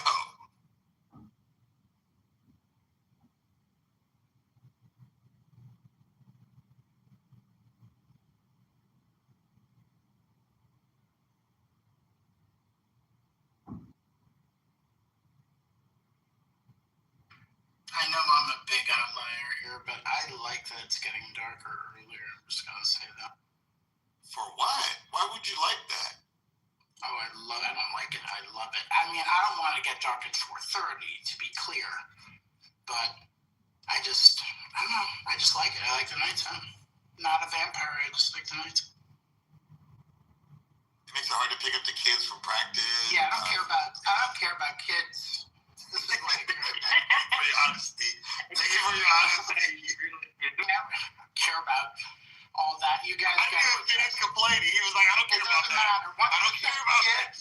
Once you said kids, like I'm Lisa just said she's gonna be all up on his nuts. Yeah, there are other people that you're just gonna have to make your kids adjust. Okay? So no, I just like it because like when I'm done with the work day, I want a little bit more daylight and whatever, but I don't need it fucking being bright outside at like 8:30. So, around 6:30, 7, that's like perfect. I'll be all confused. Why aren't y'all in bed? It's 6:30, Dad. Fuck. I mean, you should be happy as parents of young kids because if it gets darker earlier, then you can be like, oh, start. What time it get dark? What time it get dark there? Because let me tell you what I noticed, right? Being in Atlanta and being in New York, and they both on the East Coast. But it'll be darker in New York before it get dark in Atlanta for some reason. I don't know why. I've tested this theory several different times, like being in New York. It gets dark in the north. Atlanta. Well, it gets dark in the north first. Oh, okay. Sunset's at 6:13 here. Now it is. And in Atlanta, it's. It get dark like 7:15, probably around that time. 7:02. So 45 minutes. Yeah, it's a difference. That's a huge difference. It is, right? New York is north or Further you go north. Because when I lived in Michigan, it would get dark so early. Like I would be watching Oprah, and I didn't watch Oprah, and it would be dark. Yeah, it would be dark at like damn near 5 o'clock. So the further north you are, it gets dark. Yep. That's why where's April? Because she's gonna tell us about Alaska. But I want to hear about Texas. But Alaska be dark for days at a time, man. No, we don't, ma'am. In my church. It's like a couple. In my church. Anybody talk at that other room, don't they? In my church, we got 100,000 pounds of food. And we got cameras, and we got men on top of the buildings with rifles. Dumb as a bucket on truck. Diamonds are black in the truck, and that shit take me out every time.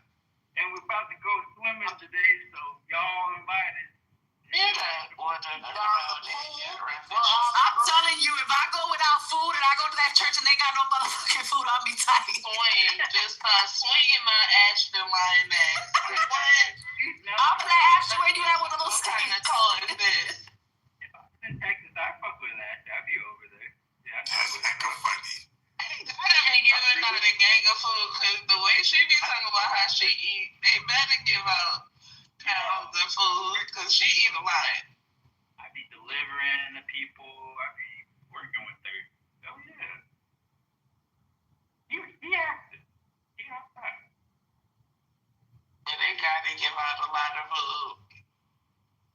And they better start cutting down because they gonna run out sooner or later. No. Them Texas mega churches be having money. They probably could. Is it a mega church that she goes to? Somebody had said it in here that it's one of the bigger churches.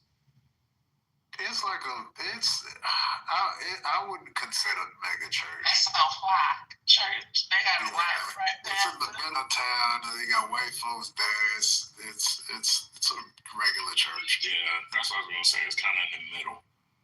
Like 500 mega, but that's why when she be saying the 5,007, we fed 7,000 people. I'm like, where? Where are 7,000 people lining up for a food bank in DFW. You ain't even 7,000 people at that church, Mo. There's not even 7,000 people that are fucking downtown Fort Worth to go grab food for free if you ask them for it. Like if you just told people there's free food here, 7,000 people ain't showing the fuck up. Well, I don't know about that.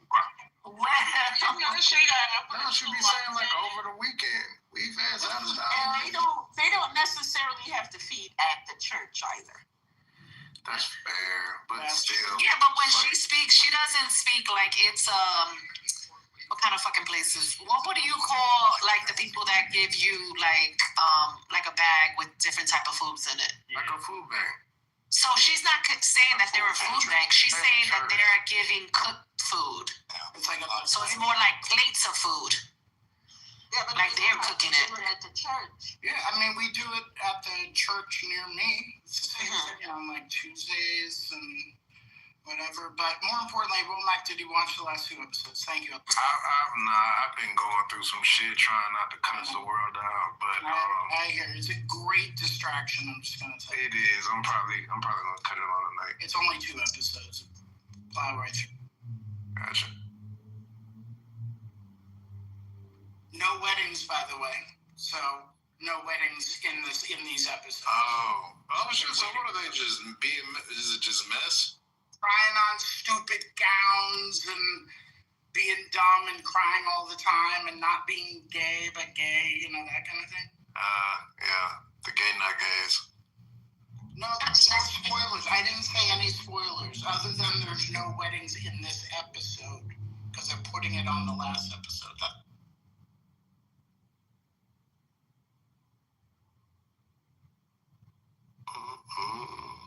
Women arguing for no reason. Yeah, things like that. Nigga's definitely gay. Whoever said that in the chat. Oh, Nick. Yeah, Nick. Thank you, Dr. Lavender.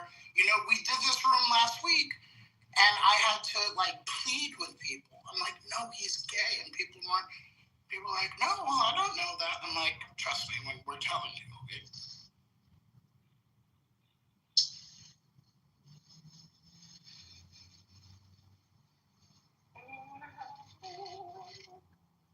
I'm still not over the Jamaican or the West Indian lady. But for nice. I love her. Oh, in New York? I guess she like she was like, yeah, that was the one who cussed out the ICE people? Yeah. Oh, that's the attitude people need. Absolutely. If not more. I mean, I don't understand why people ain't shooting. She reminded me of my next door neighbor when I was a kid. They used to let everybody have it and she ain't give a fuck about nothing. This is a random question for the people who live all across the country, because I'm only in Texas and Arizona, where central heat and air is required to survive. Do a lot of states not have central AC in their fucking homes? Is that a thing? Like a lot of other places, or is that just like New York and California? Yes, what the fuck? Chicago, for sure. a lot of places they don't have central. That's California depends what city you're in, though. So if you're in a city where it gets hella hot, you gotta have it. No, but I was when I lived in Oregon, we didn't. Yeah, when I lived in LA, even I didn't have it, and to be honest, because of where my apartment was situated, it was only like 2 weeks out of the year where I really needed it. Otherwise, it was fine because it gets cool at night, so it cools off. It's not like New York where it's fucking stifling, at fucking 10 p.m. But I'm talking about like if you live in Modesto, Palm Springs, you live in Fresno, those inland cities, it's hot as hell. Oh, you mean where you live in the Inland Empire? No, I'm further by the water. I'm just fucking with you, bro. Yeah, I was just looking at this site. This site that was posting these homes, and they're like homes for good prices. They're like these really big, beautiful homes, but they're in like random places like Bumfuck, California, or like Buffalo, North Carolina or some bullshit, and none of them have central heating there. Absolutely none of them. So I'm like, what the fuck is up with these houses? Dude, we got a lot of water. Is it close to water? I guess the North Carolina one could If it's close to water, you don't have to deal with it. Like Chicago is right close by the water. I don't fucking buy that, man. I need cold air in every room when I press that button. I don't want one room. Boiled first world Go to America. Just for real. I remember being in Germany. Not have AC. I mean, you can't live. Period. Yeah. Well, my aunts in New York have central air, but it's because they spend the money to do it. They go, yeah. See. I remember being in Germany for the first time, experiencing that shit, and then the feather mattresses and hotels and shit. Like, there's a lot of shit that I'm not equipped to leave this. I'm not gonna lie to y'all. Bruh, the apartment I had in Germany, I didn't have central air when I lived over there. Hell, the building. It's a miracle if you have air. Like even expensive New York apartments have windows, AC units. Yeah. Yeah, Womack, are the home you're looking at, are they newer or are they old? Some of them are probably built like in the early 2000s, late 90s. What? Yeah. I mean, some of them are old, of course, because they don't want to deal with that cost. That's why. But, yeah. Yeah, I was gonna say a lot of older homes, even in the late 20th century, didn't have central air because, to be honest, it wasn't like hot like it is now. Man, that might be what it is too, Dr. AG, because like maybe I'm just hot natured, but everywhere I go, I'm just like, it's fucking. I could use some cold air. Wasn't nobody playing with the weather. Because even in the last 20 years, it's gotten hotter. You know. Yeah, and when I lived in Oregon, I bought my car. And it didn't have air conditioning. And I was like, you got to put air conditioning in this car. And he was like, you don't need air conditioning. I'm like, I'm not going to live in Oregon my whole life. And I need air conditioning. But the cars didn't come with air conditioning. I remember that. Wait, cars? The car that I had, my second car when I was in college was a Dodge Shadow. And, I went to school in North Carolina, and it had air. It didn't have power windows or rear defrost, but I wanted to make sure it had air conditioning. So I go down for the summer to do an internship in Atlanta, and I had my car sit at the dealership for 2 days straight because I said the air was broke. And I was like, I don't understand. The air is just working. It was working fine in North Carolina. I get down here and it's not working. And they ran all the checks and gave it back to me. I got up the next day and it was hot, and I turned the air on and it was just blowing out hot air. I went right back, and finally he was like, "Ma'am, you're in Georgia. It's gonna take a minute for your air to cool off, but nothing's wrong with your air conditioning." I was like, "Oh my God, Lord, now they gotta cool off." Oh Lord. No, I'll But it's like that here too, though. You get in your car, you gotta ride for at least 10 minutes. And unless you put this shit on fast, 1,000. I need it on negative 1,000. I'll give you the numbers because I've done it before. If you have, like, let's say a 3-bed, 2-bath house or apartment or whatever, for you to retrofit central AC is going to be tens and tens of thousands. And if you're going to put in window AC, in each room, it's probably going to cost you $1,500. And you don't need it all year. So that's the difference, and people don't want. Let's go ahead and bust that HELOC out. Fuck. I need that AC. It's crazy. Especially in places like Arizona. Arizona was the worst place I've ever lived for the heat. Oh God, yeah. Well, they gotta have central air, right? Arizona, they gotta have it over there. No, I had central. Yeah, over there. That's why the land is so cheap. You can go to Arizona and buy acres for like fucking 10 grand. You can go get 5, 10, 15 acres for $10,000. So dry. Well, you can't, because you can't, there's no infrastructure in those, like in those outskirt areas. If you're moving outside of like the Phoenix, Scottsdale, Mesa area, you can go buy some land in the desert, but the rock is hard as fuck to dig out. They like putting in septic is a pain in the ass.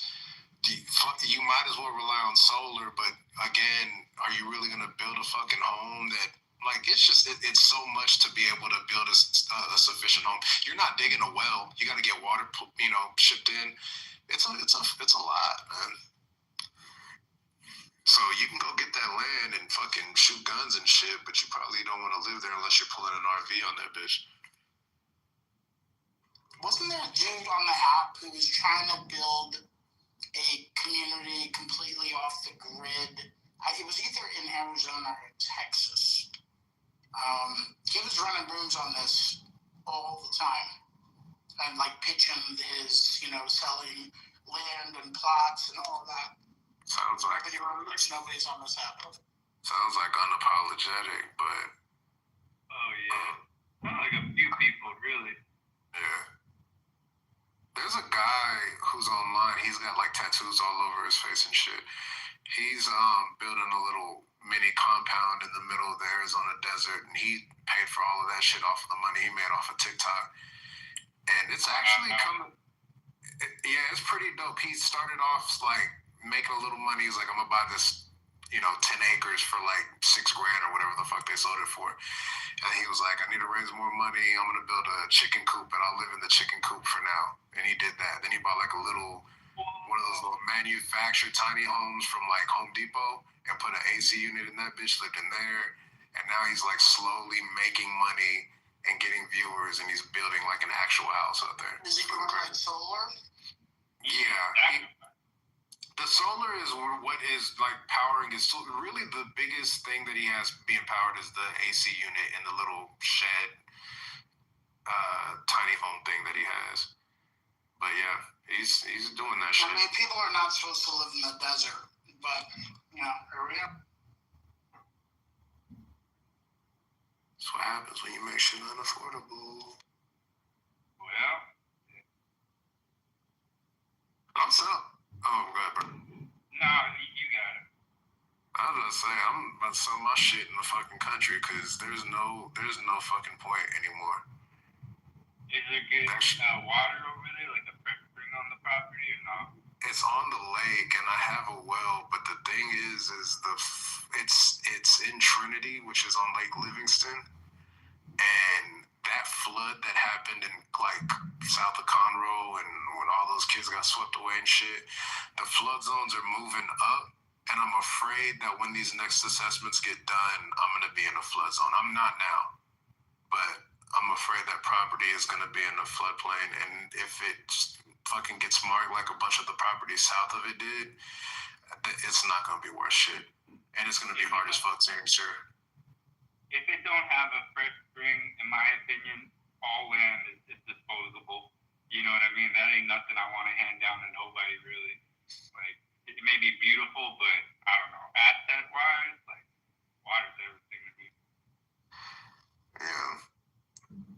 And then communities with wells, that shit is cool, but then, like, if something happens to that well system, it's like, you're fucked. You gotta start boiling water and shit. Oh, yeah. And that happens all the time. You hear it all the time. People don't take care of their wells, or one neighbor's a fucking piece of shit. Like, wells are, everybody got a well. Dang shit. That's what the realtor will tell you. Oh, it's got a well. Yeah. Yeah. So I'm highly considering getting rid of that shit, but we'll see. Well, Mac. No, I don't have anything built on it yet. That was the other issue is fucking build costs right now. What fucking builders are basically asking to build simple fucking homes is crazy right now. Your other option is that you can do. I can't. It's in a community. So while it is in the country and like there's a bunch of acreage between each plot, it's in a big gated situation, and they have like campgrounds, they have like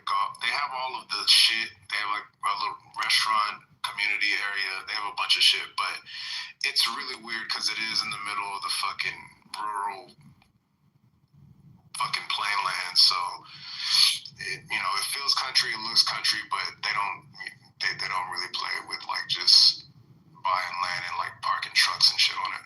I mean, I guess you could, yeah. Before you let it go, consider see if the community is interested to going on a community garden where people pay like $5 a month or something like that, and you make everybody happy. You gotta keep that up. They keep it up. No, yeah. Everybody in the community owns it. Everybody gets one raised bed for $5 a month or something. You know what I mean? And that's how it goes. Like, and everybody would love that. So I mean, but somebody has to manage it. Yeah, and I'm not gonna be out there, bro. I live in Dallas. I bought that shit because I wanted to be 40 with like a little 2-bed, 2-bath lake house. Like I thought I was gonna be fly, but if this flooding continues in Texas, it's not gonna be fly. It's gonna be a problem. That's the biggest issue.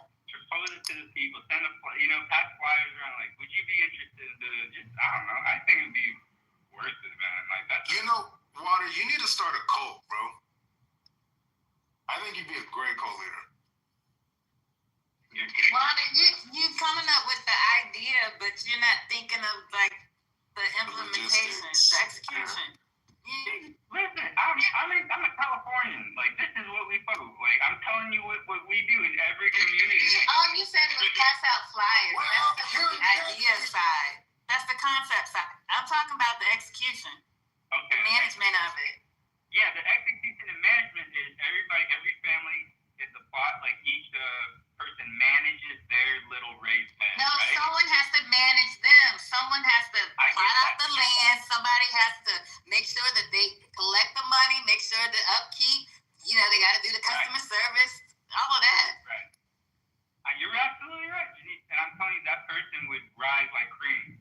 Like they're gonna come to him once they see that it's in motion. There's gonna be multiple applicants going. Well, like I would love to manage it. I have experience at it. You know what I mean? It's like that. I still think you should start a cult. I'm just saying, before you throw in the towel, consider that as your last option. Because I think that would definitely be like, oh shit, I did something. It ain't $1 million. I ain't getting my mansion cabin on the lake and shit, but it's something. It's nearer population, right? Yeah, I mean it's in a community, so like there's people that live around, but it's all single families. It's not. It's like the next largest city is gonna Huntsville one way, and then like Conroe, Houston the other. As long as it ain't all like a retirement community, I don't see any issues. I think they'd be like begging for it. Like, oh my god. Every market analysis, no feasibility studies, nothing. You just going off the field. Not to mention every municipality has their own. You could put a bunch of storage facilities in there because that's one of the growing things in this country is people putting shit in storage. So you could do that. Put a bunch of storage containers there, and then what was that show where people were like they left? They were like bidding. Yeah. Shout out to Storage Wars. That was a great show for a while. Oh, you're gonna get sued. You're gonna be like, what the hell is with all these storage containers? Get this shit out of here. Well, no, if he does it legally, then no. I'm telling you, I'll try to find up an example I can send you, Womack, but I think put a skyscraper there. There you go. So, Womack, what you said the problem is flooding there? Yeah. Aside from what bill costs are in that particular area, because the builders in that region are doing few jobs and charge out the ass because they don't want to lose on shit. Is it enough for is it like a large piece of land? Yeah. On the lake? Mm-hmm. What about a tiny home community situation? My POA is not going to allow me to build multiple. Well, I guess I would have to get them to divvy up the acreage to do that. Because I have to look at the actual bylaws, but you can't have multiple individual dwelling This uses is why on the same thing. This is why we have a housing crisis in America, because everybody's NIMBY. Nobody wants to change the zoning laws to help. Not saying in your case, but I'm talking about communities that should have more dense housing. Yeah, they're you can build an ADU, but it has to be just an additional unit to the primary. It can't be multi-family unit. Yeah, it can't be multi. That is stupid. I don't understand why people don't unless a lake property, that would be bomb for a tiny home community, and you could do even if you did 3 tiny homes on that bitch, you could do a vacation situation. You know what I'm saying? Vacation destination at the lake. Yeah, and that's they also kind of try to curtail people from doing that shit because they put their own little cabins in the community. So there's a whole RV camping cabin area, which is stupid as fuck because if you live there, you live there, but it's for people who want to go be on the lake and not leave the lake. If your house isn't directly on the lake, I don't know, it's weird, but yep. Shout out to America where you plan dreams out and that shit don't work. You buy land and they tell you what to do with it. Right. That shit is weird. Yeah. But I watched this tiny home renovate or tiny home show on YouTube. I love that show. And they I seen this person, they did cabins in the woods, but it was 3 different property. It was 3 different tiny homes on this one property, and it was all they all was different looking, but they were so cute. I was oh, I would do that. You just need 1 little acre, 1.5 acre. You could do some fly shit. Yeah, there's a guy on the app that is building he's got a lot of acres, and I want to say his acres are in Kentucky. Yeah, his acres are in Kentucky, and part of the land he's building a tiny home community, and then part of it is going to be almost like a resort, but it has zip lining and all these outdoors things, so that corporations can come and do team building and stuff like that. And then I forget what he's doing with the rest of it, but it's 3 different business models. What'd you say, Scott? Almost like a retreat or something. Yeah, like a retreat. A campground. Yeah. I mean, I like that. I love the tiny home shows. Get me very frustrated because, first of all, in New York City, almost everything is a tiny home. It's a fucking tiny home. That's a fact. But some of these people are it's a tiny home. They're oh no, I have to have a dishwasher or and a stackable washer dryer and all that stuff. They be getting all that shit in there though. They get it all, but I'm saying the way that they won't do it, I think people don't even understand the actual spirit of the tiny home, which is fucking wash your dishes. You don't need a dishwasher. Go outside and hang your clothes up. We can't wash your dishes too, because I could get a tiny home, but I definitely need a dishwasher. I'm always washing dishes. That's my retirement plan. That's my retirement plan. And my original plan was I was going to get a tiny home, and I was going to move it so that I could live in the camp places. They have the places where you can dock your tiny home and you plug it up to the utilities and shit.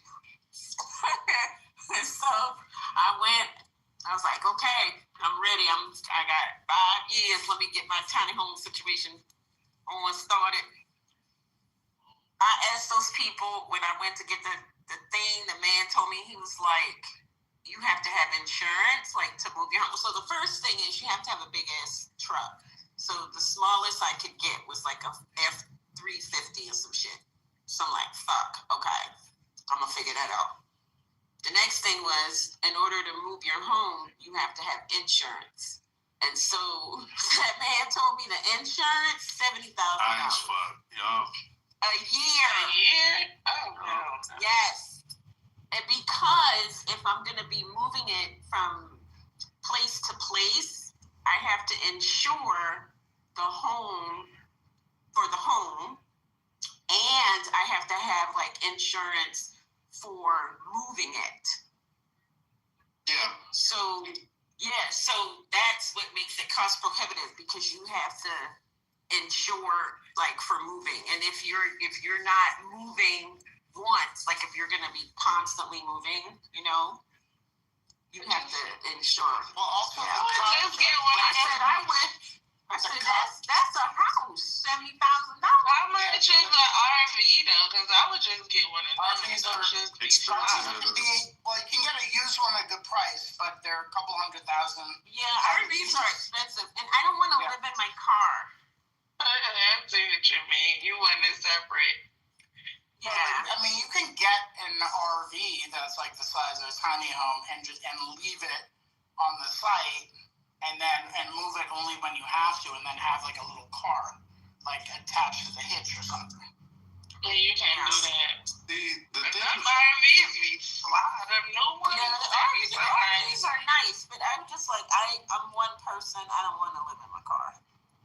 No, you're better off buying something for $200,000 up in the Hudson Valley or something like that. Yeah. You can't move it, but you know it's there. I mean, shit in remote areas, even upstate New York. Yeah, for that price, I mean, so I said what I could do is just for the price of a tiny home, like just to buy my tiny home, I could buy 2 tiny homes and just have 2 locations that I move between. Right, and rent them out when you're not there. And rent it when I'm not there, yeah.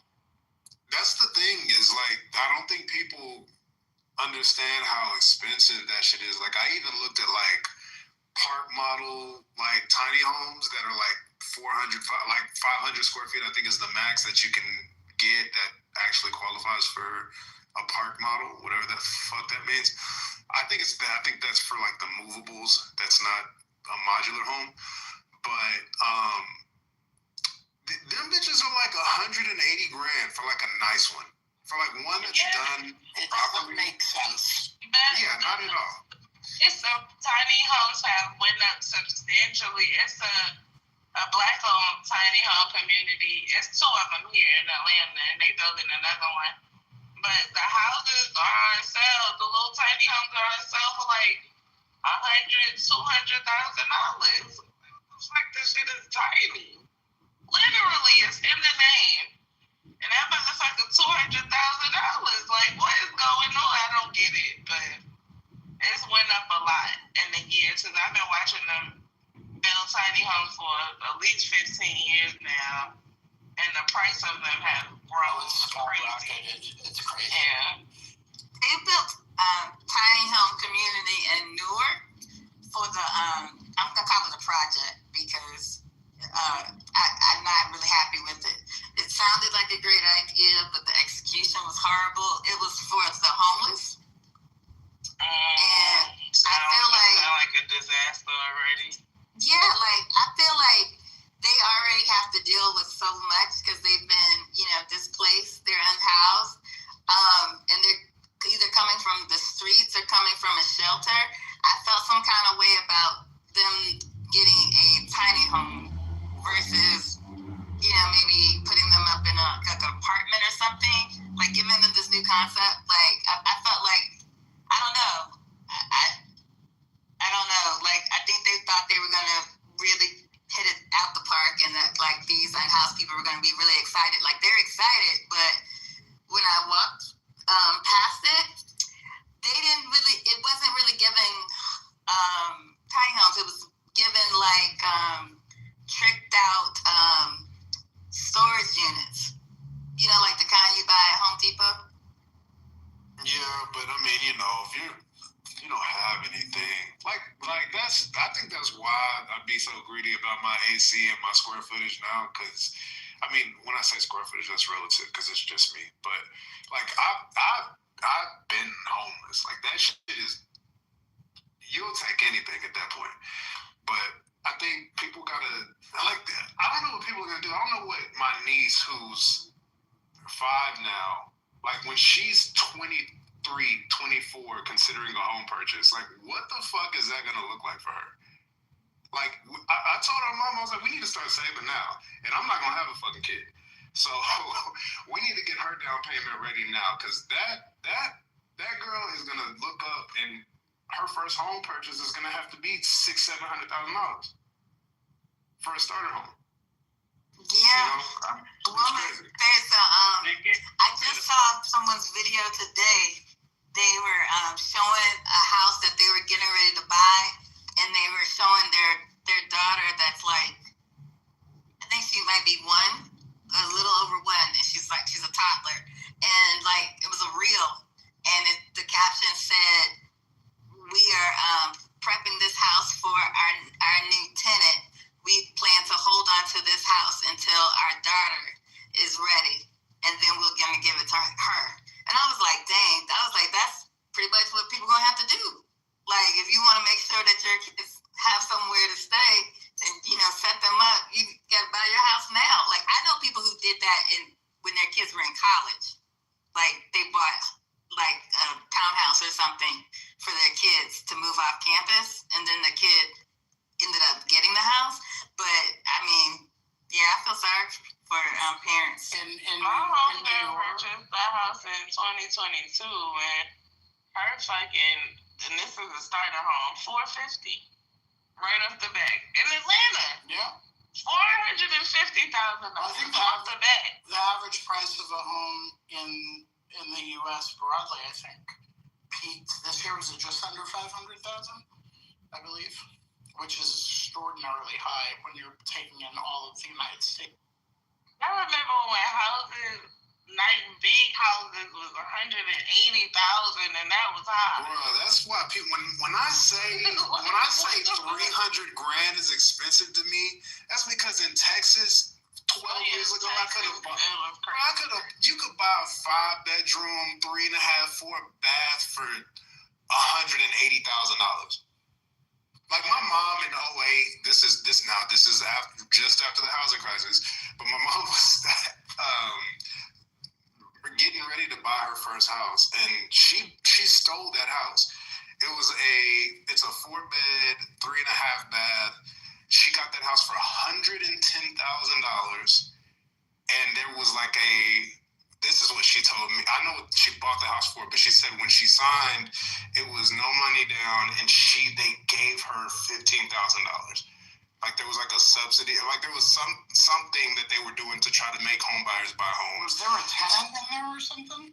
No, this was a new build. Oh my God! This was a new build in a brand new. They do those bonds.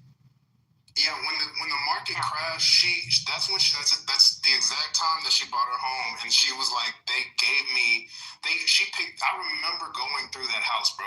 She picked the floors, she picked the finish on the garage. I was like, what the fuck is, like, because we never had that, and we were poor as fuck, and I was like, oh, like I have a room, we have a house, like what the fuck is this? And was it her first home? That was her first home. Yeah, they have those first-time home buyer bonds. When I got my house, I got one of those. So $110,000 on a 4-bedroom, 3.5-bath in Crowley, Texas, which is, you know, just right up the road from downtown. New build, incredible. Yeah. Because you can't. I mean, there's no way that they could do that now, right? Because just labor alone.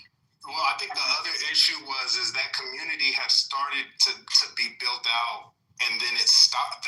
It stopped for a period of time, and they couldn't sell the houses in the community. I think they were just the builder was trying to get out of the community. Is what I was still a kid then. I was in high school, getting ready to go to college, so I didn't really know too much of what was going on. But Yeah, our neighbors, we didn't have neighbors for a long time. And then, slowly the community filled up.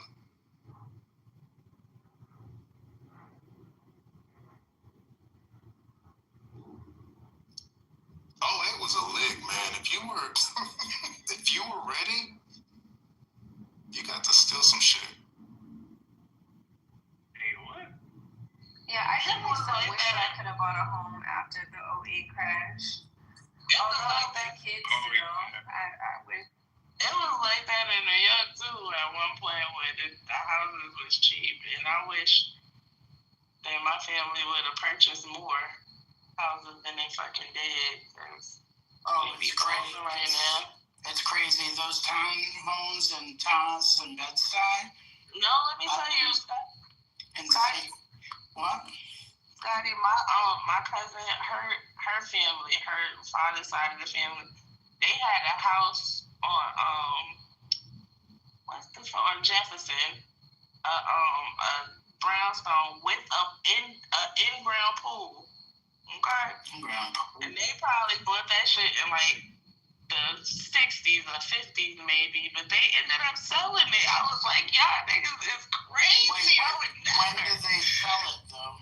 They sold it, I want to say probably like, no. Don't say like something. It was probably like 01 or 02. I was in high school. Yeah, I mean, up or like just like hasn't been updated in 60 years. Brownstone and Bed-Stuy for maybe $2 million, maybe 1.8. Bro, I get so jealous when I find out what old people bought their homes for. Me especially in California. My grandma told me she paid $32,000 for her fucking house. 32 bands. That's when you move off the gold standard.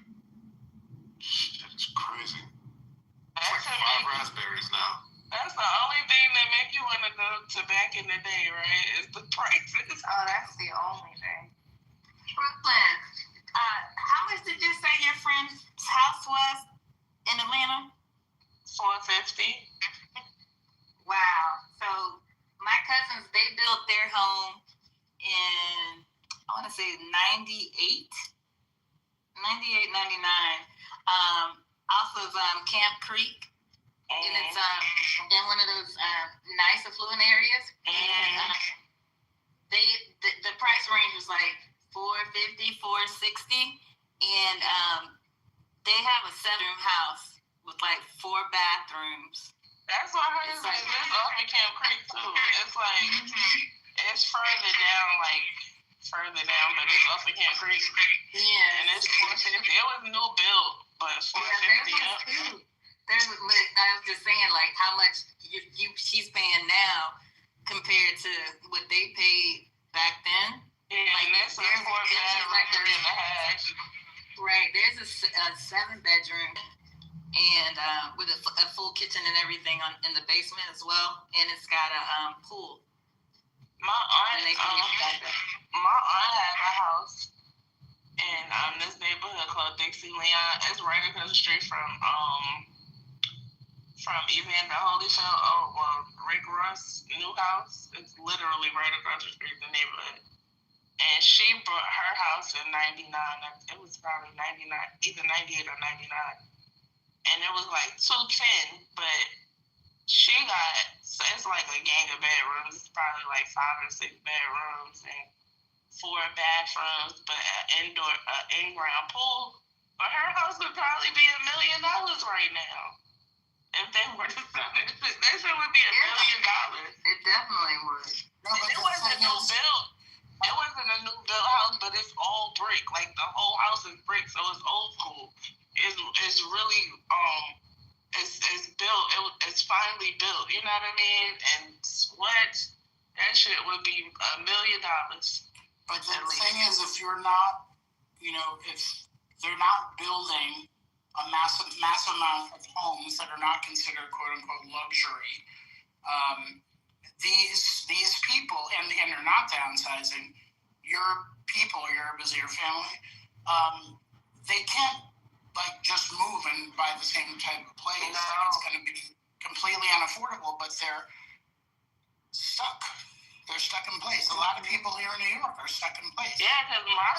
their place for $150,000. Now maybe it's worth, $1 million, but they can't go anywhere unless they leave the city. Yeah, that's what my friend is with it. She has a house in Far Rockaway, and I think they estimated it at like 800 something thousand, because it's really like a multi-family house. But she's not trying to move. She's actually looking to buy another house for her daughter to live in and for her to work or do her business out of. So I was like, shit, I don't know. Living in New York is hella expensive, and she wanted to buy another house in New York. I was like, girl, you is balling. Yeah, a lot more people should have bought after the 2008 crash. Or refi. People could have refinanced as well. But either way, there was opportunity after the 2008 crash that I wish I would have been able to capitalize on. Just waiting for it to happen again. What's that? I was just gonna say, owning real estate for yourself, for personal use, is like buying a diamond to engage, to propose to your wife. It's this fallacy that owning a house is the American dream, or the diamond is how you have to propose to your wife. That makes banks and De Beers wealthy. While you're for the first 5 years of your mortgage, 90% of your mortgage payment goes towards the banks and interest. It's insane. It's insane. Yeah, I don't disagree with that, because at this point, I look at my friends who live in New York and Cali, and some of them are just like, oh no, I'm going to rent. I'm going to rent, and I'm going to move where I want to after I get done with this place, and I'm going to go experience what I want to experience here. And I'm like, but it's still, owning a home is still the fastest way to build wealth. I mean, I don't know anymore, because these houses are so fucking expensive. What generational? They're not worth what you're buying them for. Generational, correct? Or you just talking about for self? No, I'm talking. Yeah, I'm talking about even for self. If you bought a house in 2018, even now you've made up whatever you lost initially on the high cost purchase of that house in equity. I mean, properties have still gone up, and so you've kind of broken that barrier by now, by 2025. But now, if I go, let's say, to DeSoto, right? It's a mostly black area. They have some beautiful homes in DeSoto, depending on exactly where you're at. But you're going to be paying $500,000, $600,000 for a $350,000 home. And Mike, I think I used to have the same bias, right? I'm probably a little bit older, but I come from the generation where my parents, bought houses for, $30,000, and then, had a family, and then, when they finally sold it, these were houses that were worth, $500,000, right? And I think a lot of us look at that and say, well, obviously that's a great investment. But I think what people disregard is that when our parents bought that was, before or after 1971. Right, when a single parent could have a blue-collar job and a wife and 2 kids and still afford to buy a house and have the American dream, right? And then when we moved off, and I don't want to harp on the gold standard, when we moved off the gold standard, all of a sudden this disparity and this inflation to the point where, yeah, it's worth $500,000, but to your point, if you had taken in 2020 or 2018 the down payment that you had to pay for that $500,000 house and just put it in the S&P, I guarantee you, if you do the math, and you look at all the interest you paid, you're doing better if you just rent that house, that same house, and just put that down payment in the S&P. You're doing way better than had you paid the bank. Can I, okay, let me just chime in. It's not one thing, it's a variety of things. Sure. That may be one part of it that may be true. I don't know if it correlates to the gold standard or not, but what I do know is that ever since the 80s and into the late 80s, there is this new attitude that came about as homes and apartments as investment vehicles, which is not something that most people did back when our parents or grandparents were buying homes. This was just something where you buy a place, you live in it, and that's it. But since the 80s, late 80s, people were gobbling up homes and making it a little more unaffordable for people. And then you fast forward to, you could say Airbnbs. You could say private equity that bought 30% to 35% of the homes in America last year. So all of that combined with zoning laws that favor NIMBYism and not being able to add density to certain communities, that's everywhere, liberal, conservative, whatever. So all of that into the mix with also interest rates that were kept way too low for too long here. And since I would say the late 2010s into COVID, this created the exacerbation of the prices in the last 5 or 6 years. I agree with everything you said, Hassan, and that's kind of why I made that important caveat that the idea that personal home ownership as an investment vehicle, like just owning the house that you live in, and as a good investment, I think that was true in our parents' age. I don't think it's true now, but also everything you said is true. The majority of millionaires in the country I live in made that money off real estate.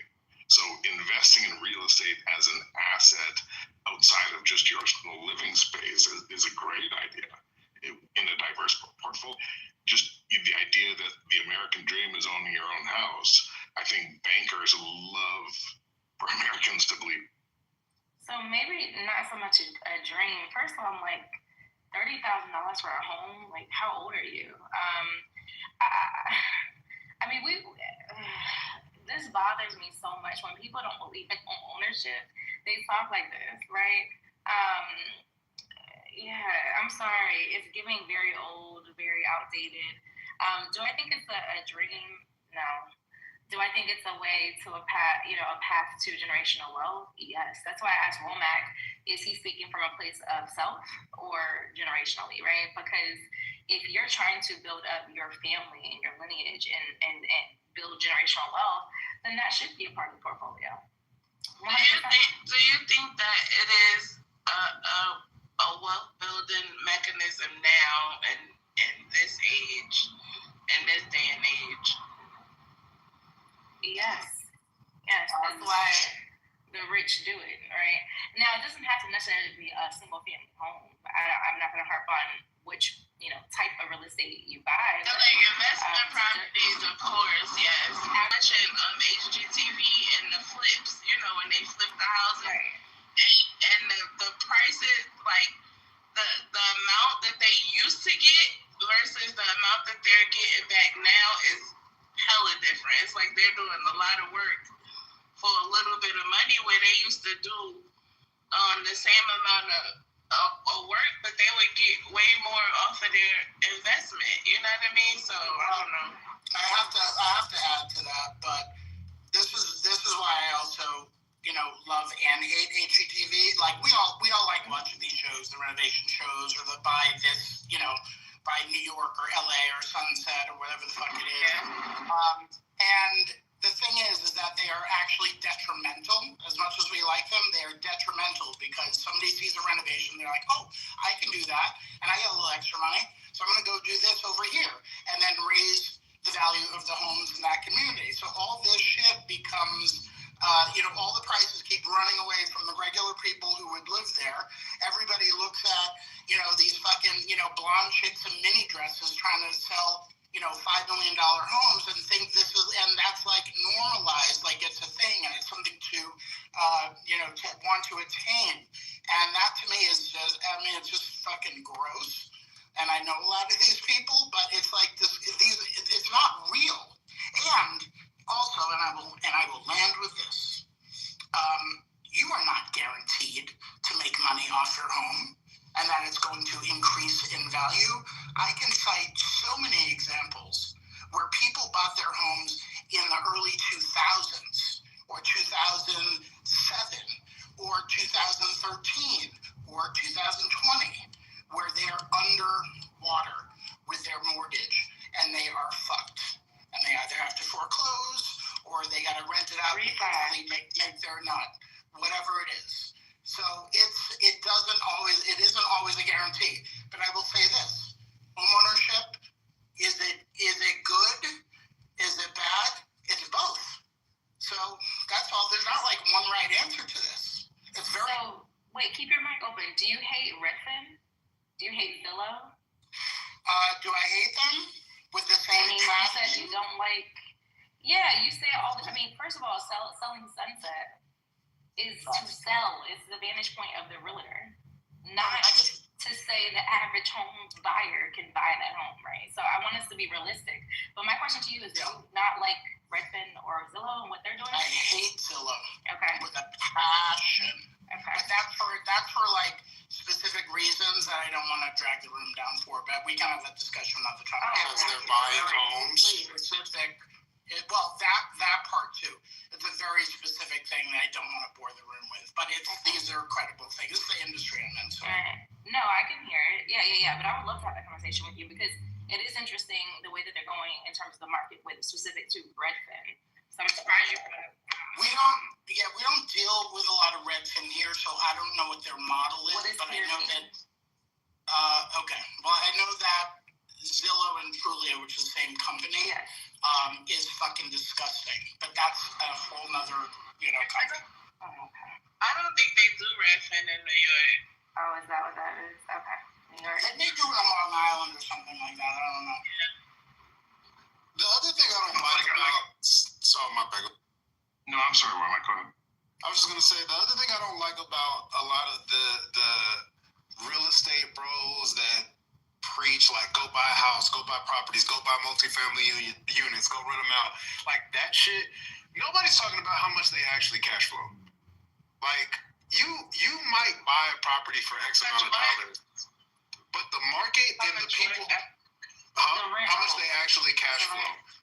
Yeah, how much they're actually getting on top of what their mortgage payment is going to be. So if you buy a fucking townhouse in uptown Dallas that's X amount of dollars, and right now the community who lives there is only paying X amount in rent, we're only able to pay a certain amount.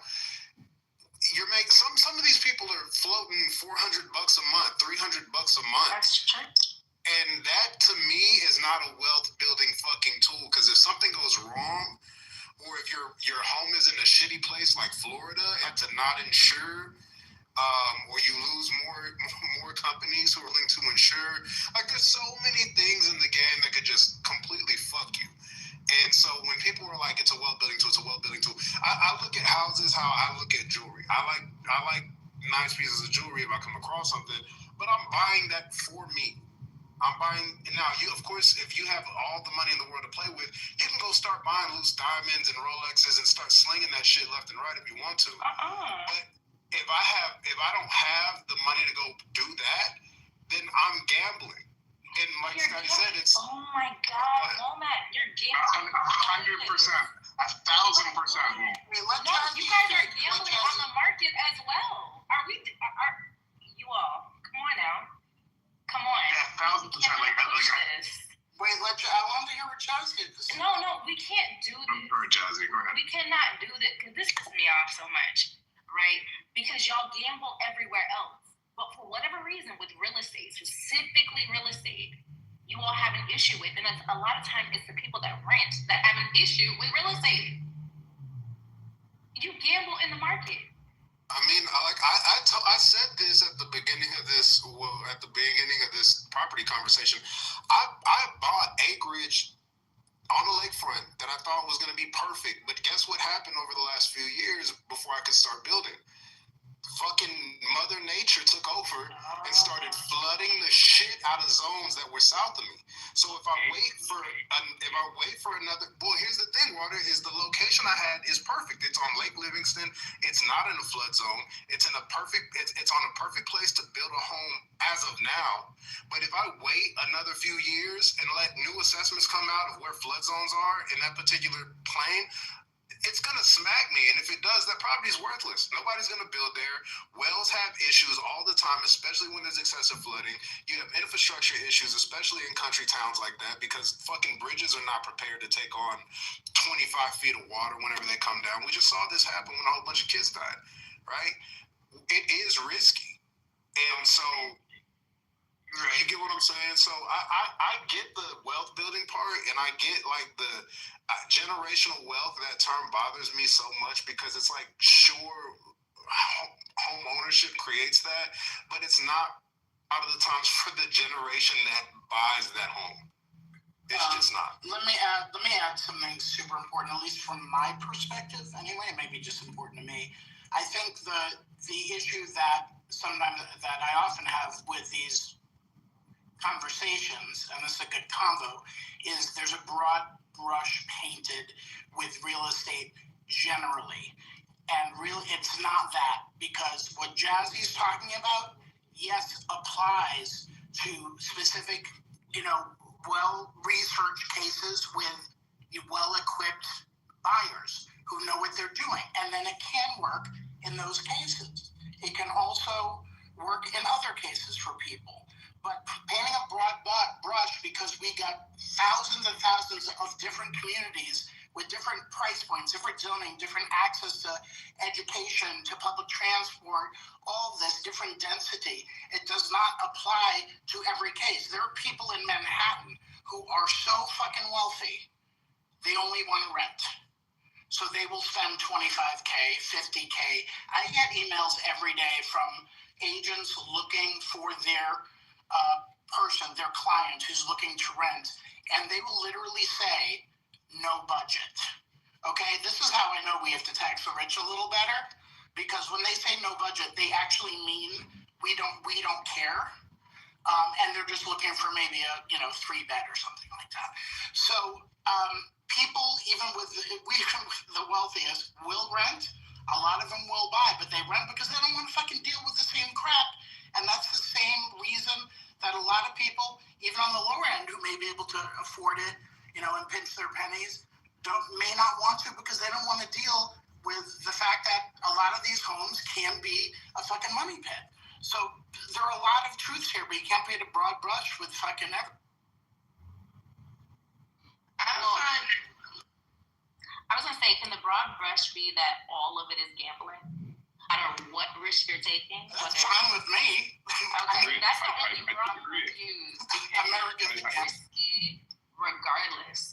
I disagree, Jazzy. Okay, I'll get back to you, Jeremy. Womack, for your investment, it now makes sense. I wasn't in the room when you had mentioned that, so now it makes a little bit more sense why there's a little bit of bad taste or whatever in your mouth when it comes to potentially investing in making a wrong investment. And that can change the tone of anyone. So, I received that. And also with my own investments in real estate, like if I had made bad moves, I think, and I want to go knock on wood real quick, but I would talk the same way as you. But there's a reason why, these larger investors, or there's a reason why these rich folks, right, continue to invest in that. And also the gentlemen or the men that you're saying, or the people rather, men or women, that you're saying only make $400 on a property, just understand typically they have a large portfolio, so that adds up quickly. Jeremy, what were you going to say? You don't agree that it's all risky, it all can be a risky investment? That it's all gambling? I was just going to point out, I think what Womack was trying to point out, and Salo was saying, in real estate, there have been massive crashes. There have been areas that have, been devalued dramatically based on things that had completely no control of the property owner. But if you look historically at anyone who is invested in the overall stock market, not one stock or another, but the overall market, S&P, NASDAQ, or just the overall stock market, there there's never been a long-term, and I'm talking like 4 or 5, 6 year investor in the overall market or Bitcoin that has ever lost money. So all I'm saying is that it's not all gambling. And I'll land with this, is that when it comes to like owning property as an investment, I think what Womack said was important. If you think that you can just do it and win because, you know, everybody makes money, no, it's a skill set. It's hard. It's work.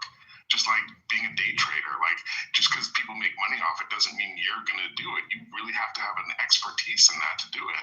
But to make money long term in the stuff I'm talking about, you just have to have the conviction to buy it and hold it and not mess around.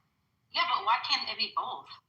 So you happen to be talking to someone that invests in real estate as well as invests in the S&P 500. I agree with you. I don't know if you can hear me. I don't know. We can hear you. We can hear you. Okay, I'm sorry. I need to upgrade my AirPods. But the buy and hold method is an old school method, and some may even call that lazy. I do it. I do it the same way, right? I just pour into the S&P and I let it ride, right? But you can't say there's no risk in that. It's impossible for you to say. And oh, by the way, that risk has nothing to do with your investments. So you can continue to pour into the S&P, and the world affects your investment. So again, the same ideology that you just used or applied to the S&P 500 can apply to real estate market as well. So. No, but right, I want to add to that too, because it's not, you know, downplaying real estate as a good investment for your primary residence. I mean, it all depends, because there's so many people are just like, look, I don't want to pay fucking rent anymore. I'm throwing away money to the landlord. I saved that money. I want to be able to pay off my mortgage maybe before the time it expires, and they're smart about it. And they're able to pay it off and keep their housing and living expenses as low as possible. That's what a lot of people want to do. Yeah, you got another rent. Like in DC right now. Yeah, and Jazzy, I think we may actually be saying the exact same thing, because I am not against real estate as an investment vehicle. The only point I was trying to make is saying that, hey, don't do what Solid just suggested, right? And so the reason I say that is that in order to be that person, right? Let's run through a scenario. Let's say $500,000 house, and at I don't know what it is in the States, 5%, 10% down payment, so $50,000 down payment, and now your monthly mortgage payments, I'm just throwing numbers completely out of my backside. In New York, oh my goodness. What's that for a down payment?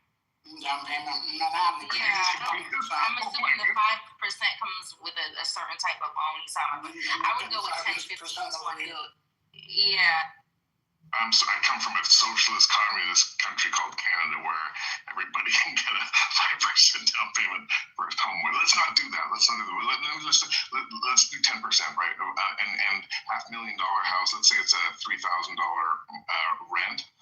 And would it be fair? And I could go and check. Would it be fair to say if you put $50,000 down on a $500,000 mortgage, you're paying around $3,000 a month in mortgage? I could do the math, but you're not too far off. And I guess, and this is kind of what I'm saying, is that, and I'll give a quick example. Like, there's this story. It was like, hey, this guy walks into a Lamborghini shop and was like, hey, I like that Lambo, and drops, $250,000 or $500,000 in cash and says, hey, here's the cash, I got my Lambo. Another guy walks in and says, hey, that's a great Lambo.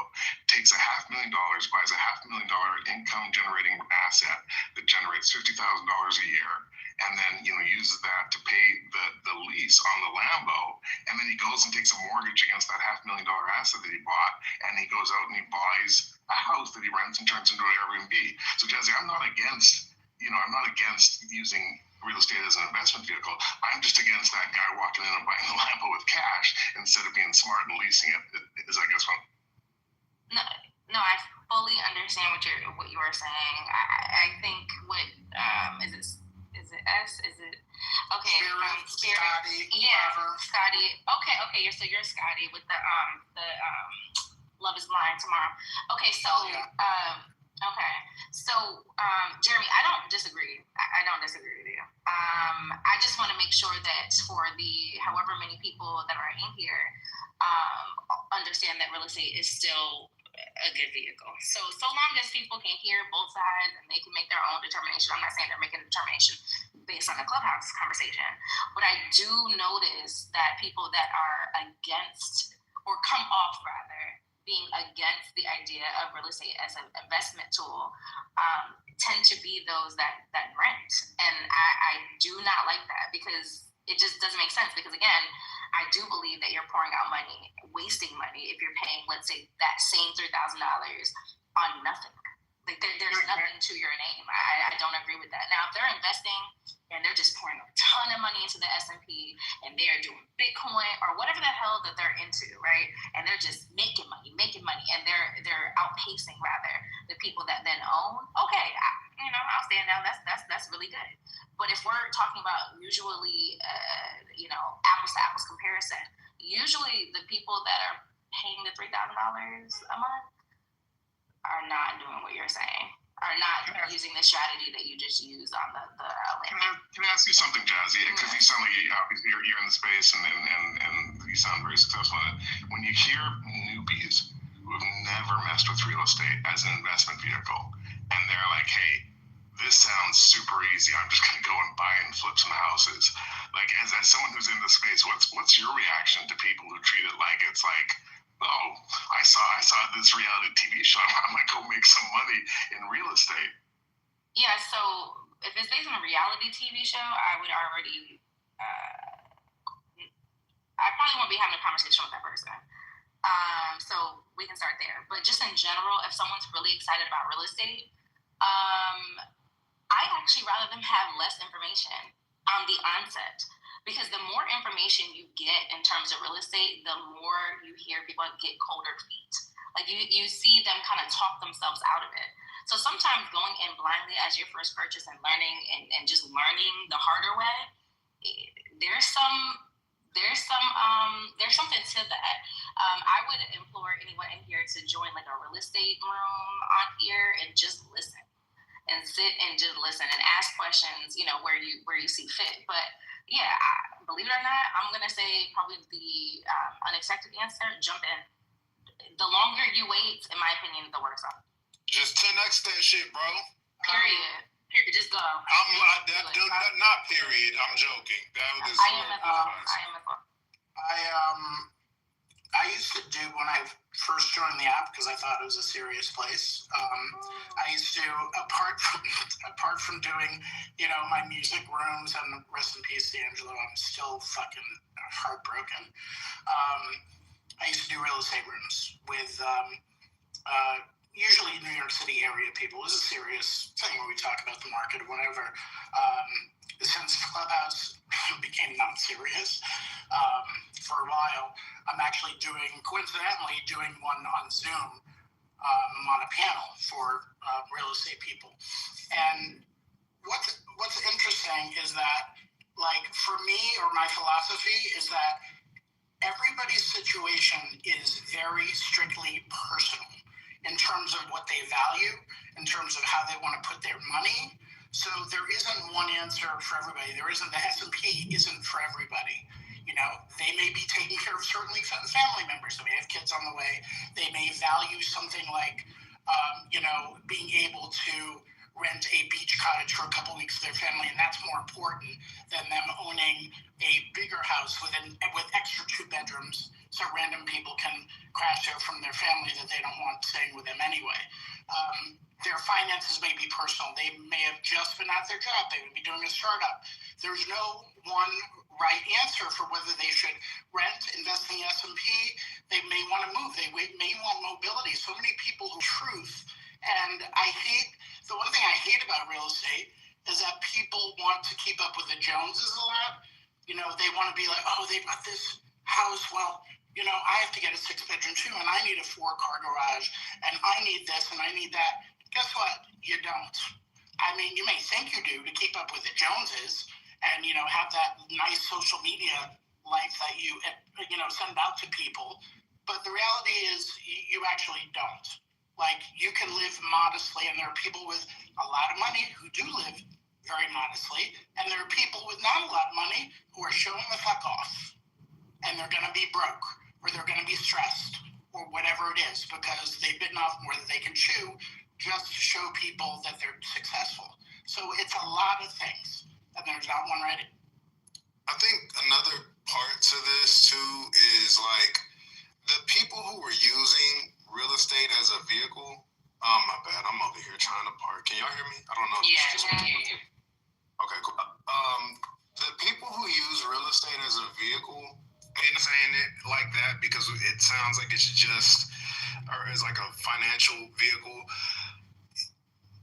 Most people who are landlords are individuals who have one extra house, or like had their starter home, moved into another home, and rented out their other home. Right? It's not sharks with 40 doors or 100 doors or 500 doors, and we're of course not talking about the conglomerates, right? We're not talking about Zillow and Redfin going to buy up and fucking BlackRock buying up a whole bunch of single family homes. That's not who we're talking about. We're talking about the individuals who have an extra home and they rent that out.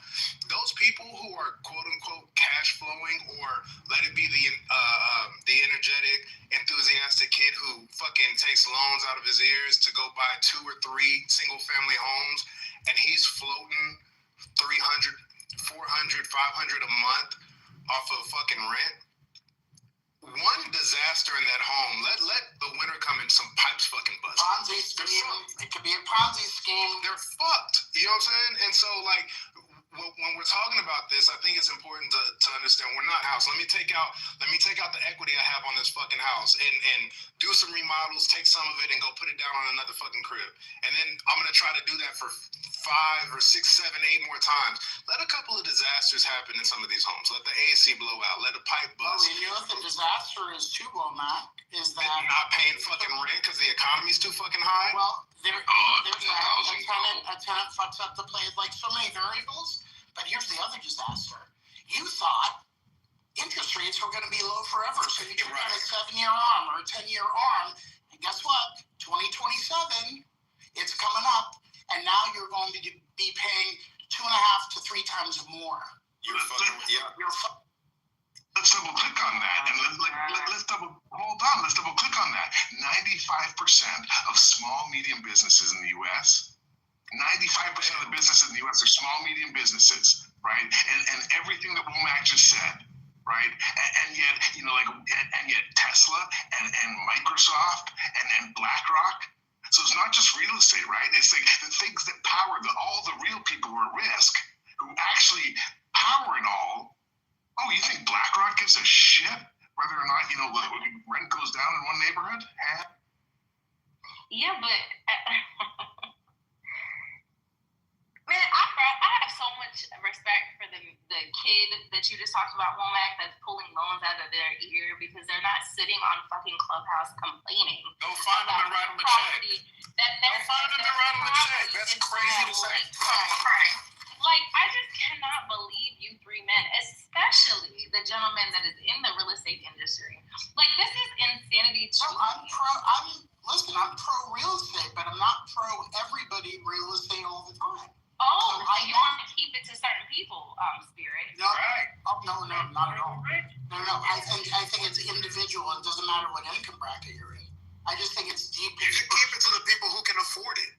Exactly. But telling the kid in Ardmore, Oklahoma, owning homes is how you get wealthy. So he goes and buys 3 fucking homes in Ardmore, Oklahoma, and can't rent them to anybody because he bought the house more than it should have fucking bought. It's just dumb. But whenever you reemphasize rhetoric like that, that's what happens. Kids are listening to people say shit like that, or listening to Grant Cardone talking about put up a fucking multi-family plex in the middle of fucking wherever the fuck you are, because you're gonna 10x that shit. And then the motherfuckers go broke because now they built a fucking $2.5 million fucking townhome complex in Ardmore, Oklahoma, and guess who can fucking pay that rent? Nobody. What issue do you have with Oklahoma? What's going on? I've done a lot of business in Oklahoma, so Jazzy, can I ask you something? If you're investing in real estate, right? Like clearly you're okay with people buying properties and renting it out to people. Not in Oklahoma. Clearly, but like, isn't that the same thing of kind of sucking and blowing at the same time? You can't say that like renting is not a good thing for a person they should own, and then you're encouraging people to buy properties so they can rent them out to people. Like it's like selling diamonds to a young couple when they shouldn't be buying a diamond ring. They should be investing in the market. Yes, sir. You make a great point, right? But I know the renters ain't going nowhere. So I can say this, but you know what is funny is when folks that own homes tell people they should keep renting. That's where the question should be, not what I'm saying, because I know the renters are going to be there. Because not everyone can afford. I think Womack made a great point. I think it should be for people that can afford to do it, right? But I think it is odd for someone that owns a ton of homes to suggest for renters to remain renters. That is, I think that's unethical. I don't think anybody advocated for that, though. No, but I think you brought up a big name that actually does. Well, yeah, fuck Grant. But yeah, I don't know. I'm not against real estate. I'm not even against, see that message well of like taking a loan, buying some shit, and then borrowing from that shit to get more money. That's stupid to me. That's what rich people convince people to do. No, like to be scared of it, 100%. And I know that's nuanced, right? I'm up here saying, don't go into debt to buy a house to live in, and I'm shitting on that. And I turn around and say, Womack, wait. You know the example I gave where that smart person leased the Lambo and bought the asset and then borrowed against the asset to buy another asset. That's what wealthy people do. That's why they don't own income. They don't have revenue. No, and that's what I'm saying. I'm not completely against that, but here's the thing is whenever, let's give a nasty Dave Ramsey fucking take. Let's say we get in a financial crisis in the next 10 years. It's probably not gonna take that long. But let's say shit just goes down bad. Let's say there's a whole bunch of people in 18 who got a bunch of arm mortgages and their fucking rates are about to fucking, eat shit. And there's a whole bunch of people who lose their fucking jobs because they decide to keep a fucking a government shutdown, and instead of fucking back paying these people, they just say, we're gonna let a bunch of motherfuckers go. And then there's a bunch of people who have high interest rates on fucking cars, and there's a whole bunch of people who have student loans that go into forbearance, or that not forbearance, that go into fucking what's that shit? Whenever people start taking, they go into default and they start fucking garnishing your fucking wages for it, right? Let's say that happens, because we all know America's not set up for that to happen. For sure.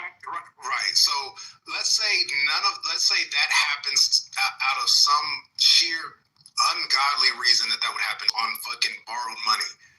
What are you gonna do? What are you gonna do if they try to fucking get upfront payment?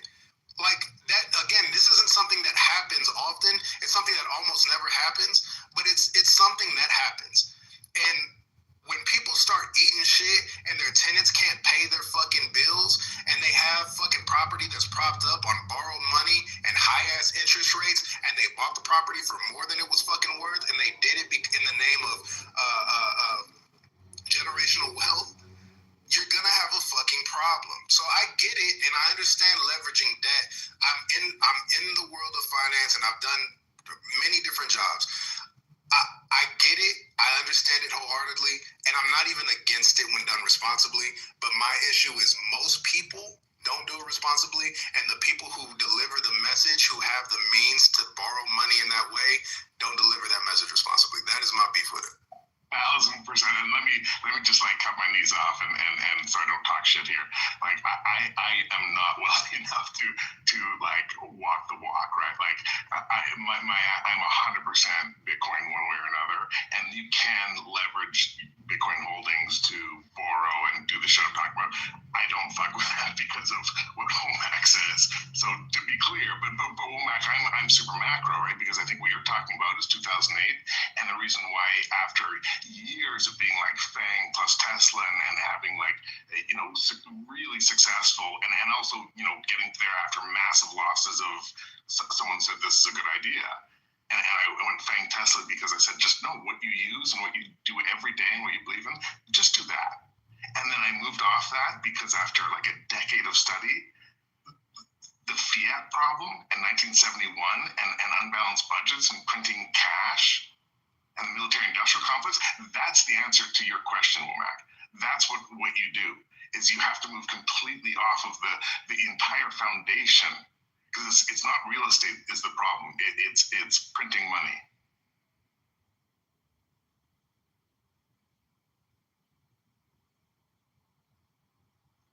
annex that shit, bro. Yeah, I mean, he owns land. Scotty owns property. Jeremy, do you own property? I own property. I own houses for myself. Oh my! I'm not talking to either three of you gentlemen. Let me finish. And then the last one that I sold. Jazzy, don't put me with that. Hold on. The last property that I sold, which was a very, very, very nice house, I sold never to so I live in a very nice place, but I rent. So you don't currently own any? You've sold them all? No, I'm like 100% Bitcoin one way or another. Well, I'm part of a collective that I'm part of a collective of family members that own land, but I rent. I'm not gonna lie, because the way that I like to live, I can't afford to buy a house. Like, the house that I would want to live in would probably be upwards of $500,000 at least. Understand? So I just might as well. I just rent it, fuck it, because it's easier for me to deal with. Yeah, it's going to be $1 million in DC or greater DC. And then on top of that, like, the maintenance of the house. That be the other shit. Like, when things go broke in the house, like a leak or an appliance give out, that's all of the things that you have to consider, and that be the shit that I be worried about too. Listen. And the way the taxes be just changing every year. There are programs for that. I mean, I'm sure it is, but I'm cautious in that when it comes to real estate, because I understand that it can be a vehicle to gain generational wealth, but I also think that we kind of missed the mark. Like, we missed the mark on it as far as our generations are concerned. Like, that was before our time. Like, this is some shit. Like, we're looking forward to investing in other things that's going to probably give us generational wealth outside of real estate, because it's not looking like something that's attainable for a lot of different people, especially when you have foreigners from different countries that are trillionaires coming in and paying all cash for properties. Like, I can't compete with that. You know what I mean? So it's hard. Like, it's hard to even think. There's a lot of places that I would love to live, but I can't afford to live there. I can't afford to buy. So in order for me to live there, I would have to rent. You know, but we're caught in a weird place in America where, we want people to do, some of us want people to be able to do whatever they want with the money. At the same time, the concept of, say, like a neighborhood where the houses can only be bought by somebody that uses it as their primary residence, that's their home.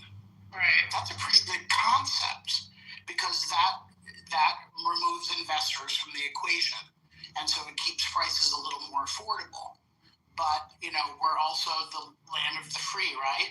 So we don't want to put any shackles on, somebody who may be selling that home to be able to sell it to the highest investor, yeah. Right. So in Bed-Stuy, as an example, it's like, oh my God, people are coming in, they're spending $2.5, $3 million on a brownstone, but then people forget, like, there may have been, a very, like, just working class person who bought this brownstone 40 years ago, and you're telling her that she can't, sell it and get $3 million off of it after, putting in the work, living in the community, being a part of the community and building it up.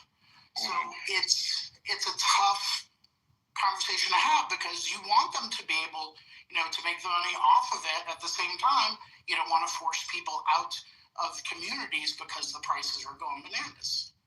You know where it's messy, Spirit, is that and listen, I'm, and this is gonna be messy. Like I live in a place in North America where it has the most restrictive tenant landlord laws. Like the cost to live in my city is, I would guess, cheaper than most metropolitans of this size in all of North America because of the restrictive tenant rules, right? Which ultimately restrain the entire real estate market.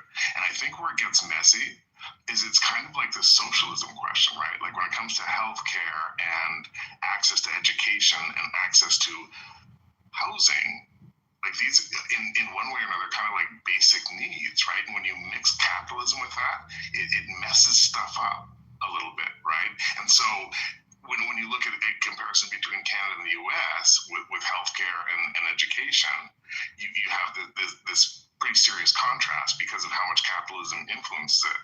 But in Canada, they put in this thing that I fucking disgusted with that says it limits Chinese investment in real estate because of, you know, the same issues with access to low cost housing. And I think that's horrific because of what you were talking about, Spirit. Like how dare you restrict. It could be housing for regular people, though, too. It's not just like housing for the poor.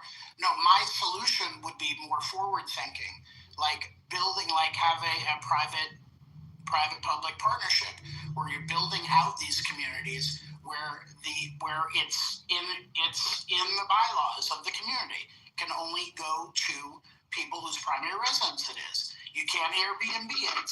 You know, if you want to rent it out, you can keep it affordable for people. But we don't have the fucking courage in this country or the will to do any of this shit because it takes a massive scale of not only building, but also federal dollars, state dollars, and private dollars as well to do this. We just don't have the ability to do it. We don't care. Can I seal man it? And Womack, you might appreciate this, right? Like I'm from Quebec, where the tenants and socialism, like you guys would vomit. It's like I think most Americans would consider like communist Russia. But like where I come from, the tenant laws are so strict that it messes with the majority of small real estate investors that Womack was talking about. Right, like in where I come from in Quebec, if a tenant just decides I'm not going to pay rent, you know how long it takes for the landlord to kick them out? 6 months. Can you imagine being a small, that kid who's just hustling and trying to, cash flow basis, having to cover the mortgage for 6 months before they can It's like kick out that in that New York too, ain't it? It's insane. And also like where I come from, no down payment, no fee, no first month rent. If you want to raise the rent, good luck. You better good luck. The Canada, you ain't gotta pay no first month, no none of that. I need to move my ass to Canada. And don't even get me started with what you gotta do if you want to raise the rent.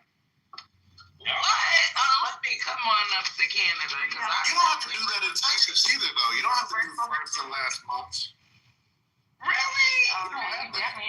We have. Child, you know they were supposed to change it to. They were supposed to change the rules where it wasn't like 3 times the rent, and I think it was supposed to be like 2 times the rent that you were supposed to be, and then no first and last month, but they never changed it. We don't have last month rent by law anymore here in New York, and although I'm not really for this because there's a lot of situations where this shit doesn't work, the landlords are not allowed to collect more than 1 month security deposit, which to me it cuts both ways, honestly, because it's great because there are scummy landlords who are like, yeah, I'll take you, but I need 2 or 3 months deposit. I mean, we know that's bullshit, and they're just doing it maybe because they don't like the person or they just want to hold whatever it is. But then it also you can't. There are people who maybe have shittier credit, trying to build their credit, or maybe they have no credit and they're they have a good job and they can't put an extra month down for security, and therefore the landlords are not going to rent it to them. So the law that was produced by I would say definitely more left-leaning people in the New York City Council actually works against a lot of the people who are trying to get into the housing market, at least to rent, and they can't do it now because of the stupid laws that are supposed to help them, allegedly. And that's the messiness of this, right? Is that the real estate in my city, even though I live in a big metropolitan Canada, it has the most restrictive landlord laws that promote tenant ownership, and it drives the cost of housing and real estate and rent down. So if you compare Montreal to Toronto, Montreal is cheap as F, but it also prevents the average starter investor to say, hey, I'm gonna mess with real estate as an investing thing, because when they look at the returns and the chance, if you don't have a shield to deal with all the BS, they're not going to mess with it. But the big guys, the BlackRocks and the Canadian equivalents, of course they will, because Spirit, they're going to do exactly what you do. They have the data. They know who to rent to, who to deny. Oh, you got 2 dogs, you're a single mother, hell no. And they'll just play with the games because they have the data and the capital to make it profitable. And the starter, 95 percenters that Womack was talking about, they got no chance.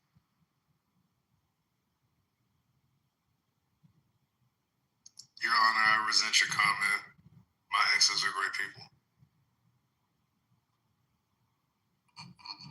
I know that your exes are great people, but I also imagine you probably don't want them living next door. Maybe I'm wrong. I was just going to say, the one thing I'm not hearing is these big landlords like the BlackRocks and Greystones and all that shit, they should not be able to get the kinds of tax breaks and all that to be able to run things the way that they run things. And that's the other side of this problem that would enable people to be able to invest and compete, is to even up that playing field, because it is nowhere close to even. Like the ability for those organizations to buy up a neighborhood, for example, and create little mini monopolies, the ability for those companies to do algorithm-based pricing where they're looking at how much the median person, how big the raise was that the median person in the neighborhood got, and then raising rent by 80% of that. All that kind of stuff is gotta go.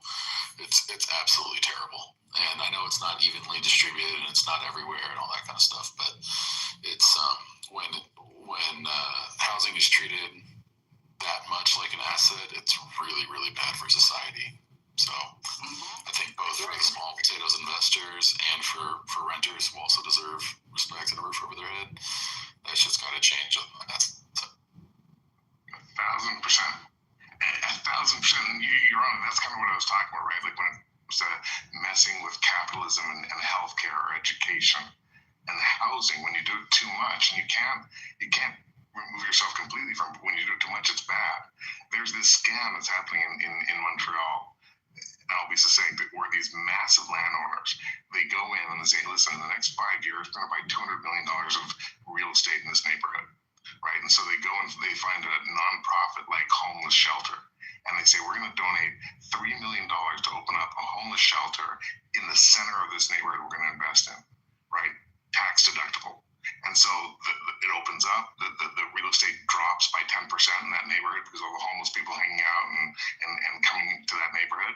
And that 10% deduction in that $200 million investment is going to be $20 million in rebates as they buy up that property. And then when they own that property, they revoke the license and they say, oh, don't worry, we're going to give you $5 million to build this new one in this new neighborhood where we're investing next year. When you mess with money and things that are just essential for life, like education, healthcare, and housing, it's a poisonous mix. The problem, one of the problems is more what Your Honor is talking about. We don't treat housing as I would say a fundamental right. That's one of it. But also we just put it in another column along with investments.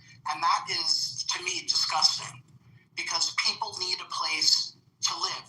And the way they cavalierly, both in legislation, lack of oversight, and just allowing it and not having the courage to push back against these private equity companies, they are creating something that is very hard for people to actually have a roof over their head. It is not the same thing to own a home, to spend a couple $100,000 owning a home and putting a couple $100,000 into a stock portfolio, which yes, you may make more money off of, but guess what? The home is giving you a place to fucking live and grow your family.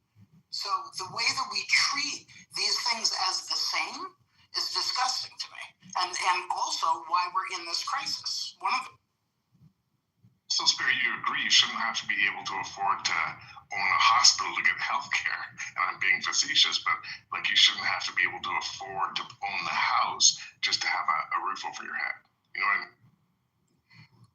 Well, it's not, it's more specific to the individual. So yes, you should be able to afford, but there should also be housing for people who can't afford it. But my point is just on the regular retail market, if you have a qualification to get a certain loan, you should not live over your means. But also the forces that are working against you in society are huge and in a variety of different directions, whether, it's private investors, whether it's zoning, whether it's, tax incentives that big companies are getting, like all of this stuff, all these forces are working against the little guy to own their home, not talking about investment, to have a place to live.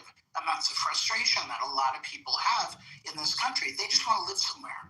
They just want to fucking be able to, take their kids to school, to be able to provide a meal. People aren't asking for much. They just want to live. They're not worried about fucking Bitcoin and all this other stuff, but it's not a fair fight for them to just exist.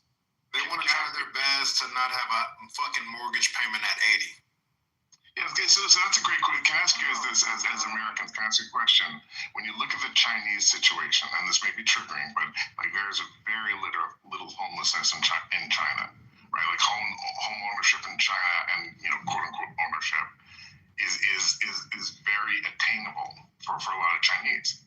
Do you think that considering the amount of homelessness in America as you could argue the most wealthy nation in the world, should America consider a Chinese-based real estate system? They're considering the outcomes. They'll never live in the accommodations that would be required in order to be able to do that. If you're talking about the system overall, it's not going to change. Like, this is already baked in. It's like saying, oh yeah, let's just get rid of all the guns. It's not going to happen. The system is already built. We have to figure out better ways to make it better in different avenues and, cut out the people who are bludgeoning everyday Americans to be able to afford to live here. There might be a hybrid system, guys, don't you think? Or I don't know. Did I not just say that like 20 minutes ago? That there's probably one of the solutions is probably, yes, having a private-public partnership with the federal government, dictate like a benevolent federal government and legislation supporting a lot of these efforts. They just because I think I've seen situations where this actually can work. And we've had, like affordable housing that's been built on a pretty massive scale here over the last 15 years by several administrations. And the thing is like the city and the government has to have the commitment to be able to do this, but not have it short-sighted. Because the problem is you have a lot of politicians who are like, I want to get this thing done. But I want it, in the next couple of years before the re-election happens, so I can take credit for it. Some of these things take, 5, 7, 10, 15 years to actually do. And a lot of these politicians aren't, trying to strike a deal that in 15 years somebody will see the fruits of that labor, which is a sad state of our system as well. And that's also a case against, in some cases, term limits on the local level. But that's a whole other conversation. I have one question for the people in here. Does anyone wish that their family would have left them multi-unit properties? No, but a home at least. My father didn't even go to his home. There's no scenario for my family where that was ever going to happen. Through various divorces, life situations, jobs, God knows what else. It was just never going to happen. I remember, my mother, what she was saying when she was growing up, in I guess the 50s, her parents like owned an apartment in Roxbury, Massachusetts, the third floor of the, tenement building. I think they actually owned the place, but they had to take in boarders, random people to live there just so that they can afford to live there. So they didn't, there's no generational wealth or anything like that. Do I wish my parents had anything to leave me? I mean, I guess, but it's not something I've ever had to think about because my whole life was growing up that's never going to happen anyway. Just move on. Jazzy, I'll give you a senior citizen answer if you want, because I think I'm old as fuck based on this conversation tonight.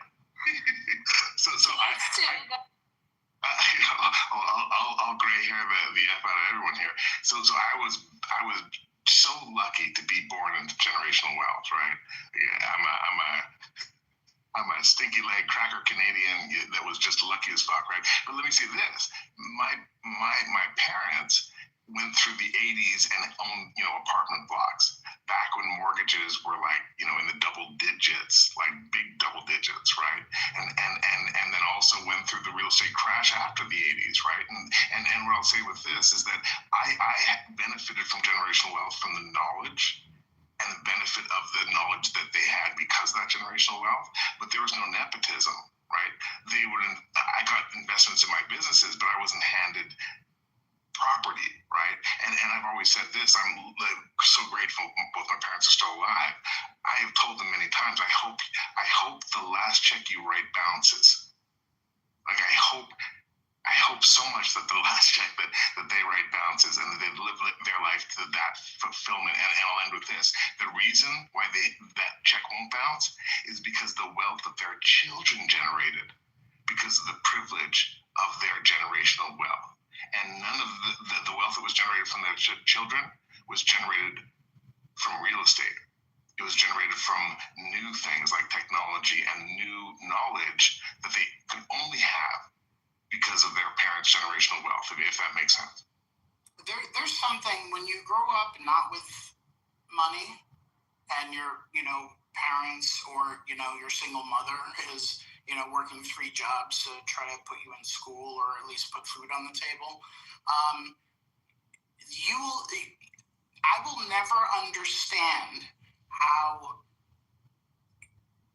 generational wealth or having a home left to me or anything left to me works. In their mind, they know they're going to be okay because there's a little bit of something to fall back on if, shit really hits the fan. I know for me, my whole life, I don't have anything to fall back on. And that's how I grew up, is not having that mental safety blanket that things are going to be okay. So I just keep trudging along and just trying to survive myself and stash a little away here and there, try to help out, family or whatever. But with people who have this thing that they grew up with this, where their parents are moderately successful, or they bought a home early and they kept it and whatever, and then maybe they bought another one.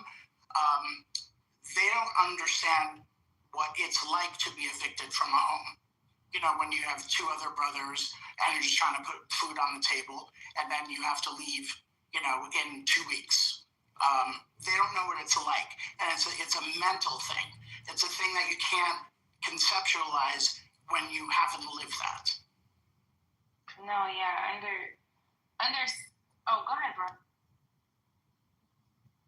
No, similar to Scotty. I mean, and I use that Dave Chappelle line that my mom, because after things were fine before my parents got divorced, we were solidly middle class, and then after that, my mom, she wasn't able to get back into her career as an architect and ended up working 3 jobs, raising 3 kids, and making just enough to keep us like poor around the white folks in the good neighborhood.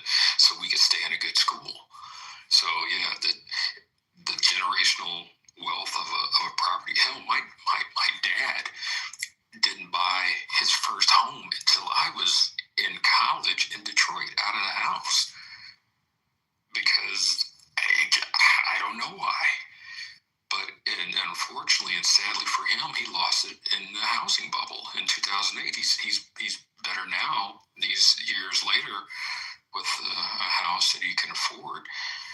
But to echo Scotty, you know, I have no properties or anything that were handed down. And the one that was in our family, we had a family farm that dated back to the late 1800s. And nobody wanted to move back down to the hills of Tennessee to run it. And so my dad and his generation, which I just shook my head. I'm not a real estate expert, but I know enough to know that, dude, hold on to it. But I get it, property taxes, and they finally had to sell the farm a couple of years ago. But me, it's similar to Scotty, and I'm sitting up here real time. I have a pretty decent career, but reality, I got my oldest is a freshman in college. I got child support on my middle son, and I'm raising a son. And in between all of that, I'm trying to get my retirement straight. And then I'm like maybe some others who's the tweener. Like, for example, when my mom had her stroke, she had to come and live with me in my home. And so you stack all that stuff up, like, holy shit, I'm caring for an aging parent. I've got kids, at various stages. And I got to take care of my retirement, and I'm taking care of other family members when I can financially. Yeah, so, owning multiple homes or whatnot, one of my best friends, he's done that since we were in college. And so I applaud him because his parents taught him that. And granted, he was the only child, but yeah, so just similar to Scotty, dude, maybe it's the generation or the age I'm at, but it's like that saying, no one's coming to save me. And I've told my dad, and I'll park with this because I've got a dog here that wants to go outside, but I told my dad this, I'm like, dude, spend your money because it's your money. You served your country, you've raised kids, and I'm like, look, I will be all right. But everyone's lived experience and home buying experience is different.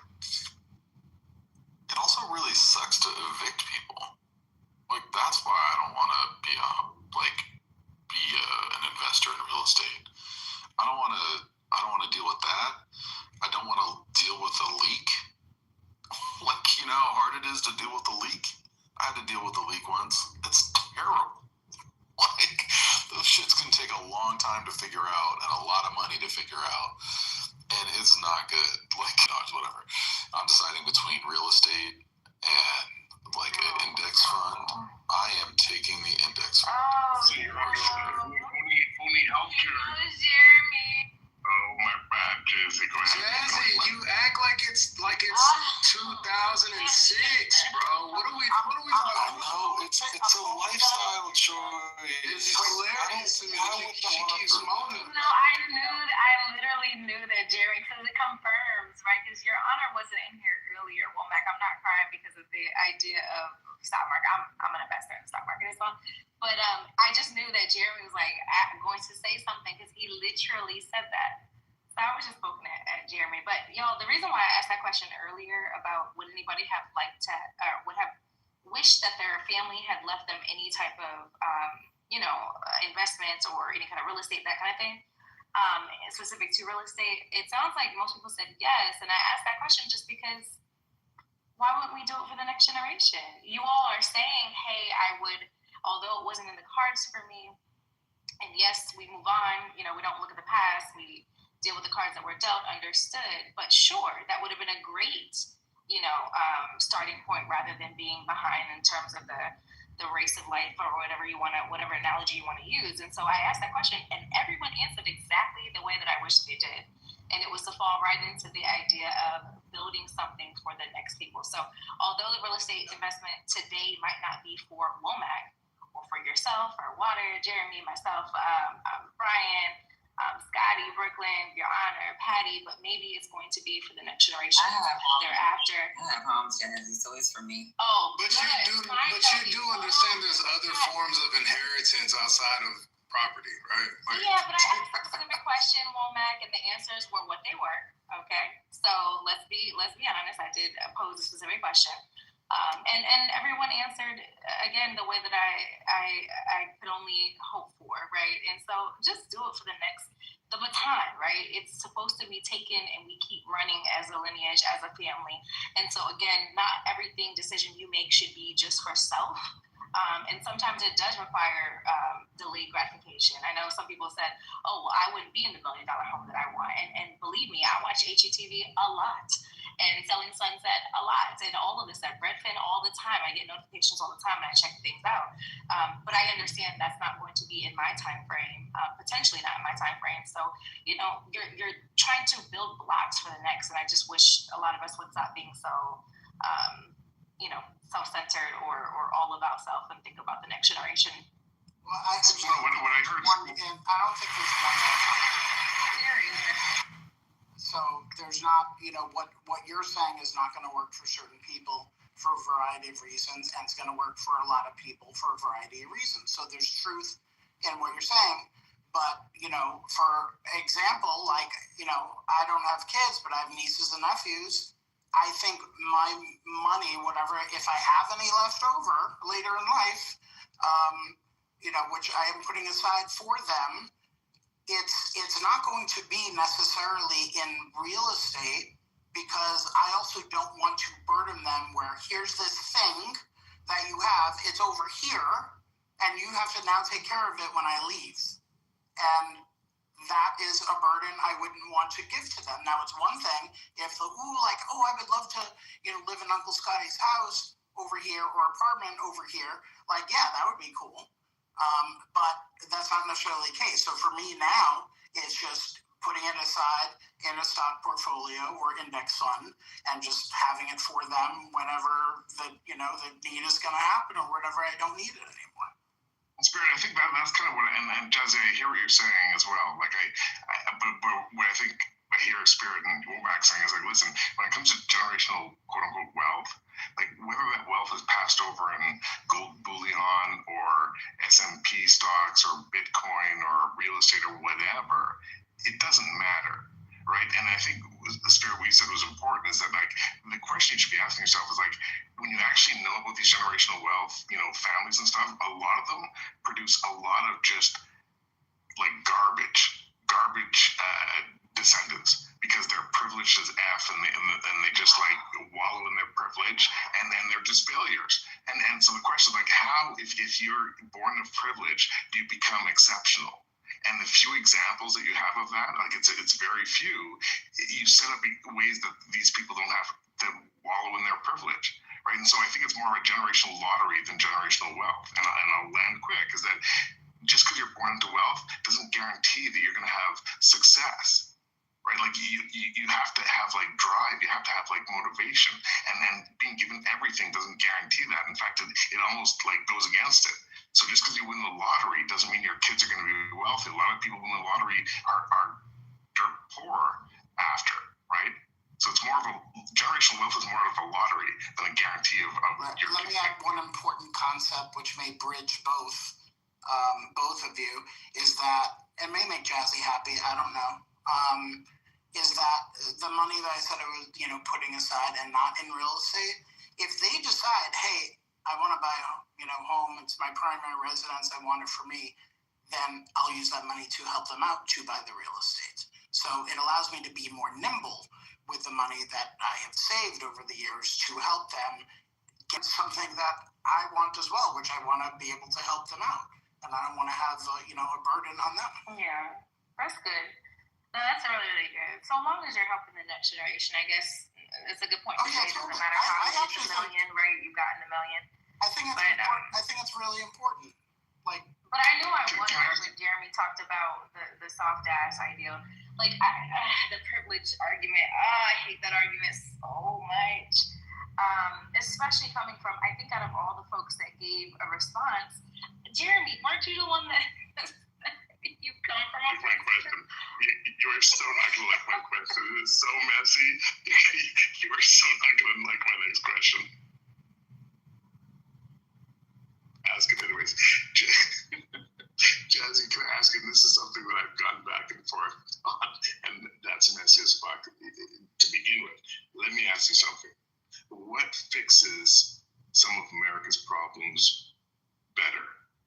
Social programs that lift up all of the poor, or reparations? And I am so sorry because I know that's messy. That's what we're talking about. It's what we're talking about. Where are you taking this from? Come on, bro. That's what we're talking about, guys. That's literally what we're talking about right now. We're saying, like, hey, is it just like the ones who didn't get access to the privilege? Or is it just saying it doesn't matter who your parents are or their wealth or whether or not you fucked it up or not? Like, is the best thing to just say, hey, everybody who's under this line, let's lift them up?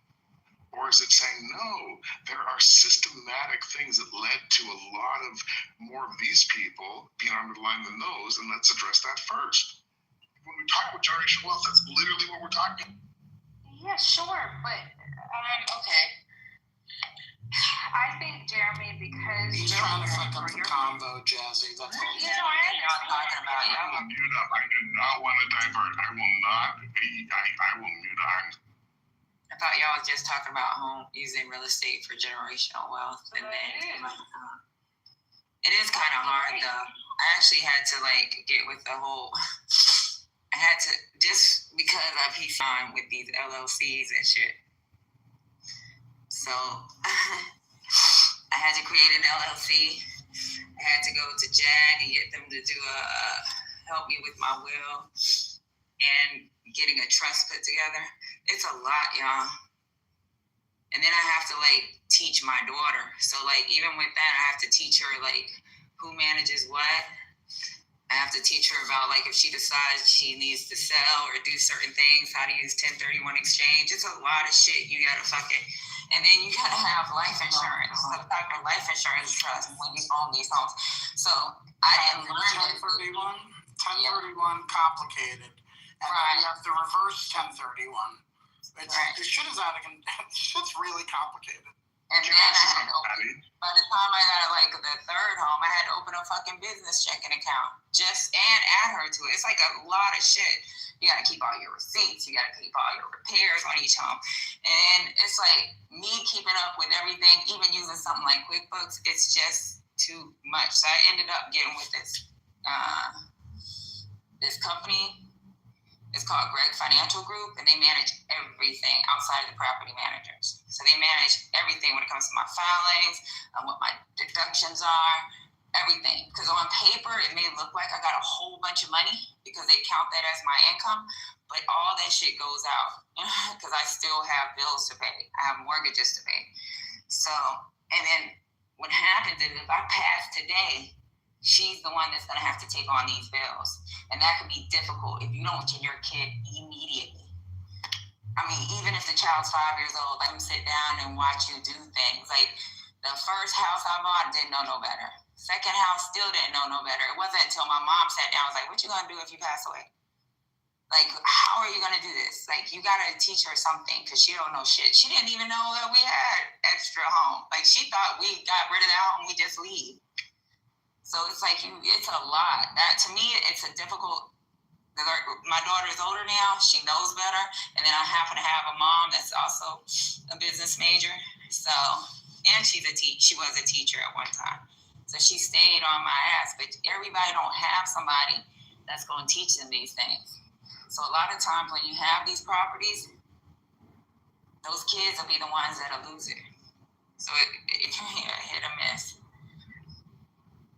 Yeah, that's what Jeremy was saying in terms of, they do say, I think they say what, two generations, 3 generations to look it up, is repeat the build again. When we compare to these conglomerates, I am not saying, who knows? I don't know. One of us could end up being one of those. I don't see it to be. The top 1% is holding the wealth, and I think that's where it's going to stay. My point is, and similar to what Patty just said, it's to baton. That's all I'm talking about. So I liked the idea of Scotty saying, well, you know what? All right, so my baton is going to be, let's say, $500,000, right? Or whatever the number is. And whatever they decide to do, my nieces and nephews or cousins, whatever he mentioned, whatever they decide to do with said money is up to them. But I've done my part, and they've gotten, their side or whatever they wanted out of it too. And so I feel good with that. I think that's good too. I also think a one-up would be, not having a mortgage at all in 20, whatever the year would be for your nieces and nephews. Like I took out a 15-year mortgage. That's good. Why would you take 15? Why would you take 30 and just? You could have did a 30. So you know what I did? You do the 30. I want to pay it down to 15. Yeah, you never. Because I want to pay it off. You can still pay it off early with a 30. You can still pay it in 15 with a 30. Correct. So you make one mortgage payment, and then you make a half of a mortgage payment. I'm so confused. Guys, some people put parameters around themselves to go ahead and complete shit quickly.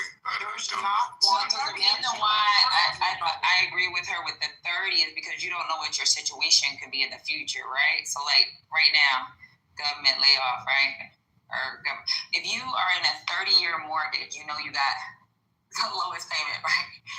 But if you know you can afford more, that's why you make the payment and the payment and a half, and you're still under a 15-year mortgage. You put your payment and then the half the payment you make during that, like your mid-year, or not mid-year, your mid-month, you do it towards the principal. Right, and I can pay it. It's the same concept though, because I can pay it off in 10 years or 7 years or whatever it is. It's just, but everybody's decision is super personal. So I get why people wouldn't want to do a 15-year, but for me specifically, it works better because I want to pay this shit off as quickly as possible, and I'm making myself a little more responsible, to be honest. For me. Okay. But most people buy their dream home at that moment, right? So like if your starter home is the best home you can get at that moment, you buy it. So that's what you can afford, correct? Right. Mm-hmm. But so if that's what you can afford, sometimes you want to I don't know. This is just my thinking. I always think it's best to buy it. My situation will be different than a civilian. So we're at a fixed rate when you're a VA loan. Then I don't have to put no down payment. I don't know how y'all civilians do it. I just know we fucking put our social security number and some shit. Your credit good. They're gonna send you back some papers. You sign. It's totally different than what y'all do. It's totally different. And as I was mentioning before you weren't here, Patty, in New York, it's a minimum 20 to 25% down. Yeah, so you're buying into your fucking investment. You're buying deep into that fucking property. Yeah, which I like a lot. Yeah, there's absolutely nothing wrong with it. At the end, at the sunset of it all, I want to live where I'm only paying real estate taxes and maybe HOA and nothing else. I want to live, and this is for me, I live very modestly because it works for me. I don't have any kids or whatever. I don't have people crashing here, except for the occasional, one-night stand. But they're definitely out, I'm buying them an Uber and they're getting the hell out of here. They're not staying overnight, but that's a side. Period. That's another combo. No, but seriously, for me, I just want to pay it off. I don't want to be burdened with housing expense. I want to keep it as small as possible and still live in Manhattan. That's my retirement goal. Way down the line from here. 20 years, whatever. So that's what I want to do. But again, my situation wouldn't work for a lot of other. I have a coworker that did. I'll say this real quick, Jeremy. I know you said you're triggered. Patty, I have one other coworker, military as well, that he bought in every single place that he's stationed, and I am always in awe of this gentleman. He knows that game in and out. But he did express that it is stressful and the things that he's done to maintain it. So yeah. Yeah, it's very stressful, Jazzy. And most people in the military, if you got a good leader, they're going to tell you bye while you're here. you don't have enough time to sell it. Your first, like for me, I was trying to sell. I didn't have enough time to sell because it was during like Obama years when I first joined and first bought. So as soon as I freaking left, that was my first time actually renting out. Well, I was renting out while I was freaking living there because that was in their duplex. But I had to rent both of them. So it's like after learning the game is straight, it's still a lot. Because I have my Sundays where I have to clean my refrigerator and I still have to like make sure my shit is together. Check my account, make sure that I pay all my mortgages. It's a lot. I mean, Patty, if I could get 5%, I would absolutely be, looking all over the country and, trying to buy some property or something like that. Oh, we don't even put 5% down. Oh, Jesus. Hurt me more. So check it out. If I was to do, let's say when I did my paperwork, they told me what I was eligible for. I went what house I want.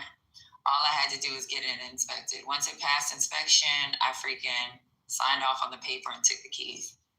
It's like going into an apartment for us. We put no money down.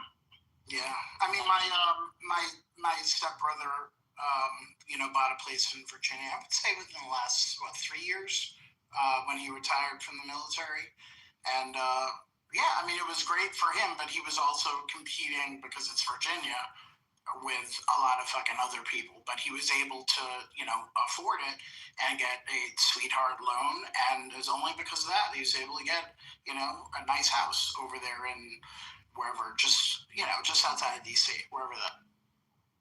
And you work in real estate, Scott. Do you see the interest rates for the military? Totally different. Yeah, but we can't. It's so niche. So yes, I see it, and also it's almost like a 1% difference. It's totally. You get a much better rate, and that 1% can make a big difference. But military really aren't buying in Manhattan too much over here. They're just not. I don't blame them. I'd rather buy in Jersey or Westchester or Long Island or something like that. But they give them a good stipend. And I just glanced at Hawaii real estate, Honolulu real estate, and I'm seeing a beat up fucking trailer, 3 bedrooms, 1 bath, and it looked like somebody cooked meth in that motherfucker for 10 years, and they want $500,000 for it. Jesus Christ. Yeah, so Hawaii is one of the most expensive states to buy homes. Like the first home I bought in Hawaii was in 2017, and it was almost $800,000. It was like $780,000. And then the second home I bought was during the pandemic, and that was at a 2% interest rate. 2%. Don't ever pay that off, Patty. I swear to God. The problem with those 2% interest rates is people want to buy your interest rate. They don't. And a lot of people don't have the money to buy a home that's like $1.3 million. And your interest rate is 7%. Yeah. Right. That 2% is assumable? What do you mean? Well, you said people want to buy the interest rate. I know that sometimes when you buy Scotty VA loans are assumable, so yes. That 2% rate is assumable. Wow. If you have the cash, that is correct. So you have to have the cash to give line up. And the problem with the cash to give me in Hawaii, let me give you an example. If you're in Hawaii for 3 years, I haven't known anybody that has left Hawaii without selling their home making at least $200,000 because the houses go up so quick. The market is crazy in Hawaii. The island's so small. You got Asians, you got Californians, and then you have Europeans that are always trying to buy homes. And they don't just buy homes using loans. They come with cash. A 3,000 square foot, the first home I ever bought in Hawaii was 3,000 square feet. I bought it at $780,000. Right now, the house is worth $1.6 million, and this was in 2017. The house that I bought during the pandemic, that house is worth 1.5. And that house is smaller than the first house I bought. And it's because they're always, like, if anybody just look at Zillow. Zillow's not as accurate, but just look at Zillow and look at it. It was bought in 2000, 2 years ago, and you'll see $100,000 difference. People make at least $200,000 selling their home, having it for 2 to 3 years in Hawaii. I think the least amount I've seen a soldier go home with is $180,000. And that's them being there for 2 years and they were getting ready to get kicked out. But it's not a guarantee, folks. That's my disclaimer.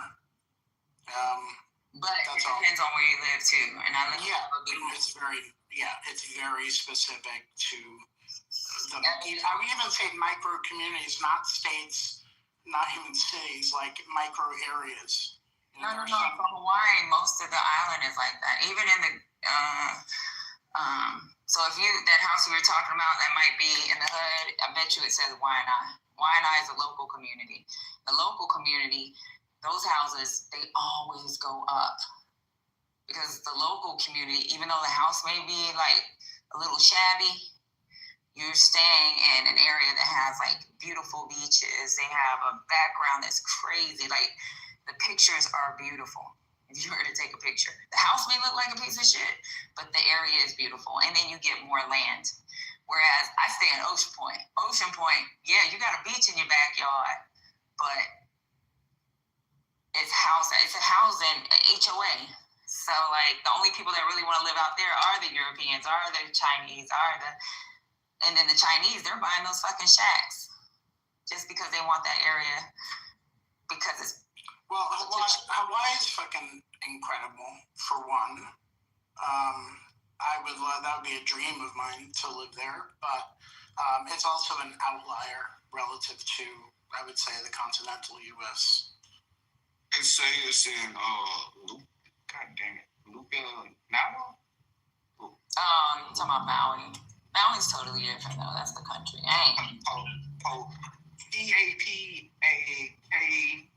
DAPAAOLEA. Ray, don't start naming off every neighborhood in Hawaii, please.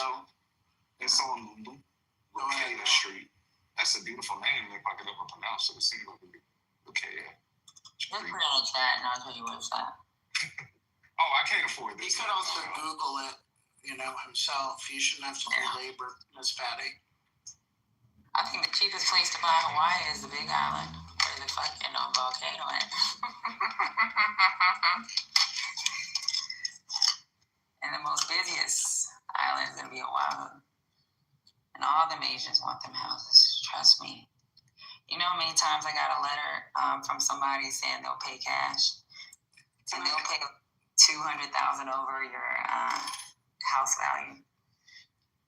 I get so when I was selling this place in Bed-Stuy for a client, the calls I used to get all the time. We'll pay all cash. We'll pay all cash. They don't want to pay the market price because it's a different situation here. But they just want to gobble up properties. Whether it's a flip, this didn't need to be flipped at all. But that's what they want. They want to buy anything. The amount of papers underneath people's front doors, like, hey, if you're looking to sell this specific property, we'll buy it in cash, close in 30 days. All that kind of stuff. It's rampant all over Brooklyn.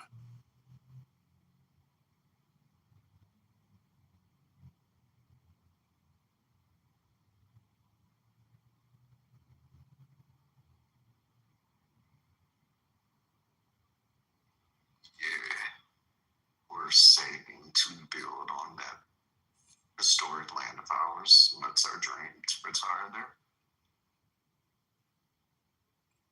In what city or state? You want to say city?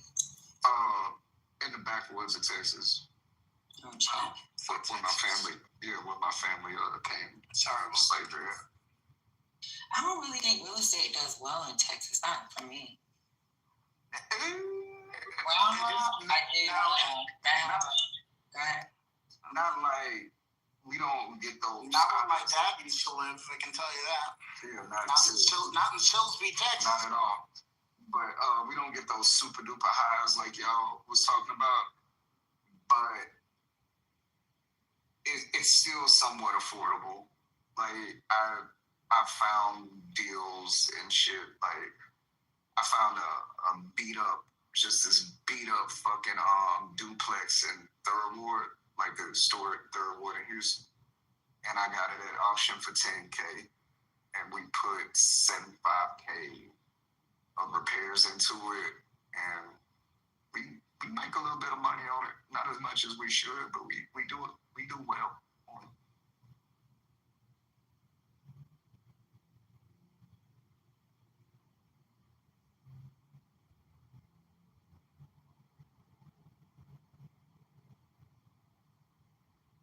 Good talk, good talk. Yeah, y'all crazy. But I think how real estate is hard as an investment because you have your bad months where you can't rent. I haven't had that problem because I try to buy near a military base. And if I can't get my money, if they don't pay their bills on time, I'm going to tell y'all, renting to the military is the best because you can contact a commander and the government going to make sure you get your damn money. So I love it. If you got a uniform on, if you're a civil servant, you work for the government, I want my motherfucking money. I'll put you in my house.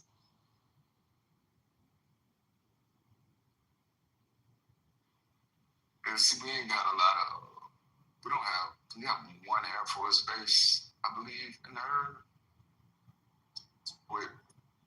I've had renters from hell, like literally. This one lady, she got approved, and she got approved to rent from us, just because, I got a heart. And I had a dream that there was a sex offender in that house. And I went and put the address in the thing, and sure enough, it was a sex offender. What the fuck is going on right now? The lady who I rented the house to didn't put her boyfriend on the lease, but moved him into the house. And he was on the sex offender registry. Not only that, they weren't paying the rent on time and weren't paying for a rent. So when I evicted them, they was acting like they didn't want to leave. So I had a choice to do the legal way or do Boom Squad way. So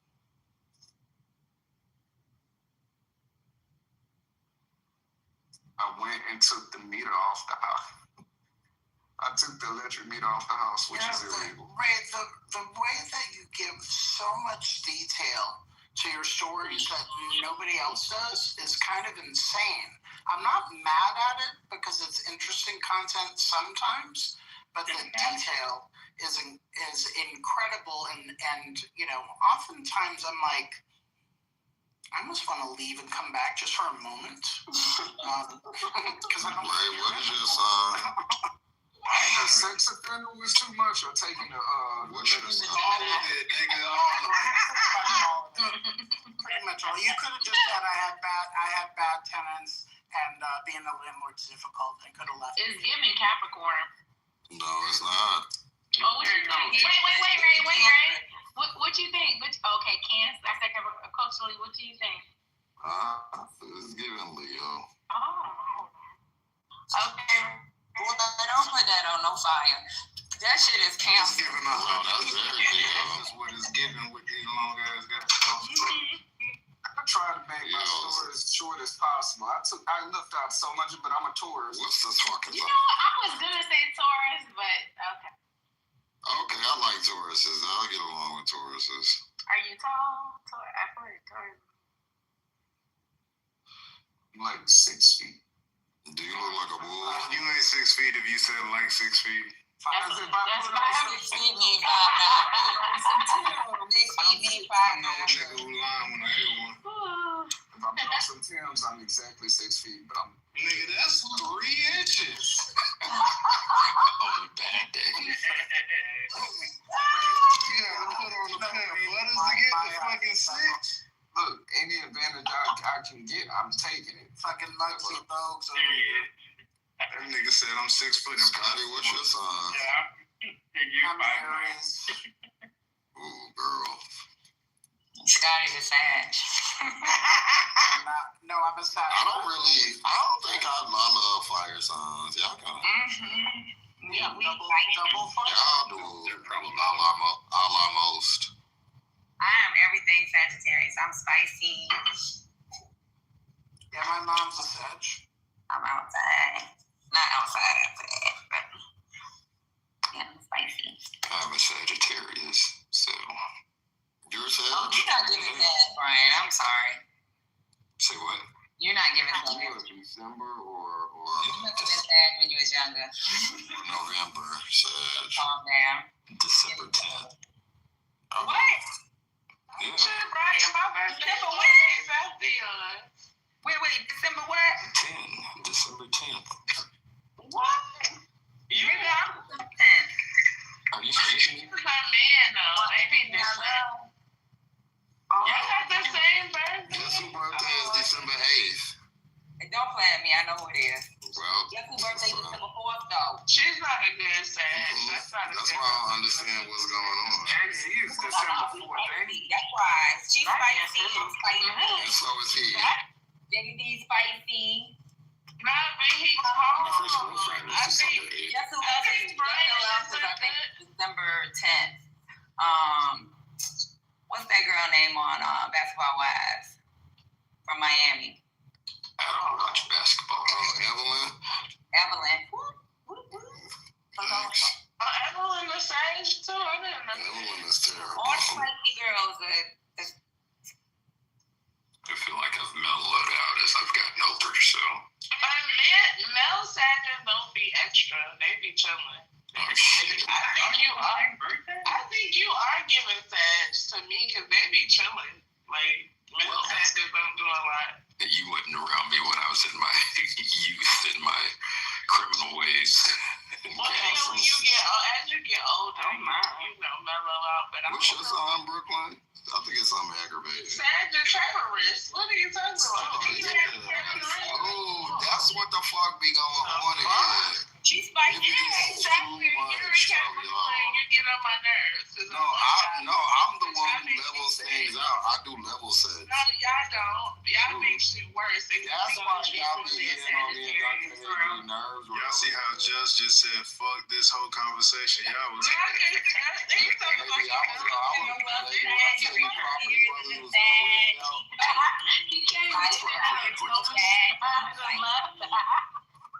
My drunken ass. Talking to Jeremy, motherfucking Karen ass. My drunken ass. Oh my God, I'm moving to the girls. Sorry. LeBron James. LeBron James, a legendary Capricorn. Listen, wait a minute. But R. Kelly is also a Capricorn. My drunken ass cousin is a Capricorn. Girl, don't let me get on. We don't know you're a fan. As a person, y'all come in here screaming every day y'all hate. Like, what? Birthday is right nestled right with y'all's. I don't hate on nobody's birthday now. That's one thing I don't do. Who we hate Sagittarius is get along with everybody. I love that Brooklyn's line is the zodiac. Sagittarius get along. Don't you? You get along with everybody. Patty. What they start doing. So keep that same energy. We the cool side. Y'all are really not. Y'all are actually very staticky. No, we're not. We be cool. Jay-Z has got to with every rapper, don't you, man? That's because they be hating. That's why. So same for Nicki too, right? Nicki be shit. I feel like Nicki got a lot of Capricorn. No. What? I think the only reason I go off is because I have Sagittarius. I'm too close to y'all. Capricorns don't really give that. What's your ride? That's not true. What's your ride? And I feel like Nicki got a lot of Capricorn. No, I feel like Nicki Minaj got a lot of Capricorn in her fucking chart because I don't know what the Sagittarius is. You carry on the same exact fucking way. Yes. She is a bad representation of. Girl, you just said you don't like Nicki? Y'all gotta stop hating, son. That's the blatant prejudice for you to just. You just said people be hating on Jay-Z, and then when you apply the same thing to Nicki, no. She is it's to protect black women. It's protect black women until they come to Nicki. No, I say it all the time. You know, line that act the fool. No, you said yourself. You said to people. But you know, you better, listen, y'all better be glad I'm not Nicki, because y'all would really fucking hate me.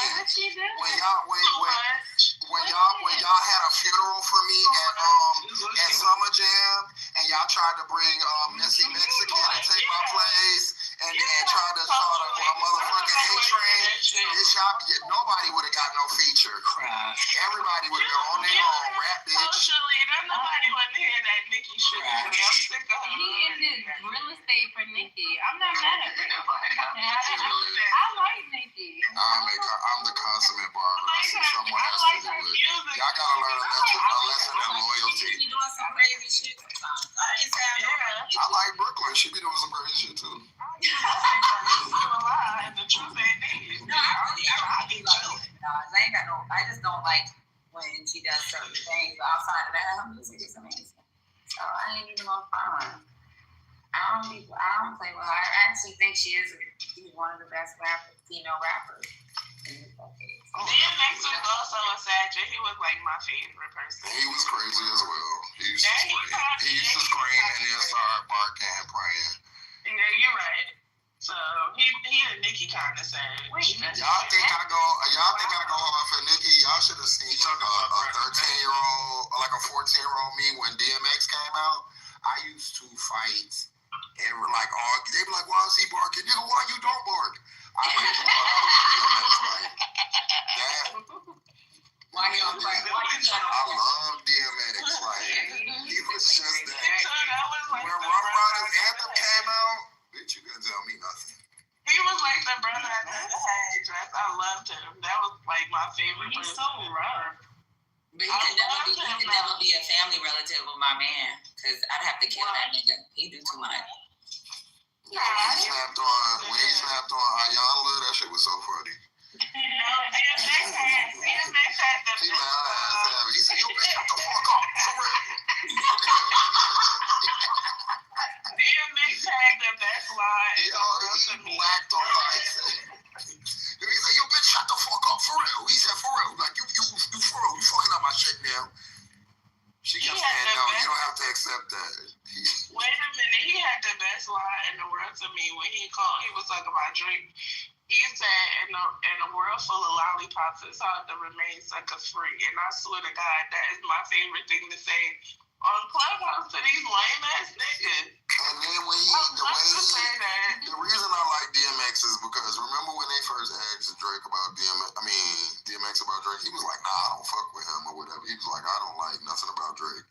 And then I guess time had went on, he said Drake had reached out to him about using one of his beats. And he said when he talked to Drake, he was like, the first thing he said was, we grew up on you. Like, he was like, it was mad love. He was like, I can't be mad at that. He was like, I can't be like, I don't like you after you show me love like that. He was like, so I fuck with Drake.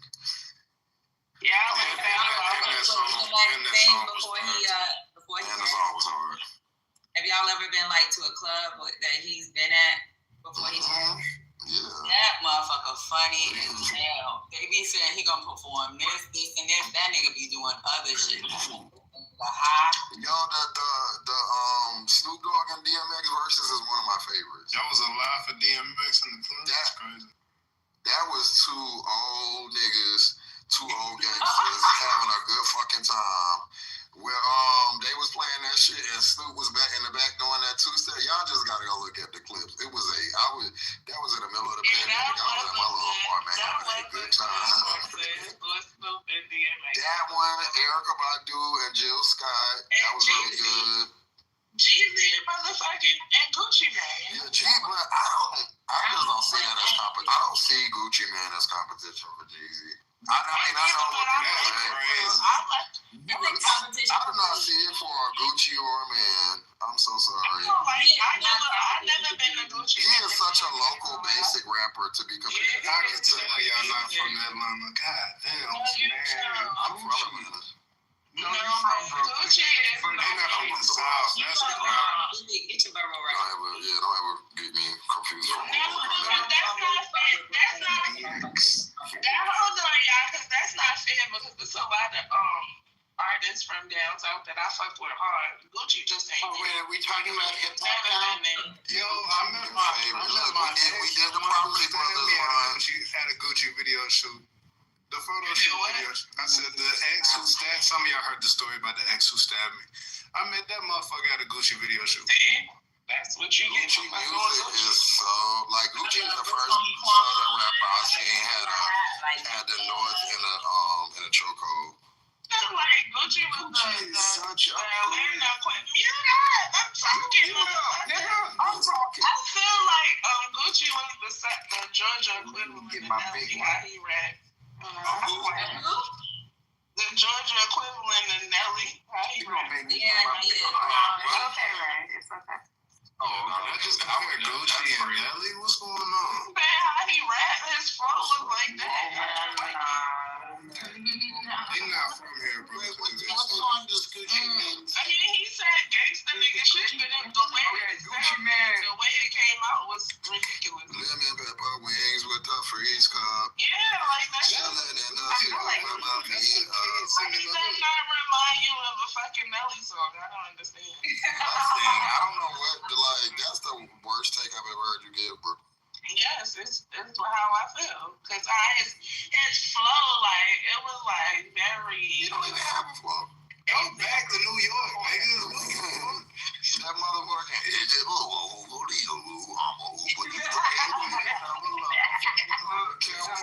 crazy. Don't be mad. Cause I need that's the rap version of Herschel Walker. You mute up, nigga. Fuck you. I can yell when it sound loud. He was not fucking with Jeezy. Okay? That's my goddamn big mic. And the only song I like was You ain't got a big mic, nigga. What the fuck? You yelling on the tiny mic. Ooh, that was terrible. You listen to motherfucking My Kitchen, you tell me it don't make you feel like you goddamn in the motherfucking kitchen cooking up crack. Hey, your mic, nigga. Now don't get crazy, right? I'm saying Gucci is competition for Jeezy, but he not better than Jeezy. Let's not do that. He's not even on the same level. In the South, that is competition for sure. No, Gucci should be going to fucking like. And not for nothing. The difference. Boosie will give niggas hell in the Okay, Gucci and Boosie is a good matchup. I'm saying Boosie will give Jeezy hell if we're doing a versus in the South. Oh, please, are y'all crazy? That's how I know y'all don't listen. Y'all like the whole. Jeezy had like 2 songs, 3 songs that be playing in the club. First of all, the sound, 15-minute set. You should win against Waka Flocka. The fucking output quality is just on a whole different level. This is y'all are comparing local gas station CD rap to quality rapper who makes cinematic production. Oh my God. He just had Def Jam behind him. But if you going lyric for lyric, fuck you, I'm goddamn talking. Jeezy is the man. Fuck you talking about. Hey, now what you He's fucking with Gucci. Oh my God.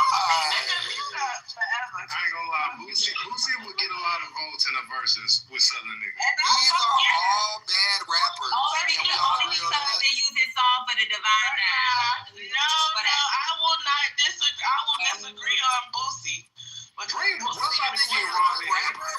Ron in here. Boosie is my nigga. Wait, hold on. I'm just trying to get something clarified. Cause this is the problem I be having with y'all Southern niggas. Like y'all, like it's Southern niggas that can rap, but y'all pick the strangest, goofiest niggas to get on. So y'all are telling me, hold on, I just need to clarify. Y'all are telling me that Boosie and Webby, who can't say Charlemagne, and fucking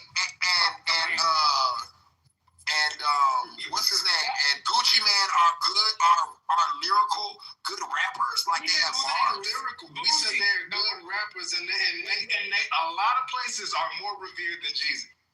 Boosie is. Yo, we got 2 different levels. Ron is from New Jersey. No, the other Ron, the nigga from Houston. I'm going for my son. Rob got some bad takes on rap too. My Southern Mount Rushmore. Scarface. I hate country rappers. Scarface is a bad one too. Scarface is a for Scar. Say this basic list. Scarface. UGK. Goddamn it, Brooklyn. I like UGK Diamonds and Wood. I love UGK. I would like the. You don't I love let me speak. I love. When I say something retarded, y'all. You keep having these long pauses. Just goddamn. You be talking like Dupree, nigga. Get your fucking point out. I'm sorry. what is talk? Everybody be quiet and let Ray say his fucking trash ass rappers. Go ahead. Scarface, Andre 3000, and a motherfucking UGK. And that's I guess the group. I say my Mount Rushmore, the group is two. I mean, I guess Andre 3000, but what you gonna listen to? It ain't that much music. Yeah, I'm not listening. I would just never be riding in a car with you. Yeah, I'm not listening to Scarface. I'm listening to bullshit. Why you don't like Scarface? I would never put on Scarface. Hey, the fuck a minute, Womack now. There is some songs You that don't like Scarface. I fuck with Face, but I don't ride around jamming Scarface. I ride around jamming UGK. Look what has the music taste of a 1995 Fuck you.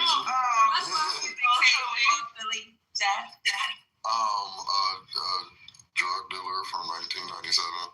I like everything.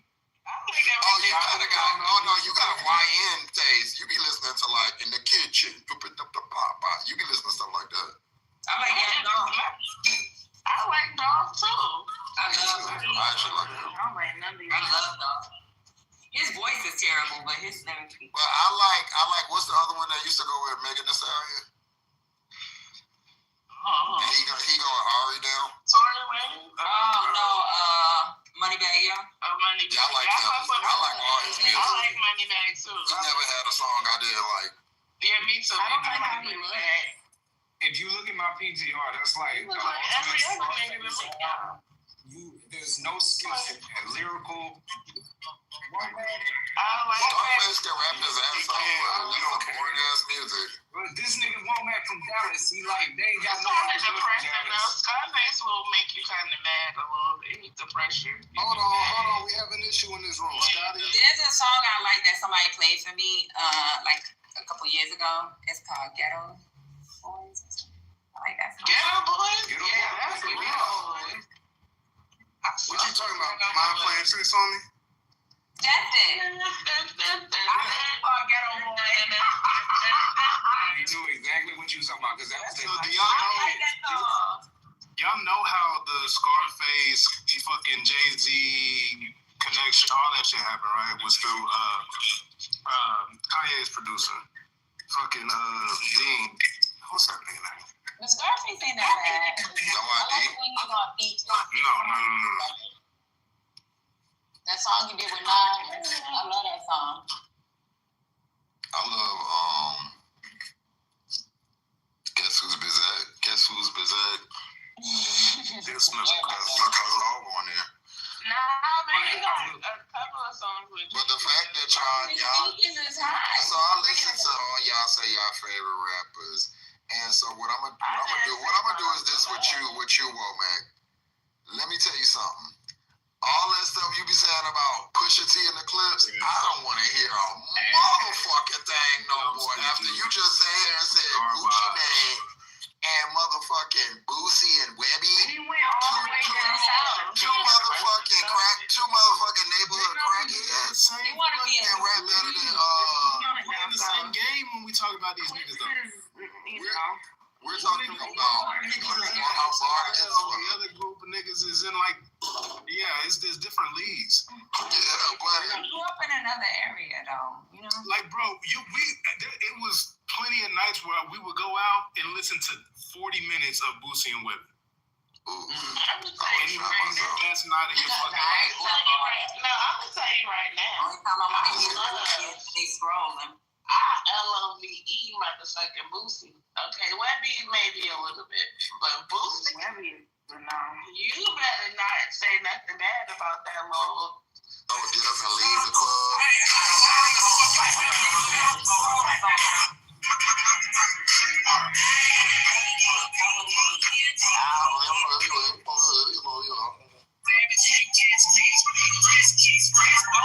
Fresh tea. You really want to push down the line. Y'all crazy. You niggas had whole set. Oh, you need some white wine spinners. Hey, can y'all hold on 1 second. We have a crime in this room that is taking place. Scotty has never ever in his entire life heard of UGK. No, he had. Yes, he had. Play the JB UGK song. Play the JB UGK song. Everything he knows. That's good.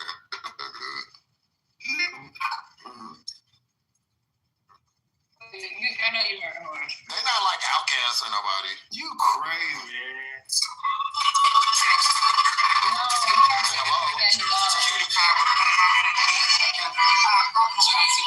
No, but if you play, no, I think that's the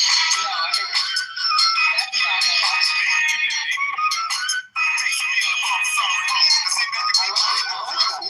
That's my scenario. I can't fucking scary home. I don't think I know it, but I like. Why do y'all like them so much? Because Pimp motherfucking destroyed that goddamn song.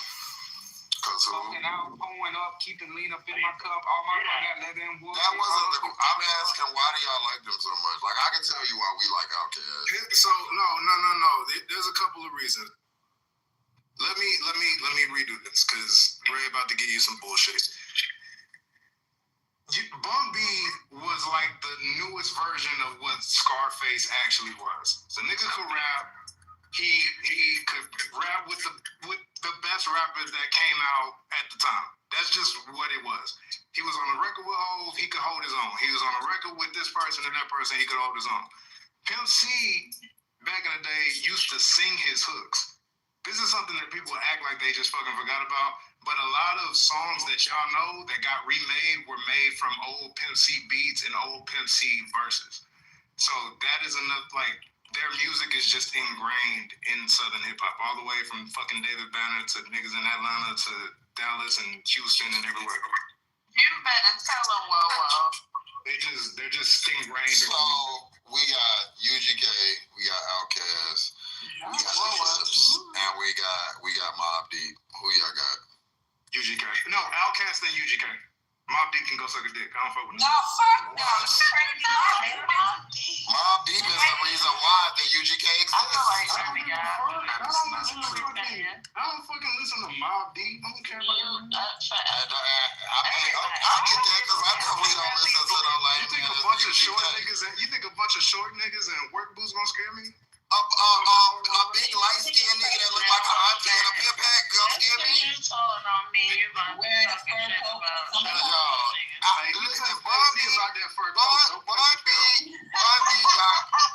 I can give you Bun B, but Pimp C, to me, was a lame ass tacky ass. Jay-Z told Pimp C, nigga, you gonna wear a fur in the summertime? Pimp said, ain't no fucking weather.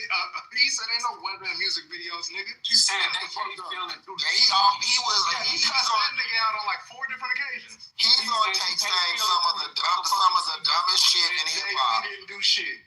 And he brought his because he was right, like, oh, this nigga has a low IQ. Let me just let him rock out and get the song. The nigga said that Atlanta wasn't the South because it was at East Coast time. That's some of the dumbest shit I've ever heard. He brought his glory of the land. Nobody ain't perfect, but I will say the reason I fuck with UGK so heavy, they from the town over right next to me, they showed niggas a way. Pimp to the day he died. Participation awards was a good ass. MOP is from my whole neighborhood, and now I didn't motherfucking I done met Bun B on so many occasions. Always a good ass dude. Like MOP is from my neighborhood. Oh, I love MOP.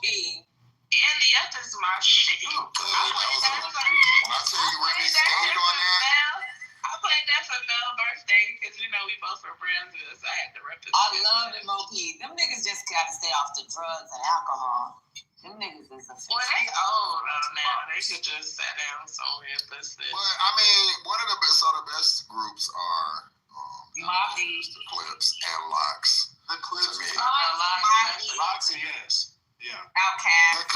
The Clips is a legendary group. I hate listening to I'm so sorry that you don't understand the whole to have New York and the whole East Coast rock with you. That's a whole thing. Wait a minute. So you don't think that you want to put 3-6 Mafia on the list? No, girl. No. You saying you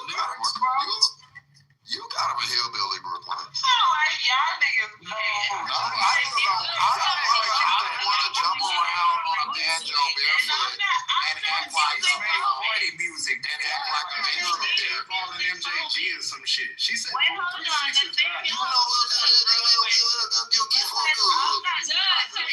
State property. Just hold on, because I don't feel like I love state property too. But I'm not music xenophobic like you are, Just. You got a xenophobia situation. Y'all just didn't ask me the Southern rap. I just like it. That's different. No, I love Project Bad. He's actually one of my favorite rappers. So you don't like 3-6? Because Project Bad sounds to me authentic, and he sounds like clever. To me, when I hear Bun B can rap his ass off, I give you that. But to me, Pimp C, I've always thought this nigga is a clown. And no shade, I've always thought like, what is this? Like, what is this minstrel show? And he always was saying some stupid shit, and niggas will always be bigging him up, I guess because they admire him. He's a goofy to me. And there's New York niggas that I know. That's how I feel about Push. I mean, that's fine, but Pusha T, you'll never see a Pusha T tacky or saying shit like, oh, Virginia ain't the South because it's only East Coast time. Take it down a notch. You're just so lit right now. Relax. Well, Matt, where I gotta go? Are you telling somebody to relax? Because you're like, oh, it's just take it down. Take it down like 2-3 notches. It's okay. Girl just told me to listen to Mix Mafia, girl. I like 3-6 Mafia. For what? What they say? I fuck with Project Bad. Made the beat. Listen to the rap. That nigga had all of the fucking heat. Listen to the UGK rap. Give me UGK. So wait, well, did y'all listen? I got a fucking question, Ray. Shut up. Get it out, shit. Yeah, get it out. Well, did y'all listen to Shorty Low in Texas? Yeah. I like Shorty Low. We didn't listen to Yeah, but we didn't listen to Shorty Low like we listened to, like, I ain't gonna lie, we listen to rock, like, we listen to all them niggas, Rocco, Shorty Low, we listen to all them niggas, but it was just certain ones that. I'm so sad when Shorty Low died. I was sad. Dallas is so fucking different from Houston, don't like. Cause y'all niggas is still stuck in 1988, nigga. In Brooklyn, I'm not xenophobic to music. It's one requirement. You have to have bars. Y'all be wanting to give everybody they my friend, cause they knew my friend. They from the street behind me. So because that, they fire. Like, no, I don't give a fuck about none of that. I don't give a fuck about can you rap, baby. It's not Dallas niggas is lame as fuck. It's not that to me, just like sometimes it's like I get it when nigga, you from aliens. Oh my god, y'all from aliens. Only 3 people in the stage, and I can't even say nothing. This is ridiculous. You just don't either. Talk. All I was saying was, I get with the bars, like, that's why I separate the rappers. Like, the ones with bars, I don't put them in the same category, but that's not to say that I don't fuck with them and I like their music. If it's a bop, it's a fucking bop. Sometimes I don't even be listening to the lyrics in between. I might just be listening to the fucking hook and the beat. And if it make me shake my ass, I might fuck with it. I ain't gonna lie to you. So I put it in different categories. It's just about how it make me feel.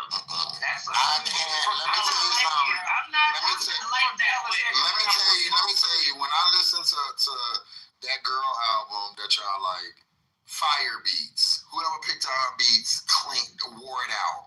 Soon as she started talking, I have to turn corny. She can dress, but she's funny looking, and she doesn't belong in rap. So, it's not that I, wait, hold on. It's not that I don't like her. She's not a good musician. Like, stop playing. Like, this is where I don't be believing y'all be for real. She said A, B, C, D, E, F, G. These bitches can't fuck with me. Come on, son. And J. Cole said A, B, C, D, E, F, G, H, I, J, K. What's L? Don't do J. Cole, because now J. Cole can't even be bitching. No, Chill out. That's a Dallas nigga right there. J. Cole can rap his Shut ass your off. SWAT ass up, nigga. You are from SWAT. He live in Dallas. He ain't no nigga from the SWAT finna tell me shit. Go sit your ass in Queens next to the water tower. But he lived in Queens. But he's from North Carolina, though. Yeah, but he lived in Queens. I don't think That's where you got this from North Carolina. Mo man from Dallas, right? Yeah, and you from SWAT. Yeah, well, I'm gonna keep roasting you. The only nigga from Dallas that can rap ever was Mo. Still like hearing this Texas shit. Hello? Not tonight. Thank you. Don't make me call Ashton in here. She get on your Texas ass. I don't feel like that. We are inundated. We are constantly inundated with Texas shit. Can we not do it tonight? Thank you. Constantly inundated with motherfucking New York shit. That word kicked your ass, nigga. Hell yeah, that word kicked my fucking ass. Kicked me all the It's like words be kicking Cardi B ass, but y'all don't say nothing about that.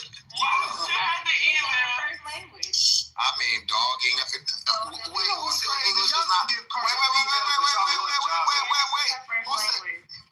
No, it shouldn't be because she's from the Bronx and she was educated in the same school system I was. She don't speak good Spanish neither. That's why she's not.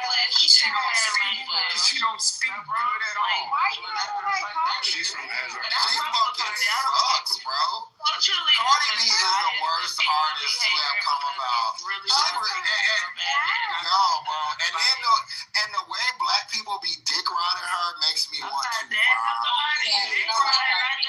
be all like, oh my God, she's so relatable. I'll be like, yo, y'all, so y'all relate to a dumbass? Fucking with these people. This nigga is the bar with a car. I cannot fucking stand that girl and her dumbass music. Nicki be really having y'all going crazy. It's not even Nicki. I like Megan. I like Glorilla. Cardi B is trash, bro. Like y'all just so pressed to like some Mexican. So what do you like about her? Tell me what you like about her. No, it's gonna be. She's nice. She's nice and friendly, and she says something funny.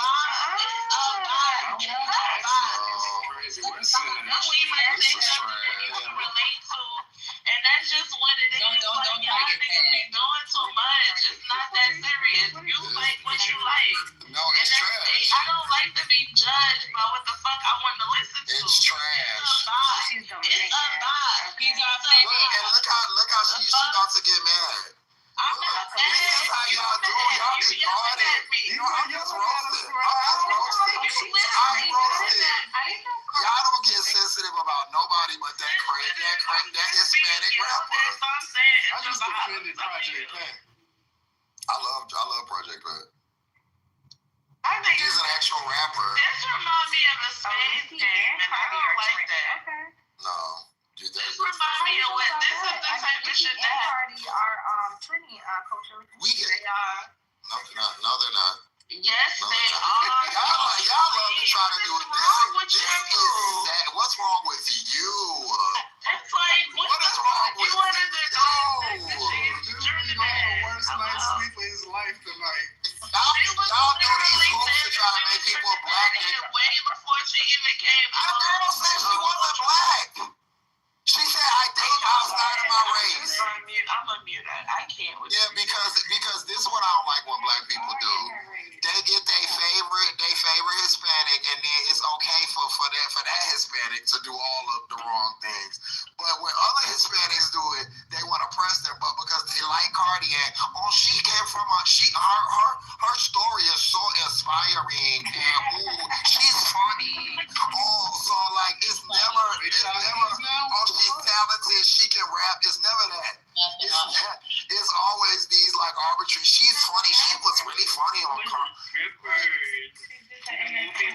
Where my mama at?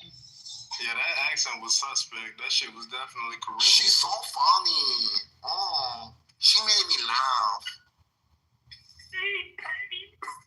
Nothing on Asian. That did not sound like Rosie Perez. Yeah, she did. That was Cardi B. That sounded like an Asian woman. I'm not That was Mrs. Swan from Mad TV. Oh no, I know. First off, my Asian accent is A1. I have Asians in my family. Do it. Let's hear it. I do too. What the fuck? Do you want? No, I'm like. Do you want blue nail? Do you want confetti nail? That's Vietnamese.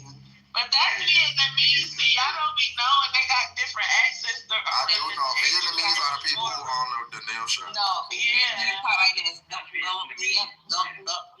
that's what in the South, the Vietnamese, I sent you the thing, they have an Atlanta accent. So they say stuff like, do you want blue nail or do you want confetti nail? I do whatever nail you like. I do whatever nail you like, but then you have to put the Atlanta accent in it. Because, you know, I love Atlanta, baby.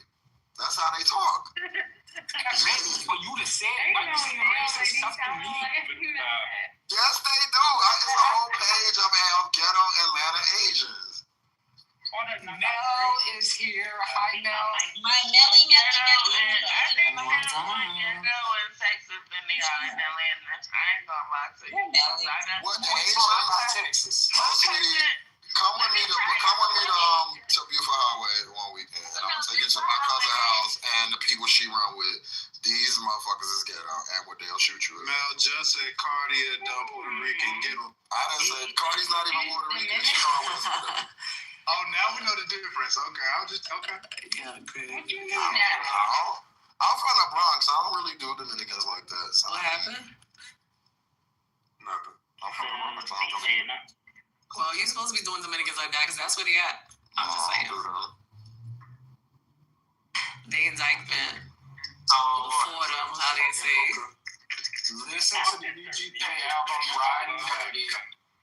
Right. Nobody wants to be country. Yes, he's country rap too. I'm country. I know you is Patty. Patty not country. I don't want to hear backwoods rap. Listen to the... No, girl, we're going to start talking about Barbra Streisand in 2 more hours. Don't stereotype me. Well, I mean, and Tom Jones. How are you a Jewish person that doesn't, a Jewish guy from New York that doesn't want to talk about rap? All right, Scotty, what do you think about the DC? Try me right now, Scotty, with some beer and avocado. What the fuck is you talking about, Water? I love Barbra Streisand. Water, don't let no nigga from the SWAT I talk like to you Barbra like that. Streisand too. I'm not from SWAT. I'm from Sunnyside.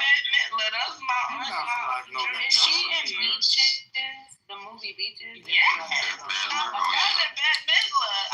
that. I like that movie. How you think my name on here is Wade? I'm gonna be torn up if anything ever happened to either one of them. That shit gonna fuck me up real bad because I love them a lot. I feel like they was my aunties growing up. That's too far. Do you have any black aunties, Brooklyn? They was the only 2 Jewish aunties that I had. Can I have a Jewish auntie too? Goddamn. You're not just right. I'm just saying, you have said, who are your black queens? Who are and gang, mostly all of them. Fucking Patty, Shaka. Don't you threaten me with a Shaka Khan. I'll fight you about her. I'll fight you about some Shaka. Can we talk about the money laundering scheme that is Mattress Giant? What the fuck is Mattress Giant? Oh, never mind. Something they got in Texas. What the fuck is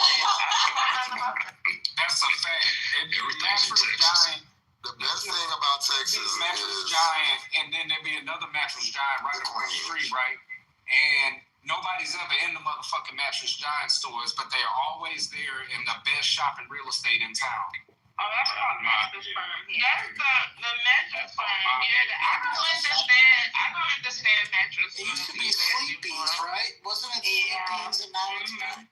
Yeah. What those going to the store? Oh yeah, mattress firms. Y'all get it. Y'all know what I'm talking about. You motherfuckers buy mattresses. You buy mattresses off the internet without laying on it first? No, I buy mattresses. I spend my money. I spend money on mattresses. No, you gotta lay it to make sure it's good. I spend good money on mattresses too, but boy, that's how I know you don't be fucking nothing. Because you gotta make sure that mattress got the right bounce and no, my shit is no. My shit is nice. You hear me? I'm doing reviews and shit, but I ain't going in the store and trying it out. No, I haven't done that. I ain't gonna lie. I haven't done that in a long time. I go in the store. I ain't never had no goddamn mattress. Not what I'm seeing. Yeah, I gotta see it. I gotta feel it. The last mattress I got, I swear to you, I did not go in the store. I ordered it online. Cause one thing about it, you can send it back. It ain't like you I don't like sending back Amazon packages. You think I'm gonna send back a fucking they picking it up. I don't like sending shit back. That shit is never once it gets to my house, it's you buy your mattress. Now, and all your furniture and shit from Gallery Furniture. But I just got my mattress online this time, but I feel y'all. You could buy your shit. You could buy your shit from Gallery Furniture, and they will deliver it the same fucking day. Furniture. That shit sound like a place where you get. The man, be quiet. The man who don't let no nigga from the SWAT talk to you like his that. fucking store to people who was displaced, and Joel Osteen wouldn't open up his church. He a Republican, but he a good ass dude. Trading spaces. I get money out from He from SWAT. When I was younger, I used to get it from Sunnyside. You from Oak Cliff, nigga. I want all the Texas people to move out of Texas. I go to Haverty, Crate and Barrel. Well, I lived outside of Texas. Purple mattresses. That may be why you got a little bit of sense, but people that never lived outside of Texas, they just have like Texas is the center of the earth for them, and it just be so. No, that's New York. That's literally you and Ashton. Y'all be like talking about local Texas stuff. You know, down going down on 34. No, we don't know that. I be trolling and baiting Ashton in the shit. And if you guys as soon as Ashton start talking, I be putting up gifts and shit. But I'ma say this. Patty, you got a lot of money because you said you shop at Crate and Barrel. I just turned my head. I love Crate and Barrel. When I pass by Crate and Barrel, I ain't got a lot of money. I'm poor. Crate and Barrel got I buy quality shit. But Crate and Barrel also had the the discount stores too. They outlets. They got outlets. And I fuck with Crate and Barrel. Let me Google this. And they be having good sales. I love Crate and Barrel. I get everything from Haverty's, Crate and Barrel. I'll go to Living Spaces. I like Haverty's too. And I do PB Team for my daughter. Oh, you should check out Joybird. I just got my living room set. Nobody they got that type of money, girl. But they got like Joybird? No, that's affordable. That's so in Atlanta, they got. Scotty has a 48, so. So in Atlanta, they got.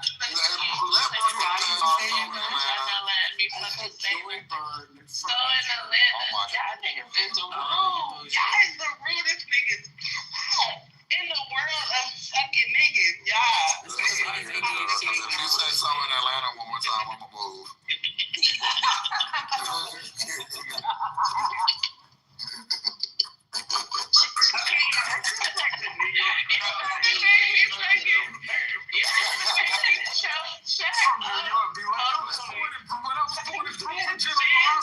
I wasn't even talking about Brooklyn, see. That's why y'all be obsessed. Y'all be thinking that we be talking about New York. Y'all be talking about New York and blaming us because y'all be so fucking obsessed with New York. Like, that shit is I was in a bar and this nigga from New York was visiting. He went up to a girl and was like, Yo, what up, Mom? I'm from New York. I was literally about to say something, and you ain't saying shit. You ain't saying nothing, nigga. Nothing. Better be glad I love you, bro. I forgot. Now I done forgot what the fuck I was saying. Now, welcome to my world. I got ADHD, and that be happening to me all the fucking time. Yeah. Well, I will probably throw some water in. Damn, like, what are you I was about to sexually harass you just then, but I chipped out. And then you be sexually harassing people. You be doing some damn much. I only sexually harass men on this app. I don't sexually harass women. All straight. Listen, anytime you become like, I've become cool with like straight people, straight men. Like over a certain amount of time, they always say some type of like harass, like nigga what, like something over the time. I'm used to it.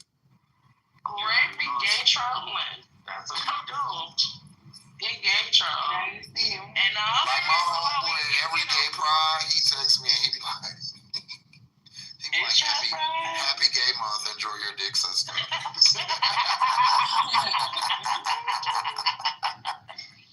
That's funny. I was like, yo, boy. And then you not taking it personally. It's a subset of gays that'll be like, why would I take that personally? But if it was like, that's why I can't know your homeboy. He will call your homeboy homophobic. So I'm sorry. That's why, like, I don't talk to women like that because it could be offensive. But like, I can talk to a man like that. They, you know what I'm saying? Brooklyn, I be wanting to throw a big booty joke at you sometime, but you might beat me up in real life, so I'ma save all those jokes. And just say you want to be heard. So if you make a big booty joke and it goes over well, can you make a flat booty joke? Or is that flat booty is okay, I feel like. But you gotta know who you joking and talking to and shit, right? You know